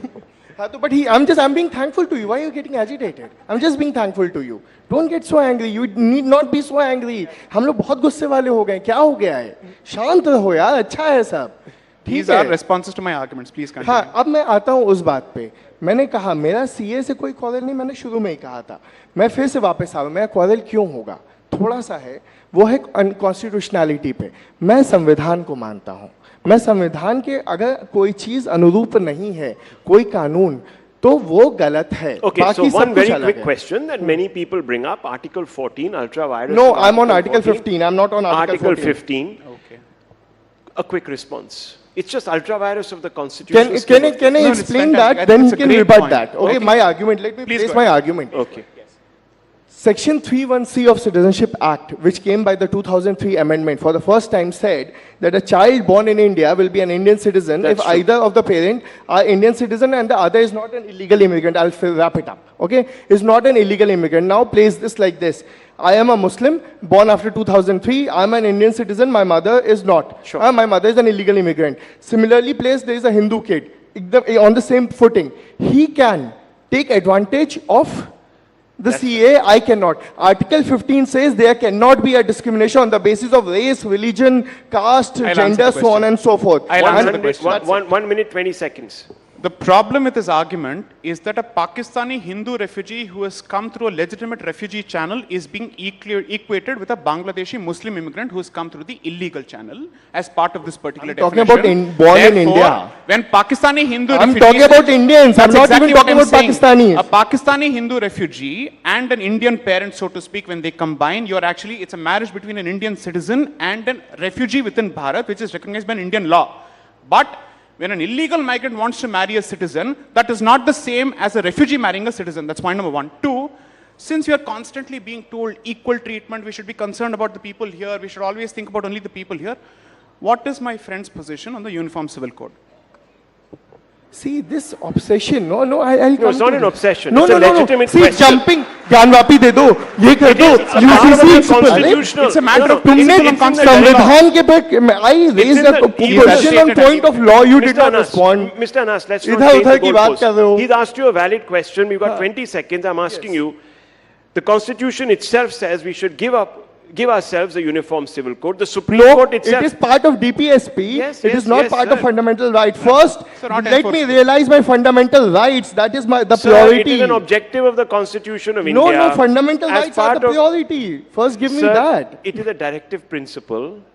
You aspire towards that. The state aspires for that. It is an ideal that we must aspire to, as the Constitution also upholds many other ideals to aspire to. No, not time. You won't give me time to respond and you... Please, go ahead.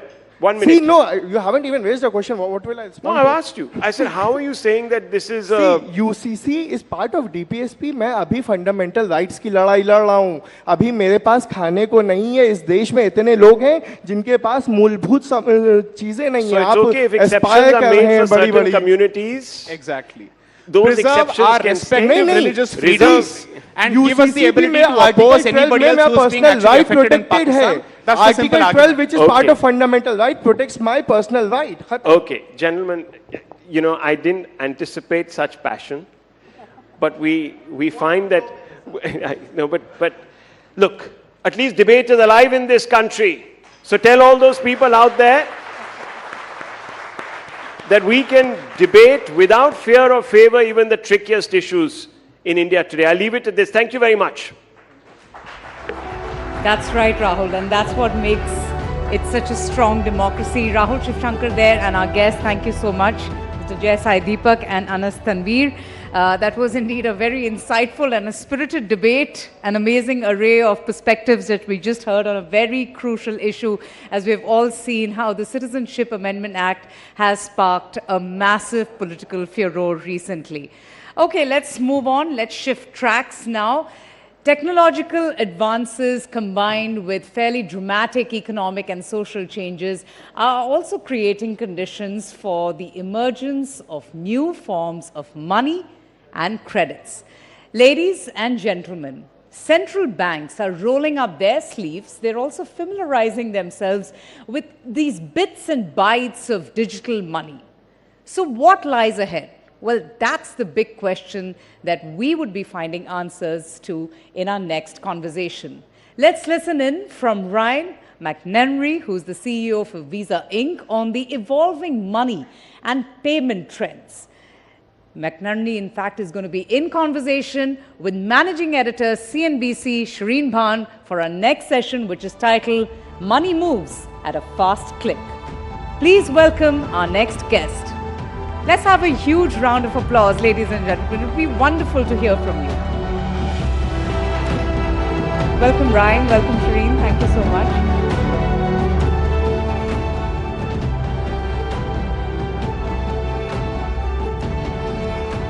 Well, it's great to be back on stage here in conversation with a global CEO who joins us here at the Rising Bharat Summit. Ryan, thank you so much for being here with us at the summit. We truly appreciate your time here. I know that you're here in India on a very short visit, so it means a lot to us that you've made time for us here. For the benefit of our audience here in this room, as well as those who are watching, just to give you a sense of the footprint that Visa occupies. In FY23, the Visa network enabled $15 trillion in total volume and 276 billion transactions. They operate across 200 countries, and of course India is a strategic market for Visa, and here's why. Outside of their home base, which is the US, India is the second largest employee base for Visa. So Ryan, it's great to get your insights on why you're bullish on India and what gives you confidence about the India digital story. Let's start with your visit to Mumbai. I believe you had quite the experience of using your digital payment system to buy some vada pav on the streets. I did. It's an honor to be here. Looking forward to the discussion. And it's been a great trip. This is my first trip back to India since I assumed my new role as CEO of the company, and there's so much happening here. And so I'm here to learn. When I was in Mumbai, I was meeting with our partners and our clients, big banks, small banks, fintechs, big techs. I met with our employees who have lots of ideas on things that we can be doing better to help them in the market. And I got out and walked around. Sound boxes, QR codes, coffee shops. They wanted me to experience what's really happening here so that when we're back helping the team here in India, we really understand it. It was quite an experience. Did you expect it to be as smooth as it turned out to be? I had been told that it was smooth, but until you actually scan the QR code and see how quick it works, and you hear the sound box and the words that come out of it, and you see how that's helping the person who's running the small booth, it's very impressive. Speaking of impressive, let's talk about the UPI moment in India, and that's been the big sort of event. It's pre-UPI and post-UPI. That's how the digital payment network is being seen in India. Do you see UPI as competition, or do you see UPI as a collaborator? Well, first let me say, I think what's happened with UPI in India is nothing short of remarkable. I think it has accelerated financial inclusion in this country by more than a decade. The speed, the growth, the adoption, the user experiences that I was talking about, they're nothing short of remarkable. We see it as an opportunity for Visa. I believe that we can help build on the financial inclusion that has happened as a result of UPI and help turn that into financial empowerment. Help work with the banks in India, help work with the ecosystem in India to create new credit products, to help people grow up the credit ladder, help them build wealth, help empower them financially as a result of the great work that's happened with UPI in India. So given the fact that you believe that UPI presents itself as an opportunity and not necessarily merely as competition, what's the target that you've set for the India team? What's the plan in terms of incremental investments, in terms of expansion? As I pointed out, you've got, about 4,000 employees here working in India, largely sitting out of your Bengaluru spaces, your Bengaluru offices. What was all of this going to mean now as far as Visa's future expansion in India? Yeah, well, first, I'm so proud of our team here. Our team in Bengaluru, our team in Mumbai, they are every day coming into work, serving our clients, serving our partners, and doing everything that they can do to not only help build new innovations for India, but increasingly to build products and services that we can export from India all around the world. We feel just so proud and so great about the team that we have here. I'll tell you, I leave India thinking I need to set the targets higher. set the targets higher, not for just the investment that we make as a company, but also the results that we expect of our team here. So I'll definitely take that back from my trip. And you know, we have been in this country for 40 years. Yeah. When we're thinking about the opportunities in this country, we're thinking about the next 40 years and the next 40 years after that. Those are the time frames we're thinking about in terms of the investments that we're making in the country. Well, let's talk about the next 5 years, not the next 40 years, because we don't know what's going to happen in the next 40 years. So over the next 5 years, in terms of the opportunities that you spoke of and in terms of focus areas that you intend to double down on, remittances, cross-border, you know, how is Visa going to operate in those spaces? How do you intend to leverage the advantages there? Yeah, first of all, if you just step back, for all of the success that you and I have been talking about with the digitization of payments in India, there's still more than $1 trillion in cash. So we're not a cashless economy by any measure. So we still have an opportunity to partner and to work to help digitize that cash. But then building on kind of the consumer payments that you and I make every day, there's enormous opportunities in B2B payments, in government payments. There's an enormous opportunity in transit systems. We've been involved in more than 750 transit systems around the world, helping them operate more efficiently by digitizing the payments. And then, as you said, we see remittances as a tremendous opportunity. We've built out a platform, we call it Visa Direct, where we have 8.5 billion endpoints, cards, accounts, digital wallets all around the world. And what we're doing is we're putting that platform to work to make remittances in and out of India and all over the world, but this is the biggest corridor for remittances in the world, make them more transparent, make them faster, make them cheaper, make it a better user experience for both the sender and the receiver. And we think that's a tremendous opportunity for us to continue to help and add value here in India. You know, you talked about the fact that cash continues to be a significant part of the economy, while digitization has, of course, grown as well. But, you know, when just before the UPI actually took over and took off quite literally, the view was that this could potentially mean the death of credit cards. That was the expectation. It hasn't quite turned out that way. But how do you see the credit card space evolving in terms of form factors, in terms of features, in terms of innovation? What do you see as the next wave of disruption to the credit card itself? Yeah, what we've seen around the world is users choose to pay with credit in different ways. Sometimes it's a card, sometimes it's a plastic card, sometimes it's a metal card, but increasingly it's a digital tokenized incarnation of the card. That can be on your phone or different form factors. So our strategy the whole time has been not to be wed to a card per se. In many ways, we've unbundled credit from what we all think of as the legacy card, and we've embedded that credit in the user experiences that people have as they're working their way through their digital experiences or, as we were talking about earlier, in the physical world. And increasingly, the physical world and digital world are blending. So we very much have unbundled those capabilities. And we do think that there's a lot we can bring to India in terms of innovative products and services in credit specifically that we've seen in different parts of the world. You know, in many ways, the credit product itself has melded and evolved in ways that it's embedded in people's lives in ways that it almost becomes invisible. And that's when you start to really empower that purchasing power in a way that's great for small businesses and merchants. You know, you talked about financial empowerment, and you also brought up the issue of the credit gaps, and the credit gaps exist in many spaces in different degrees. What will be the focus as far as bridging the credit gap specifically from an Indian consumer or an Indian market's perspective? Bringing new solutions to help underwrite near prime credit, new to credit, young credit customers, working with banks to provide different types of line management services, different types of ways to segment credit and make them applicable in certain use cases. All of this type of innovation is happening around the world, and I think is going to be a great opportunity to build on, as we were saying earlier, the momentum that's happened with UPI. And, you know, in 5 years, to come back to the question from a few moments ago, maybe we don't even call it a credit card per se. Maybe we call it Visa credit, or maybe we call it, you know, who knows what we call it. The word card may drop from our lexicon in India, given the enormous progress that's happened here.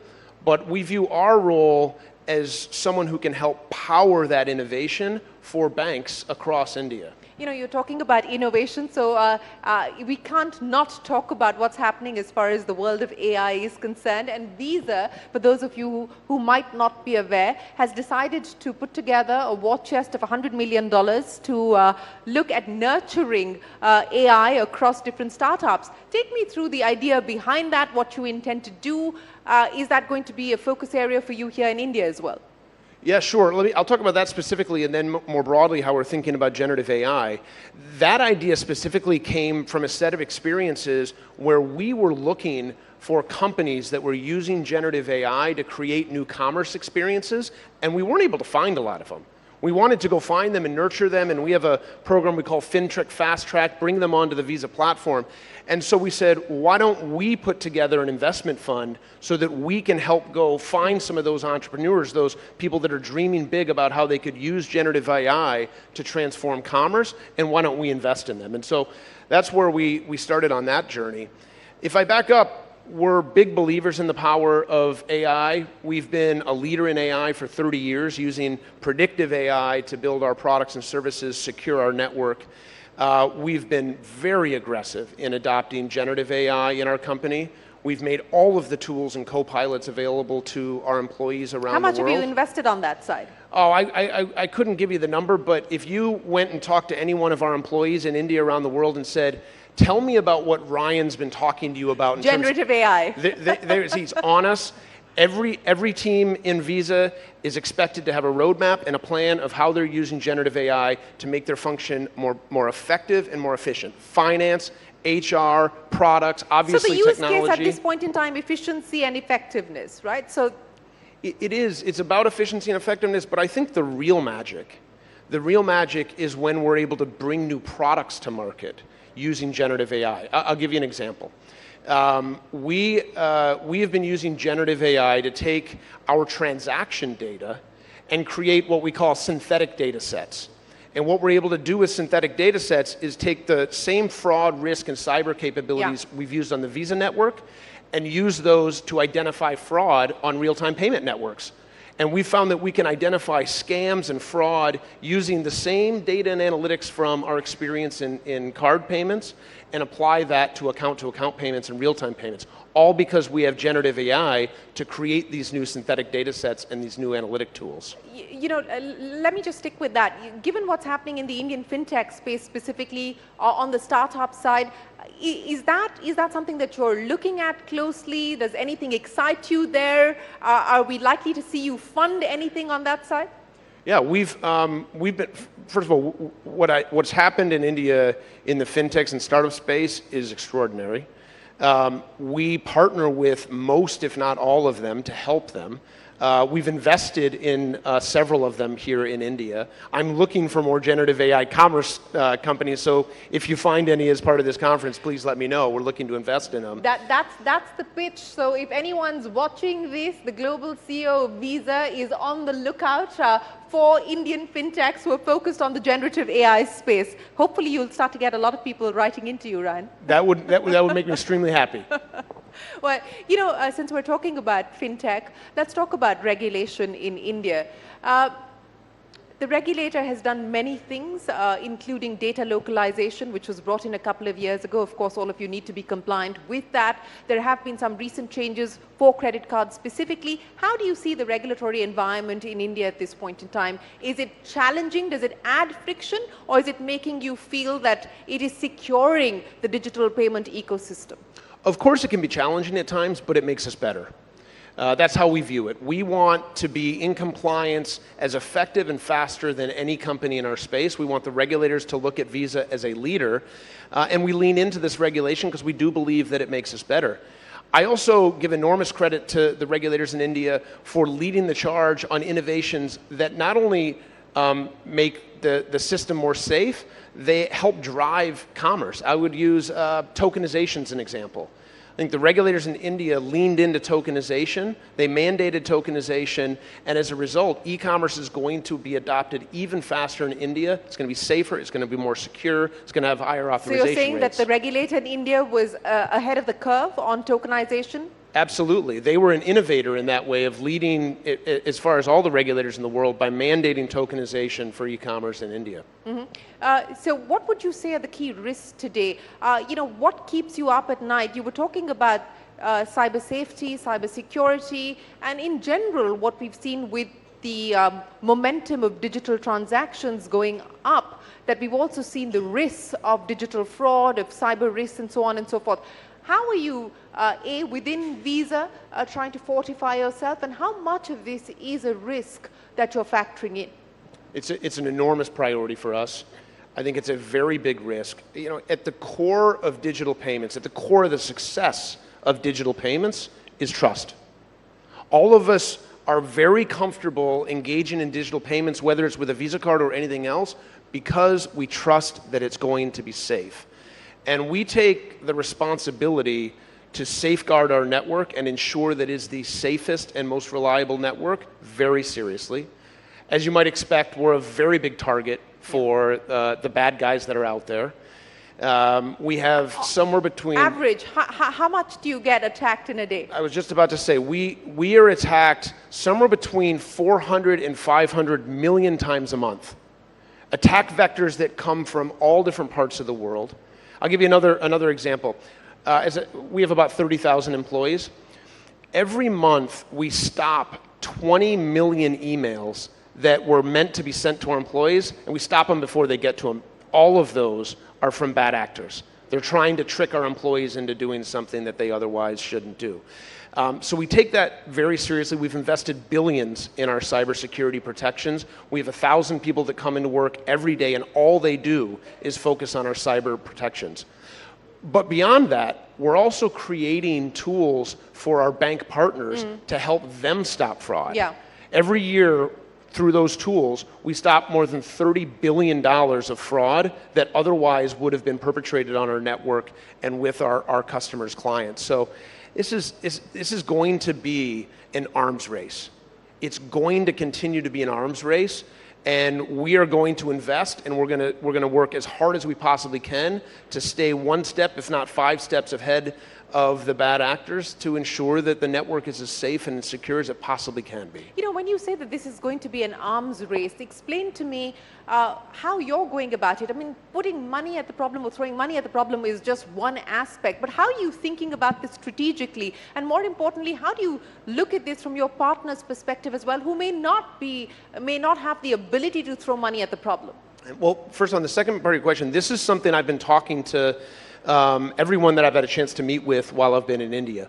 We want to protect our network, the Visa network, with all of the tools and security that I mentioned, but we also want to make these tools available to all networks. We want to make our services available to any network that's out there, because let's be honest, like all of the network of networks that we operate in across the world, and on this particular topic, we're all in this together. We need to be investing in the safety and security of digital payments so that everybody across the world continues to trust. So MasterCard and you are aligned on this one. I think cyber protection is existential for digital payments, and so I want to make sure that we're making our products, our services, our talent, we're sharing information, we're sharing our services to anyone that's interested in putting them to work, and we feel like we have great products and services that we can be helpful with. Yeah, I want to go back to something that you said right at the very beginning. You said that you're here in India to learn.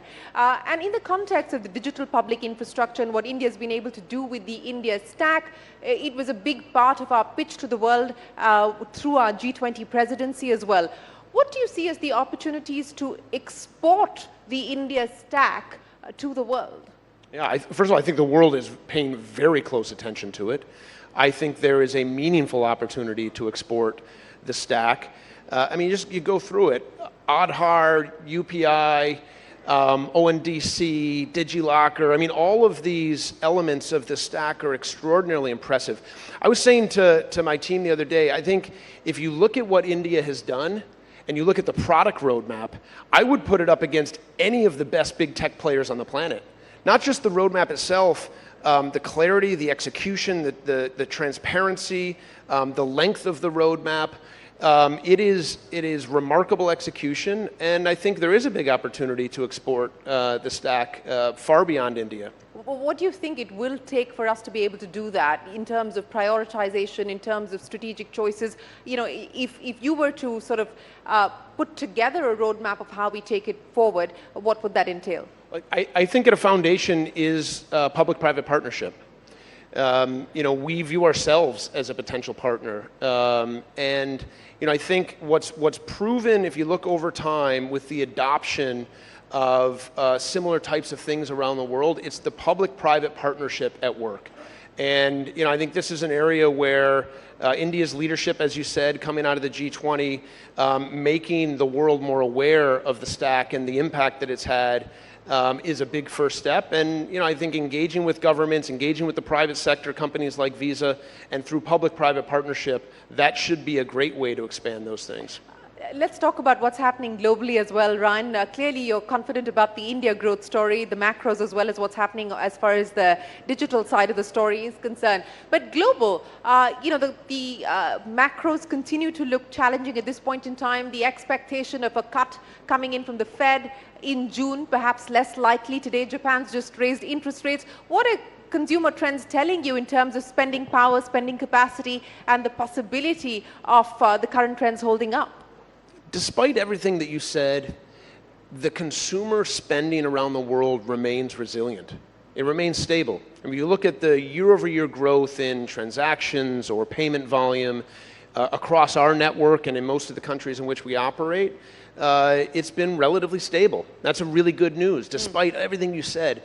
Now, of course, higher interest rates are taking a dent out of consumers. Consumers are changing their purchasing patterns, the mix of things they buy. What are they spending most of their money on today?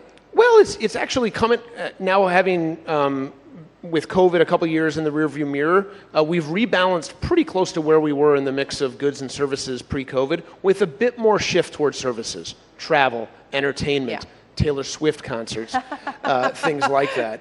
So I think that's a whole other economy, isn't it? The Taylor Swift economy is a whole other economy. It's incredible, isn't it? It's incredible. But you know, going back to your first question, the consumer remains resilient. Listen, there's pockets around the world. In some markets where, for example, you've got more variable rate mortgages. Australia is a good example. The UK is a good example. Consumers are having to spend more of their discretionary spending or non-discretionary spending on mortgages, and we see that coming out of spending. But on the other side, we see travel in and out of China picking up. We see travel into the United States picking up. So international travel is very much still on the rebound. So overall stable with some puts and takes in different places. You know, you talked about regional differences in the way that resilience is showing up, and you're on your way out of India, you're going to be headed into China. So let's address that issue as well. The recovery is underway, but patchy. There are concerns on what is happening as far as the real estate sector in China is concerned and whether that poses a systemic risk. How do you see China at this point in time, both in terms of recovery as well as in terms of consumer confidence? Yeah, in terms of China, we think about it in 5, 10-year, 15-year increments. There's no question that the Chinese economy is going through some bumps right now, but there too, we view it as our role to be as helpful as we possibly can, to invest in the tools and the capabilities to help the banks and the broader economy do well.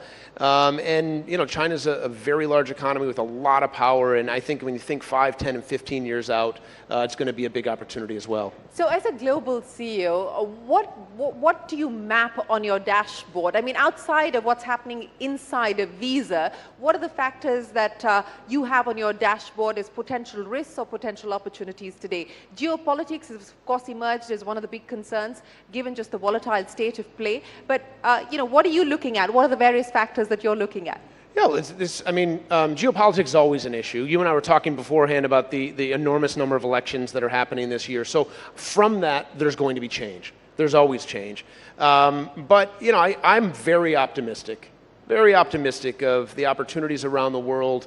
Coming out of the elections, I think there's an enormous kind of road in front of us. And, I'm hopeful that the economy can continue to have the great success that it has. And, hopefully we can be a part of that. You know, the other thing that I spend a lot of time on is consumer preferences, consumer trends. What are we hearing from buyers and sellers around the world? What do they need? What are the technologies that are changing, you know, how they're running their businesses or they're engaging in their lives? By the way, generative AI, another topic we could talk about that's helpful is how I think it's going to change shopping, which I think it'll have a very big impact More on that. experiential? Yeah, I think it's just going to make it easier. You know, if you think about shopping, especially for someone like myself who's neither that good at it nor likes it that much, it's very inefficient. That makes the two of us. It's relatively inefficient. And so I think generative AI, all of us are going to have co-pilots in terms of shopping. We're going to have much more curated experiences. We're going to have much more curated payment experiences that come with it. And that's just going to make a much better experience. I also think, I have a personal thesis that generative AI could be a very empowering capability for small businesses around the world. It starts to give them access to the capabilities that only the largest retailers have had, whether it's product reviews or recommendation engines or things like that become unbundled and available to small and medium businesses around the world. I think generative AI could be a very leveling force in the commerce space. You preempted what I was going to say. So you actually believe the generative AI will level the playing field, not make the gaps wider? I believe it will. That's my personal thesis. I think it'll for the largest retailers and the largest platforms, it will certainly help optimize what they do, and again make a more enjoyable experience for all of us as shoppers. But I think it has the power to level the playing field. It has the power to democratize a lot of the commerce capabilities that have been bundled into some of the largest platforms and make them available. And for you and I as shoppers, I think we're going to have much more broad views to inventory that's available in small and medium businesses, either in the cities that we live in or around us. You know, so who do you consider as competition today in a fintech world, in an AI-led world where every phone company wants to be a fintech player, you know, every big tech company wants to be in the banking business as well in some shape or form, or in the payments business. What does the competitive landscape look like today for you? I'll tell you, over the last several years, you know, the early narrative on fintechs was, you know, they're going to be competitive for the payment system. We saw it differently. We saw all of these players as potential partners. And that's very much how we see it today. Fintech, big tech, little tech, small tech.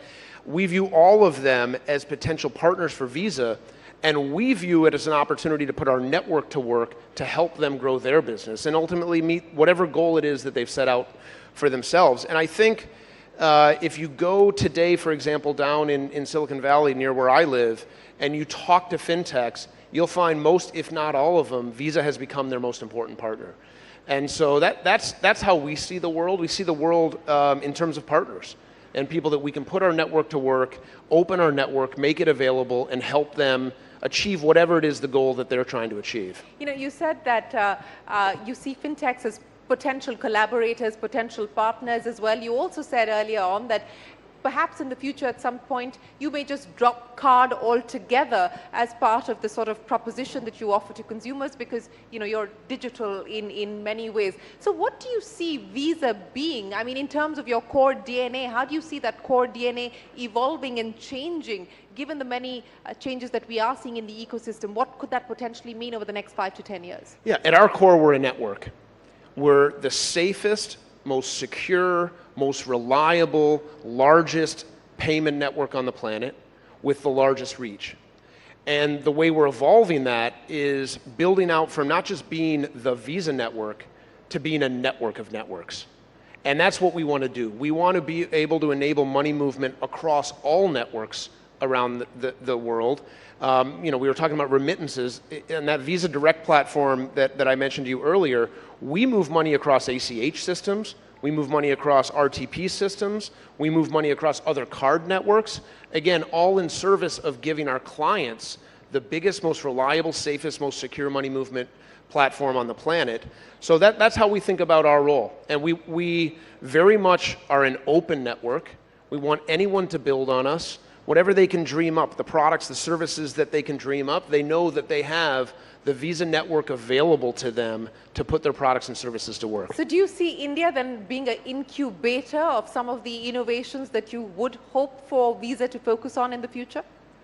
An innovator, an exporter, there's no question about it. I mean, the fintech community here has had a very profound impact on Visa.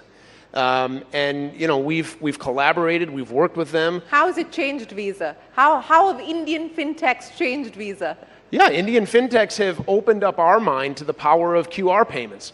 So now we're looking at other markets around the world where QR might be the form factor that users prefer, buyers and sellers. So, well, okay, we don't need cards, we'll use QR, and that'll be the form factor that will then allow people to tap into the Visa network, as an example. And that very much came from the inspiration of what we've seen happen here in India. So, you know, speaking of inspiration, again, Brian, of course, has been with Visa for about 11 years now, held many jobs before that, but has been CEO for almost a year now. Feb is when you completed a year as CEO. You know, as CEO, managing people is, of course, an important aspect of your job as well, and especially when you manage people across 200 different countries. It's a complex job as well. How do you make sure that there is an alignment of purpose, that there is an alignment of vision as you operate across 200 different jurisdictions?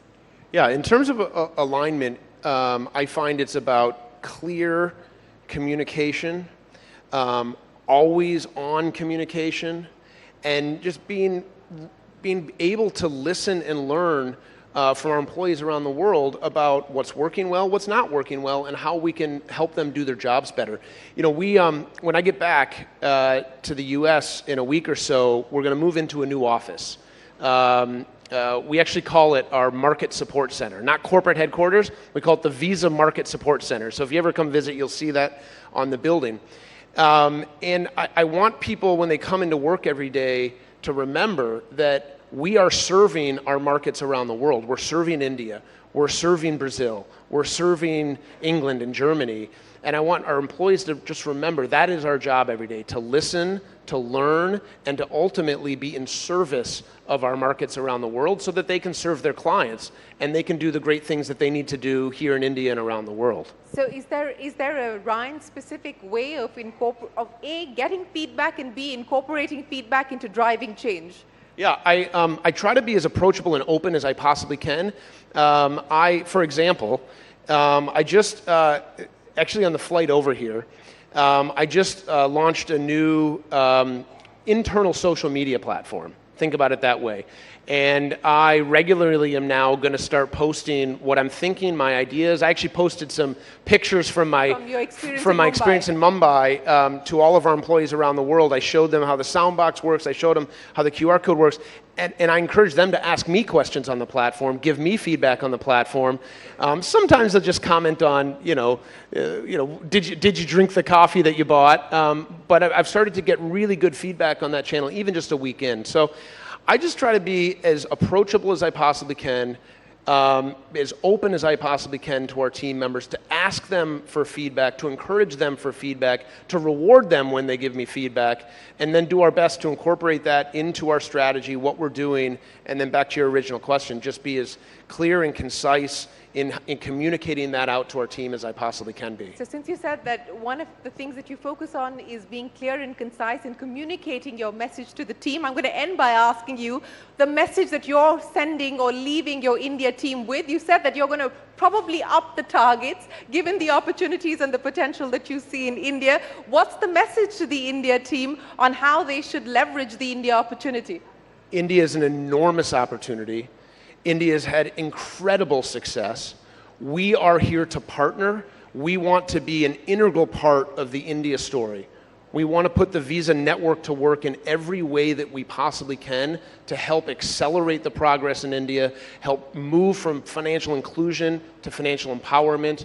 And I'm going to give our team all the resources they need to do that. And they haven't given you a number just yet. They've given me some numbers. They've given you some numbers. Are you going to do better than the numbers that they've left you with? we're going to give them everything they need to be successful. Well, Ryan, thank you very, very much for joining us here. Ladies and gentlemen, the global CEO of Visa on their outlook for India, as well as the opportunities that it presents for the Visa network. Appreciate you joining us. We hope you have a fabulous trip back, and we look forward to seeing you back in India soon. It was fun talking to you. Thank you very much. Thank you so much. Thank you, Ryan. Thank you once again, Ryan. Thank you, Shireen. That was indeed a fascinating conversation. Ladies and gentlemen, just a quick reminder, we do have a very exciting evening lined up for you, so don't forget to be here. Just a quick reminder, we have 4 shining stars of India, 4 Grammy Award winners amongst us. It's going to be an unforgettable performance. It's going to be a very exciting night. I hope you all are enjoying. We've had an array of discussions. We have had and also a very diverse mix of guests since the morning. We started off with Nitin Gadkari, we started off with Ashwini Vaishnav, and of course we did have a lot of business talks and on the economy, but most importantly on religion. A burning topic these days, and of course a very contentious Citizenship Amendment Act. We are just setting up for our next session. It's going to be also a very interesting one. We have a very prominent and a popular BJP politician who's going to be joining us for now. A quick reminder to kindly stay seated and not leave your seats, because the next session is going to begin in a short while from now. We're just waiting for our next speaker to come as well. That was Mr. Inani, who was in conversation with Shireen. He is, of course, the CEO of Visa Inc., and he was there with us all the way from the US and sharing his thoughts.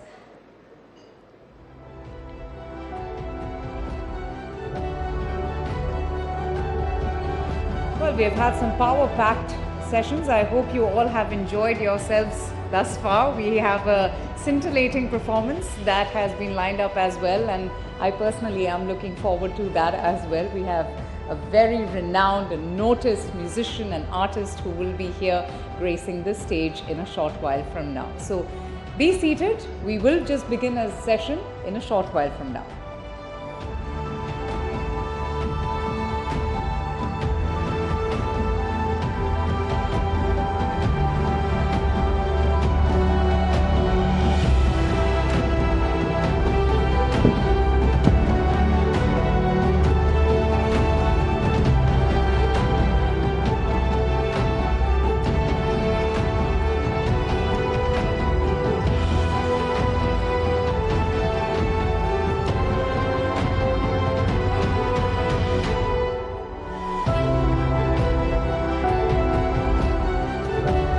Action-packed day, hasn't it? Since the morning, I have been really excited listening to all those stimulating conversations and also the discussions, some very fiery ones as well. My colleague Toya, in fact, has also been catching a lot of guests on the other side for social media. Toya, what is the kind of response that you're getting? How's it going for you and for all of our guests who have come today? So on the social media side over there, we're asking softer questions. So we're asking some of the politicians, for example, we've had on stage, who your favorite authors are, what's the music you've liked when you've grown up, because it's always exciting to discover that side too, and you can only do that really on the social media platform. Obviously, these areas are for the more serious conversations. But ladies and gentlemen, as we wait for our next speaker, we're going to come to each of you. I don't obviously mean each of you. We'll try to come to whichever one of you can. I want to ask each of you, which moments here have stood out to you? What's left a question in your mind? So is there something you've heard any of the policymakers, the politicians say up there that have actually left questions in your mind? Things you want answered? Because the panel doesn't just end today. Of course, we're going to see Smriti Irani ji right now. It's going to carry into tomorrow also. Any questions you bring up today, we'll also ask on the softer side, on the social media side, in just a few minutes from now. Okay, any hands, ladies and gentlemen? I'll come to, oh, all right, we've got one lady very ready. I like the spirit.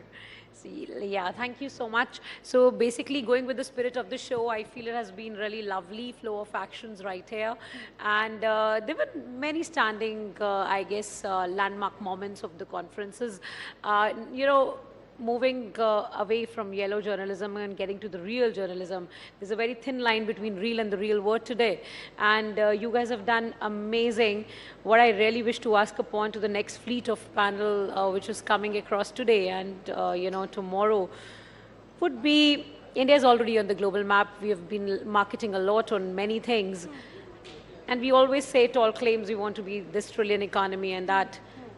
What next for the small businesses out there?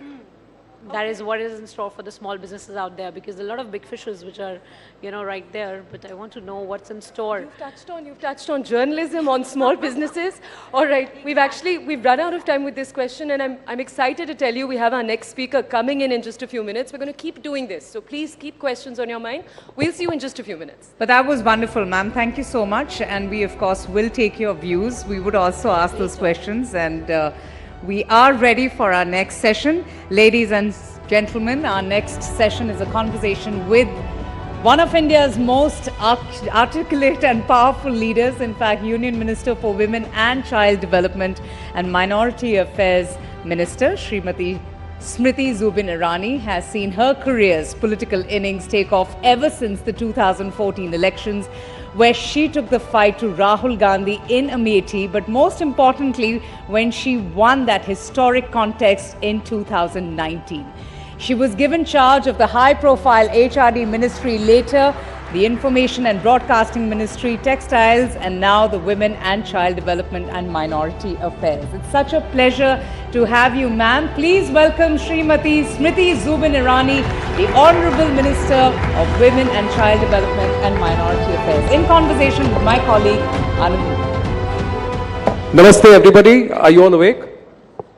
It's Miss Smriti Zubin Irani in the house. She deserves a bigger round of applause and welcome. So let's just... Thank you very much for gracing Rising Bharat. We're talking about a Viksit Bharat at 2047. Smriti ji, I just want to read out something which has just come fresh off the coals, if I may say that. This is what is being said.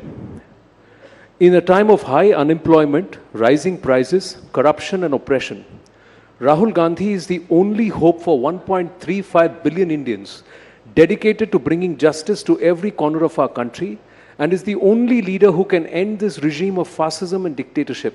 Hashtag only hope Rahul Gandhi. This is by Mr. P. Chidambaram. Your thoughts, ma'am?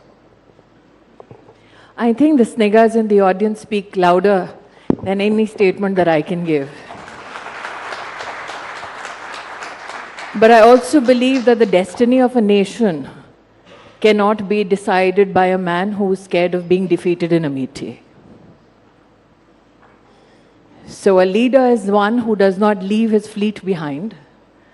The gentleman hashtagged is somebody that I had the privilege of contesting against in 2019. Victory and loss are a part of electoral politics.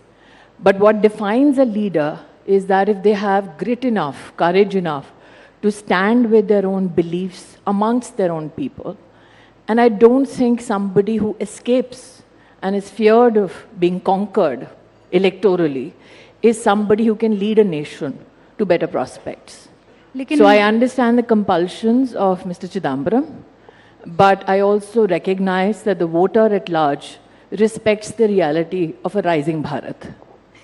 लेकिन वो ये कह रहे हैं कि वो शक्ति को हराएंगे। देखिए, उन्होंने कहीं ना कहीं अपने आप को एक क्लैरिफाइड पोजीशन में अब रखा है।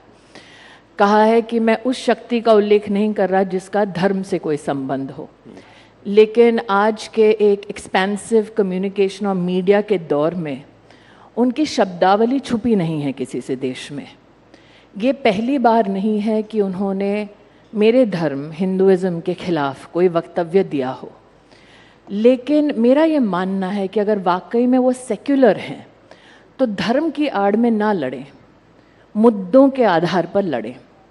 स्पष्ट रूप से पूरे राष्ट्र ने उनको सुना जब उन्होंने कहा कि शक्ति जिसका हिंदू धर्म में उल्लेख है वो उससे लड़ना चाहते हैं। तो मैं तो एक हिंदू के नाते इतना ही कहना चाहती हूँ कि आज तक जिसने मेरे धर्म को, मेरे आराध्य को ललकारा है, उसका क्या हश्र हुआ है? कोई रामायण गीता महाभारत पढ़ ले, उसको इस बात का अंदाज़ा हो जाएगा। लेकिन अगर कोई हमसे ये कहे कि हम उनके शब्दों को समझ नहीं पाए और शायद उनका उल्लेख जो था वो राजनीति के कॉन्टेक्स्ट में था, धर्म के कॉन्टेक्स्ट में नहीं, तो मैं जानना चाहती हूँ किस शक्ति से लड़ना चाहते हैं। प्रधानमंत्री मोदी ने इस देश में 4 शक्तियों का विशेष उल्लेख किया। एक नारी शक्ति, दूसरा युवा शक्ति, तीसरा कृषि की शक्ति और चौथा वो गरीब जो अब उत्थान की ओर बढ़ रहा है। तो इन चारों में से किस शक्ति से राहुल गांधी लड़ना चाहते हैं? ये वो शक्ति की बात कर रहे हैं जो ईडी को कंट्रोल करती है, ईवीएम को कंट्रोल करती है। देखिए, पुरानी एक हिंदी में कहावत है, चोर की दाढ़ी में तिनका। अब जिसकी दाढ़ी ही तिनकों से भरी हो उसको थानेदार में भी चोर नजर आता है, लेकिन जिसने चौकीदार शब्द के इस्तेमाल के लिए सुप्रीम कोर्ट में माफ़ी मांग ली हो उसको ये फॉल्स ब्रवाडो शोभा नहीं देता। वो इलेक्टोरल बॉन्ड्स का जिक्र कर रहे हैं। वो ये कह रहे हैं कि बीजेपी उगाही पार्टी है। सीबीआई अमित शाह जी ने एक स्पष्ट रूप से रुबिका जी कहा है सार्वजनिक मंच पर कि 303 सांसदों की पार्टी को इलेक्टोरल बॉन्ड्स के माध्यम से ट्रांसपेरेंटली बैंकिंग सिस्टम के माध्यम से 6000 करोड़ का बॉन्ड मिला, लेकिन जिनकी ताकत 200 की भी नहीं है स्पष्ट रूप से, उनको 14,000 करोड़ रुपया मिला। तो मेरा पलटवार ये है कि ऐसी कौन सी उगाही कत्ती राहुल गांधी छोड़ गए हैं कि उनके पास 14,000 करोड़ रुपया है।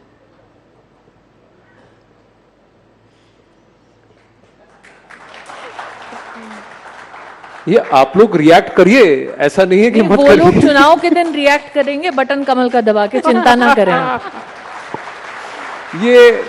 ये एक और आरोप सिर्फ भारत में नहीं है, दुनिया भर में भी है कि भारत इस करंट गवर्नमेंट में या पिछले 10 साल में एक इलेक्टोरल ऑटोक्रेसी की तरफ बढ़ रहा है। अगर हम एक स्टेटस को स्मैश करने की बात कर रहे हैं तो यहाँ पर how would you respond to this कि हम धीरे धीरे एक इलेक्टोरल ऑटोक्रेसी बन रहे हैं, यानी कि जनमत तो है लेकिन सब कुछ एक पर्टिकुलर डायरेक्शन में कंट्रोल के साथ आगे बढ़ाया जा रहा है। जिस देश ने अंग्रेजी हुकूमत को उखाड़ फेंका, जिस देश में आज 940 मिलियन वोटर आइडेंटिफिकेशन और ऑथेंटिक आइडेंटिफिकेशन के साथ अपना वोट देंगे, उस इलेक्टोरेट का इतना बड़ा अपमान मैंने आज तक नहीं सुना। To say that you are wiser than the voter just because you're an analyst overseas is one of the biggest hypocritical positions taken by anybody who tries to analyze our democracy, especially from countries which don't have such a large voting populace.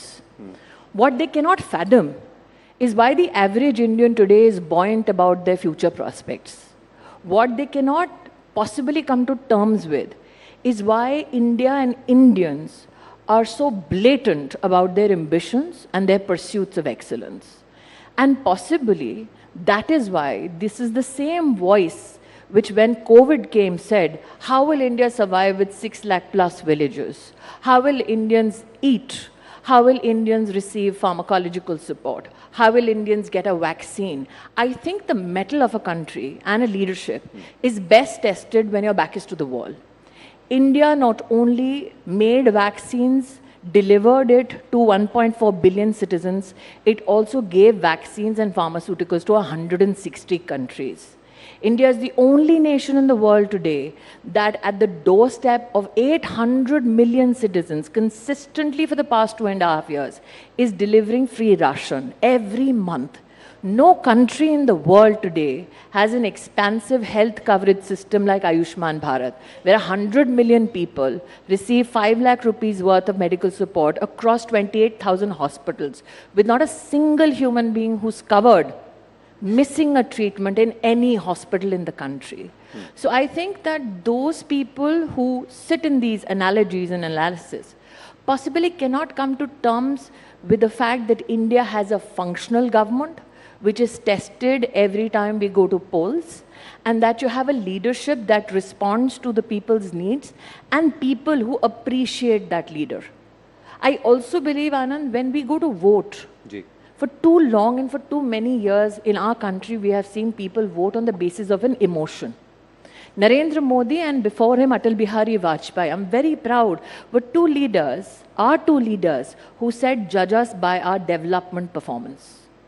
What you see on the opposite are people who are pliant and depending on negative rhetoric. But Modi is the only leader right now who has given you a national ambition. Remember, after the independence freedom movement, we've never had a national ambition and a clarion call like 2047. So while Modi says for 2047, we need to create more opportunities for education, for enterprise, for skill, for manufacturing, what does Rahul Gandhi offer you? Division on the basis of religion, division on the basis of class, division on the basis of caste. While Modi says, let's talk about Atmanirbhar Bharat. What is Atmanirbhar Bharat? It is economic sovereignty of this country. What does Rahul Gandhi tell you? Atmanirbhar mat bano.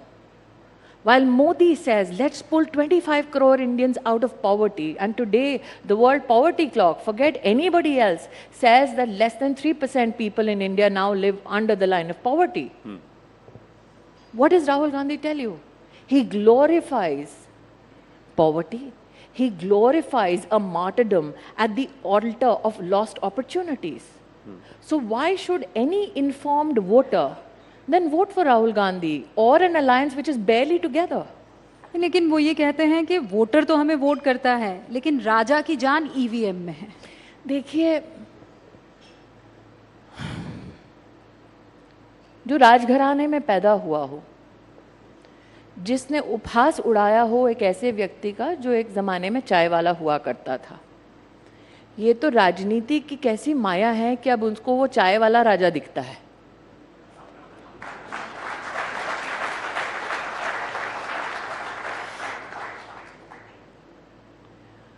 अब जितना मैंने राहुल गांधी को सार्वजनिक रूप से सुना है, कई चीज़ों में उन्होंने क्लैरिफिकेशन दी है। मैं एक क्लैरिफिकेशन बात मांगती हूँ। इलेक्शन कमीशन ऑफ इंडिया ने बार बार घोषणा की सार्वजनिक की, आइए टेस्ट कीजिए। क्या एक बार राहुल गांधी गए? बड़ा आसान है तोहमत लगाना, लेकिन आप किस पे तोहमत लगा रहे हैं? लोकतंत्र पर। आप लोगों की चॉइस पर तोहमत लगा रहे हैं, इलेक्शन कमीशन पर तोहमत लगा रहे हैं, और आपको लगता है पूरा ब्रह्मांड, पूरी कायनात इस जद्दोजहद में लगी है कि मोदी को प्रधानमंत्री बना दो। जद्दोजहद ये वोटर की है, क्योंकि वोटर ने 10 वर्ष की अवधि में मोदी को हर वचन की पूर्ति करते हुए देखा है। मैं अपना ही अगर लोकसभा क्षेत्र ले लूं, जहां पर 50 साल गांधी खानदान का राज रहा, 15 साल राहुल गांधी सतत वहां पर सत्ता में बने रहे, रूबिका जी, वहां पर 1,09,000 परिवारों के घर तो पिछले 5 साल में बने हैं। 4 लाख परिवारों को पहली बार जीवन में टॉयलेट मिला है। जहां 50 साल उनका खानदान रहा, अगर आप एक घर में मात्र 4 लोग गिन ले, 16 लाख लोगों के पास 25 लाख की आबादी में तो टॉयलेट नहीं दे पाया था ये खानदान, और ये ईवीएम पे शक कर रहे हैं। स्मृति जी, आपने कहा कि मरते दम तक, ये आपका अगर बयान सही है, मैं वहां गांधी परिवार को अमेठी में जीतने नहीं दूंगी। और ऐसा लगता है कि मेरा प्रकोप ऐसा है इस वचन का कि रायबरेली से भी गायब हो गए हैं। पर आप ये भी मानेंगे? नहीं, पर लेकिन ये ऐसी भावना क्यों? ये गुस्से की है, ये बदले की है, ये द्वेष की है? ऐसा है, मैं ऐसी भावना इसलिए कह रही हूँ रूबिका जी, अगर आपने 4 लाख गरीब औरतों को अंधेरे तलाशते हुए देखे हों कि वो खुले में शौच कर सकें उस इलाके में जहाँ 50 साल इस खानदान ने राज किया हो, आपको भी उतना ही गुस्सा आएगा जितना कि मुझे। अगर आपने 3 लाख लोगों को घर में बिना स्वच्छ पानी के जीते देखा उस इलाके में जो प्रधानमंत्री चुन के देते थे, तो आपको भी कहीं ना कहीं ये मन में कोलाहल होता होगा जैसा मुझे होता है। अगर आपने 4 लाख लोगों को बिना छत के देखा हो, आप जानते हैं जहां 50 साल गांधी खानदान का राज रहा, राहुल गांधी 15 साल वहां पर अपनी सत्ता जमा कर बैठे थे, 10 साल उनकी माताजी यूपीए की अध्यक्ष थी, उनके मित्र अखिलेश जी की सरकार उत्तर प्रदेश में थी। आपको पता है कि कलेक्टर के ऑफिस का शिलान्यास अमित शाह ने आकर किया। वहाँ पर पहला सीटी स्कैन का मशीन मोदी सरकार लाई, पहला डायलिसिस का सेंटर मोदी सरकार लाई, पहला ब्लड बैंक मोदी सरकार लाई, पहला पासपोर्ट का ऑफिस मोदी सरकार लेके आई। ये एक ब्लड बैंक नहीं बना पाए वहाँ। क्यों नहीं बना पाए? इच्छा नहीं थी, क्योंकि जब तक लोग इनके सामने गिड़गिड़ाते नहीं तब तक इनको वोट मिलता नहीं। आप कल्पना कर सकती हैं कि ये ऐसा खानदान है, इनकी राजनीति ऐसी है कि गरीब को इन मूलभूत सेवाओं से वंचित रखो। ताकत थी, साधन था, प्रोसेस में, पॉलिसी में इनका सहयोग था, चाहते तो कर सकते थे, जानबूझकर नहीं किया। लेकिन आप ये भी मानेंगी कि आपके वहाँ जाने तक उनको ही अमेठी चुनती थी, उनको ही रायबरेली। ऑप्शन नहीं था, शायद ऑप्शन नहीं था टेनेसिटी का। और मैं बता दूं आनंद, ये कोई आसान लड़ाई नहीं है। मैं 2014 में जब पहली बार लड़ने गई थी, मुझे रहने को किसी ने जगह नहीं दी, मुझे सीमेंट के गोदाम के ऊपर एक कमरे में रहना पड़ा, इतना खौफ था उस खानदान का। मैं जब 2014 में पहली बार गई तब वहां पर 2 लोग खड़े होने के लिए राजी नहीं थे। प्रेम की भाषा नहीं बोली जाती थी, खौफ की भाषा थी अमेठी में। आप अगर कभी, मैंने कहा गांधी जी से, शरद यादव जी तो अब नहीं हैं, उनसे पूछिए जिन्होंने अमेठी में कभी चुनाव लड़ा है। राजमोहन गांधी जी का आप इतिहास उठाकर देख लीजिए, लोगों को निर्वस्त्र किया गया है, गोलियां मारी गई हैं। अमेठी के विपक्षी कैंडिडेट पे आप इतिहास उठाकर देख लीजिए, गोली चली है भाई साहब। तो ये आज किसी को लगता है इन हाइंडसाइट कि अरे स्मृति ईरानी ने कोई सास बहू किया होगा इसलिए वोट पड़ गया। वहाँ 1,20,000 घरों में तो पहली बार बिजली मोदी ने दी है। आप बिलीव करेंगे, जहाँ 50 साल उनका राज था वहाँ 60% घरों में कभी बिजली नहीं थी। तो ऐसे इलाके में पहली बार चुनाव लड़ना कोई साधारण चुनाव नहीं था वो। तो जब आपको कहा गया कि आप वहाँ चुनाव लड़िए, या अब आपको कहा गया है कि अब कहीं ना कहीं आपने अमेठी को अपना घर बना लिया, आपका गृह प्रवेश, घर बनाया है, गृह प्रवेश हुआ है, उसकी आपको बधाइयाँ, लेकिन उसमें भी आपको 5 साल लग गए। हाँ, तो वो अटल जी की कविता है ना, हार नहीं मानूंगा, रार नहीं ठानूंगा, काल के कपाल पर लिखता हूँ मिटाता हूँ, गीत नया गाता हूँ। तो अब तो जिसके पास नेता ऐसे हों, जिनकी कविताएं ऐसी हों, तो जोशीले होना उनके लिए संभव ही है। तो आपको ये खला नहीं, थोड़ा सा मैं पूछना चाहता हूँ कि मुझे ही क्यों भेजा गया अमेठी? बिल्कुल नहीं, मुझे तो ये अच्छा लगा कि उस खानदान को धूल चटाने के लिए पूरी पार्टी में मेरा ही नाम मिला था। अच्छा, लेकिन मुझे आप किसी चीज का मलाल नहीं आनंद जी। हाँ, आप कॉन्फिडेंट हैं कि वो नहीं आएंगे? आ भी जाए तो कोई फर्क नहीं पड़ता। और मैं बड़ी विनम्रता से ये कह रही हूँ, क्योंकि ऐसा नहीं है कि उनकी आजमाइश नहीं हुई है, भाई बहन दोनों की। और विनम्रता का भाव इसलिए रखती हूँ रुबिका जी, क्योंकि 2022 का विधानसभा का चुनाव हुआ, जहाँ पर दोनों के दोनों मुखातिब हुए थे अमेठी से। और तब गांधी परिवार के उस सदस्य के पास उत्तर प्रदेश में सीट लड़ाने का दायित्व था।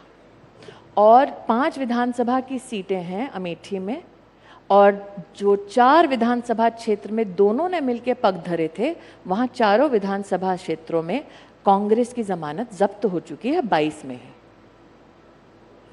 2019 में कांग्रेस पार्टी अकेली नहीं लड़ी थी, अखिलेश जी, मायावती जी संग उनके रहे थे, तीनों ने मिलके मेरे सामने चुनाव लड़ा था भाजपा के सामने।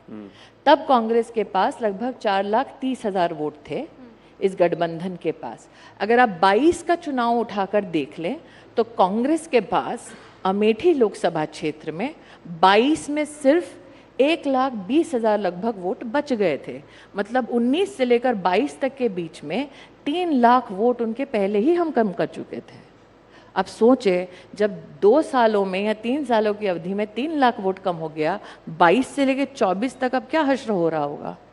इसीलिए तो जब यात्रा लेकर आए थे, जनता तो छोड़िए, उनका कार्यकर्ता भी नहीं था वहाँ। कहते हैं कि कंफ्यूजन था, क्योंकि वो अलायंस जमा नहीं था उस वक्त। ऐसा है आनंद सपा आए कि नहीं आए। मैं आभारी हूँ कि आपने ये कहा। तो नेता भी कंफ्यूज्ड है, अलायंस भी कंफ्यूज्ड है, काडर भी कंफ्यूज्ड है। मर्सीफुली देश को कोई कंफ्यूजन नहीं है। तो आप मानती हैं कि देश को कंफ्यूजन नहीं है? 370 प्लस बीजेपी 400 पार। मेरा मंतव्य और सब छोड़ दें, यहाँ पूछ लीजिए आप पूछिए। नहीं, आप पूछ लीजिए, मैं तो फिर फेयर, ये मेरी ओर से प्रश्न नहीं होगा। यहाँ पर कौन मानता है Rahul Gandhi is the hope for 1.3 billion people? एक तो 1.4 बिलियन भी नहीं लिखा है। चलिए शो ऑफ हैंड्स कर लेते हैं। हम नहीं agree with mister P Chidambaram. अब बताओ कौन राजा है, जनता की ईवीएम? नहीं, ऐसा नहीं। अगर आपको अगर कोई खौफ है तो खौफ ना रखे। बेखौफी से कोई ऐसा है जो पी चिदम्बरम साहब के ट्वीट से और राहुल गांधी। अरे मुझसे ज्यादा तो रूबिका जी पी चिदम्बरम का खौफ है, इसलिए कि वो वापस सत्ता में ना आए, ताकि जो लुटा था वो वापस लुटेरों के पथ पे ना चला जाए। मैं आपको कॉन्टेक्चुअलाइज आपकी अनुमति से एक चीज करना चाहती हूँ।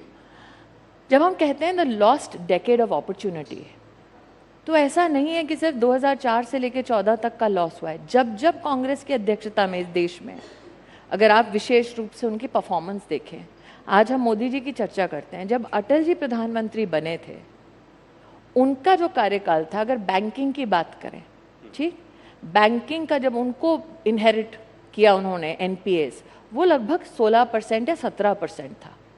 जब उन्होंने ऑफिस छोड़ा 2004 में, एनपीए लगभग 7% तक आया, तब तक वो ला चुके थे नीचे। कांग्रेस के राज में 2012 पे आप जाइए तो वापस एनपीए 12-13% तक बढ़ चुका था। जब अटल जी ने अपनी सरकार छोड़ी थी और यूपीए की सरकार आई थी, आपका एग्रीकल्चर सेक्टर ग्रो हो रहा था 9% पे, आपका सर्विस सेक्टर ग्रो हो रहा था 7% पे, आपका ओवरऑल इकोनॉमिक ग्रोथ था 8% पे। आपके जो एडवांसेस देती है पब्लिक सेक्टर बैंक्स, वो थे लगभग 6 लाख करोड़ रुपए पे। यूपीए का अगर आप आज भी नंबर उठाकर देख लें, यूपीए ने 2012 तक, 4 से लेकर 12 तक, आपको पता है कितना एडवांसेस दे दिया था पब्लिक सेक्टर बैंक से? 39 लाख करोड़, जिसमें से 3.8 लाख करोड़ व bad assets and never declared. ये खामियाजा किसने भुगता? देश ने भुगता। तो इसीलिए कह रही हूं, उनकी परंपरा है देश को लूटने की।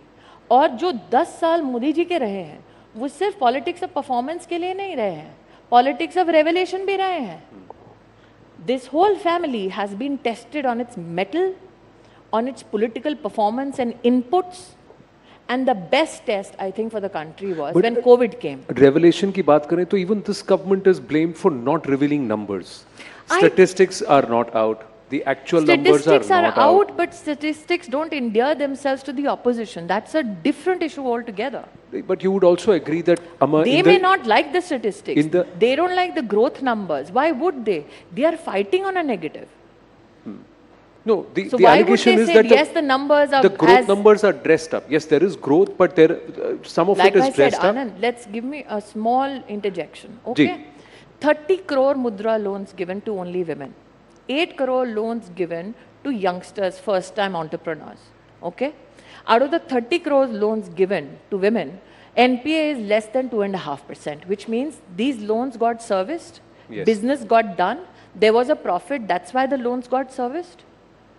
So are those 30 crore women who got the loan, who did the enterprise, are they not employed? They are, right? 8 crore new entrepreneurs. Obviously they serviced their loans. Obviously they paid back. So were they not employed? 38 crores तो मैंने आपको यहाँ बैठ के गिना दिया है. Yeah, but you know, with respect to your ministries, so banks are women and child care development, and also the minority ministry. Two aspects let's talk about. Malnourishment, we still rank one of the highest in terms of malnourishment. Who's ranking us? Who's ranking us? What? If you're a number cruncher, there's a public data available on a tracker called Poshan Tracker. Yes. What does Poshan Tracker track? 75 million children below the age of 6. Correct. Right? How do they track? On WHO standards. Who does the third-party evaluation? The World Bank. Whether the testing methodology is correct or not. Evidence is available today for 75 million children. When did the Congress last compute it? There was no such evidence available before. The other aspect is of food security. if 80 crore people were not being given the food security, which is also being extended for the next 2 years. So basically what Rahul Gandhi wants, you'd still have a large number of people. What Rahul Gandhi wants is people should not get food. Is that your position? You'd still have a large number of people who would be struggling around the poverty line or would be going hungry. So let me contextualize it for you. Everything is not as rosy as it is painted. And I'll tell you why. 13.5 crore Indians came out of multi-dimensional poverty only because of Modi's health initiatives. What are those health initiatives? Primary being Ayushman Bharat Yojana.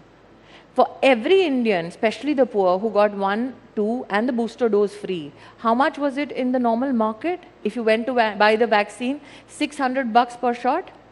So 1800 rupees, let's say, if you don't take the booster shot, 1200 rupees. In a family size of 4 people, how much would that been for a poor family? Second, if you look only at the Ayushman Bharat numbers from October 2023, 5 crore 70 lakh hospital admissions worth 70,000 crore rupees done. Do you compute the cost of the burden on the GDP if this health support was not given to these people? For instance, when we talk about sanitation, we talk about 11 crore toilets built. Yes. I will take you back to this very channel. In the year 2010-12 के बीच में, this channel has carried a report about what? 6% negative impact on India's GDP because of lack of sanitation. So when Modi gives a sanitation facility, it has a positive impact on the growth numbers. When Modi gives ration free to poor, it not only helps them come out of multidimensional poverty, it sustains them out of multidimensional poverty, it also fires up rural consumption, hence keeping industry and manufacturing alive. स्मृति जी, ये जो confidence आपका है, आप यकीन के साथ कह सकती हैं कि नंबर्स में भी झलकेगा, और अगर हाँ तो उत्तर प्रदेश में आप 80 में से कितनी सीटें लाएंगी इस बार? देखिए, मैं ना योगेंद्र यादव जैसी कोई सेफोलॉजिस्ट हूँ, ना मैं राहुल गांधी जैसी कोई बुद्धिजीवी हूँ. मैं आपको इतना ही अश्योर कर सकती हूँ कि जो मोदी ने कहा है वो पत्थर की लकीर है. एनडीए अब की बार 400 पार. समय अल्प है, लास्ट के 30 और 10-15 सेकंड एक्स्ट्रा, तो थोड़ा सा हम 5 शब्द आपको बताएंगे. रैपिड फायर है जैसा है कि whatever comes to your mind. हमें नहीं पता था एक दिन आनंद नरसिम्हन करण जौहर का पूरा स्वरूप धारण करेंगे. देखिए, ये एक नाता तो रहा है कहीं ना कहीं करण जौहर से. नहीं एंटरटेनमेंट से.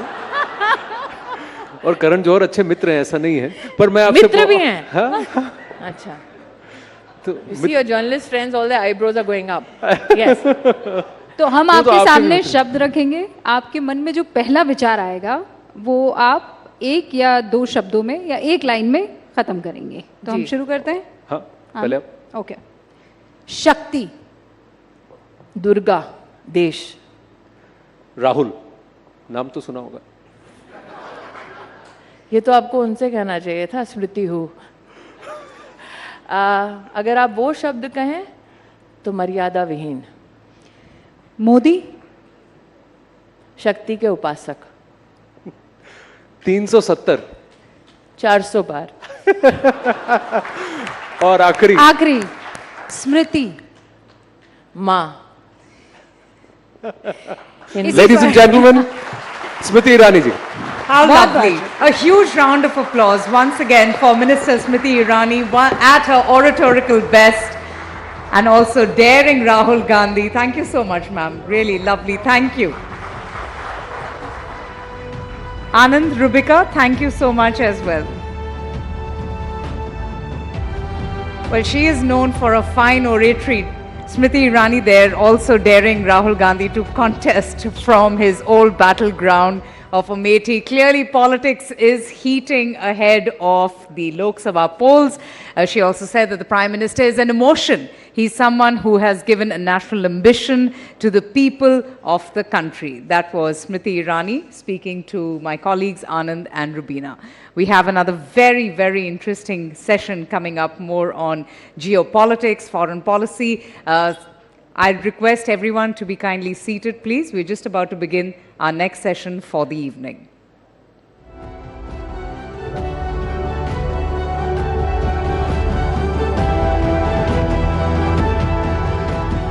So let's begin. Without further ado, ladies and gentlemen, It's a conversation that we're going to be having with a scholar and expert who is often described as one of the most influential realists of his generation. He has also been one of the most famous critics of American foreign policy since the end of the Cold War.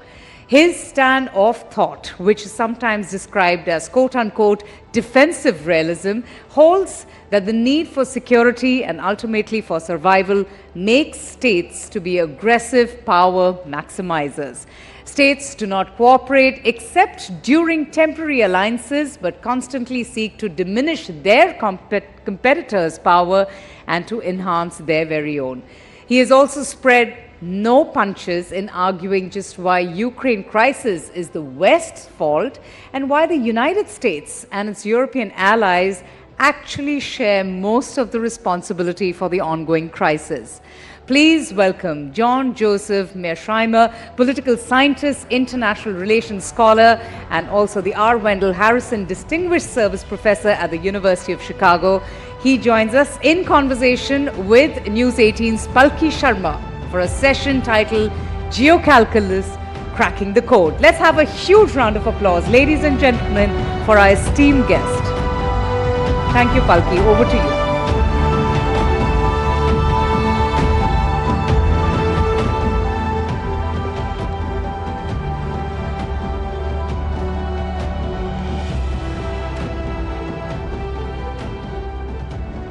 Thank you, and good evening to all of you. We live in exciting but dangerous times geopolitically. There are two wars and many internal conflicts that are going on across the world. There are new alliances being forged and old ones being dismantled. And in this context, we're exploring a very important and complex question. What is the driving force of decision-making today? Is it realism? Is it power? Is it morals? Or is it a mix of everything?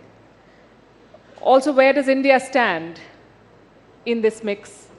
What role will India play in the looming conflicts of this century? We look forward to exploring all of this with you, Professor Mearsheimer.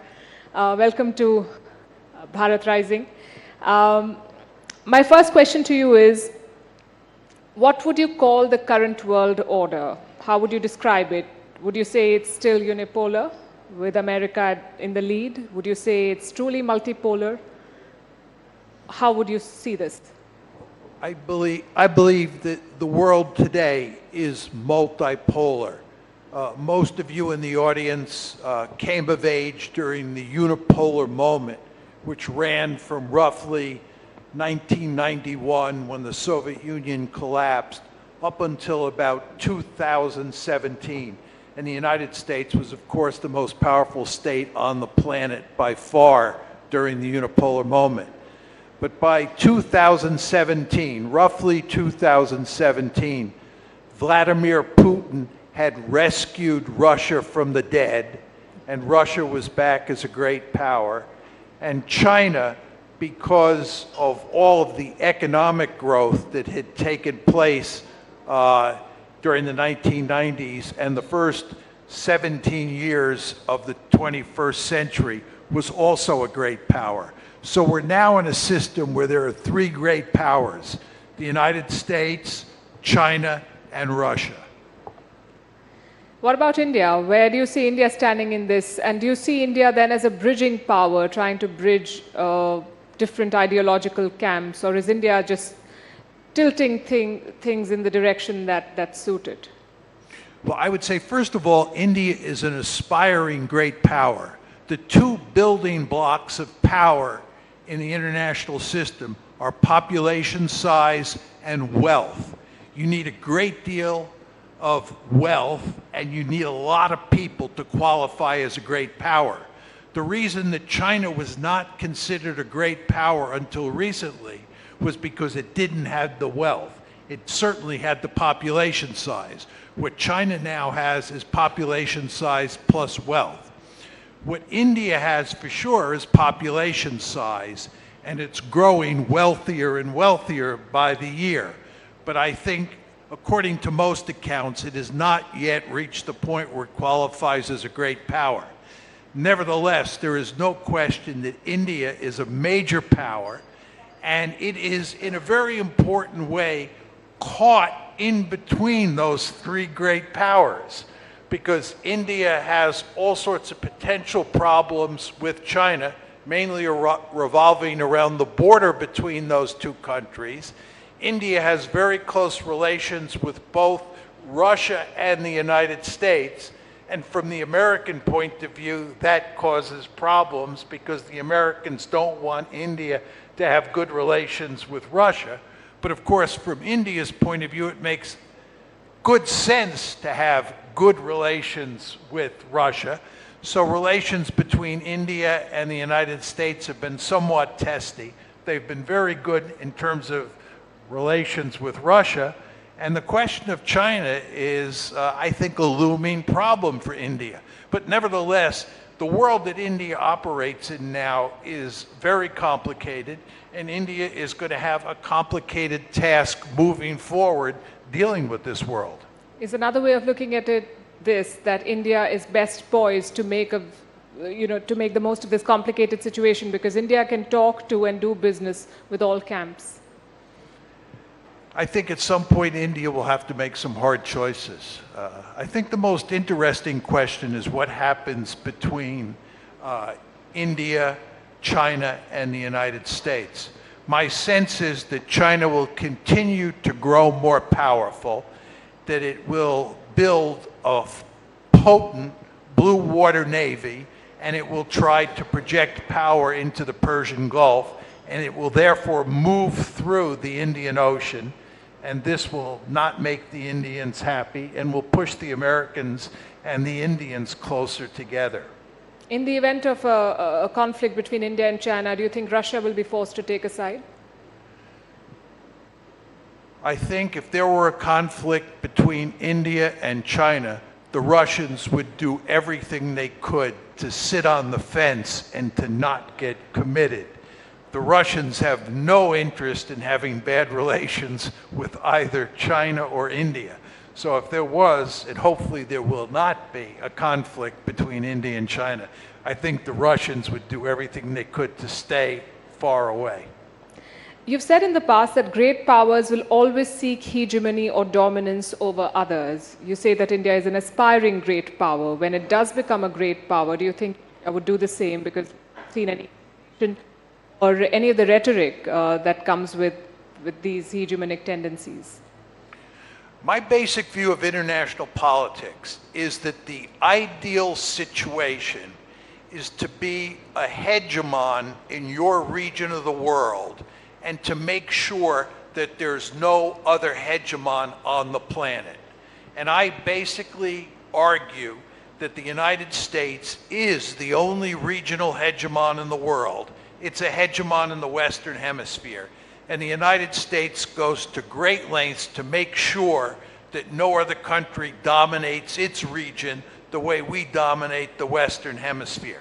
And that's why in the 20th century, we played a key role in putting Imperial Germany, Imperial Japan, Nazi Germany, and the Soviet Union on the scrap heap of history. The United States does not tolerate peer competitors. At the same time, I believe it makes eminently good sense for China to dominate Asia. I think that as China grows more powerful economically, it will try to dominate Asia. And I think from China's point of view, that makes good sense. From America's point of view, it does not make good sense. And certainly from India's point of view, it does not make good sense for China to dominate Asia. Just one final point. I would argue that if India were to grow more powerful than China, and the Chinese economy were to falter, and India's economy was to take off, and India looked like it could dominate Asia, it would try to dominate Asia. Not because of Indian culture or Indian politics, because that's just the way great power politics work. The best way to survive in the international system is to be really powerful. Interesting. Let's talk about the Ukraine war now. And you've accused the West of poking the Russian bear. It's been 2 years, it's a frozen conflict, no side is making much headway, and Putin has won a record 5th term in power. How do you see this war ending, and what do you think the West should do? Should they stop military aid to Ukraine? I believe that it's actually not a frozen conflict. I believe that the Russians are winning the war, and that the Russians will end up with an ugly victory. I believe the Russians now control about 20% of Ukrainian territory.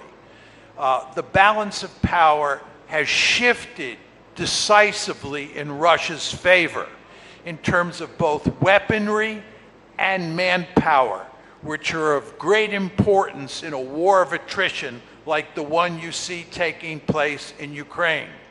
And what I think is going to happen is that the Russians will end up conquering about 40% of Ukrainian territory.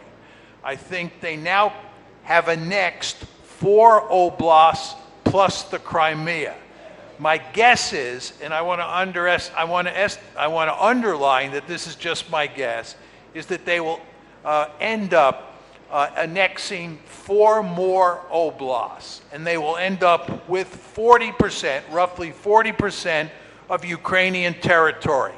And what will be left is a dysfunctional rump state. Ukraine, in other words, will be a dysfunctional rump state that the Russians will go to great lengths over time to make sure is politically and economically weak, so that it cannot become a part of NATO.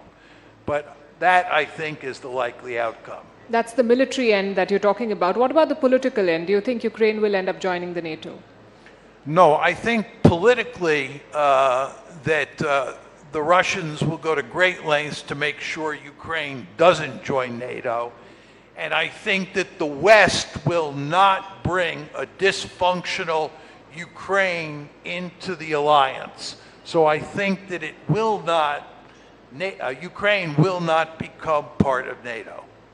Do you then think the West should stop the military aid to Ukraine? Because the American aid is tied in the Congress and the Europeans are still struggling to find the money to fund this war. Yes, this is a great question. I believe that it is best for Ukraine, and I want to underline that. I believe it is best for Ukraine to now end the war, to reach a settlement with the Russians. And that means 2 things. One, Ukraine must sever all of its security relations with the West, not just give up entering NATO. Ukraine should become a truly neutral state by severing its military or security ties with the West, because Russia's principal concern is the possibility of Ukraine joining NATO.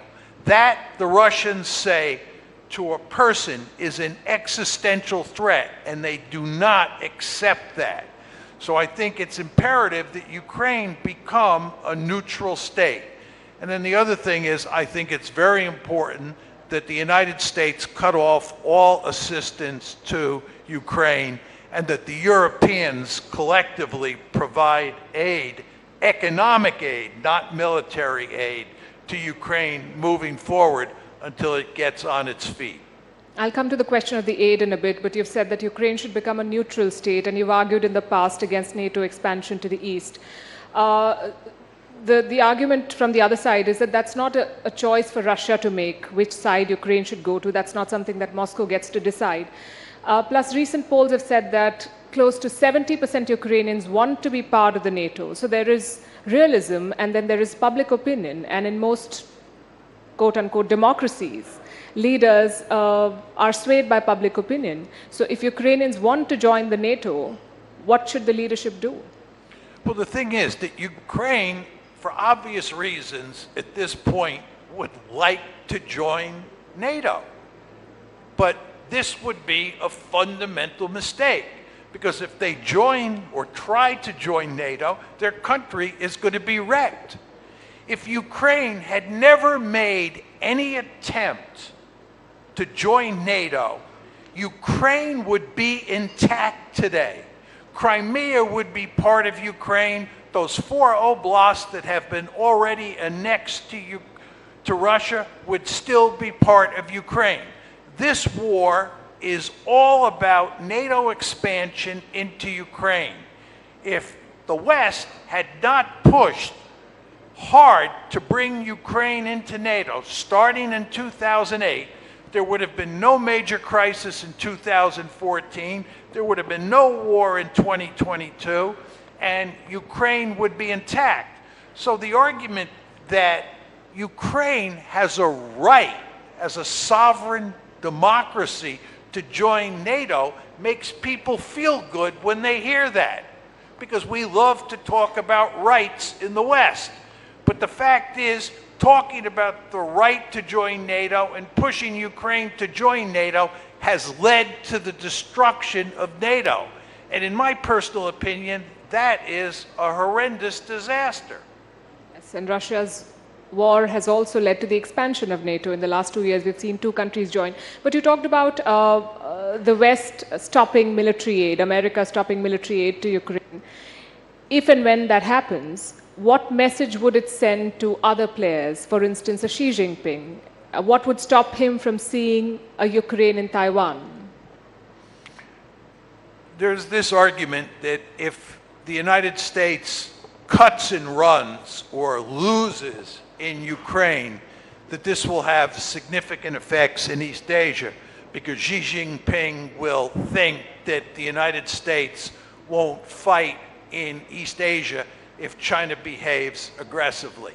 I do not believe for 1 second that Xi Jinping or the Chinese elite thinks that the United States, for example, will not fight over Taiwan. Joe Biden has said on 4 separate occasions that the United States will fight for Taiwan. There is no doubt in my mind that the United States will fight for Taiwan, because Taiwan is of great strategic importance to the United States, and the United States, as I said earlier in my comments, is determined to contain China. So I do not believe that losing in Ukraine, and I want to be clear here, I do think the United States is in the process of losing in Ukraine. I do not think it will weaken our deterrent position in East Asia vis-a-vis the Chinese. The thing is that we do not know for sure that Joe Biden will be around until the end of this year to make that decision vis-a-vis Taiwan.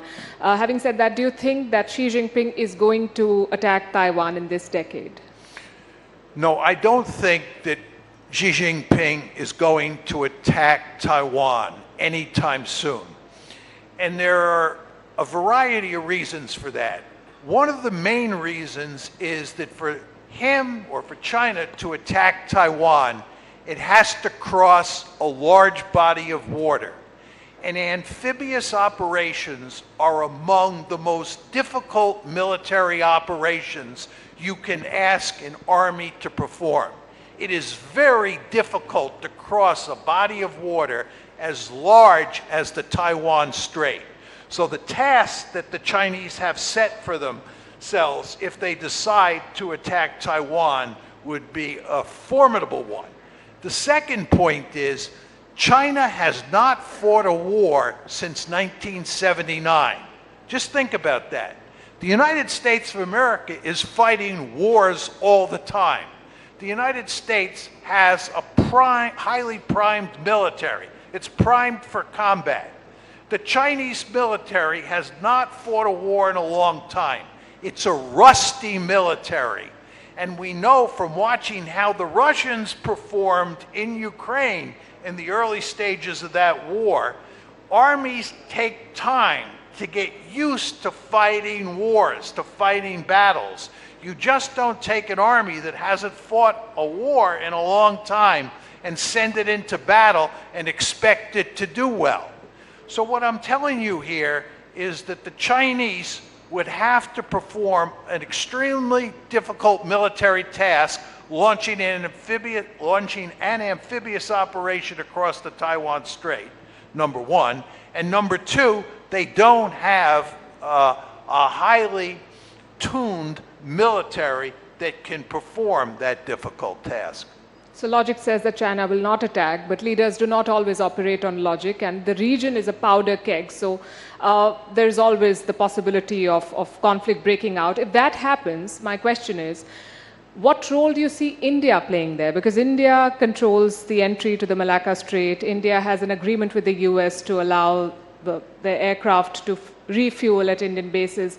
Do you think India will have a role, and will it support America militarily in a Taiwan conflict? My sense is that if a conflict were to break out, it would not break out over Taiwan for the reasons that I just stipulated. I think the most dangerous area in East Asia is the South China Sea, and I would not be surprised if a conflict broke out between the Philippines and China and the United States got dragged in, which then goes to your question, what would India do? I think that India in that event would provide indirect support for the United States. I don't think that India would get involved in the fighting.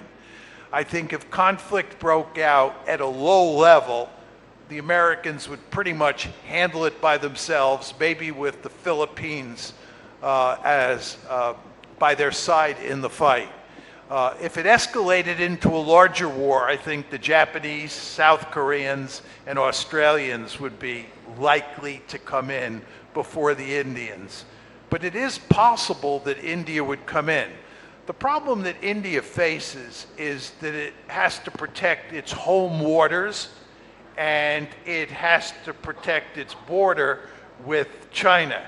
And I think the last thing India is going to be anxious to do is join the fight and get into a war with with China. I think it's in India's advantage in the scenario that you described to provide indirect assistance to the Americans and do as little as possible to help the Americans. That will not make the Americans happy, but that I think is in India's national interest. You mentioned the Chinese economy, and they're not in the best phase. They have way too many challenges. The world is talking about decoupling, de-risking, friendshoring. Do you think Xi Jinping revealed his hand too soon, that he should have waited for a few more years before openly challenging the US? There's no question that it was in China's interest, as Deng Xiaoping pointed out many, many years ago, for China to rise as quietly as possible and not in any way threaten the Americans. And I believe that the Chinese, by and large, tried to do that. But the problem is that the United States eventually came to see that China was growing economically and militarily more powerful. And we started telling ourselves stories about how China might end up being a really formidable military foe. Now you want to remember, this is very important, when the United States started to pursue a policy of engagement towards China in the early 1990s, which was designed to make China rich, we believed that China would eventually become a democracy. And when it became a democracy, it would get along very well with other democracies like the United States, like India, like Japan, because democracies never fight against each other in the story that we told ourselves. Now, I want to be clear. I don't believe that story, but the vast majority of foreign policy experts in the West do believe that story. But the problem in that story is that China did not become a democracy. So what happened here is it got richer and richer. It began to build larger military forces. And even though it didn't, in my opinion, do much to provoke the Americans, the mere fact that it wasn't a democracy, combined with all that military might that it was developing, force the Americans to abandon engagement and move to a containment policy. The funny thing is that China does call itself a democracy with Chinese characteristics. But you've said in the past that the US foolishly fed the economic rise of China. The US is now working very closely with India. Do you foresee a potential rivalry with India in the future? No, just to go back to the Chinese-American case, as some of you remember, in the early Cold War, China and the Soviet Union were on one side and the Americans were on the other. And then starting with Nixon and Kissinger in the early 70s, we brought the Chinese over to our side. So it was the Americans and the Chinese versus the Soviet Union. During that second half of the Cold War, we had a vested interest in helping China to get rich, because as China got rich, it helped us contain the Soviet Union. When the Cold War ended and the Soviet Union went away, my argument is we no longer have a vested interest in helping China to get rich. Now, let's go to the India question. At this point in time, the United States has a deep-seated interest in seeing India grow wealthier and militarily more powerful, because India can help the United States contain China. India is a member of the Quad. If China develops a powerful naval projection capability into the Gulf area, India will play a key role in helping the United States deal with that scenario. So we have a vested interest in helping India grow. If, however, China at some point in the future goes the way of the Soviet Union, China breaks up, it's much weaker tomorrow than it is today, and India continues to grow more and more powerful, you can rest assured the United States will put its gun sights on India. All I can say is that American policymakers do not learn from their own history. They also supported the rise of Pakistan to counterbalance India, and that did not go very well. We're out of time, but I have to ask you one last question. How do you see the Gaza war ending? We know that you've criticized Israel's actions very strongly, which is also a contrast with how you see Palestine versus Ukraine. But how do you see the end to this conflict? I think the Gaza war, from Israel's point of view, is a disaster. It's very important to understand that Israel conquered Gaza in 1967. And after the 1967 war, Israel ended up with the West Bank and with Gaza. And they built some settlements in Gaza after 1967, and they stationed military forces in Gaza after 1967. In 2005, Ariel Sharon, who was a super hawkish individual and who was prime minister of Israel at the time, pulled all of the Israeli settlements and the Israeli military out of Gaza and basically turned it into a giant open-air prison. But there were no Israeli settlements or military forces inside of Gaza, because Sharon understood that was not in Israel's national interest, because Gaza was like a hornet's nest for the Israelis. Well, if you look at what's happened as a result of October 7th, the Israelis are back in Gaza. They have large-scale military forces there, and they plan to stay there. At the same time, there is virtually no chance that Israel is going to defeat Hamas. So they are going to have significant resistance from Hamas. They're stuck in Gaza, and world opinion, and this includes countries like India, which favor the two-state solution, and the United States, which favors the two-state solution, are going to put enormous pressure on Israel over time to move to a two-state solution, which Israel doesn't want to do. All of this is to say, Israel is in real trouble. I have a lot of questions, but we are completely out of time. Thank you so much for joining us and for sharing your insights. Thank you indeed, and it's interesting that you call the two-state policy that India holds to the present conflict an illusion. Ladies and gentlemen, once again, thank you for this engaging conversation with our guest, political scientist John Mearsheimer, expressing his insights, his recommendations, his very crucial and sometimes very interesting observations about geopolitics on just why the West is principally responsible for the Ukrainian crisis, firmly believing the reckless expansion of NATO that provoked Russia, and in his concluding remarks how he holds Israel responsible for the present turmoil in Gaza. So very controversial statements there, but he's also someone who is extremely respected in geopolitical circles. So that was, ladies and gentlemen, John Mearsheimer. But don't forget, for the big event that will happen in just a few hours from now, the grand finale, which promises to be a mesmerizing evening. It's going to be a perfect end to a power-packed day. We also have our guest ready for the next session.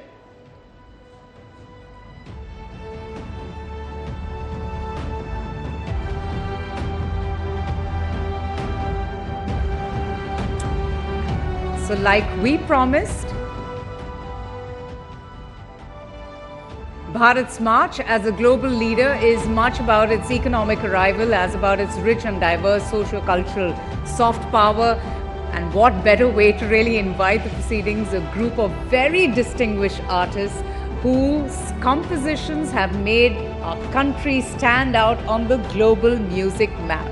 Their creations are a synthesis of not only music from East and West, but also the classical forms from North and Southern India, transcending geocultural boundaries. They are, ladies and gentlemen, a quintessential embodiment of India's Shakti. Please put your hands together. Let's have a nice round of applause for our next guests and our Grammy Award winners, Shankar Mahadevan, V. Selva Ganesh, Ganesh Rajagopalan, and Rakesh Chaurasia, in conversation with my colleague Anand Narsiman.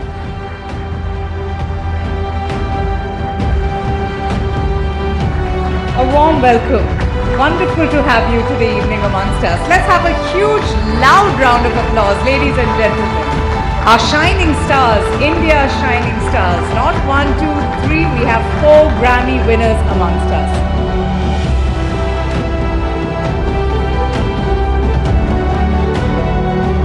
Over to you. Thank you. Thank you so much. Ladies and gentlemen, this is a very, very special moment personally for me and also for us at the News18 network and the entire family, and I must say it because this is a group of geniuses. To get them together on a platform like Rising Bharat is a historic moment. It's a phenomenal moment to get 4 Grammy winners who amongst them have actually won 3 of them with Shakti, and Rakesh Chaurasia ji has won 2 Grammys this year, 2024. So this group Shakti is a phenomenal one, and Ustad Zakir Hussain, we are missing you, sir. Ustad ji, we are missing you. But to have all of them here, from the far corner, the renowned violinist brothers Ganesh Kumresh to Mr. Ganesh Rajagopalan, who's flown in all the way from Seattle for us to be here with us. If you heard of Vikku Vinayak Ram, then that's the pedigree that follows. So from the Ghatam to the Kanjira, the son has immortalized the Kanjira if the father did what the father did with Ghatam. So Selva Ganesh ji, thank you very, very much.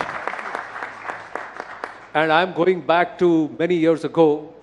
I shouldn't have said that, but yes, I first met him in college and I was an MC and he was performing. And there were others who said, and I remember Vikku sir telling me, that's my son.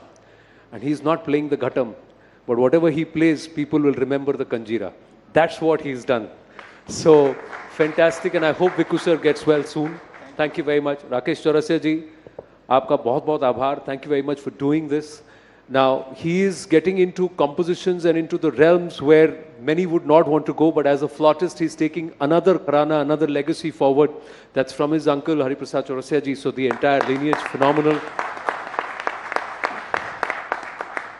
And he's a genius who, from the age of 4, has been making music and mesmerizing audiences. From the age of 4, his first professional concert, and I think he's got a recording of that as a gift recently, but then at the age of 11, he can play more than 20 instruments, but we all know him, the man with the golden voice and the magical compositions, the one and only Shankar Mahadevan ji.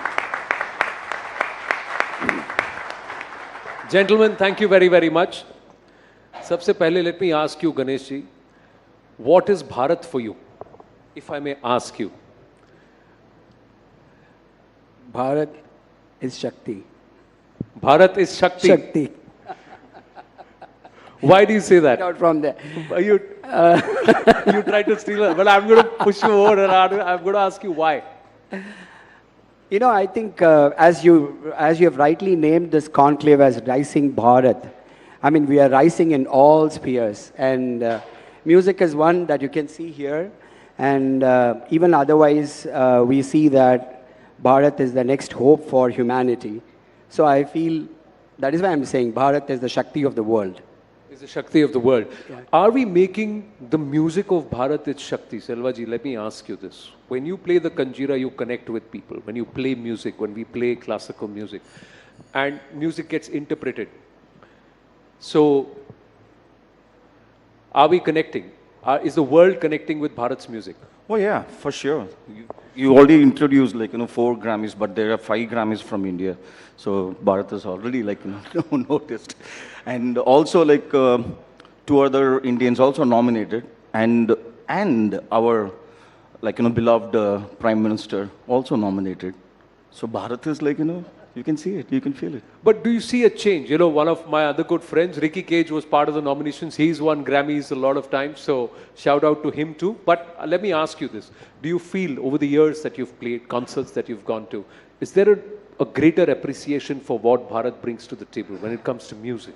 Yeah, for sure. Definitely. It is definitely up front right now. And especially me, if you ask me, I follow the footstep of, the 3 legendary musicians. One is my dad. One is John McLaughlin, and Zakir Bhai. So whatever they do, they just do. They don't look for what we are going to get it. And they give the 100%. That's the Bharat. We give our 100% to music, which we definitely have to do that. Rakesh ji, when was the last time or the first time, let me ask you that Hariprasad Chaurasia ji said, "Acha kaam kiya." Jab Grammy jeete to what did he have to say? Well, it was never. That's okay. It's because never. maybe he's expecting a lot from me. Huh. I think that's the sign of a greater guru, not to compliment and then talk about your student with other people, he's doing good. So this has happened, that he doesn't say anything to you, but... No, but the world is round, it comes back to me. He was praising you. That is, my energy to keep me on my toes. So what was his reaction when you told him ki 2 Grammy jeete? Are wah. That was it. That was it? That was it. So did he like Pashto? He was little confused. Why 2? For the same album?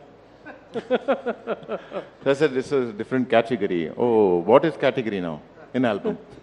So I had to make him understand, one for the song and one for the album. So this is, I think there was 3 nominations and we got 2. One was for the composition also. Oh, fantastic. So, yeah, correct. There was a nomination for the composition. But I think it's all his blessings and whatever I am today because of his.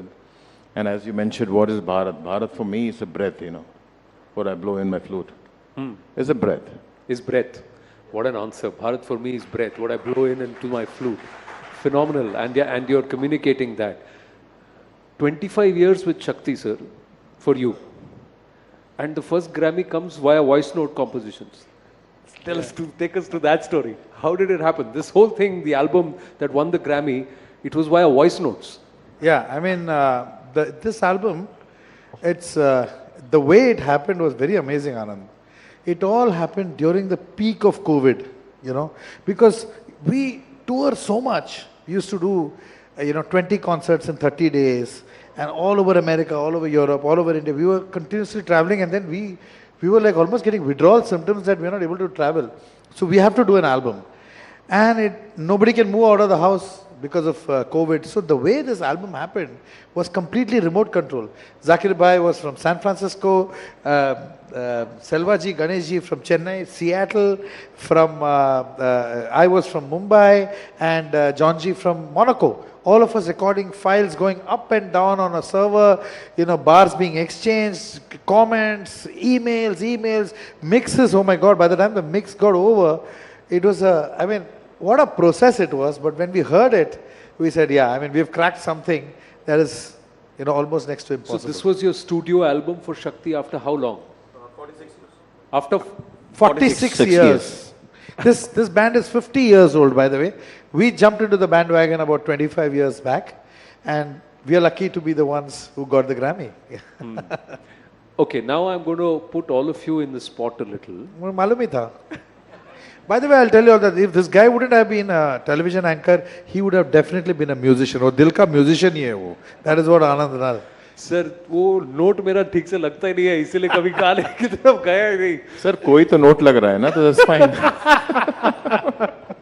Okay, now what I'm going to ask you is, tell me something special about Ganeshji's music. Why is he who he is? And why is he part of Shakti? Okay, I'll tell you something. We are in the middle of Europe in a completely non-Indian atmosphere. Complete foreigners in the audience. This gentleman, only one tanpura is playing. No other instrument. He plays Abhogi Rag for about a good 10-12 minutes. Nothing else. We are all sitting quiet. He plays that. Just his instrument and the tanpura. That's all. And he gets a standing ovation. So that is what Ganeshji is all about. So these are, these are musicians, melodic musicians, who don't need too many notes to prove themselves. One note and it goes straight into your heart. It's like that. You like that? So I cannot talk like that. You better talk some nice things about me when you answer. Nor can, I cannot talk like that, nor can I sing. But thank you, Shankarji. So now from a person who's a maestro at string, now you talk about somebody who's a maestro at percussion. Oh, yeah. So now I know the game. So okay, Zakir Bhai is more like a brother and mentor, guide, friend. He's lots of that, and I'm very lucky to be even partnering with Zakir Bhai. And I just interrupt all of us over here because of this man called Ustad Zakir Hussain. Let's have a loud round of applause for Ustad Zakir Hussain. Sorry, continue. Yeah, it's true actually. So that's what Zakir Bhai is for me, and as he said, for all of us. And Selvaji, we have been childhood friends. We know each other from when we were like this. You have to hold the mic. You are older, huh? Yeah, we're not the same age. You're not the same age, no? Yeah, he's older. Okay, he's older. Yeah, I'll tell you for what. I'm a grandfather. In that case, I'm older. Okay. So we have played together, and I've been fortunate to be playing with his dad, Vikku Mama, and toured quite a lot. And both of them have played together, and Vikku Mama and him, myself and Kumaresh, we have toured a lot. And it's always a pleasure because he's my go-to guy. So it's just fun just being with him because he's very, very affectionate and a very lovely person to be with. So oh, fantastic. Always. You didn't talk about my play. So now, what was that last one? Now always. No respond? Thank you very much. Thank you. You're respond on what? Respond him in the bowl. On the bowl or on the bowl? Oh, okay.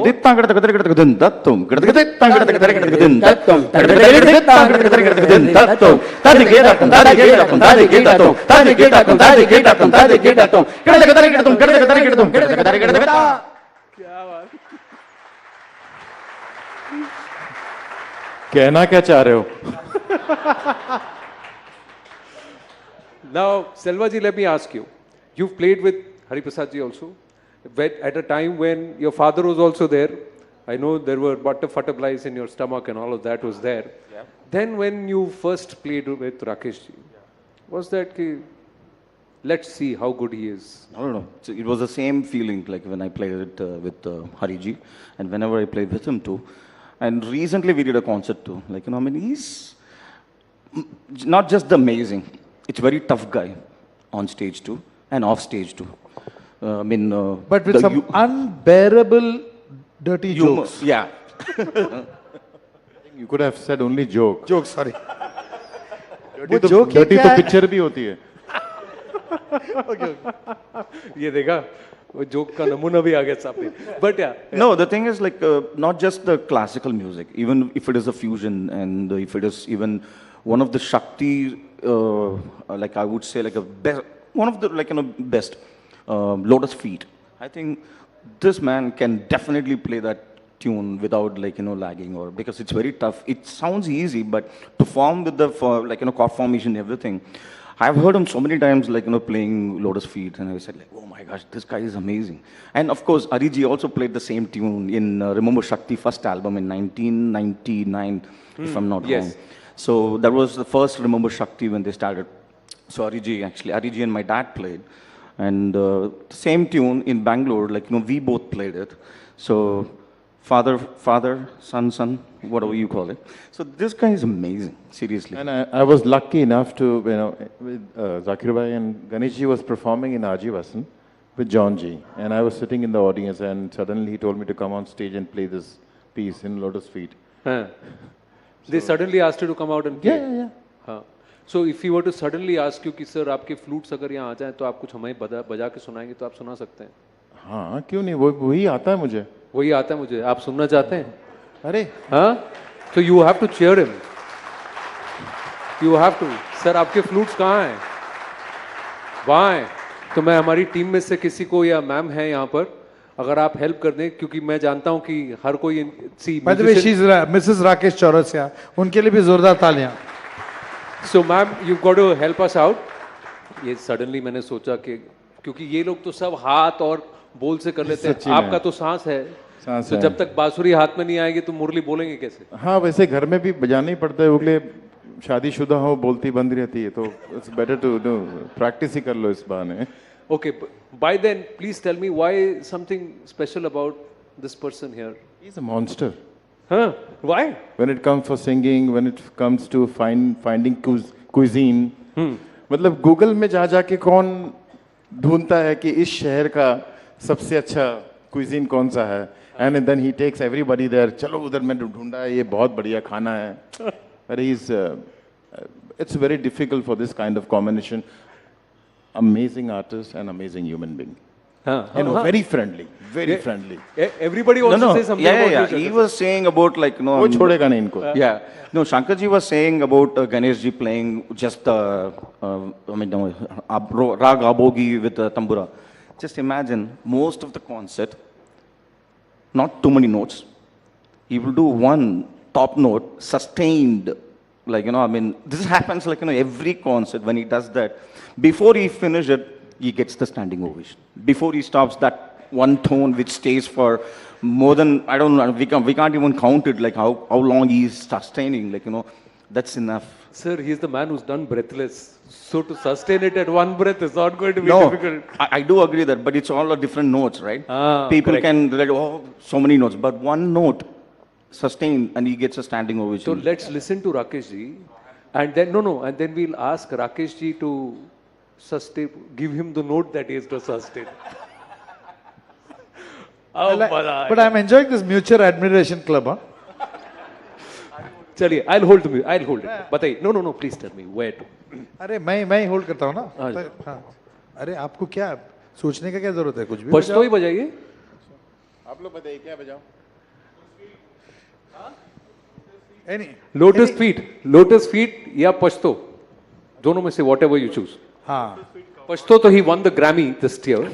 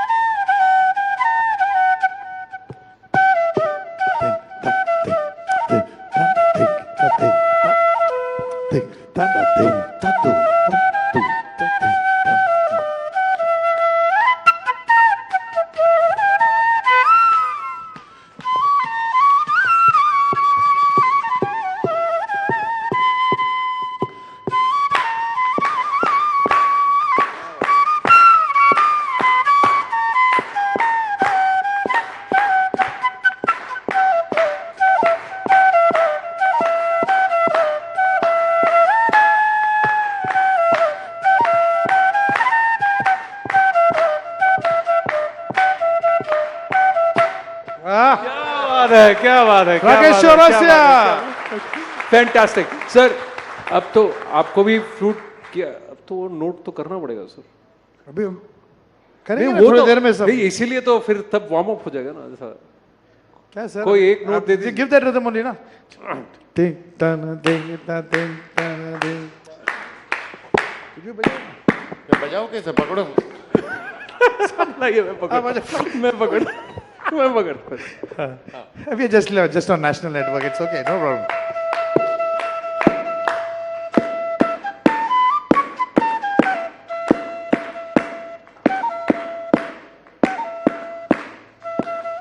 Come Vanessa,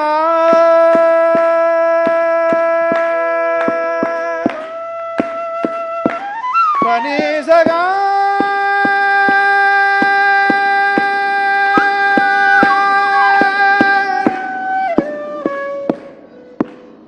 Gare da ni da ma ma ba ni da ma ma gare da da.